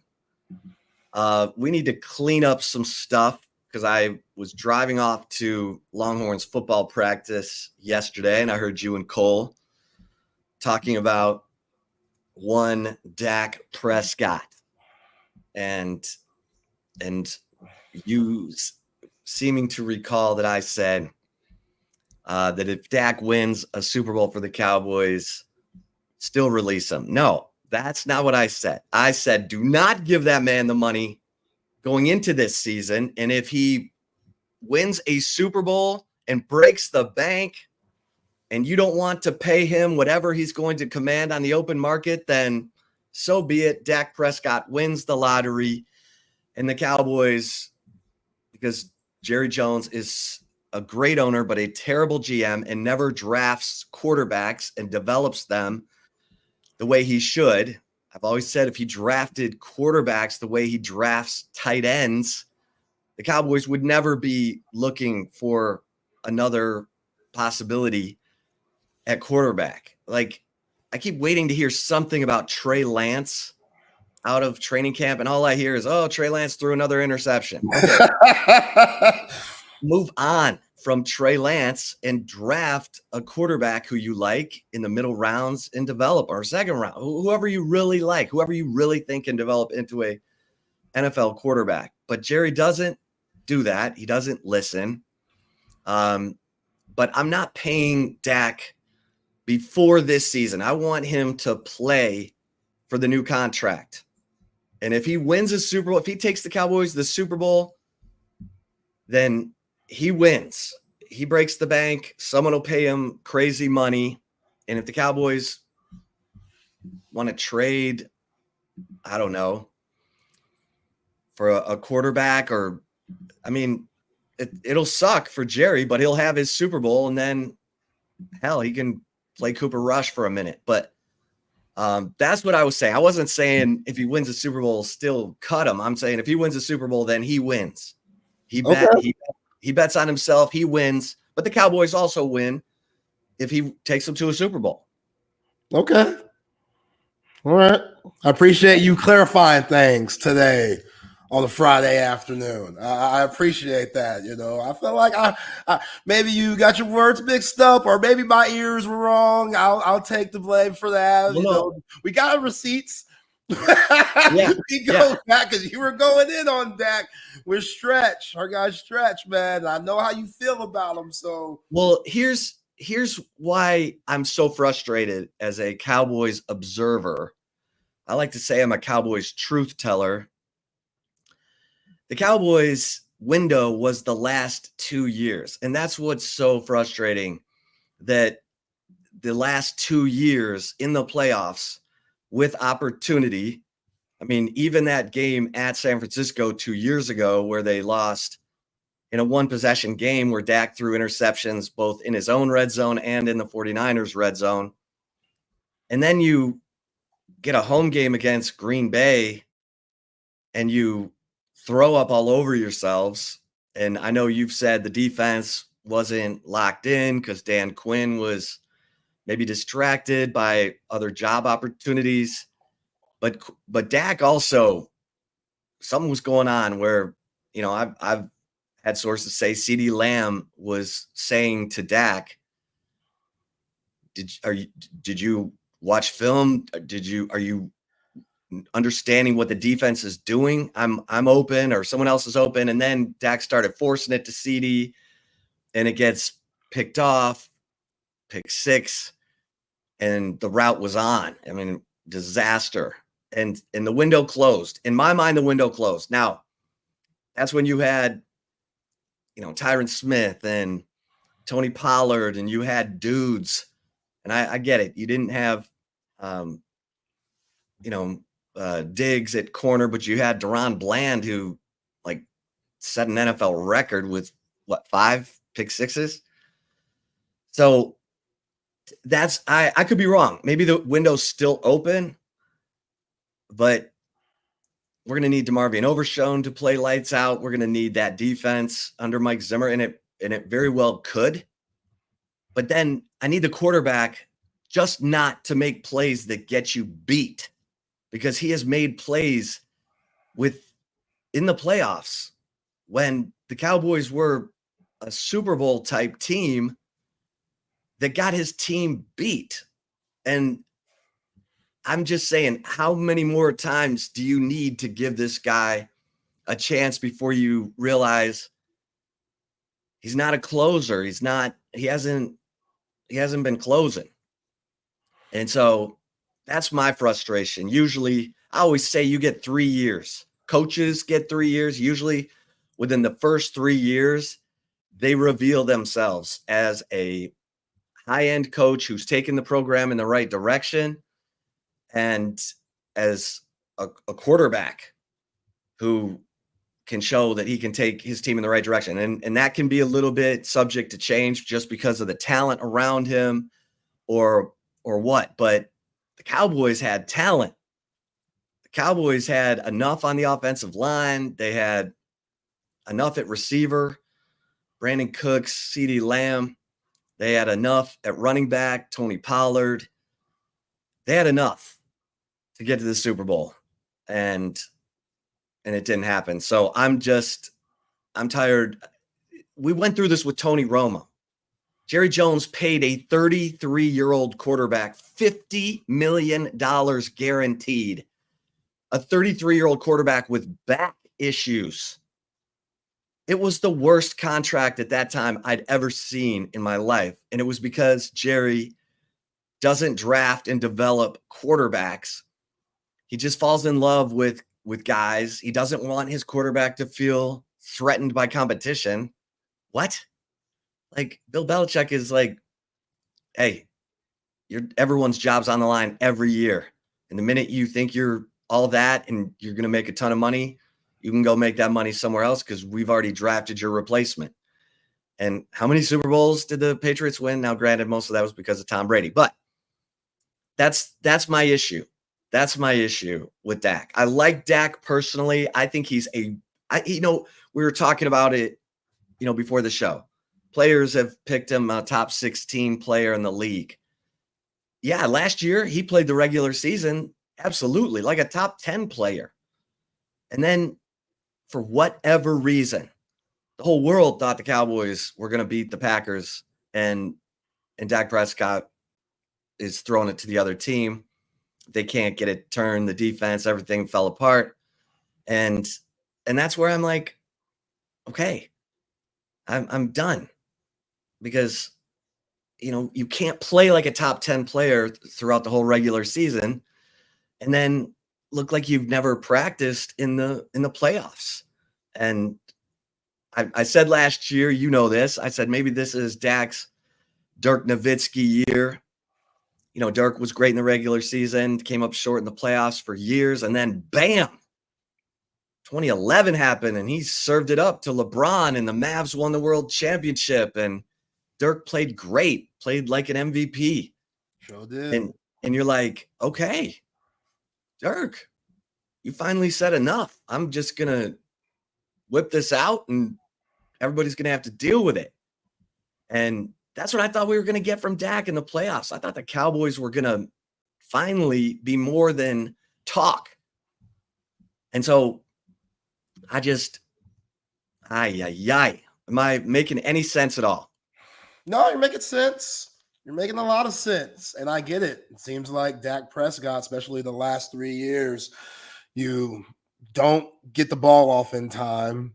And 2022, following year, if it wasn't for Trayvon Diggs absolutely smoking a hit on George Kittle where he bobbled the ball like 8 times, I think that ending would be a little bit different. And then last year, you don't even know what happened from the defense just completely imploding to Dak Prescott and CeeDee Lamb getting into it, which CeeDee, I hope you had a long talk with your mama, bro, because I know she's the one that raised you, put you in a great situation to be where you are today.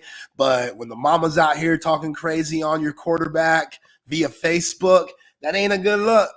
That ain't a good look. And I don't know if CeeDee was listening to moms before the game and they came out during that playoff run against Green Bay. I don't know. This is just speculation and me being a little bit ignorant. But at the end of the day, I think Dak Prescott is still in a good spot. I still think that window's open. The defense 60 million good. I don't know about that. I get it. The market's the market, and Dak Prescott needs to be realistic. I think he needs to be realistic and understand via Patrick Mahomes, I'm going to take less money and let it spread out with the other guys. You know what I'm saying? Jalen Brunson, no, this is basketball. He took like a $100 million something pay cut, and he got all his boys there from Villanova. Kel Bridges, DiVincenzo, Josh Hart. you got to make that sacrifice, Dak, because Micah needs to get paid and CeeDee Lamb needs to get paid. You heard Stretch come on with us a couple of days ago and talk about how, I don't know how with the cap, how you pay all of these guys. Somebody has to sacrifice, and that's Dak Prescott. CD don't have to sacrifice. He's done his thing, and we know them wide receivers divas anyway. Michael Parsons, he don't have to sacrifice because that dude is the anchor of that defense. But Dak Prescott, with his woes, especially in the playoffs, even though I think he's a very good quarterback, and I don't know where you go if you were to get rid of him, he needs to sacrifice and take less money to where it makes things easier for Stephen Jones, Jerry, in that front office. So if Dak does that, then cool. If he takes that $60 million, then I wouldn't give it to him either. $60 million is way too much. If he's asking for that, then you might have to let him go, and it's going to set the Cowboys back even further. But hey, that's just the way the cookie crumbles sometimes. But I think that Dak, the window's still open. The defense is going to be terrific this year. I love Mike Zimmer, man. Love that dude. He wants to be an assistant. Like that's the thing. Like Dan Quinn, head coach aspirations. Like people don't understand. Everybody says, "Oh, it's a business. It's a business." Yeah, that's cool, but these guys are human. You form relationships with guys, and you have a comfort level with certain coaches. Like look at the running back room at Texas with Tashard Choice. It's going to be a sad, sad day when Tashard Choice is no longer the running backs coach. A really sad day. We're all not looking forward to that as Texas fans at all because we know what that running back room and what he means to that room. So you think about Dan Quinn and Michael Parsons, which is basically your only coach since you got to the NFL. All of these young guys, you're playing great football, and he's 1 foot in, 1 foot out. Like that's just...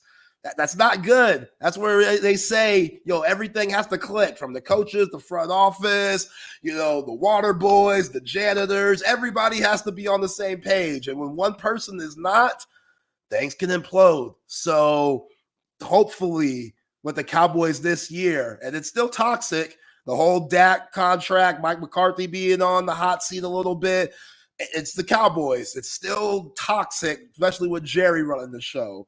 But there's degrees of being toxic. And last year, I don't think last year is going to be what this year is. And they got something to play for, chip on their shoulder. I'm telling you, man, first of all, the NFC's weak. It is weak. First of all, why are you speaking to Tashard Choice leaving into existence out there? I wanted to keep it real with the folks. I don't want to be in this fantasy world. I'm just keeping it real. And I'm just trying to make a point to, what that means. Like, think about Christian Jones and Kyle Flood. Oh, yeah. You know what I'm saying? I'm just messing with you. Yeah, that's just those things mean something. Those personal relationships, like, it's a business, but one guy leaves, they can completely change a player and the program or the franchise. What I'm saying? Oh, yeah. We've seen it so many times. So no, he's valuable. And yes, CB, the greatest volunteer producer in the history of radio. Mike Zimmer's daughter, Corey, was an intern for me at the Horn, just like Brad Kellner, who's now my boss. Yo, you're like Chip Kelly. Wait, what? I thought you were going to say Chip Kelly with Ryan Day. Yeah.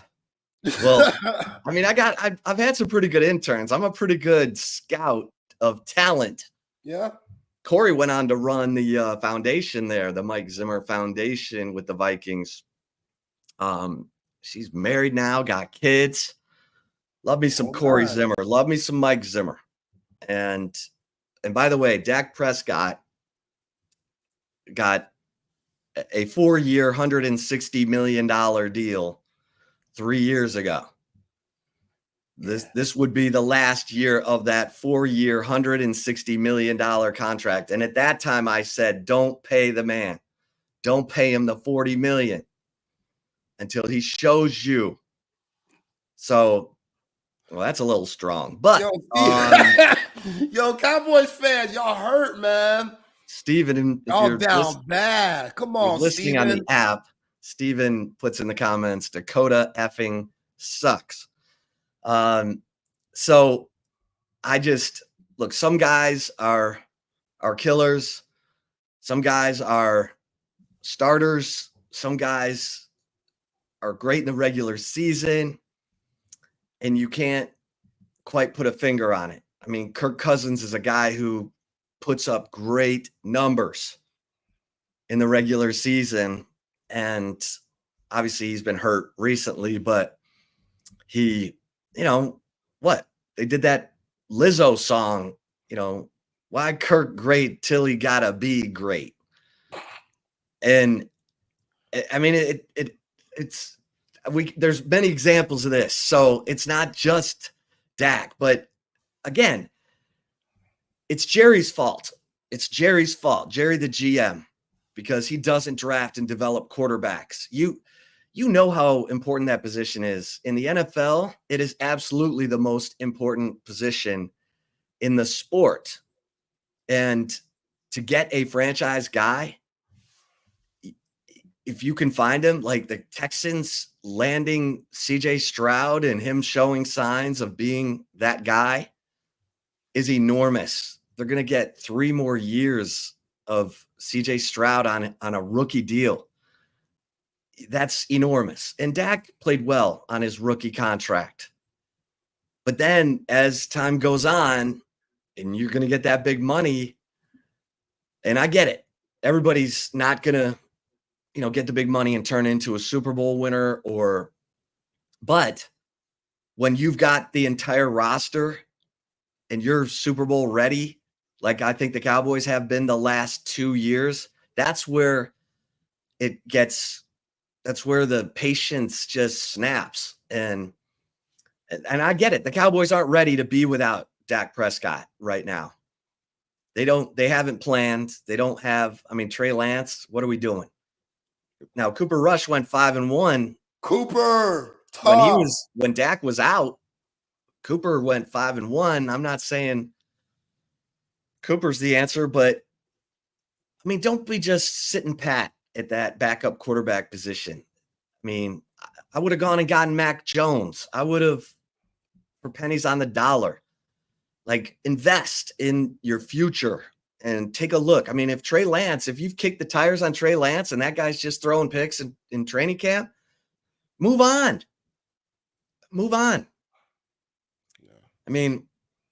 There are guys on the street. My man Nick Foles is worth having as a backup, for God's sake, over Trey Lance. Nick Foles won a damn Super Bowl. It's ridiculous. But hey, always got to make this comparison. Were people saying the same thing you're saying about John Albert Elway before he won those 2 back-to-back and then hung up the cleats? Because he got to that point, which again, he was going to Super Bowls. Dak doesn't even make it to the NFC Championship, but still, you would say that guy has way more talent than that was a Dak young. Prescott. That was a young John Elway, and he was getting beat by Joe Montana and the 49ers. And then the mature John Elway whipped some ass. When Elway was losing, he was a young quarterback. And then as he matured, he won him 2 Super Bowls. But he got to the Super Bowls. Yeah. Dak ain't even gotten to the NFC Championship game yet. Dak's record is 2-5 in the playoffs. That effing sucks. When you've got the kind of talent that the Cowboys have had on the offensive line, when you've had the running back rooms that the Cowboys have had with a good Zeke Elliott, not this year's Zeke Elliott, not the retread. He don't got good film out on training camp either. Right. So, okay. I saw a video. Let's move on to something more exciting and positive, like Anthony Hill. Okay, Jr. before we get to that though, I saw a video of Zeke, and I shouldn't be laughing like this, man. Because no, go ahead, because the guy's a clown. He's like missing a chromosome. Come on. He ain't a clown. That's a little. No, he's hard. missing a chromosome. Oh, come on, man. I know he went to Ohio State, Michigan guy. I know that, but yeah, there's come that. on. Zeke's done some really good things with the star on his helmet. But there's a video out there. Zeke's going through drills. I don't know what drill it is. It's with the little like padding cone things. You got to run through them and get low. He was fumble. He was going through that, and when he finished, he dropped the balls and then went to the side and put his hands on his knees. Just looked winded, deflated, hurt. And I'm like, yo, Zeke, this is when you're supposed to be the freshest of the season during this time. Right. And compare and contrast Emmitt Smith, who no one really wanted. He was taken, in the 20s? He was slow. He was this, he was that. But Jimmy Johnson did the scouting, picked him, and the guy, little did we know, wanted to become the all-time leading rusher in the NFL from the time he was a rookie and prepared every day to close on that record. And Zeke Elliott has shown you that he can be distracted. Now, there are guys like that who are super talented and super distracted. By what? What is he distracted by? Antonio Brown, Lawrence Taylor, those guys were having the time of their lives off the field. Ezekiel Elliott, I don't know what is going on with that guy. But I've heard too many things about him just not.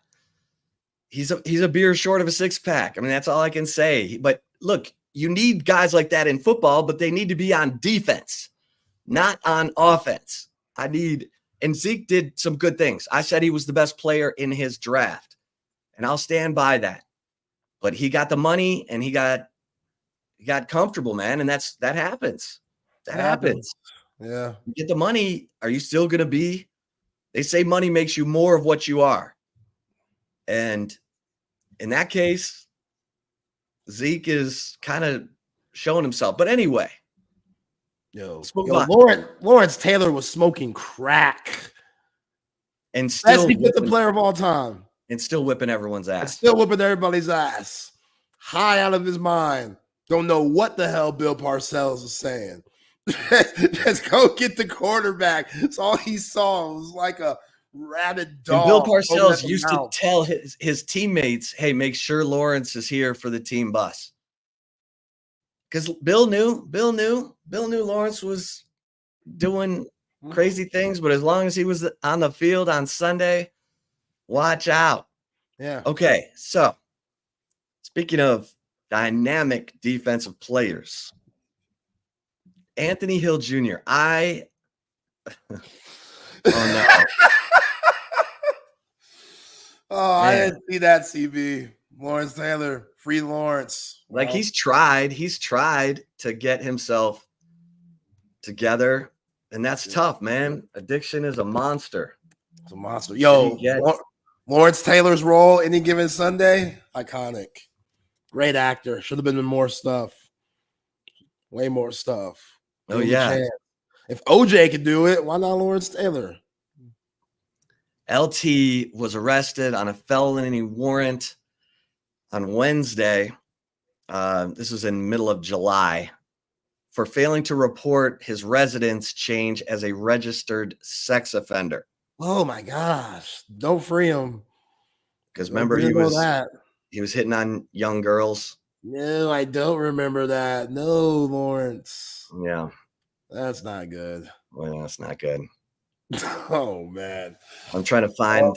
I mean, if you mix crack use and probably CTE, I'm probably not the most functioning person in society. But okay, his arrest comes over a decade after Taylor pleaded guilty to charges of sexual misconduct and patronizing a prostitute, which resulted in him being becoming a registered sex offender because the prostitute was underage. That whole thing was what are we doing? Like, you're not going to defend him because, like, you're smart enough to know where to go find an escort who's not 15. You know what I'm saying? Come on, LT. So, all right. Speaking of, let's talk about some young, up and coming defensive players like Anthony Hill Jr. So Anthony Hill Jr., we got to talk to him yesterday for the first time, really. We got to talk to him a little bit after the Big 12 championship game and a little bit at Sugar Bowl Media Day, but he was never presented as a player to talk to the media by John Bianco or whoever makes the decisions to have players talk to the media until yesterday. And Anthony Hill Jr., we talked to him about his freshman year, talked to him about, Pete Kwiatkowski saying you're a hell of a football player, but not a very good linebacker. And so Hill was asked, okay, when did you feel like you went from being a hell of a football player to getting comfortable at linebacker? And he said, Oklahoma State. Oklahoma State was the 13th game in Texas's 14-game season, Texas's 12-2 season. And if you remember in that game, Anthony Hill was picking people up and throwing them down. At one point, he picks up a receiver who's 6'5", 207, and causes a fumble. Leon Johnson III from Oklahoma State. And his Pro Football Focus grade was 77 in that game, which was his highest grade of the year. He was a monster. His second best game was Oklahoma. Never should have come off the field. I don't know what was going on out there. You bring a Dallas kid to the Red River Shootout, and he's playing like that, don't take him out of the game. I don't care what's going on. Like, maybe if Anthony Hill had played more in the OU game, they wouldn't have been in this situation where they're, trying to hold on to a lead with 1:17 left. But Anthony Hill Jr. said, I may not have known what was going on, but I was going to play fast. And Zay, you and I have talked about that. That dude has the speed and the want to erase some mistakes with his amazing athletic ability. And now you're just hoping that it really is sinking in, that it really is slowing down for him, even though he's moving to a new position. And I'm going to say this, Zay, and then I want your reaction. I was a little concerned yesterday when Anthony Hill was asked about his transition to middle linebacker. And the first thing he said is, I'm just talking to Lianga Lafau and David Benda for tips.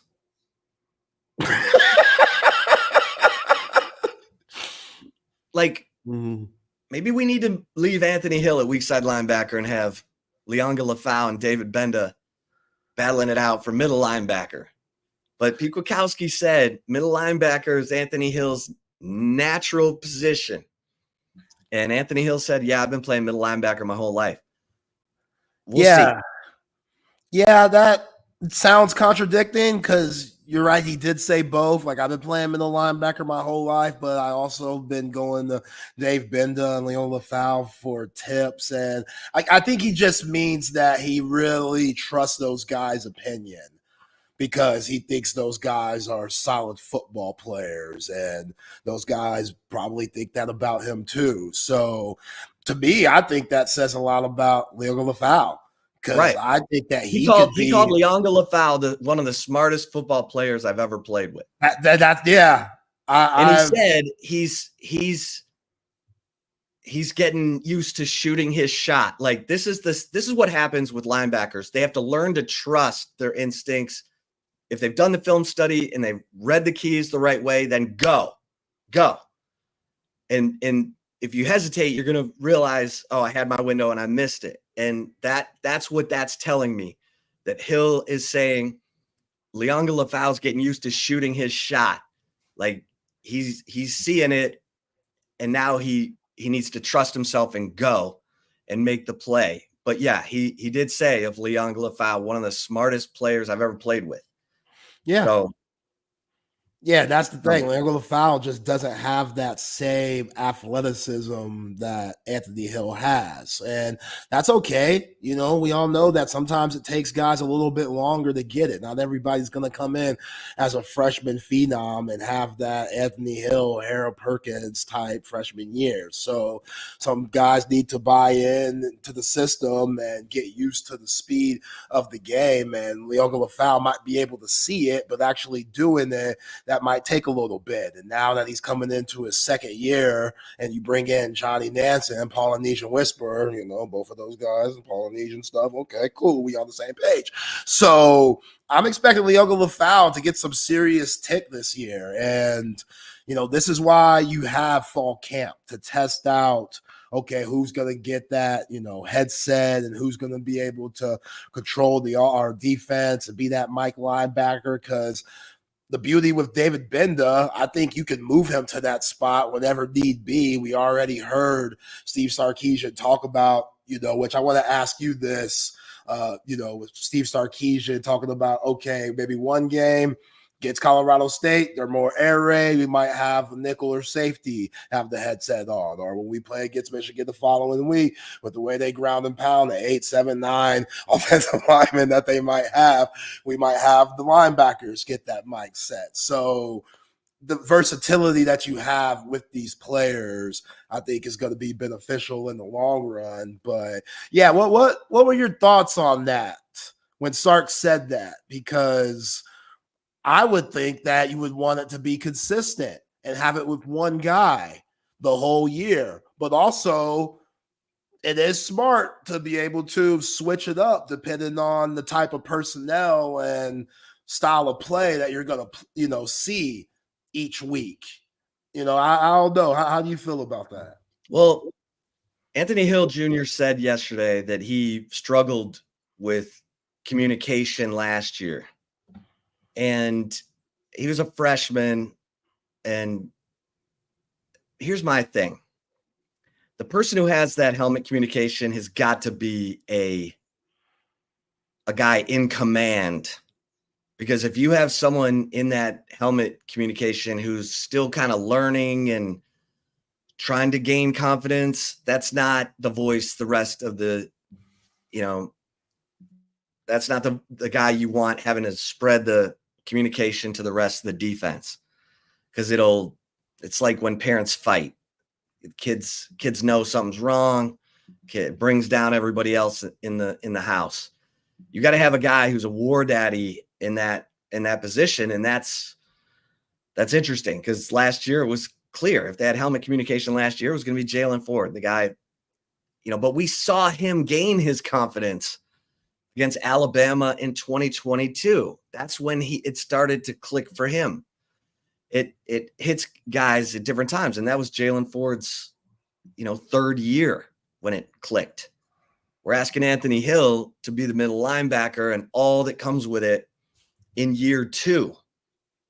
And you don't want that guy to play slow because he's too gifted of an athlete. And I'm not saying he's not going to be a fantastic middle linebacker. He might be an incredible middle linebacker. My initial instincts right now are that, I mean, this is his answer to the question, and I'm not finding fault at all. I'm just telling you what he said. So he's asked about the transition, his transition to middle after being kind of an edge rusher, weak side linebacker last year. And he said, quote, "I just been trying to get tips from Leonga and David since they're kind of the guys that have been playing Mike, middle linebacker. So just trying to get tips from them every day, just trying to get better every day. That's what I've been kind of focused on," end quote. That was like, oh, okay. Because look, they have options. And maybe they want him to learn the middle linebacker as if he's going to be the starting middle linebacker so that he gets it as much as he possibly can for whatever reps he's going to play at middle linebacker, because they are going to move him around. And that's the other thing, Zay. If you're going to move him around, are you really going to have him be the like the middle linebacker, the one consistent voice in the defense. I'm not sure about that, but I think, is David Benda that guy? Like, is he's a guy who, like, the coaches have had to say, you're good, dude, you're good. Trust yourself. Kind of what they had to do with Jalen Ford. If David Benda is now like, I got this, then maybe he needs to have the helmet communication. We've talked about Jahdae Barron, but Jahdae Barron's like in a position battle with Jalen Gilbo to be the star. Is Jalen Gilbo confident and vocal enough? A guy who barely played last year, but has put it together in the offseason. Like, when you start to break this down, it is a little more. There's a reason Texas wasn't using the helmet communication until yesterday, because I don't think they knew who is the natural voice for the helmet communication, and they wanted to see how things shaped up over the summer, to see who those confident voices are. I think it's still a work in progress. I think they're still trying to figure it out, and they've got time. They've got time. They've got fall camp, but it is a little something to put in your back pocket and say, okay, let's see who steps up. Obviously, we'll continue to ask questions. Hey, who's got the helmet comm over there on defense after week 1, and see how that's going. I guarantee you, Steve Sarkisian's going to get sick of that question. I can feel it coming already. Like, we get him like once a week, maybe twice a week during fall camp, and I guarantee you that's a question that's going to keep coming up, and he's going to be like, we'll have someone with helmet communication on the defense. Okay. Yeah. I'd be lying to y'all, man. If I was Sark, I'd be like, man, Ethan Burke had it on today. We had Bill Norton had it on. Xavier Filsaime. You could have it. You could have it with a safety too, but like if Andrew Makuba, if the game is slow for him, like if he sees it all, hell, Mookie Taff with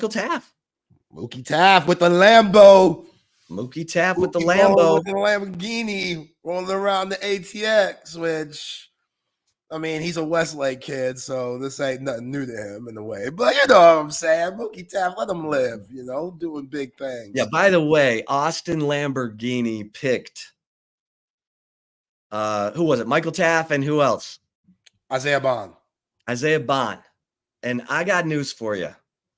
Just watching 2 days of practice, Isaiah Bond better watch out for Silas Bolden, because Silas Bolden does everything professionally, runs from drill to drill. When he gets tackled, he gets up and runs to the end zone. Like, he does all the things that Ricky Williams used to do, that the greats do. They always see themselves going to the end zone. If you ever watch Ricky Williams practice, he'd get whistled dead, whether they were thudding or tackling, and then he would just run all the way to the end zone. And the greats think that way. And Silas Bolden does everything like with hustle. And Isaiah Bond he strides, I mean, I listen, Isaiah Bond may be the best receiver in the country. I'm just saying Silas Bolden is putting on a show, and he does all the little things that tell you he's invested and doesn't think he's too good to outrun his teammates from drill to drill and, get up and run to the end zone after every play. So these are good things to have. Crying from a yacht. You got all these receivers. The proof is going to come in the actions. Who's making plays? Who's earning the trust of the coaches? I mean, that's what it's going to come down to, Zay. It's going to come down to, does Steve Sarkisian trust you to be where you're supposed to be, to understand the offense the way it's supposed to be understood, to have good rapport with teammates, to do the dirty work? And I just think Silas Bolden's going to make it hard for them to keep him off the field. Yeah, all we've heard is good things about Silas Bolden. And, the Isaiah Bond, I wouldn't look too deep into that. Some guys, they just aren't practice guys. They need the bright lights to come on to really show out. And I'm not saying Isaiah Bond's even that guy. He just started training camp. But the fact that Silas Bolden is doing all of those, as you say, championship level things, great player things. Hey, that's just kind of where he's come from. I mean, Rancho Cucamonga wasn't the biggest guy, wasn't that highly touted. Although CJ Stroud was his high school quarterback. Yeah, I know. So he's played around elite players for a long time, and he's looking at this as an opportunity to really showcase his talent on the biggest stage and the best conference in the nation to hopefully get some serious love once the 2025 draft comes around. So, yeah, just the fact that he's so versatile. I mean, he doesn't play like he's 5'8", and Steve Sarkisian talked about that in his last press conference. Like, he's fearless. He'll go, those middle routes, those crossing routes. He's willing to lower his head and try to get extra yardage, even though he might be $160 soaking wet at 5'8". So when you have guys like that, it's infectious for not only the wide receiver room, but for the whole team. And Xavier Worthy, he did a good job bringing that last year. I think Isaiah Bond could be very similar to that. Yeah, and the Oregon State receiver, I just looked it up, who was drafted ahead of him was a guy named Anthony Gould. And looking up his numbers, they had very similar numbers. It's really weird. And they're kind of built the same. Like Anthony Gould, I think, is 5'8". And so, yeah, Bolden was the leading receiver on the team. He had 54 catches for 746 yards, 5 touchdowns. And they were both seniors last year. And Anthony Gould, 44 catches, 718 yards, 2 touchdowns. And Gould was selected in the 6th round. And I think that Silas Bolden heard the projections for him, that it was going to be late like Anthony Gould, and said, nah, let me go play for Steve Sarkisian and increase my stock. And obviously Silas Bolden finished up his degree, and it's weird because Oregon State's on the quarter system. So it meant that he had to go to class longer to finish his degree, or he could have cut and had to take basically another semester or more at Texas to graduate. And he was like, no, I'm just going to finish these classes I've got. I'm on the quarter system. It's going to mean I can't enroll in January, but I'm going to, and he had no intentions of leaving Oregon State, even though the Pac-12 collapsed. He wasn't leaving until Jonathan Smith left to go become the head coach at Michigan State. And then when Jonathan Smith was like, hey, come to Michigan State, he's like, let me see what my options are. And as soon as this is a kid who got recruited by nobody coming out of high school except Oregon State and, a handful of San Jose State. I mean, it wasn't much. And he was going to stay. But Jonathan Smith took the Michigan State job. So he's like, okay, I'll get in the portal. And then all of a sudden, everybody wanted him. And he's like, ooh, I see what A.D. Mitchell did there. Let me see what I can do. Yeah. So he's betting on himself, Zay.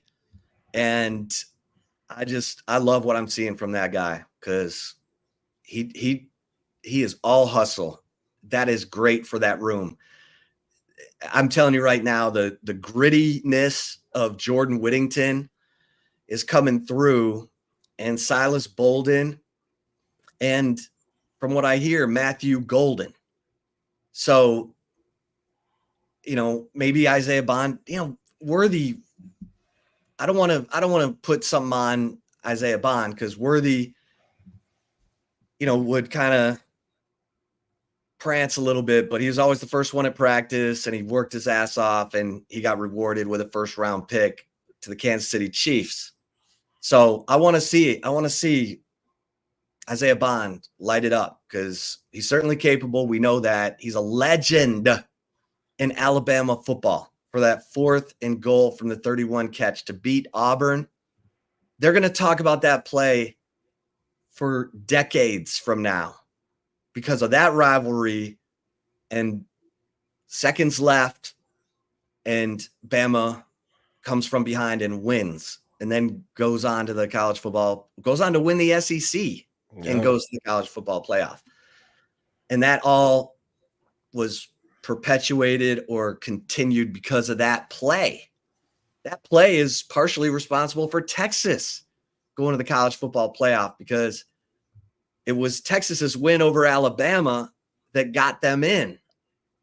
And if Alabama had lost 2 games, then the win over Alabama doesn't look as good. Instead, they'd only lost to Texas. So Isaiah Bond can get it done. But, man, this receiving core, because Jonte Cook is getting after it.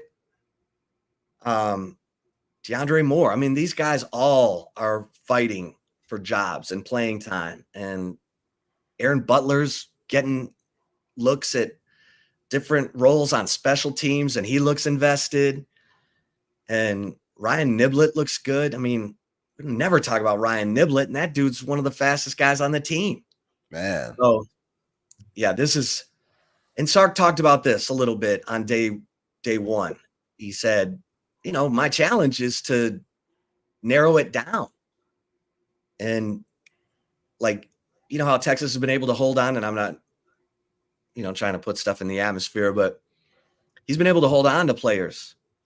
And this will be a real testament. I mean, people who are sweating losing to Corey and Moore,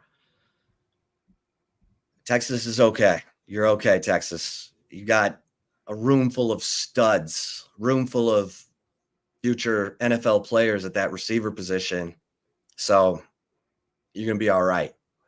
And if you end up with, Khalil Lockett or Jamie French, you get a 5-star on top of all that talent, because who's the senior in that group? Silas Bolden. That's it. Everyone else is coming back. I mean, they're draft eligible, so maybe they're not coming back, but that's going to be fun, Zay. I mean, there's a lot to look forward to. Yeah, and we know Sark, loves going, 12 personnel, having 2 tight ends out there. You might look to go to some 10 personnel, maybe at times even 0 personnel. I have 5 wide receivers out there because there's so many guys that can make plays happen. And Amari Niblack, with his vertical game, he'll be playing on that outside as a receiver probably at times too. So the playbook could even expand more. We know Sark's playbook is complex to begin with, but just to put all that talent out there, because you have so many guys that are capable, you might want to throw more receivers out there and see what happens there and push the ball down the field. And with a new headset, you can pick up the tempo.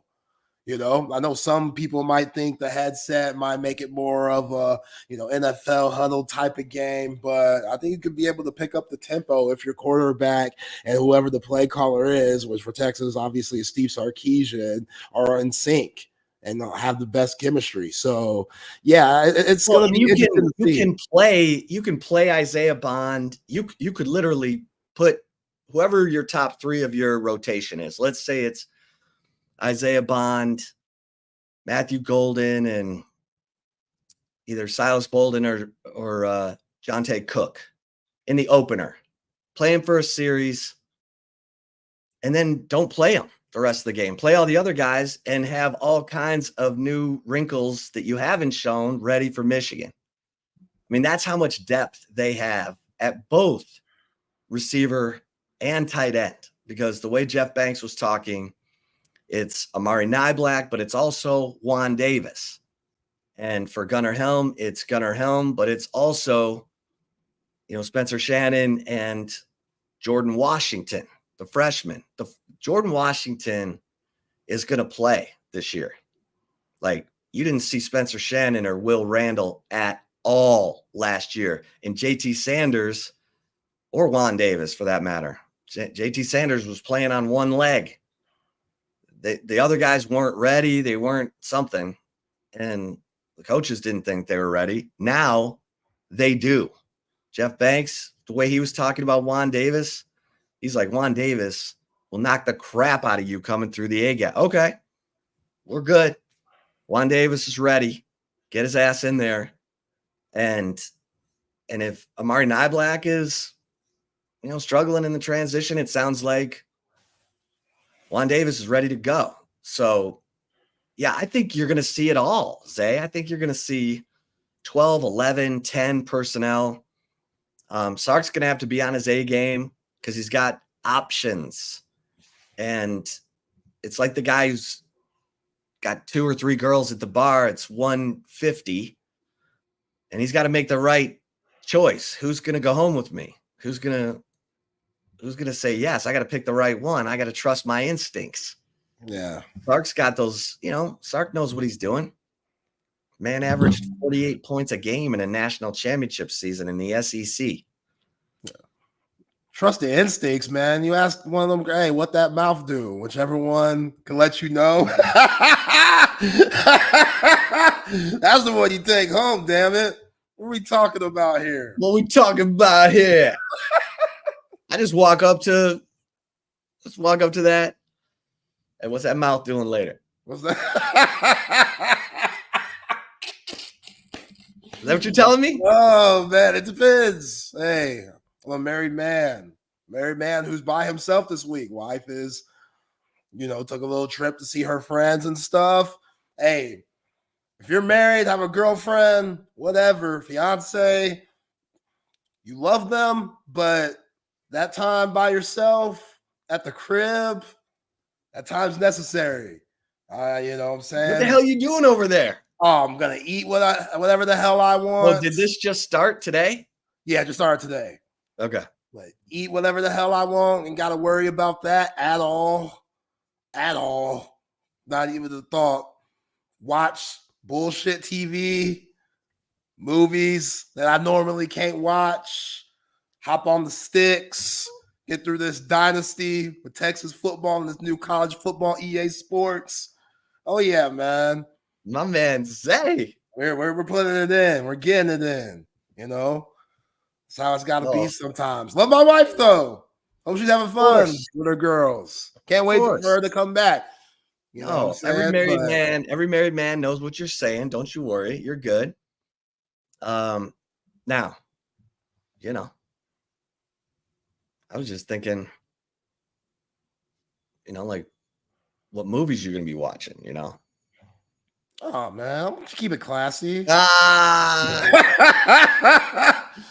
You know what I'm saying? Never mind. Classy. Hey, let's get some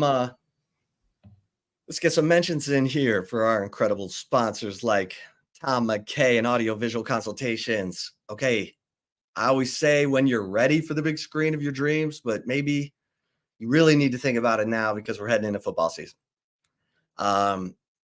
So if you're ready, then you got one call to make in Austin, Texas, because Tom McKay, Audiovisual Consultations, been doing it for 30 years.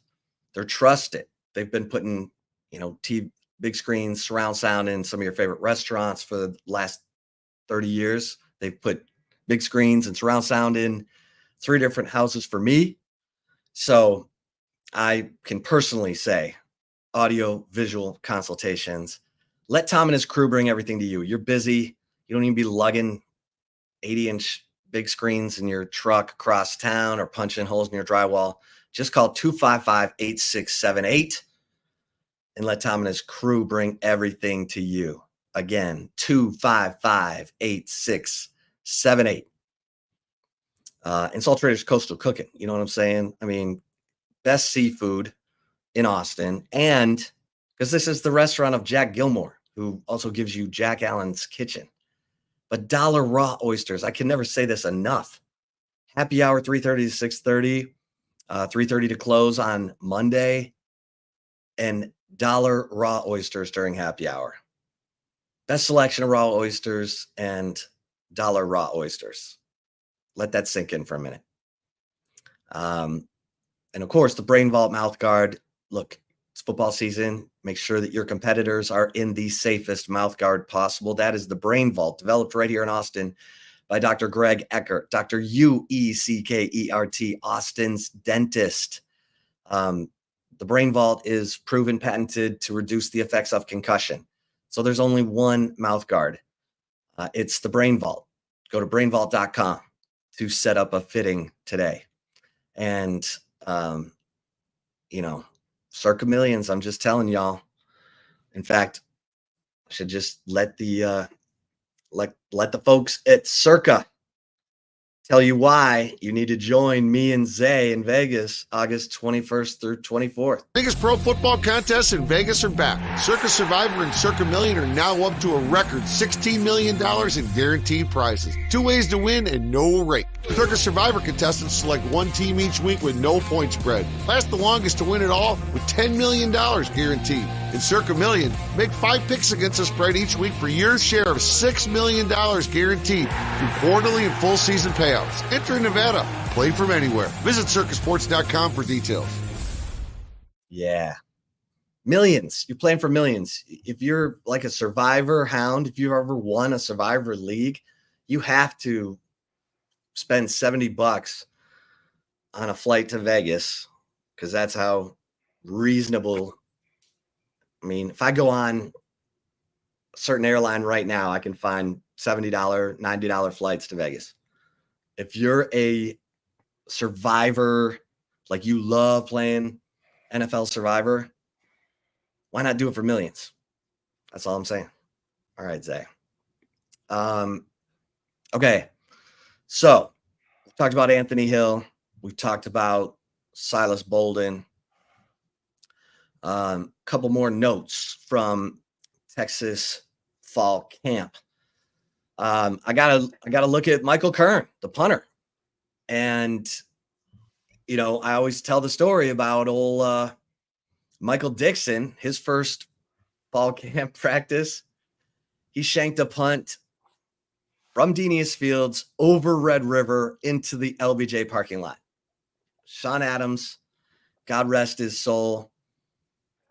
And I looked at each other like, is this really one of these Australian kickers? Aren't they all supposed to be like foolproof? And he was eventually. But look, that first year, we talked about it. Michael Dixon, 40-yard average. Ryan Buchevsky, after having 2 punts blocked, it was like a almost 39-yard average their freshman years. And they both got better after that. Now, Michael Dixon got astronomically better. He went from 40 yards per punt as a freshman to 47 his sophomore and junior years. And then he headed off to the Seattle Seahawks, where he's become a Pro Bowler. I like Michael Kern's. I do like Jeff Banks said, I love his build. He's got long limbs, long levers. And that leg is solid. Now, I loved his hang time. His punts didn't go as far as Ian Ratliff and Charlie Ferris. My man Ian Ratliff's punt was a rocket line drive, like the kind that gives the return man way too much time to pick his lane and cuts through you like a knife for a touchdown. And Charlie Ferris had nice hang time and distance. And so guess what? On day 2 of fall camp, Charlie Ferris was first in line. And then it was Michael Kern and then Ian Ratliff. So Michael Kern's getting it going these first 2 days of fall camp. But hey, he didn't shank one over Red River. So that's a plus.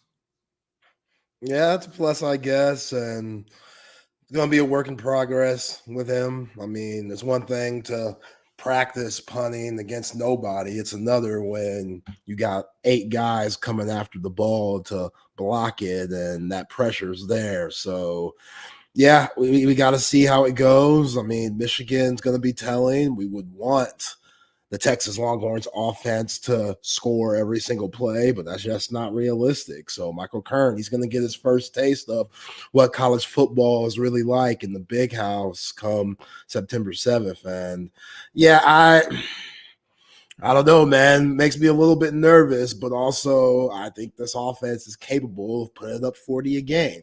And when you're doing that, that means you're not going to see that punter very often. So, well, remember when Nick Saban was going to national championships with terrible kickers? Like, it was going on for years before they ended up with Will, the guy who did the commercial with Bert Auburn last year. Will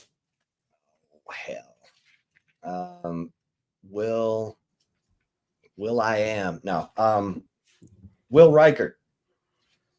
Will Reichert was money. I mean, he beat Texas. 127 left in 2022 for a 2019 Alabama win. But before that, anyone remember when Tua Tagovailoa replaced Jalen Hurts and hit Devontae Smith for the game-winning touchdown against Georgia in Atlanta?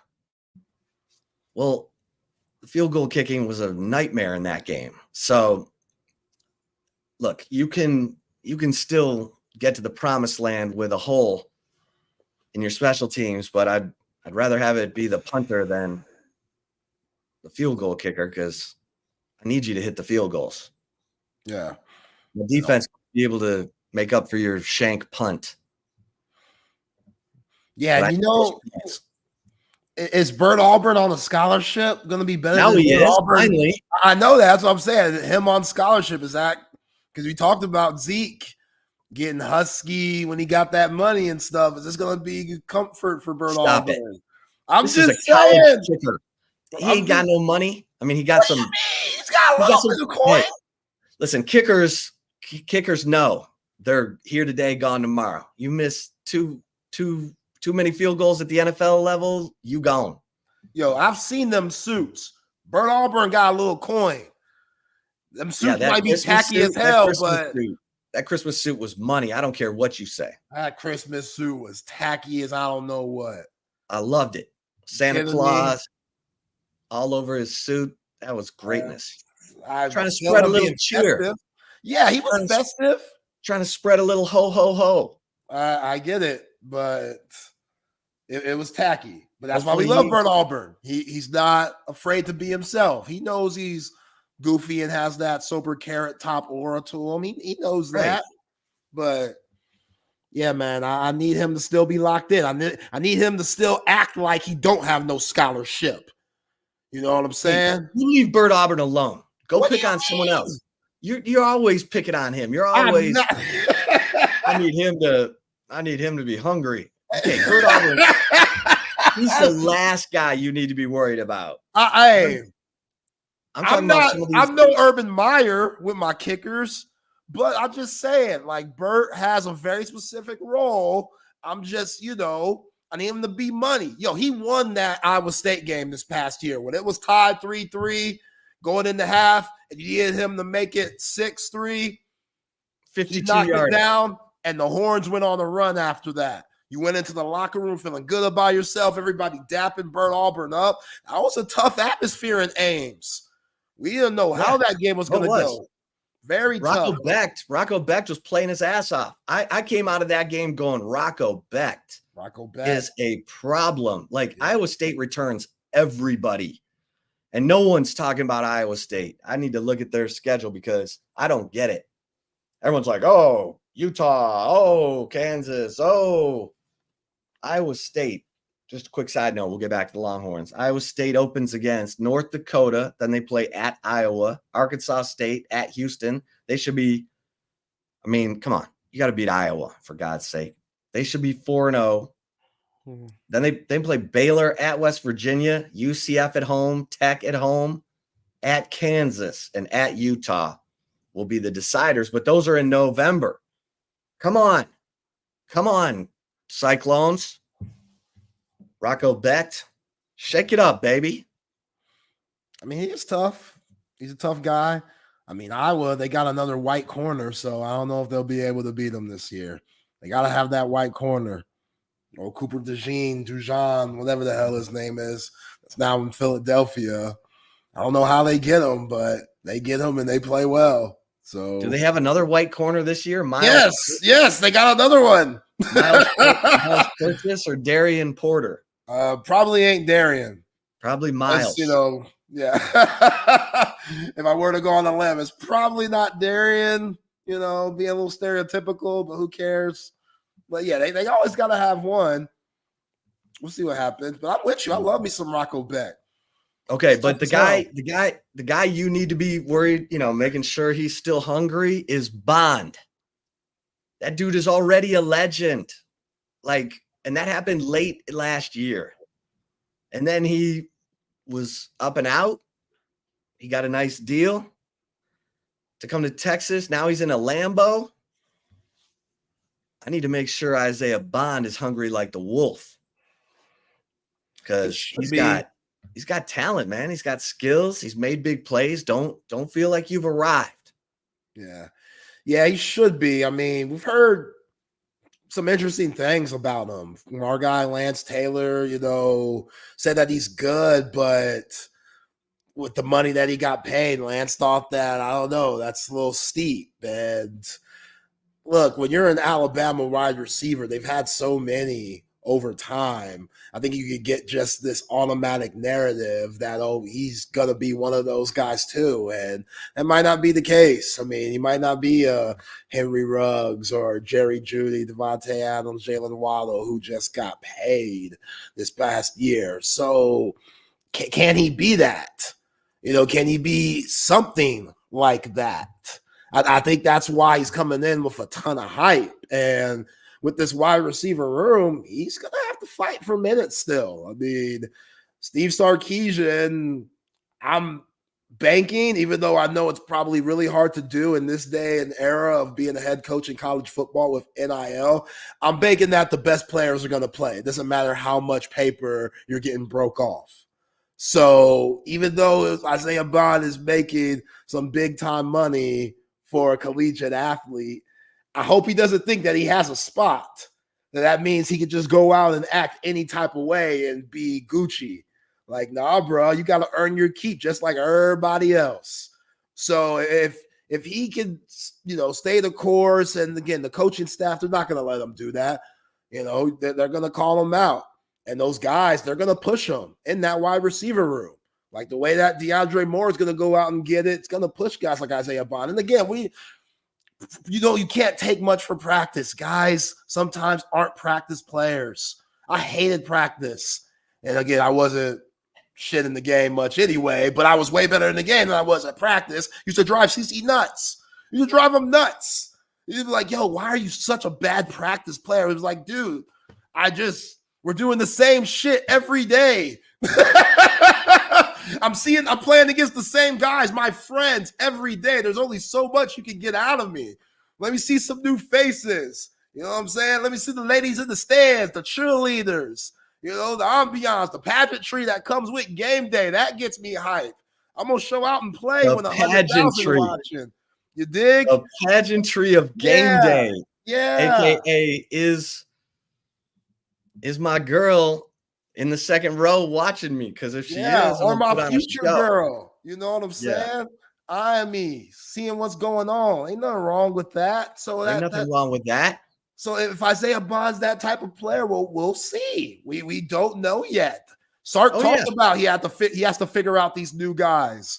He mentioned it with the defensive line. You got to figure out the new guys that you've never coached before, because it's a process for everyone. Isaiah Bond was a 4-star coming out of high school. He was a 5-star in the transfer portal. You know what I'm saying? A lot of hype. Everything's going like this for Isaiah Bond. And listen, spring game, he's a little jittery, dropped some balls, but then he caught the touchdown pass. He went 75 large, found the painted area. Let's hope it's a lot more of that. And I like to know that he was jittery and nervous, because he knows, you just said it, 5-star. He knows the money that he's getting. with that comes expectation. Like, he doesn't want to fail. He doesn't want to let Texas faithful down. That's where those nerves came in. I like that because that means he cares. Right. He's He only a gives junior. shit. He's had Yeah. 2 years of college football, and he didn't get much run his freshman year. Like, his production came last year. Yeah. And so let me give you the exact numbers on Isaiah Bond from last year. Isaiah Bond, 48 catches, 668 yards, 4 touchdowns. That's about what Jordan Whittington did. It's not A.D. Mitchell production. It's not Xavier Worthy production, not even Worthy's freshman year. But younger quarterback, lots of different circumstances, no problems. I'm just saying that's what he got the money for. 4th and goal from the 31, got a lot of money. That brought in a lot of money. Because you make a play like that in a game that big, everybody wants. And that speed, he's got the speed. He's a 10.5, 500 guy. He's got it. Let's see it. Because, yeah, Lance Taylor, who we have on Thursdays, our SEC insider and prognosticator, said, I don't really know who the best receiver was last year. Was it Jermaine Burton? What was it? So, yeah. Or Amari Niblack's getting those same questions coming out of Tuscaloosa. Right. Like those Amari same Niblack, concerns, like how good is he really? he didn't play much as a freshman. He had 20 catches for 327 yards and 4 catches. That's running back numbers at Texas. So, and he had the great touchdown against Texas. Yeah. Deep crossing route. Got everybody missing tackles. Jermaine, my man, Jaron Thompson. Love Jaron Thompson, but that dude hated to tackle. So, what are you gonna do? Yeah, Hugh Freeze, he'll see it. See how he's penciled into the projected starting lineup over there at Auburn. Hey, everyone's like, "Oh man, Hugh Freeze went to the portal and he got all kinds of goodness." And now I'm like, Trill Carter's penciled in as a starter at Auburn. Trill Carter's a good player. Is he though? Well, he was stuck behind. He was part of that run defense. I mean, Byron Murphy and T. Sweat didn't play every down. I can't name one impactful Trill Carter play this past year. Not one. not one. He played 245 snaps. You don't remember one? I don't remember Me neither. one. It's tough. I thought he was going to be something bigger than this. That's why I'm thinking about Jermaine Lole and Bill Norton and Tia Saveo. Like, they all three can't be good. They all three can't be productive with like the patterns that we've seen. Because Trill Carter, wasn't he honorable mention in the Big Ten coming from Minnesota? Something like that? He was honorable mention. Like, that should mean something. He came over and laid an egg when he got to the 40 acres. So it's just like, all right. Well, speaking of big guys, the guy who they list Tia Savea at 6'4", 295. He looked small compared to Bill Norton. That's how big Bill Norton is. Bill Norton is huge. And I mentioned Bill Norton to Alfred Collins yesterday, and I'm like, he's looking you right in the eye, isn't he? And he's like, oh, yeah, he's big. He's real big. So if Bill Norton is, and I hear he's motivated, this is his opportunity. His body is not going to be on the cover of Muscle and Fitness. He's got, he's got the Buddha belly, but he's also got tree trunks for legs. He's huge. So come on, Bill Norton. And Anthony Hill said, hey, man, love me some Bill Norton. So I think he's blended in. I think the guys have taken him in. That guy needs to be He needs to play as big as his size. Let's put it that way.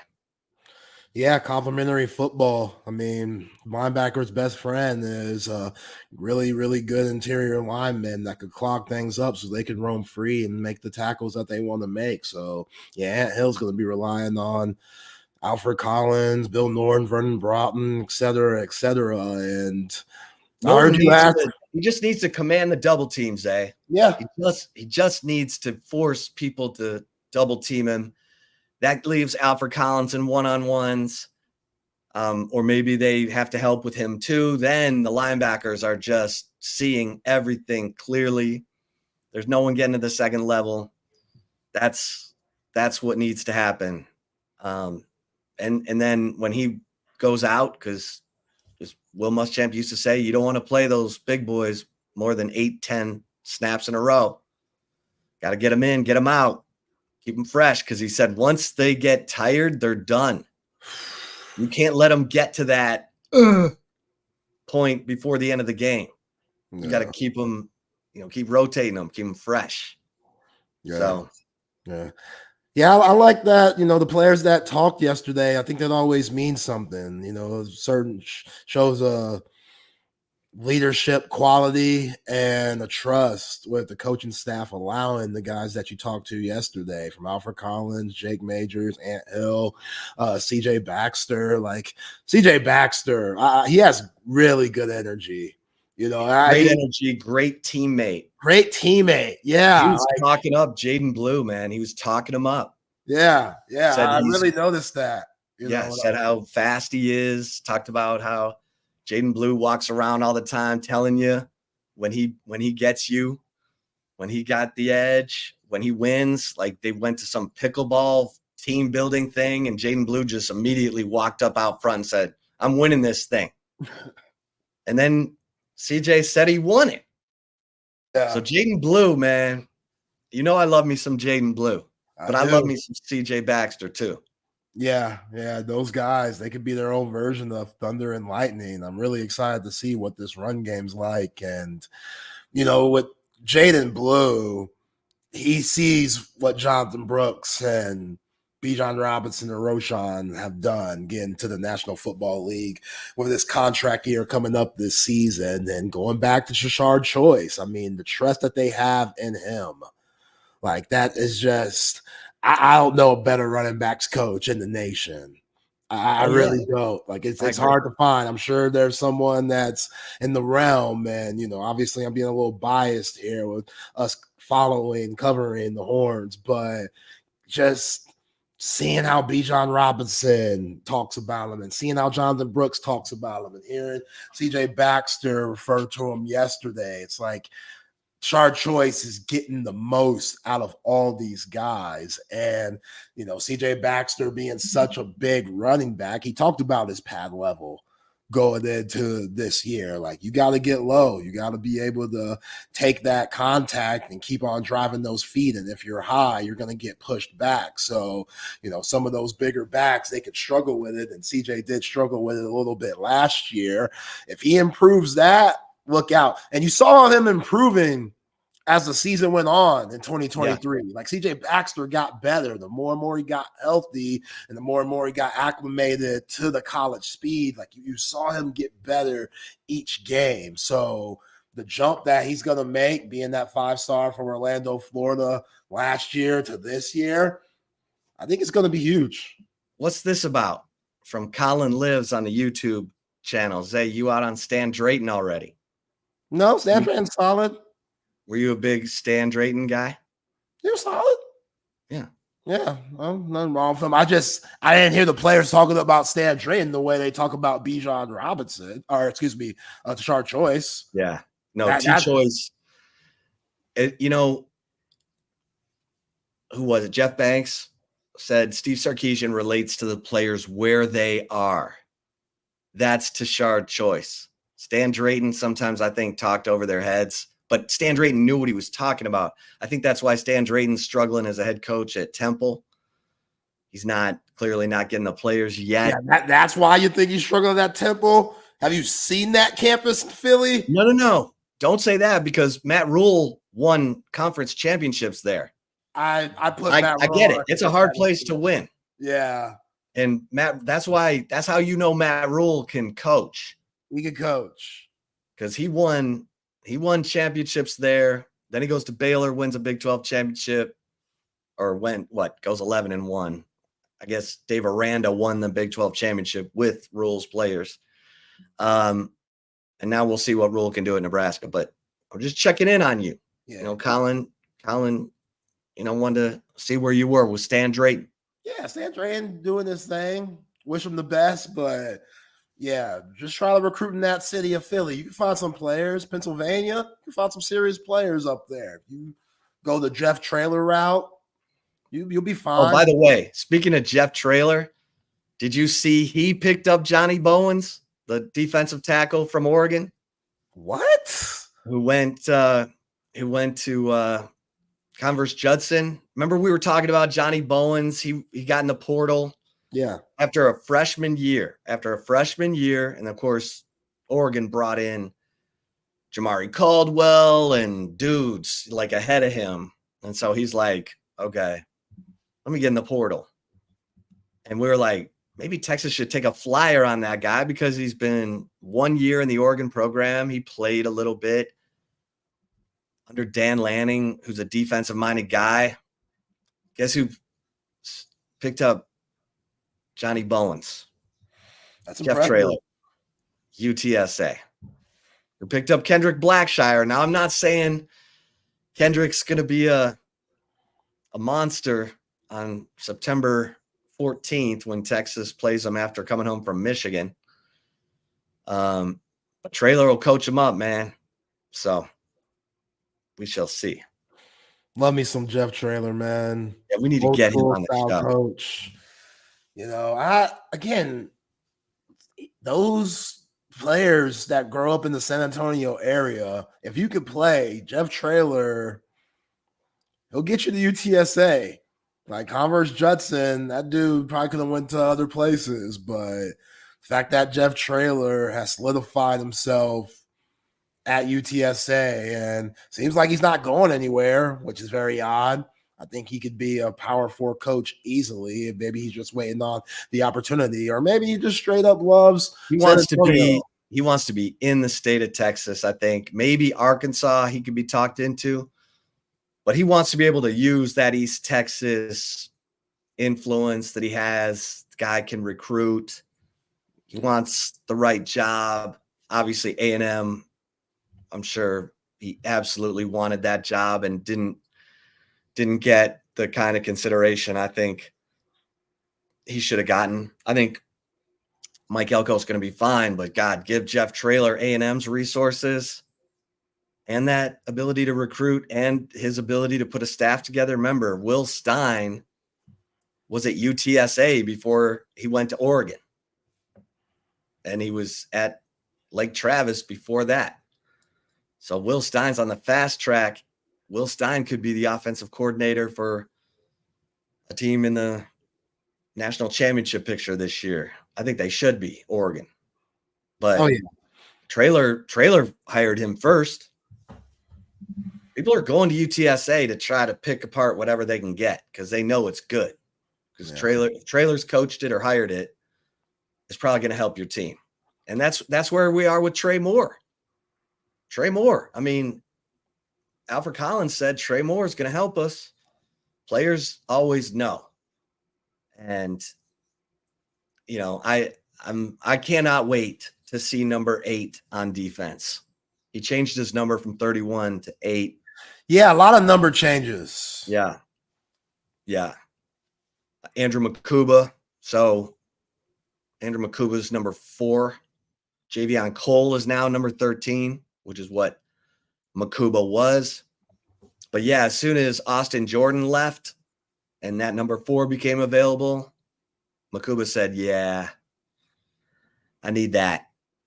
And Terrence Brooks, when he left, number 8 became available. Trey Moore said, yeah, I need to get into those single digits again like I was at UTSA. So number 8 on defense, Trey Moore. Number 8 on offense, Amari Niblack. Both big-time transfers that Texas is hoping will make an impact. So there you go. Some early jersey preparation. Yo, man, that's interesting that you said that Arkansas job, Jeff Traylor, because that's going to be open. Yeah. This is it for Sam. Sam, I don't know. Because Jeff Traylor was on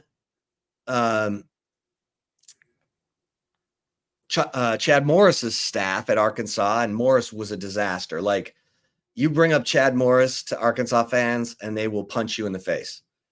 So that would be a ballsy pick by the athletic director, because Arkansas fans will be like, nah. I mean, if they're smart, they've been watching what he's doing at UTSA and saying, man, he should have been the coach when, my man Chad Morris was here.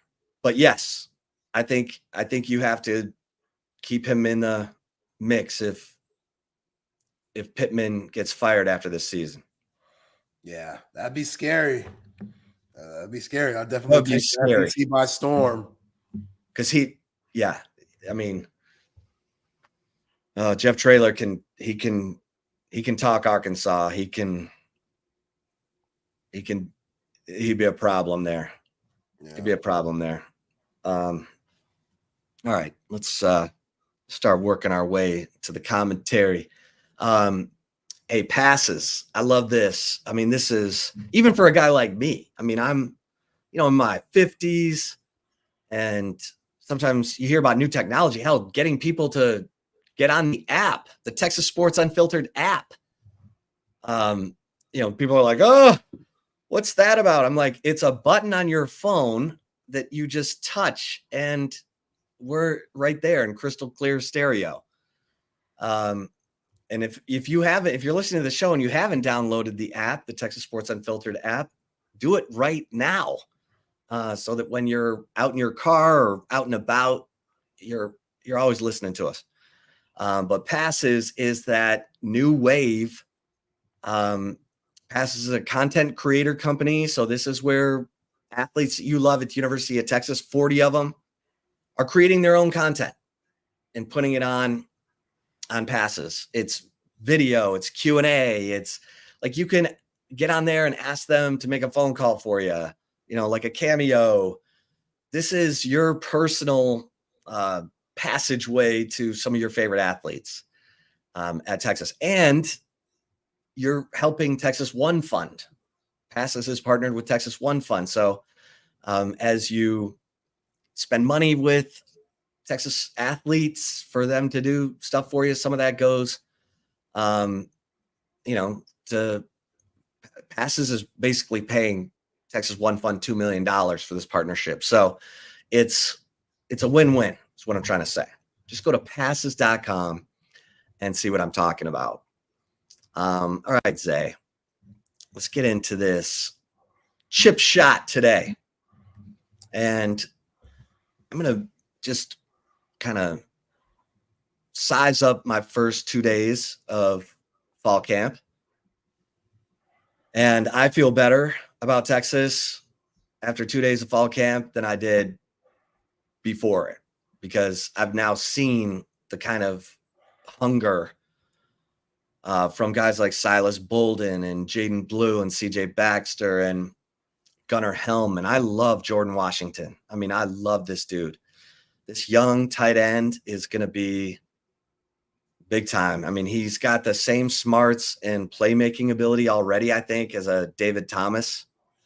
I just think Jordan Washington is a guy who's coming, and he might be coming sooner rather than later. But you always want to see how the players interact with each other. Are they confident and relaxed and comfortable, but yet when the whistle blows, they're smacking pads and trying to show that they're the alpha on the field? I'm seeing that. I'm seeing it kind of across. I'm seeing it from a guy like Warren Roberson, who is another guy I'm excited about, because you can tell he loves football and he's out there making plays, having fun. And you just hope he gets an opportunity, because he's kind of, he's behind Gavin Holmes, who's a senior. Malik Muhammad's not going anywhere. You bring in Javion Cole, who's already put it in the books. coaches tend to go with what they know. They tend to go with guys who've been there. And so, but I like Warren Roberson and I love Jelani McDonald. You know, that's the next wave, just like we talk about Sadir Mitchell and Jere Bledsoe and how they need to get in the rotation this year because they are the guys next year. I asked Steve Sarkisian about Bledsoe and Mitchell, and he's like, get back to me later in camp. You know, let me see these guys in the trenches for a while because it's hard in the first 2 days without pads to see where those guys are from a technique standpoint, hand placement, footwork. But I feel better. I mean, even with the question mark at punter, I mean, I just have a feeling the secondary is going to be more connected. I think Johnny Nanson's helping with that. Johnny Nanson is intense as bleep. Like as laid back as PK is, and he is laid back, he's that guy who, you know, when he talks in the meeting, everybody listens because they know it's great information. But sometimes you're out at practice and it's hot and you're trying to get away with taking a play off or two. Johnny Nanson is on your ass and loud, and he don't care. And it was interesting. Sark said on earlier in the week when we talked to him, he said, you know, for as laid back as PK is, Johnny Nanson is as intense. And he said that offers a good contrast.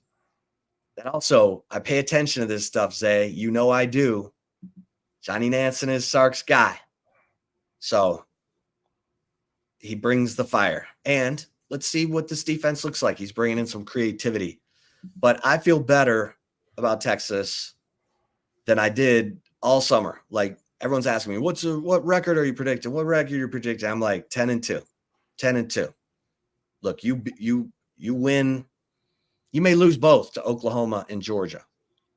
But if you're doing this by the end of the season, 10-2 is going to get you in. You beat Michigan, you could lose to Oklahoma and Georgia and still get in at 10-2, especially if, you know, Quinn's having a big year and they were there last year. They'll get the benefit of the doubt vote over some probably as deserving 10-2 Florida State or whatever is going to happen, you know? But listen, 10-2, your first year in the SEC, and they might go 11-1. They might be the best team in college football. They might. I didn't think that before. And just after the intensity and the sharpness, and you look around and you're like, yeah, they got experienced leadership at every position group. And I count Manny Muhammad in that. Manny Muhammad's already a leader. He's already a vocal leader, and he made plays last year. So he's experienced leadership. You know, you got Jade Barron. You got Andrew Makuba and Michael Taff in the safety room. You got David Benda in the linebacker room. You got all kinds of veteran experience on the D line, the O line, and the offense. Everyone expects that offense to, what'd you say? Put up 40? 40. 5-point jump from my man Zay. All right, let's get to the right call. Let's get it. Before that, though, shout out to Covert B Cave, Covert Automotive Dealership that have been doing the greater Austin area for over 100 years. It is the weekend. Go check them out. They are out there. They are working. They can get you in a vehicle that you are comfortable in, new or pre-owned. They care about the customer satisfaction. The customer service is always A1. 7 terrific brands to choose from: GMC, Buick, Ram, Jeep, Cadillac, Dodge, and Chrysler. You can go to covertbcave.com to get all the latest specials and inventory. Nobody beats a Covert deal. Not now, not ever. All right, Chip, talk some Olympic basketball. Haven't had a chance to after Team USA beat up on South Sudan. Way different than the exhibition contest where they only won by 1 point. Man, Royal Ivy got beat up. He got beat up. And shout out to Royal Ivy, man. He's coaching his ass off. Like, he legitimately thinks that team could have beat Team USA now with Kevin Durant. And one of the best parts of that game is Royal Ivy and KD barking at each other. And KD going at him saying, yo, Royale, you guys, y'all think y'all are tough. Y'all ain't tough, man. Stop trying to act tough and hard and stuff. These are still guys that are trying to taste the NBA. Wendell Gabriel, probably the most experienced NBA player on that team, but he's even a C+, C- player if he were to play an NBA game, compared to the rest of the USA guys, which are all, all-stars and champions. So it was fun to see, their relationship. Royal Ivy, who says Kevin Durant is like a little brother to him, and both of those guys played together at OKC. So University of Texas is definitely being represented well with both of those two gentlemen. But what I've noticed, Chip, with Team USA basketball and how Steve Kerr is going about it, I can appreciate him not playing Jason Tatum game 1 versus Serbia. Jason Tatum, NBA champ, on the cover of the new video game that's coming out this year, the NBA 2K. Jason Tatum said it was kind of a humbling experience, to feel all of that and then be benched. But look, you're representing your country. You're playing with all these other heavy hitters and Hall of Famers. If you're not playing well, this could happen.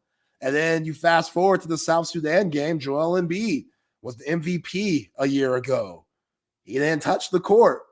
So Steve After Kerr, playing a lot against Nikola Jokic, because he's the only big they have who can physically match up with Jokic. Correct. And he can't. South Sudan had fast big guys. Correct. So Steve Kerr is really coaching here. Yeah, Anthony Davis was the right call against South Sudan. Absolutely. So I can appreciate that. I know some people have gone after Steve Kerr. And again, you should have still played Jason Tatum in game 1, but you are setting the tone that, what you're representing on the front means more than what's represented on the back. You could have been left at home. You know what I'm saying? Kawhi Leonard, he said that, hey, I can't do it. I'm going home. They brought in Derek White. Derek White's been amazing. He has the best plus-minus ranking out of anybody on the team. Better than Drew Holiday? Yes. What? Even Drew Holiday, which Drew's been terrific too. But Derek White, man, that guy, I didn't know how he would be on these teams. He's doing the same shit with Team USA that he did with the Boston Celtics. He's dirty work shots. He's hitting threes. He's locking up. 6'8", 6, whatever he is. He ain't that big. He like 6'6", 6'5". But he's a big guard. Yeah. With really good instincts, and he's long. And those guys love him. LeBron, KD, all of those big-time heavy hitters, they love Derek White just because when it comes to being a role player, he's elite at that. Plug-in guy, him and Drew, they're perfect for this squad. So I love seeing Derek White out there. And if he's playing over Joel Embiid and Jason Tatum because those guys aren't playing well, so be it. Like, you're trying to get the gold here. And I'm looking in different pools. Canada, they're for real. Like, they're starting to figure it out. Shai Gilgeous-Alexander, RJ Barrett, they're starting to figure talking it about out. Canada, man. Hey, come on, A. You still feel good about Canada? You feel Hell better? Yeah. Feel Hell better? Yeah. Okay. Because coming into the Olympics, you were like, Canada. Look, I'm telling you, look out. Those dudes, there's a ton of NBA talent on that team. They just got to figure out. I know you love SGA. Oh, he's so good, man. But do they got enough? They got enough outside of him? Because Nikola Jokic wasn't enough. But yes, they do. Like Jamal Murray, who's been playing like shit. If he could come along and knock down some shots, RJ Barrett's playing well. They got defensive stoppers in Lou Dort and Dylan Brooks. Their bigs are weak. That's the difference between the USA and Canada. If one of the guards is playing like doo-doo, they just sit down and in comes Trent Edwards, Or Ant Edwards. Ant Edwards, yeah. Yeah, this guy, he's like a kid in the candy store, man. Like, it's like he's not going to let KD down. That's Jaden Blue, by the way. Anthony Edwards? Yeah. Yeah, he has that swag. That he tell you when he got you. Yeah, you got to have guys like that. But Yeah, Steph Curry's not playing well. LeBron's playing all right. He's turning the ball over at an extreme Steph Curry's rate. been spending too much time at the gymnastics. Now that that's coming to, well, that what they still have individual. Yeah. By the way, shout out Simone Biles in the U.S. gymnastics team. But I see Steph Curry at the U.S. Olympic gymnastic arena like more than I see him at basketball practice. Yeah, Steph, he has to find his rhythm. Devin Booker's been amazing. Steve Kerr said he's been the best player that's been able to adapt to his role. That goes from a guy that's averaging 27 a game in the NBA to a dude that's just 3-and-D for Team USA. He's been really impressive. But yeah, that going back to gymnastics a little bit, Simone Biles, man, at 27, which we're talking She put the goat necklace on last night. Well deserved. Well deserved, man. Jordan Childs, love me some Jordan Childs. That girl's got some sass. Serious sass. She got some style and swag. And Sunny Lee, man. Yeah, her story's amazing. She goes to Auburn. She's doing great. And all of a sudden she swells up like a balloon because she's got kidney issues. And then the kidney issues came back. Yeah. And she's like, what the hell? How am I ever going to get this together for the Olympics? And there she is on the medal stand with the bronze after she won gold at the Olympics in 20. But then she had all these kidney issues. And she was like, I'm just so happy to be standing here with a bronze medal right now. And the Brazilian girl, whoa, she was partying like it's 1999. And she won the silver because she knew she just got beat by the GOAT. So she's like, this is the best I could do. Yeah. Yeah, they put things in perspective. And know Simone Biles is that good. And for her to finish on the floor, and she does two of those moves that are named after her that only she will ever do because she's 4'8" and can get 12 feet in the air. So she can do a triple Lindy and no one else can. And she stuck everything, stuck it. Now the balance beam wasn't so great, but that's all right. She gets that air though. Right. She finished with the floor and she's piling up points. She came off the floor smiling so big. She brought the GOAT necklace out. She hadn't worn it. She said she got it all blinged out, hoping she could bring it out. And she brought it out. Yeah, shout out to my man Jonathan Owens too, man. They've been trying to hate on my guy, Jonathan Owens. Hey, shout out to the Bears for letting him go over there for the Olympics. I hope they don't cut him when he comes back. Nah, I don't think they're gonna cut him. I think he's got a spot when he comes back. But yeah, it's gonna be cool for Hard Knocks because the Bears, they're doing Hard Knocks, and I'm sure when he comes back, they're gonna have him mic'd up and talk about it a little bit. But what were you talking about, Caleb? What were you talking about real quick? What were you talking about Caleb Williams yesterday? Oh, just there's that weird story going around about he let some of his teammates know they trashed the locker room and he was cleaning up after those guys, and he let those guys know that we can't be doing this. We got to clean up after ourselves. And some people in media think that he doesn't have a say because he's a rookie. And he's just like talking to guys that are established and stuff. Just a stupid story. You know what? So stupid. You know what Caleb Williams is? A winner. And you know what Caleb's walked into that Bears locker room and noticed? Losers. So Caleb Williams is like, yo, bitches, you know why you've been moping around here, not going to the playoffs every year while the Lions go racing by you? Because you got a loser mentality and you junk up the locker room. So let's change that up. Wow, bitches? It's like that's Caleb Williams said that. He deserves to get co-clocked. Okay, he didn't. Okay. What I'm saying is losers. Yeah. He's not gonna call him that, but that's what he's thinking when he's telling him to clean up the locker room. That's what a grown man does. Now he's got to go out and clean up a locker room. Like, what are we doing? Let's be civilized here. You know, that's a bad look. That's a bad look. What, having a crappy junked up locker room? Yeah. You're having your rookie quarterback have to tell you to clean up the locker room. Like, come on, have some pride. Yeah. You know, have some respect for yourself. That's all I'm saying. Yeah, I don't need Caleb Williams turning those Bears around anytime soon. Sounds like he is. Than you think. Sounds like he is. So Yeah. That's all I need is another up and coming team in the NFC North. I already got Jordan Love and the Packers. Cowboys fans are like ducking under a table. Jordan Love. And it was interesting what Stretch said earlier in the week, Zay. Jordan Love got a nice deal in the offseason. And Jerry's sitting there saying, why would I pay you more, Dak, than Jordan Love is getting when Jordan Love beats your ass? I'm not paying Dak more than I'm paying Jordan Love. So I guarantee you, Jerry's going to put a deal on the table for what Jordan Love's getting and saying, here you go. Agree or play on your last year of your contract. Yeah, take less money. I'm good with that. I'm good with that. I'm good with that. Dak needs to do the mature thing and just take less money. He's rich enough. You know what I'm saying? He needs get to in take more of those sleep bed commercials. Where he actually shouldn't get $1 over what he's making right now.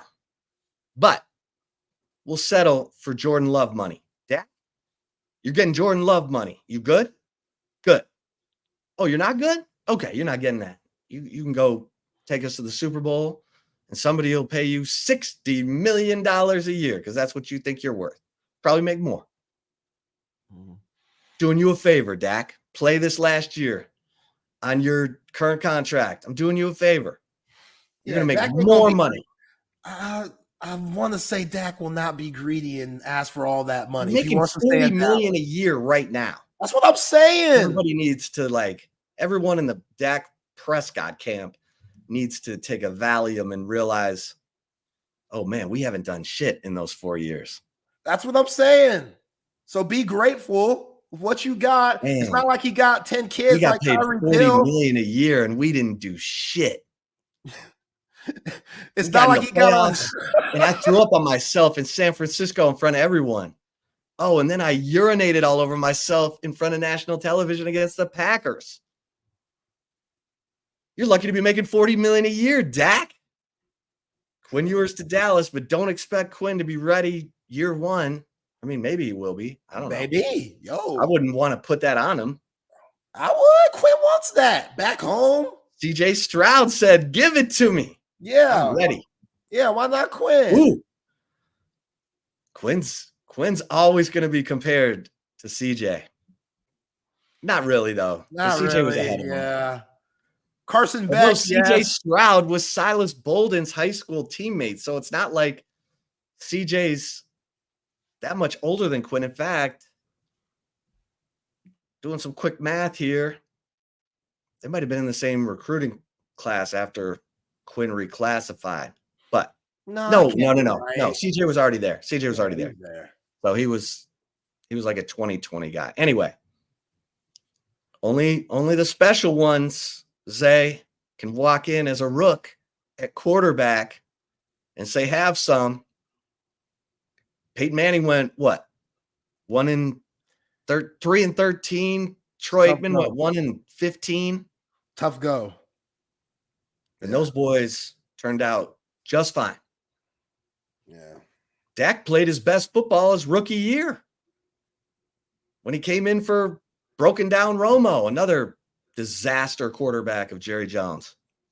How disaster? That's a little extreme. Disaster. Romo was no disaster. When it mattered, he was nowhere to be found. What do you mean? He was out here taking the Giants dead. He throws that terrible interception under Wade Phillips. Like, who's he throwing it to? The entire Giants defense. They lost the playoff game because of it. It's like Dallas Cowboys quarterbacks have some kind of like STD when they get in the playoffs. No.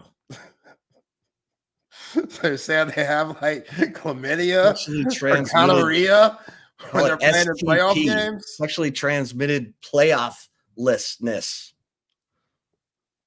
Can't do nothing in the playoffs. Dallas Cowboys quarterback's been doing nothing in the playoffs. It's freaking frustrating. Having covered that franchise, having watched what they did in the early 90s when Jera had a rock star GM named Jimmy Johnson.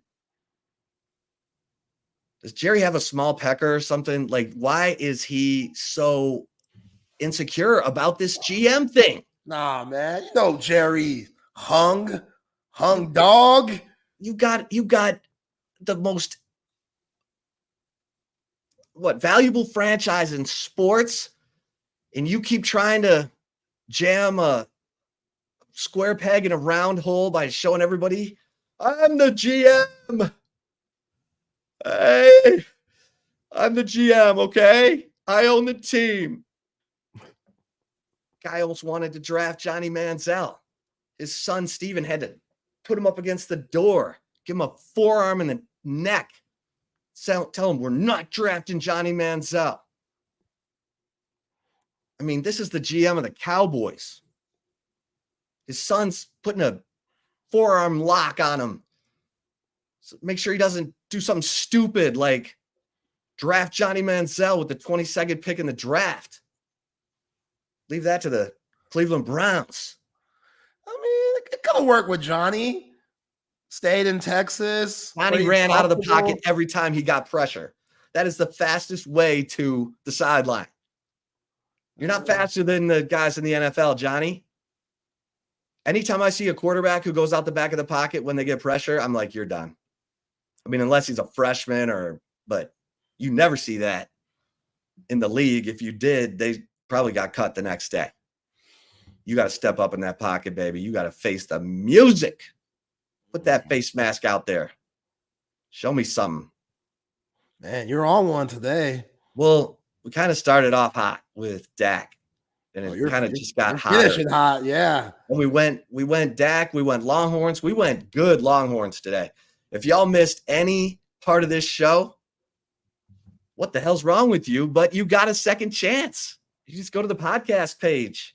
We went deep on Anthony Hill and Isaiah Bond and Silas Bolden. And I gave you a chip shot that should make you feel a little light this weekend. Like you go have maybe extra cocktail tonight. Make sure you take an Uber or do it at home, whatever you're doing. Zay. Would you say my name? You should be talking to them Georgia football players. I mean, the party's at your place tonight. Oh, yeah. Party's at your place tonight. Don't hit me up. What's that address? 8912, go F yourself. Yeah, that's what I'm talking about. 8912, go F yourself. Everybody be there, okay? 7 o'clock. 8912, go F yourself. Yeah. Okay. Bring your own beer. Don't get crazy. Bring your coolers. Please, man. I charge commission. Bring some food to 8912, go F yourself. Yeah. Zay will be there waiting for you. Oh, yeah. Open arms, man. He's a bachelor tonight. I mean, he's not a bachelor. Whoa. He's home alone. He's Macaulay Culkin. His wife's on a girls' I trip. ain't that either. Didn't you say your wife, Jesse's on a girls' trip? Yeah. Oh, hell yeah. She's having the time of her life. Yeah. You ever seen that movie, Girls Trip? I have. Great There's movie. danger, Will Robinson. There's danger all over Girls Trip. Yeah, them girls were like single or something. Like Tiffany Haddish and Jada Pinkett, Queen Latifah. Classic movie. Yeah, who was the guy making the moves? Was it on Jada Pinkett? Yeah, that's a Kofi Singh. Why has Jada Pinkett always got to be the I'm going to be the hot one in this script. Like, the guy's going to be hitting on me. Y'all can be the funny one or the jokey one or the whatever, but I'm going to be the hot one.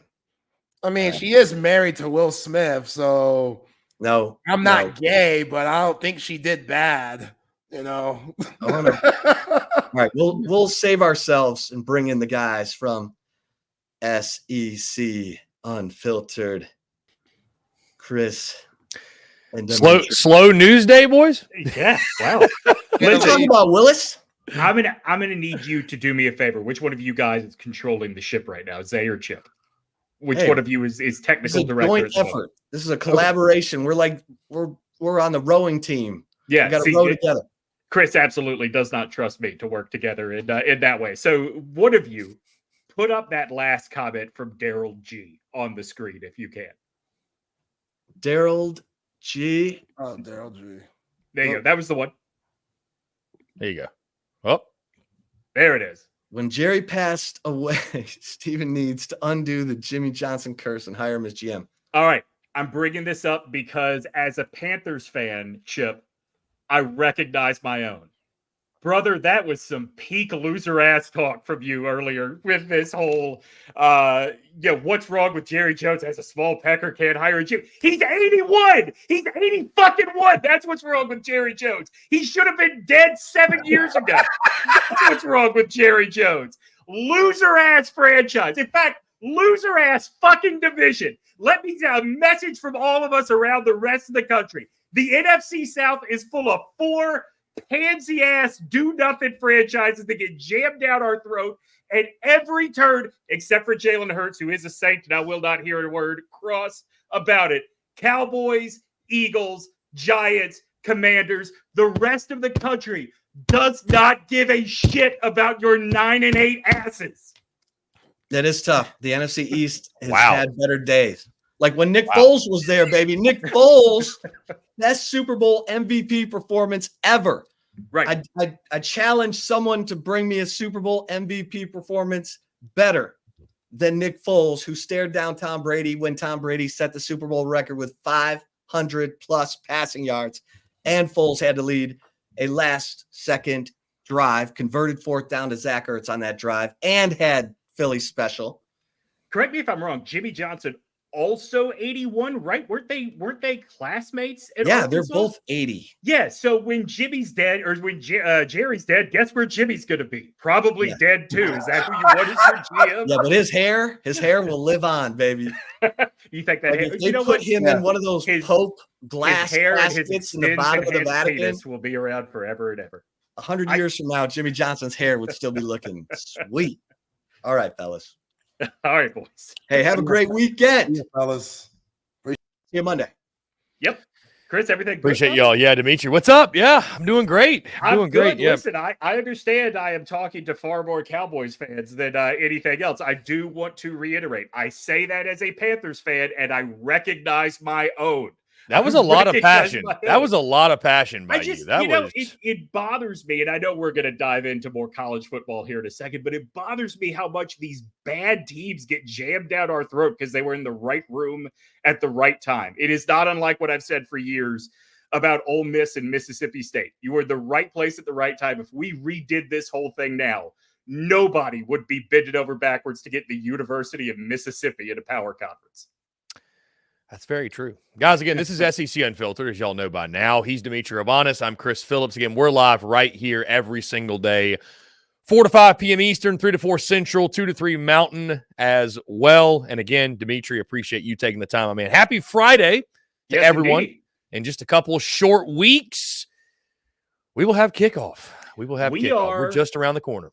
We are literally under 30 days now from week 1 kicking off. So that means what? We're just over 3 weeks, like you said, away from week 0. And this point, I'm psyched. I really am. Even with week 0 being kind of a turd this year, where we have only, I think we have 2 FBS on the FBS games, but I know Florida State, Georgia Tech. What is the other? I think I'm going to look it up. I want to say, is it San Jose State playing another G5 team, or maybe it's another Mountain West team? I don't know why San Jose is sticking out in my mind. Let's see. Week 0, you've got, I'm going to go through, there's 4 games.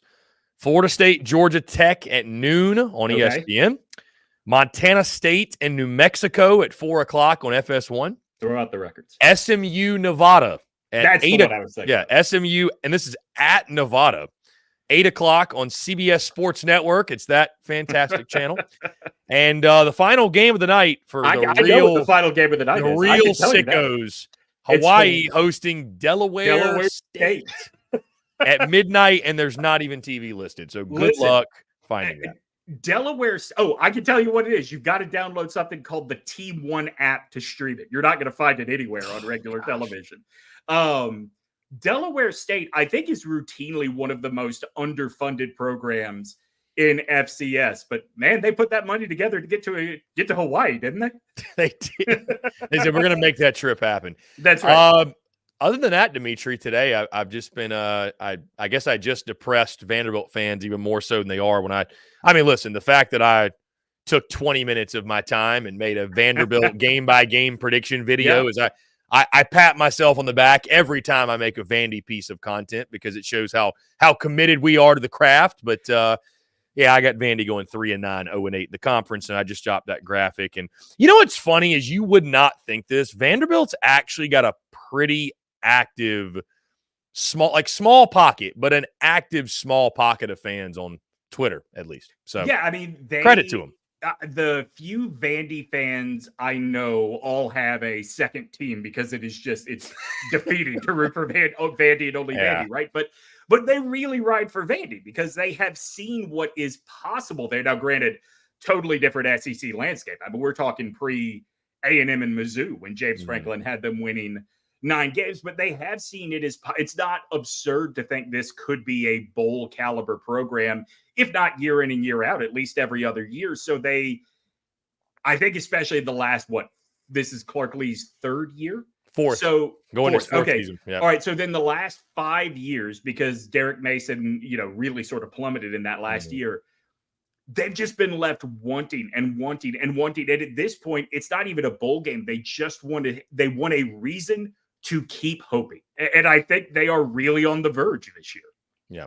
Not of good, of like giving up that hope as well. Right. I think to your point, not to spend too much time on Vanderbilt talk today, but I think to your point, what's more likely Vanderbilt gets back to where they were under James Franklin, or even gets to a point where they're making a bowl game every year, or Vanderbilt drops down a level. Yeah. I think dropping down a level is more likely. Like I just I agree. Look, I don't think that it is absurd that Derek Mason got another chance somewhere. And granted, it's Middle Tennessee. It's in the remnants of Conference USA. It's not a great job, but look back at what he did at Vanderbilt. You can't dismiss that the dude clearly knows how to coach, clearly knows how to rally a team.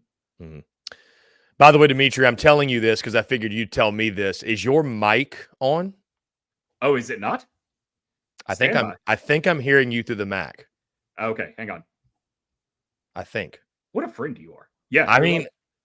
I figured you'd tell me. So.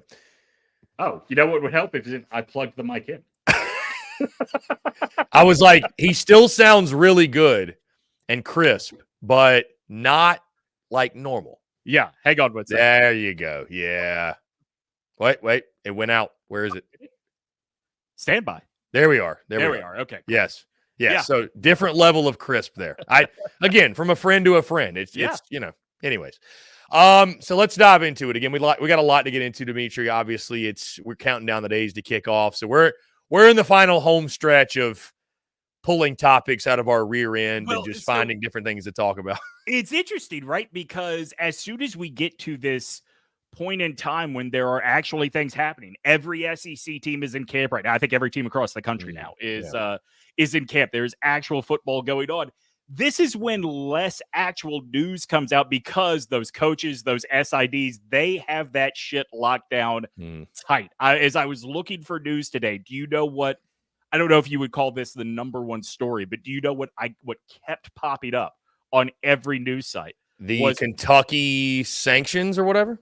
So I was looking this morning. So I okay. Yeah, I saw when we all started sending around the Kentucky sanction stuff. But this morning, what kept going around is various websites discussing why does Alabama defensive coordinator Kane Womack wear a hoodie to practice in 95-degree heat? It's like, good Lord, they really have cut off access to you guys. Yeah, everybody's struggling to find something. You know, it's funny on the fall camp note, Dimitri. I know you remember the days when practices were just open. You could just go watch practice. I remember back in the early 2010s going and watching South Carolina practice. And you could watch like the whole thing. Just no big deal. And I can tell you, I was in school. So this probably would have been 2000. You know what? It was 2000 because Alabama was so unfathomably bad that year. And they started the season out preseason number 3. So I think there was some embarrassment to it. But that was the year that before that, you couldn't just walk in, but you could stand at the fence. That year, they put a wrap around the fence. You couldn't even see into practice.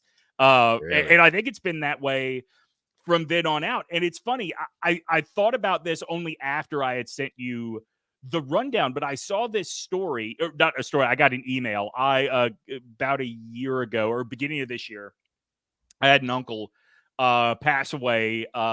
His wife, who is my mom's sister, passed away 5 years before. They let me live with them when I had nowhere to live my senior year of college. Both of them were Alabama grads. They were the reason I rooted for Alabama football. So in honor of them, in memory of both of them, I donated to the NIL Collective this year. And so now I get news, right, from the NIL Collective every week, every month. And Alabama has a tier this year of your NIL Collective where practice is closed for everybody but you. And I'm not going to donate to that, but it certainly is this wasn't something that even seemed possible before everybody had to figure out how to mine every penny they could out of collectives. In this new world of college football, it's essentially everything that fans used to just get as part of being a fan is now being leveraged as we can use this. For example, Dimitri, I was about to bring up, remember fan days? Remember when you could go to Fan Appreciation Day and you could go to whether your team held it at the basketball arena or the football stadium, and they'd all sit at a table and you grabbed a poster or you brought a football and they'd sign it. I remember going to the Fan Appreciation Day when Jadeveon Clowney was there at South Carolina, and it was nuts. But you could just walk up, he just sign a helmet, and I'm like, man, them days are long gone. Dude, speaking of Fan Appreciation Days in NIL and South Carolina, my understanding is their Fan Appreciation Days exclusively an NIL thing this year, and they appreciate you in the sense that they're glad you're there. They're not going to come over and say hello, though. That's my understanding of the way that, and look, I'm sure South Carolina is far from alone in that, right? I think that's the way a lot of teams are probably doing that now. Yeah, it's funny that you mentioned that. So I don't know the details on that, but on a side note, I had a buddy of mine that works for the Fan Upstate. I think they're going in some capacity, kind of shining light on the event. And he asked me if I'd got invited. I'm like, bro, it'd be a cold day in hell before something like that happened. So look, anyways, the radio station I do some work for in Columbia is their flagship, and they don't even give them anything. They're told we will allow you to, smell the leftover shoes afterwards, and you can report on that. It's crazy what collectives have done to other relationships with the overall fan base for some of these schools. And again, I'm not saying Carolina's alone. I bet Alabama's not alone in that whole, it's a closed practice, but if you donate X amount, but sometimes that other domino has to fall, right? Alabama's doing it now because there's no way they were going to be allowed to do it under Nick Saban. I would bet that Michigan probably, if they're not already doing it, will do it in the years ahead because there's no way they were doing it under Jim Harbaugh. It just kind of makes sense to me that you would use the collective in this way because there are those levels of fandom across the SEC that oh man, that's the level of access that I want. I want to be at the practice nobody else can be at. Guys, leave us your questions, your comments, everything else, Facebook, YouTube, X, wherever you're watching. And maybe a poll question for you guys as we get going is, would you pay for a paid Fan Appreciation Day? Is that something you'd be interested in, or is that doing the most and not something you're willing to invest in? Just maybe get an autograph. And I bet there is a real age divide in that. Yeah. I bet that there are people. I'm 42. I bet I am on the tail end of the age group that thinks that oh fuck yeah, I need to be there for that. Oh my God. Speaking for a fan base who would probably pay for their favorite player's autograph, Nico Iami, I can't even say his name. Iamaleava. I know, Iamaleava. I have it down, and then sometimes my brain will just see it and go to mush. Sometimes. I'm the same way. Whenever I do something about Tennessee on Bubble Bath, I can look at it one time and I can nail it. But if I flub the line somewhere else and I have to do it again, then it is that name that I trip over a million times. I have to sound it out in my head first and then say it. So Nico Iamaleava. Yep. Everyone's favorite target. It seems as if he's the guy. And I know you mentioned here, Dimitri, I honestly don't know who Blake Topmeyer is. Yeah, so fill me in. Yeah. This is something that I found earlier this week, actually doing some radio in South Carolina. Blake Topmeyer covers the SEC for a bunch of newspapers across the country, but he is based out of Knoxville. So obviously he has an eye on Tennessee, right? And he did this article that was like, here are the takes, here are the quote unquote bold takes I'm already bored by, and here are 8 actually bold takes this year. And his number one was that Jackson Arnold would have a better first year as a primary starter than Nico Iamaleava. And what struck me as interesting about that is I saw something in The Athletic the week before asking if you would rather have Garrett Nussmeier in his year one as a starter or Nico Iamaleava. And then, there are some people that put Connor Wegman of A&M in that group, even though, I don't think that's fair. He started half the games last season. To me, this is not year one, but some people feel that way. And I wonder what it is about Nico that he has this target on his back for everybody that wants to compare. You, Chris, know that I think Nico is the truth. I think he's going to be incredible at Tennessee. But I think back to when Garrett Nussmeier was coming out, and he was hyped like he was a recruit. We haven't seen this level of ready to go day one from a high school kid before. Why is he not the one we've all latched onto? I think the reason Nico is probably the easy target, Dimitri, is I think that people are apt to go after someone they feel like has gotten a bunch and hasn't earned it. And I think that's how a lot of people look at Nico. He's getting a lot of, because he's being talked about top half of quarterbacks in the league, and he's played in a bowl game. And bowl games aren't what they used to be. Now, granted, what he did against Iowa's defense, seeing his defense is all they can do, that's pretty impressive what he did. Well, hey, they can punt. And I'm like you. They can punt as well. You're right. I'm like you. I'm a believer in Nico. I think he's going to be a stud. I think that offense, in Josh Heupel's system especially, there's on a side note, there's a quarterback announcing his commitment tomorrow, 2026 5-star guy. He just got a crystal ball to Tennessee. I'm like, they're going to be fine at quarterback for quite a while. You put up numbers with Joe Milton, give him anybody. They'll be fine. And that's what I was going to say, right? And I will be the first to acknowledge I don't love Josh Heupel as a coach, but he has far outperformed. I thought he would be coming back to earth when probably around this time. I thought he'd be coming back to earth by year 2 or 3 at Tennessee, and the SEC would have figured out this offense. But A, he hasn't, and B, I think we all agree that pure talent-wise, Iamaleava is the best quarterback he's had since he arrived at Tennessee. So we have some pretty big expectations, not just for Nico, but for what Tennessee can do now here over the next, 2 years for sure before he's draft eligible, maybe 3 if, Iamaleava is not considered one of the top tier guys of, what would he be, the 26th draft? I don't know, man. It's interesting that that's the guy everybody sort of coalesced around, because I don't know, to your point, I'm really confused as to why people would put Jackson Arnold A in that league and B talk about him like a top half of the league kind of quarterback. I just don't see it. I don't think he's bad, but I think that all right, you and I have had this conversation. I don't think we've had it on the podcast though. I am shocked by the level of Diego Pavia disrespect. Now, granted, he's Vanderbilt's quarterback. Hey. It's so easy to crap on Vanderbilt's quarterback. I would like to note, Dimitri, in my preseason quarterback rankings, I had him 1 spot ahead of Peyton Thorne, out of pure principle.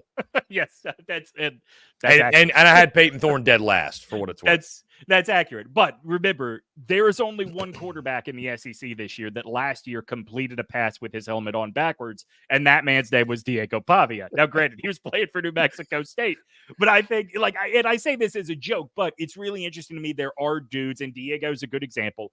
He has not been anywhere big. Obviously, they had the win over Auburn, great, but it's a Conference USA schedule. It's not anything to write home about, but he has proven capable of leading a team.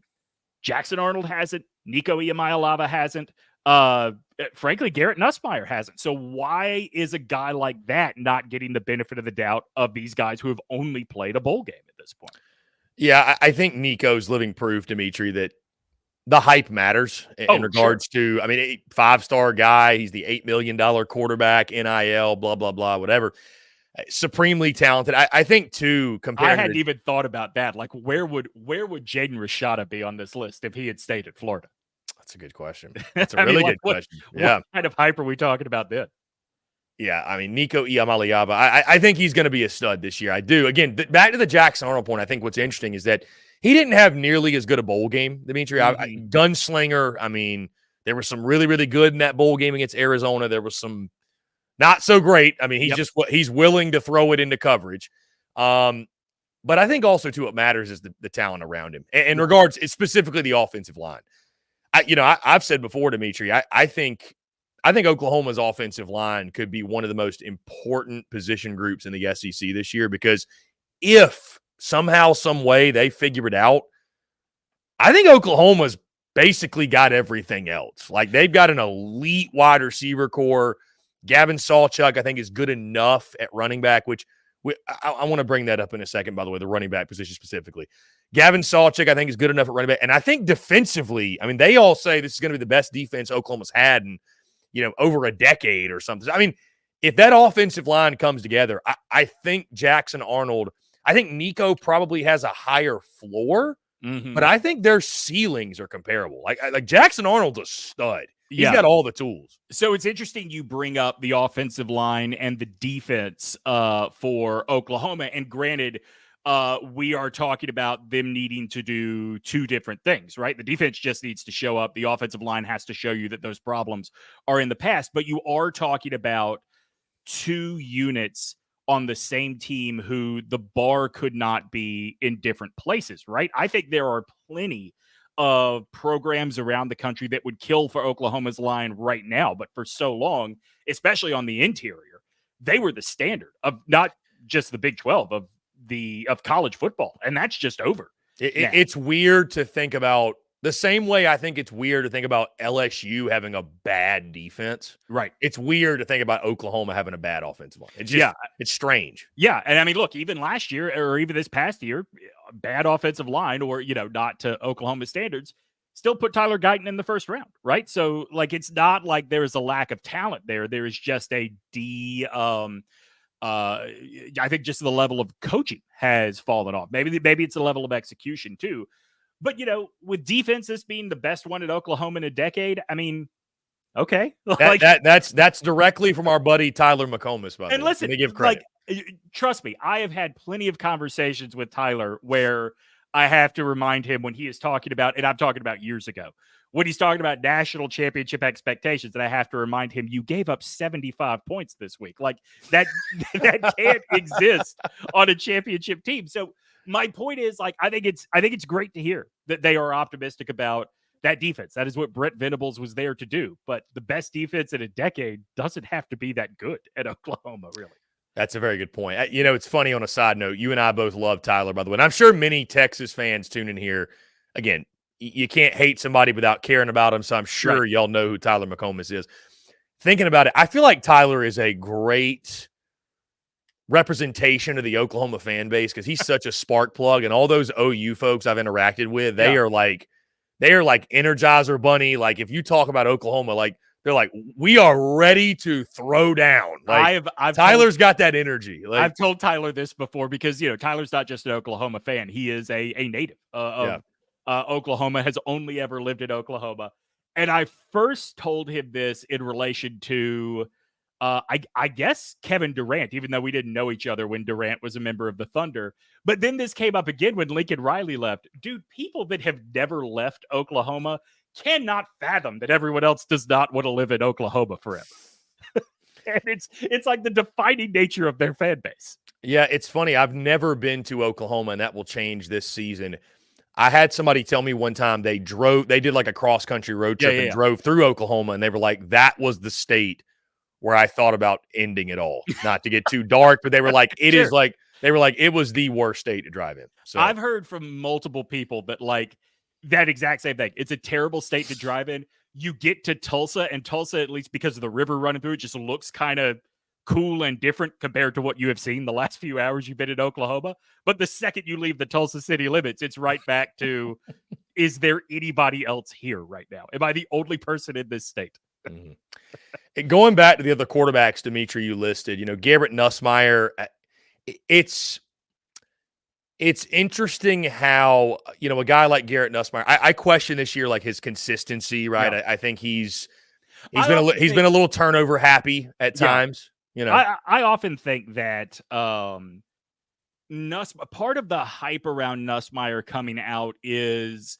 that he is the son of a well-traveled offensive coordinator, a guy, Doug Nussmeier, his dad, has been the OC at a lot of premier places, Alabama, Michigan. I think it's Washington, not Oregon, but he's been the OC of some high-profile programs. So I've often wondered with Nussmeier, is there a benefit of the doubt of course, this guy must have the mental side of the game figured out? Because, I think back to the Alabama game last year, and granted, you don't wish that on anybody, regardless of what year they are in school. You don't wish the biggest game that team is going to play all season, you are suddenly thrown into having to come in to relieve an injured Heisman contender, Heisman winner, go on to be a Heisman winner. But I noticed, sort of along the lines of what you're saying, he is really slow to process what is going on around him.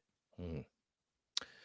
And I think that's going to be the big question for LSU's offense, because they have, on a side note, they've got plenty of weapons, but it's just having the right trigger man. Should be more balanced this year with Caleb Jackson, the running back spot. I wanted to take it there, by the way, just really quickly, Dimitri. I know this isn't in our notes, but I was talking to a good friend of the show today. We're starting to do team previews of Texas fans. You can be sure probably next week we'll drop the 2024 Texas preview. I think we're going to get our guy, I don't know, maybe CJ Vogel from On Texas Football, try to mix up the guests a little bit. Either way, I was talking to Mike Gittins of the War Report, talking to Auburn, and, we mentioned Jarquez Hunter, best returning running back in the SEC, you could argue. And it made me think, though, Dimitri, and this is, it's going to be taken as a shot at Jarquez Hunter. That's just, it's inevitable. But I'm just in my mind, the running back position is not, it's not what it used to be. We've seen this already in the NFL. I feel like it's kind of trickled down to college football to where I'm like, Dimitri, I'm like, Jarquez Hunter's really the best running back in the league.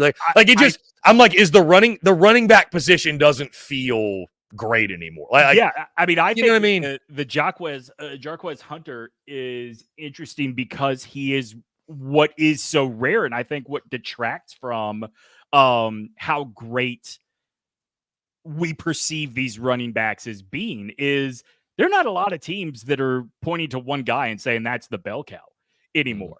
And some of that comes from teams like Alabama, like Georgia, like LSU being able to stack up 5-star on top of 5-star, and they want to get as many of these guys carries, A, to keep them happy, but B, also to keep their mileage down a little bit. Some of that is about what coaches want. Some of it, especially in the NIL era and the transfer portal era, is about what the players want. Because, one thing that I can tell you just as a Panthers fan, even though, and Longhorns fans know this, obviously, Jonathan Brooks coming in off of an ACL tear, I do know that there are plenty of people that are very happy that it was Brooks and not Benton out of FSU if the Panthers were going to take a running back, because Brooks only spent 1 year getting major carries because Texas used Bijan as kind of a bell cow. That sort of stuff matters to NFL teams. And I think, to your point, I don't think we have less talented running backs than before. We just don't have star running backs anymore. Yeah, I would say, Dimitri, if you think that, I look at Ole Miss, like Quinshon Judkins left, and a lot of them were happy he was gone. I think you and I talked about this last time. Like, they let Quinshon Judkins walk out the door, and they're talking like Moneyball, right? Like, we could recreate the performance in the aggregate. Like, man, that's a bummer, because that was a really fun running back to watch. But at the same time, exactly along the lines of what we're talking about here, probably about a month or two ago, I started thinking that I was going to put money on Judkins as my futures bet for the Heisman. And then the more I thought about it, the more it just doesn't make sense. Like, no running back, no matter how talented they are ever going to get that Derrick Henry 2015 season again, where it's just like you're either going to win the Heisman or we are going to murder you in the process. You probably got caught up watching too many EA college football 25 videos of Quinshon Judkins hitting the spin move. Apparently, That's right. I have not played with Ohio State yet, but apparently his spin move in that game is like diabolical. So fun note. I am doing my road to glory right now, and I very much am going to be the kind of player we hate, where I will be on 4 schools in 4 years. But I am playing right now as the starting running back for your beloved Gamecocks, and boy, are the spin moves and juke moves getting a lot of work out in the backfield just to get a yard or two. I love it. We're going to get more EA college football 25 talk in a moment, because I've got some interesting opinions I think Dimitri's going to want to hear when we get there. But first, I think this is really interesting. So you sent over from BamaHammer.com. They ran polls in regards to the expectations in Tuscaloosa, which we know they were extremely high. But when are fans expecting national championships under Kalen DeBoer, right? When are you expecting to win a national title? And the poll came out as such. 50.3% say within a 5-year span. 28.6% say this year. 18.3% say next year. Yeah.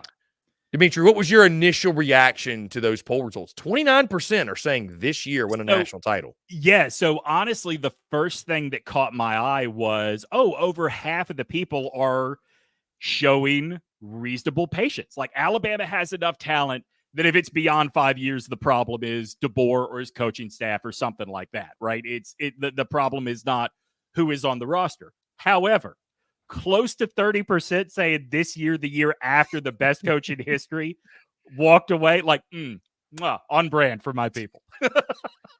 It's really interesting because I forget who, I don't think you asked me this. I think it was somebody else that was asking about, could we or will we see a coach at some point fired for losing, first round of the playoff? And I'm like, absolutely we will. Like, are you kidding me? Like, you don't think that would happen at Alabama? Like 100%. So let me drop a name for you real quick. I was on the phone this week with my friend Paul Feinbaum. I'll just pick that up for everybody. Wow. And wow. Big time. Major league.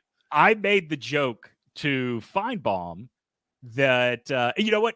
I was talking to him about what you and I talked about last time I was on the show, which was, at what point do you say clearly the CFP committee values the SEC enough to get in a number X team, right? And he's confident that it's 5. He said, I think any conference that gets more than 4, you start to question how much overvalue the committee has put on them.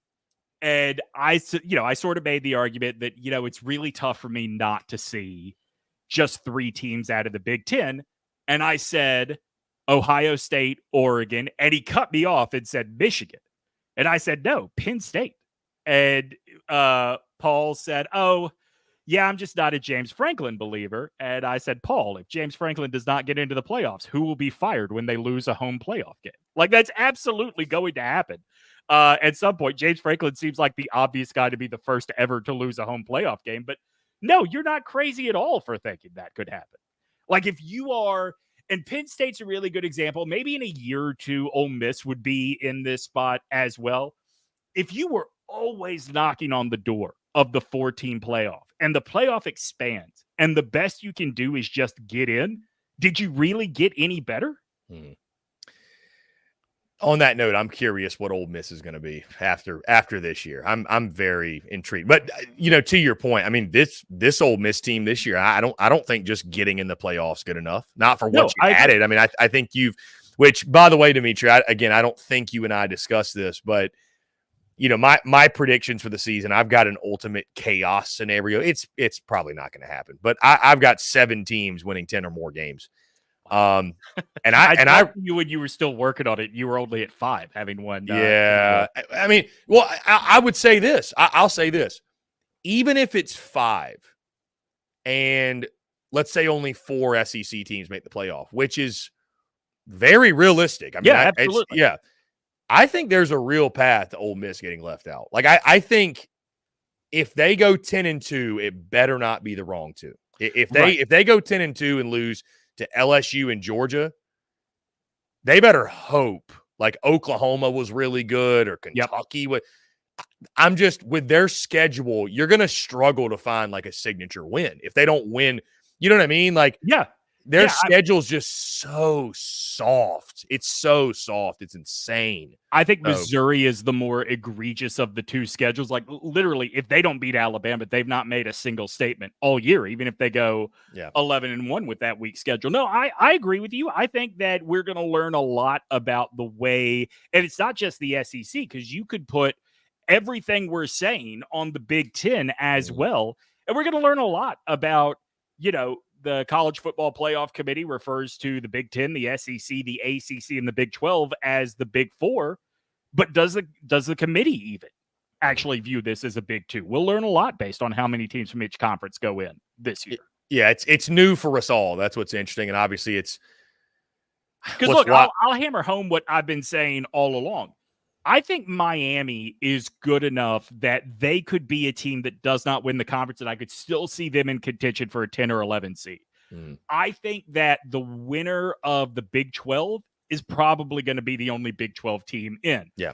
I like Utah. I've always liked Utah under Kyle Whittingham, but we are assuming that their two best offensive weapons are going to be what they were 2 years ago, because neither of them played last year. That seems like a lot to ask to think they could be a top 10 team.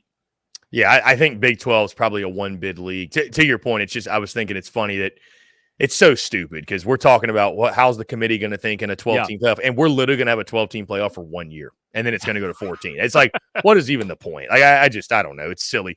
Back to this poll, though, Dimitri.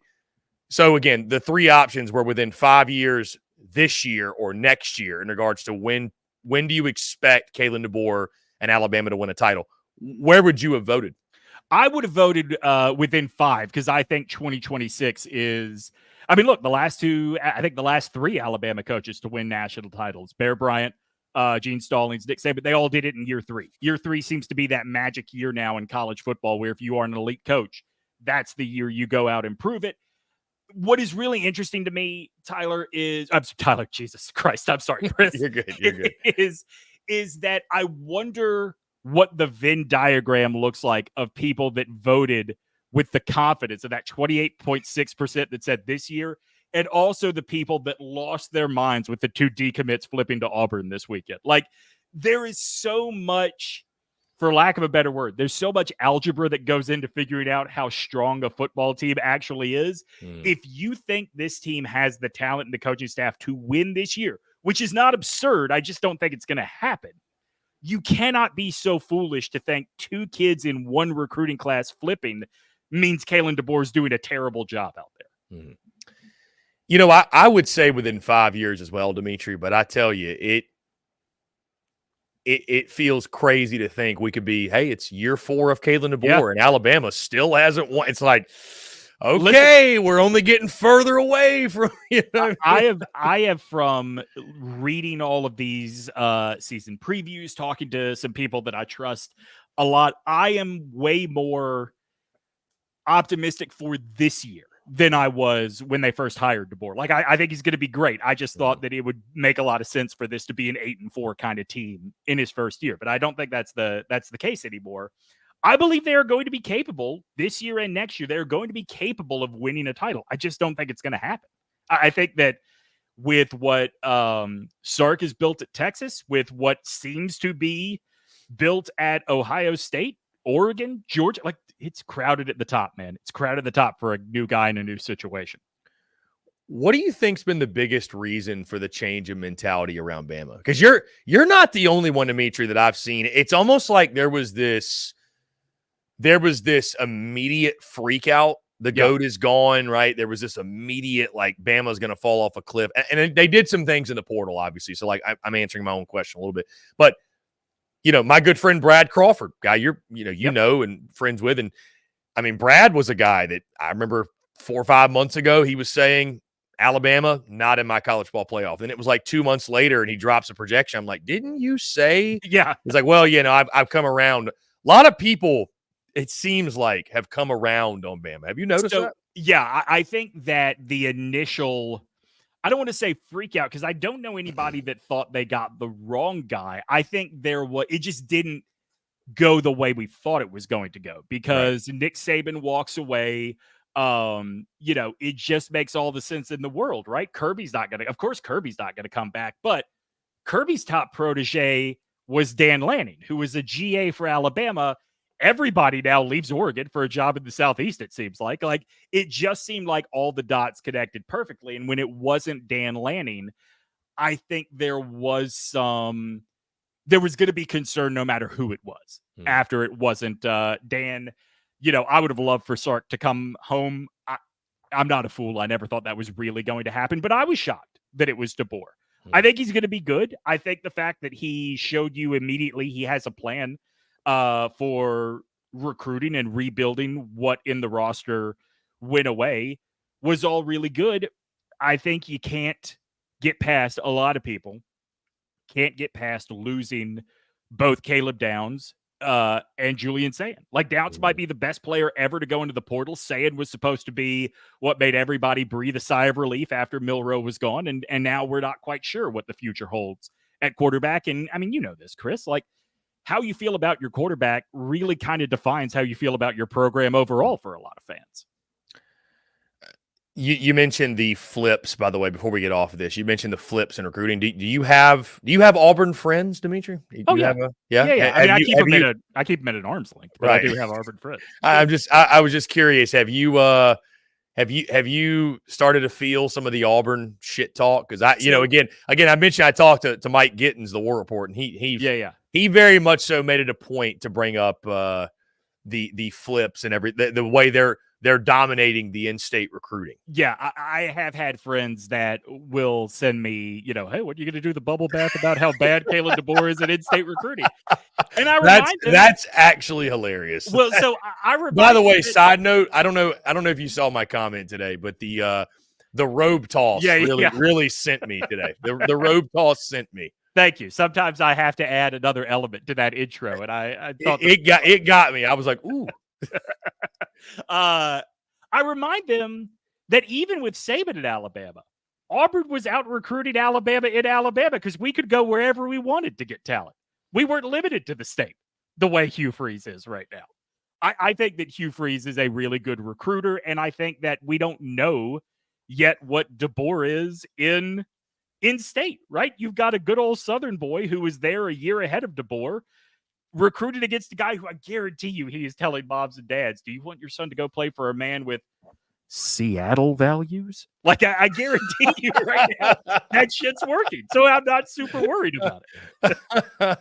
That's hilarious. Good old boy Hugh Freeze. Love that. Let's move on, Dimitri, to something even more absurd than freaking out over decommitments in recruiting, and that is college football 25. Love this game. This game. Okay. And I am, we'll just roll this out here. So essentially an article written by it's Sports Illustrated of all places. Yeah. Sports Illustrated. That's agreed. maybe another I know what you're going to say. Maybe that's a topic for another day, but not what it was. Anyways. Yeah. It's by Jonathan Williams. Yeah. No knock on the writer, Jonathan Williams. And dude, I get it. We're at the point in the year finding content. Listen, there's beauty in the banter. I totally get it. The article is what College Football 25 has revealed about the South Carolina Gamecocks. The 3 points are: number one, Rocket Sanders, the running back, will return to form. Number two, Lenora Sellers' leg should play a significant role, who is the quarterback, in case you don't know. Number three, Nick Harbor. I'm sure you guys have seen Nick Harbor, wide receiver. He's been on freak lists. He's a track guy. Nick Harbor needs the ball in his hands. Dimitri, come on, man. A video game is not telling you shit. Like, this is a video game. It's not real life. Now, granted, come on, man. I am a year ahead of this season in my Road to Glory. But you know what I've learned from playing with the Lenora Sellers in Road to Glory? Which, again, this is a video game. You can't account for what happens in real life in a game. Is every time there's a read option, Lenora Sellers will make the wrong read. That's what I've learned. So how can you have confidence? Look, I don't think South Carolina is going to bottom out this year the way some people think they do. I think they're probably right back where they were last year, 5-7, 6-6, somewhere in there. I love that they're going with not Lenoris specifically, but I love that they are recognizing. All right, so I'm going to tell you what I told some Carolina friends earlier this week.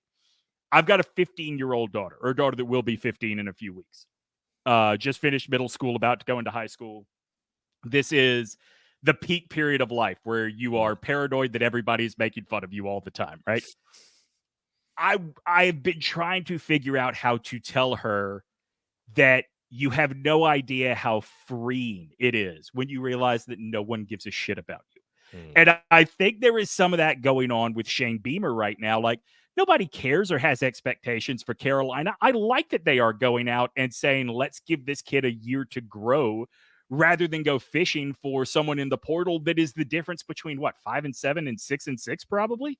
Like that feels like a waste of time and NIL money to me. I mean, you went 5-7 last year with Spencer Rattler. So I mean, it's right. Why wouldn't you invest in the guy that's a homegrown product that you're really excited about? Anyways, I will say, to your point, Dimitri, these are the years where South Carolina typically does well. That's right. When nobody has any type of expectations of them. I mean, there was. I will say, to that point, though, there was definitely hype going in the 2022 season. There was, because you had added Spencer Rattler and some other pieces. Yeah. But it kind of took, like, you got to those final 2 weeks of the season when you beat Tennessee and Clemson, and nobody had expectations for South Carolina. Right. And they went out and played their best game. So, I mean, I also think that, some of that hype was about not just Rattler, but who was the tight end that came and only Stogner.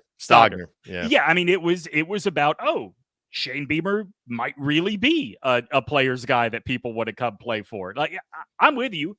I don't expect it, but that's usually when I get proven wrong by that school. I mean, I've locked in 5-7. I've already said I just don't trust a lot of parts of the team, and I think Sellers can be a pretty solid player, but I'm more so worried about the pieces around him. Again, back to the actual, again, the topic here. Again, credit the kid for a unique piece of content. I really do. I'm not even discouraging it. It's just, did we learn about the South Carolina team from the game? We are. Come on, look, man. I'm with you. I'm really happy to have the game God. back. Right. I like what Road to Glory is in this edition more than I've ever liked it before. Yeah. Like, I'm actually playing it in this edition. But we are pretty close to jumping the shark on content built off of this thing, right? Like, players' ratings are all subjective. It doesn't really tell you anything about. I mean, isn't Carson Beck a 91 and Shadur is a 91 as well? The Colorado things are just ridiculous. I mean, I also think the Carson Beck thing is ridiculous. Like, I get that you have to have 90-something quarterbacks. That's part of what sells the game. But why can't we just acknowledge this doesn't feel like a very good year for quarterbacks in college football? Like, we might have a bunch of 85s, and that's it. And that's okay. You know what's also really depressing, Dimitri, and it doesn't sound like you've encountered this because you're playing Road to Glory. I've played a little bit of Road to Glory as well. I've also gotten just really pissed off because the game feels hard, and I don't like that. I'll be honest with you. I don't like I dominated NCAA 14, and I'm like, I'm playing All-American on this one, and I'm like, why is this shit so hard? Like, and it's what I was going to say. It's depressing when it's been 10 years since the game come out. So some of us, you were either 15, now you're 25, 35, whatever. So your responsibilities in life have changed.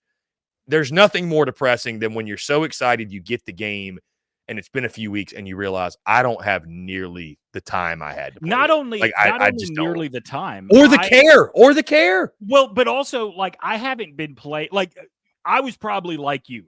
The only video game I played for the last 10 years was NCAA 14, until, I will admit, the last 2 Star Wars video games have been my shit. I've been all about those. But my son has been playing video games, and he doesn't play a lot of Madden, but he plays a lot of the EA games. We play FIFA together. He plays the NHL game.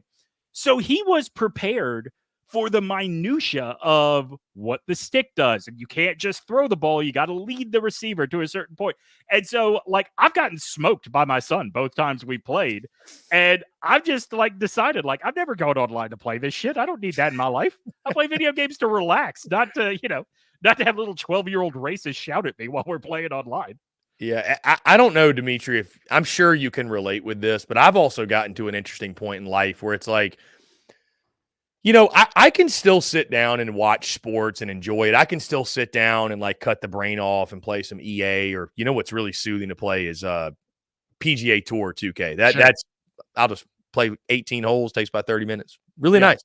But I've gotten to a point, man, where admittedly, if I'm not making content around it, I don't really care all that much. It's hard for me to get invested in sports where it's like, because it's like when you do it for a living, it's like in the downtime, I'm going to watch other sports that literally means nothing to like what I'm, you know what I mean? Like, Look, it's just, there's a reason that most of what I do in content creation now is this stuff with you. It is on the radio in South Carolina. Like, the first time I got fired from a sports radio gig here in North Carolina, it dawned on me, oh shit, I'm probably never going to watch Duke versus North Carolina again because I don't have to anymore, right? Like I'm 42, I've got kids, I've got other priorities. I'm not going to do that stuff. I will say this, and I think and maybe the audience, but like I fucking love Star Wars, right? Like I've got an arm full of Star Wars tattoos, right? What I like about those games actually kind of hits on what you're talking about is, you play. I mean, like you have lightsaber duels and stuff like that, but so much of it is like watching a movie. And I don't think that you appreciate that when you're younger and you don't have, like, oh, I've got 30 minutes to play right now. Like for those 30 minutes, you're going to be thoroughly entertained. And, I don't know that we really appreciated that was kind of going to be the way we experienced college football 25 when it came out. Yeah, it's been fun. I to your point, it's so funny you mentioned the jumping the content shark, where I'm about to probably start the content shark on this thing. So maybe, I don't know, nothing crazy, maybe some simulations here and there. It's funny. I had the idea of maybe doing like a dynasty for fun or something. Yeah. But I'm just like, Dimitri, I'm like, bro, I don't have time to recruit. Like, what are we doing? Right. Like, I've had multiple friends ask if I were to do an online dynasty, and my answer is always no, because like I don't want to be on your schedule. I'm not recruiting a fake generated prospect. And like we have reached a new level, Dimitri. And listen, I'm not a guy that hates fun. Talk about it all you want. It doesn't bother me. But, it's always a running joke. Oh, there goes Carl, the guy who won't shut up about his fantasy football team.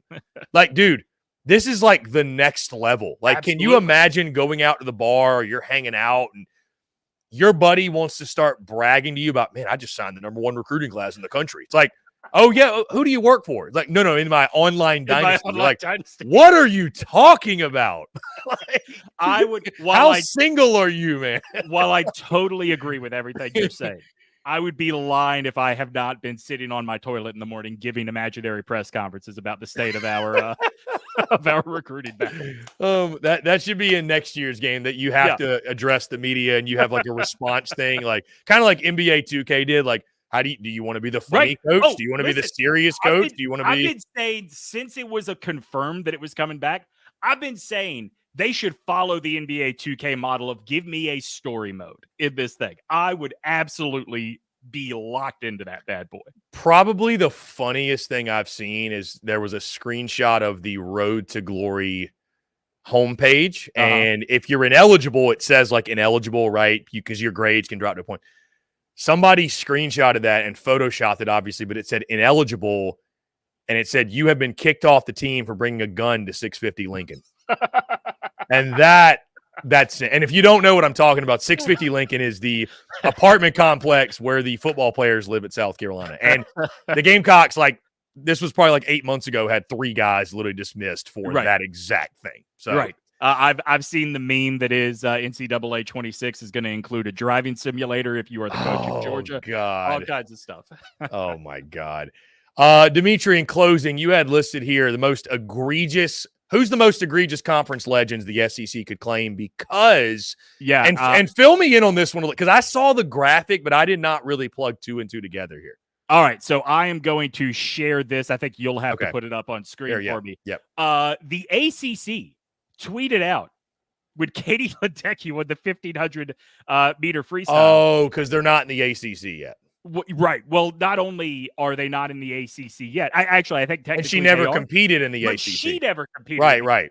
She never even graduated from Stanford. Yeah, that is egregious. Yeah. Right. And so the ACC has a long history of doing this. The first one I could find, just a quick Google search, was every year ahead of the ACC championship football game that every single school inducts a ACC legend into the ACC whatever, right?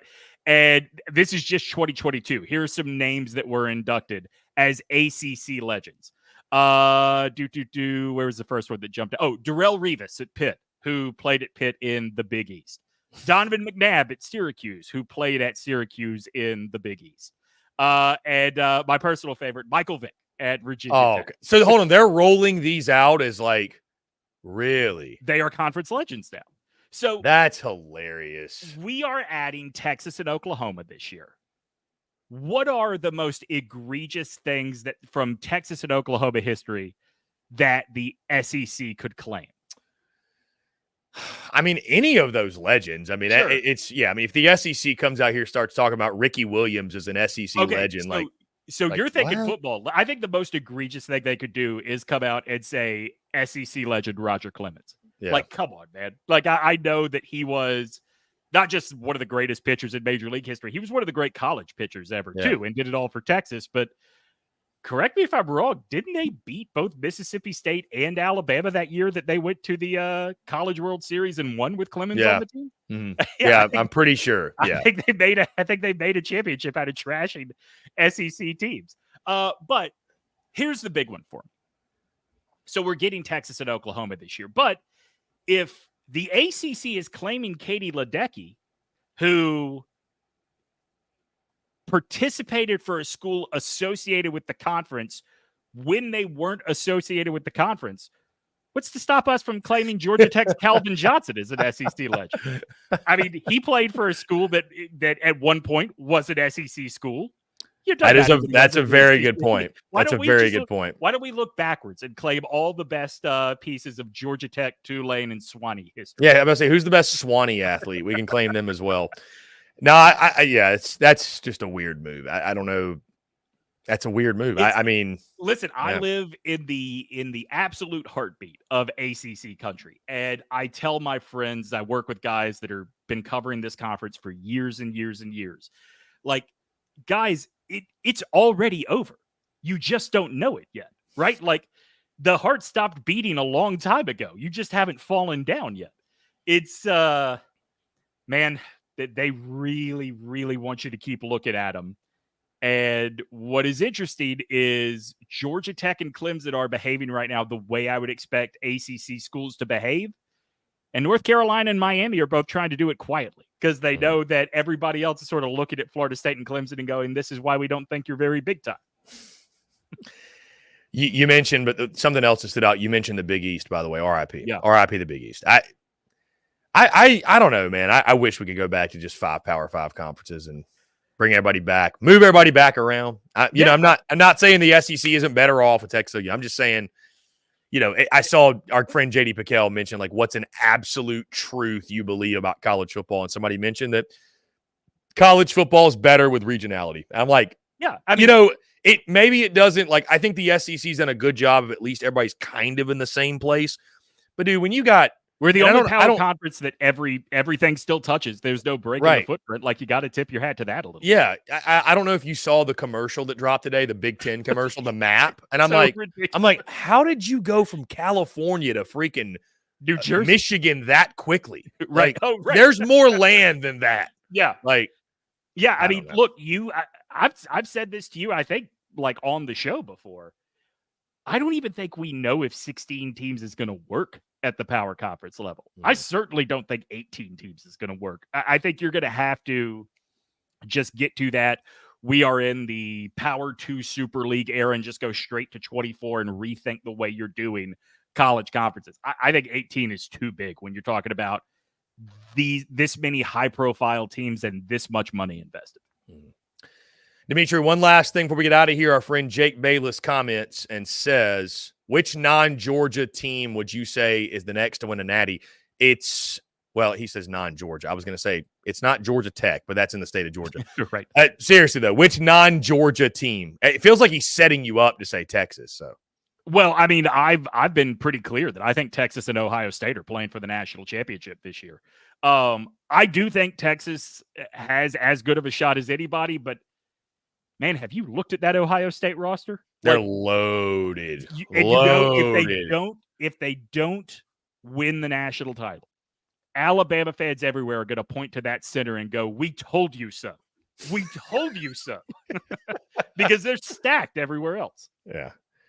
God, if he has a bad snap in a critical moment. I'm not wishing for it for the kid, but my goodness. It's hard to imagine he won't. And I have no ill will towards the kid. I acknowledge that his bad snap is what cost Alabama the Rose Bowl, but he's a kid, right? Yeah. It happens. Life goes on. But boy, it's a big bet for Ryan Day to have bold play. Bold play indeed. That center. Yeah. Bold play. Dimitri, always a pleasure, my friend. Guys, thank you all so much for tuning in on this Friday. We're going to wrap things up. Again, make sure you stay tuned to Texas Sports Unfiltered, SEC Unfiltered as well, across social media, podcast, YouTube. Y'all know the drill. We're live right here every single day, 4 to 5 p.m. Eastern, 3 to 4 Central, 2 to 3 Mountain. And again, appreciate y'all. Dimitri, you're the man. Thank you all so much for another great week. Have a great weekend. For Dimitri Ravanos, I'm Chris Phillips. We will catch you all on Monday.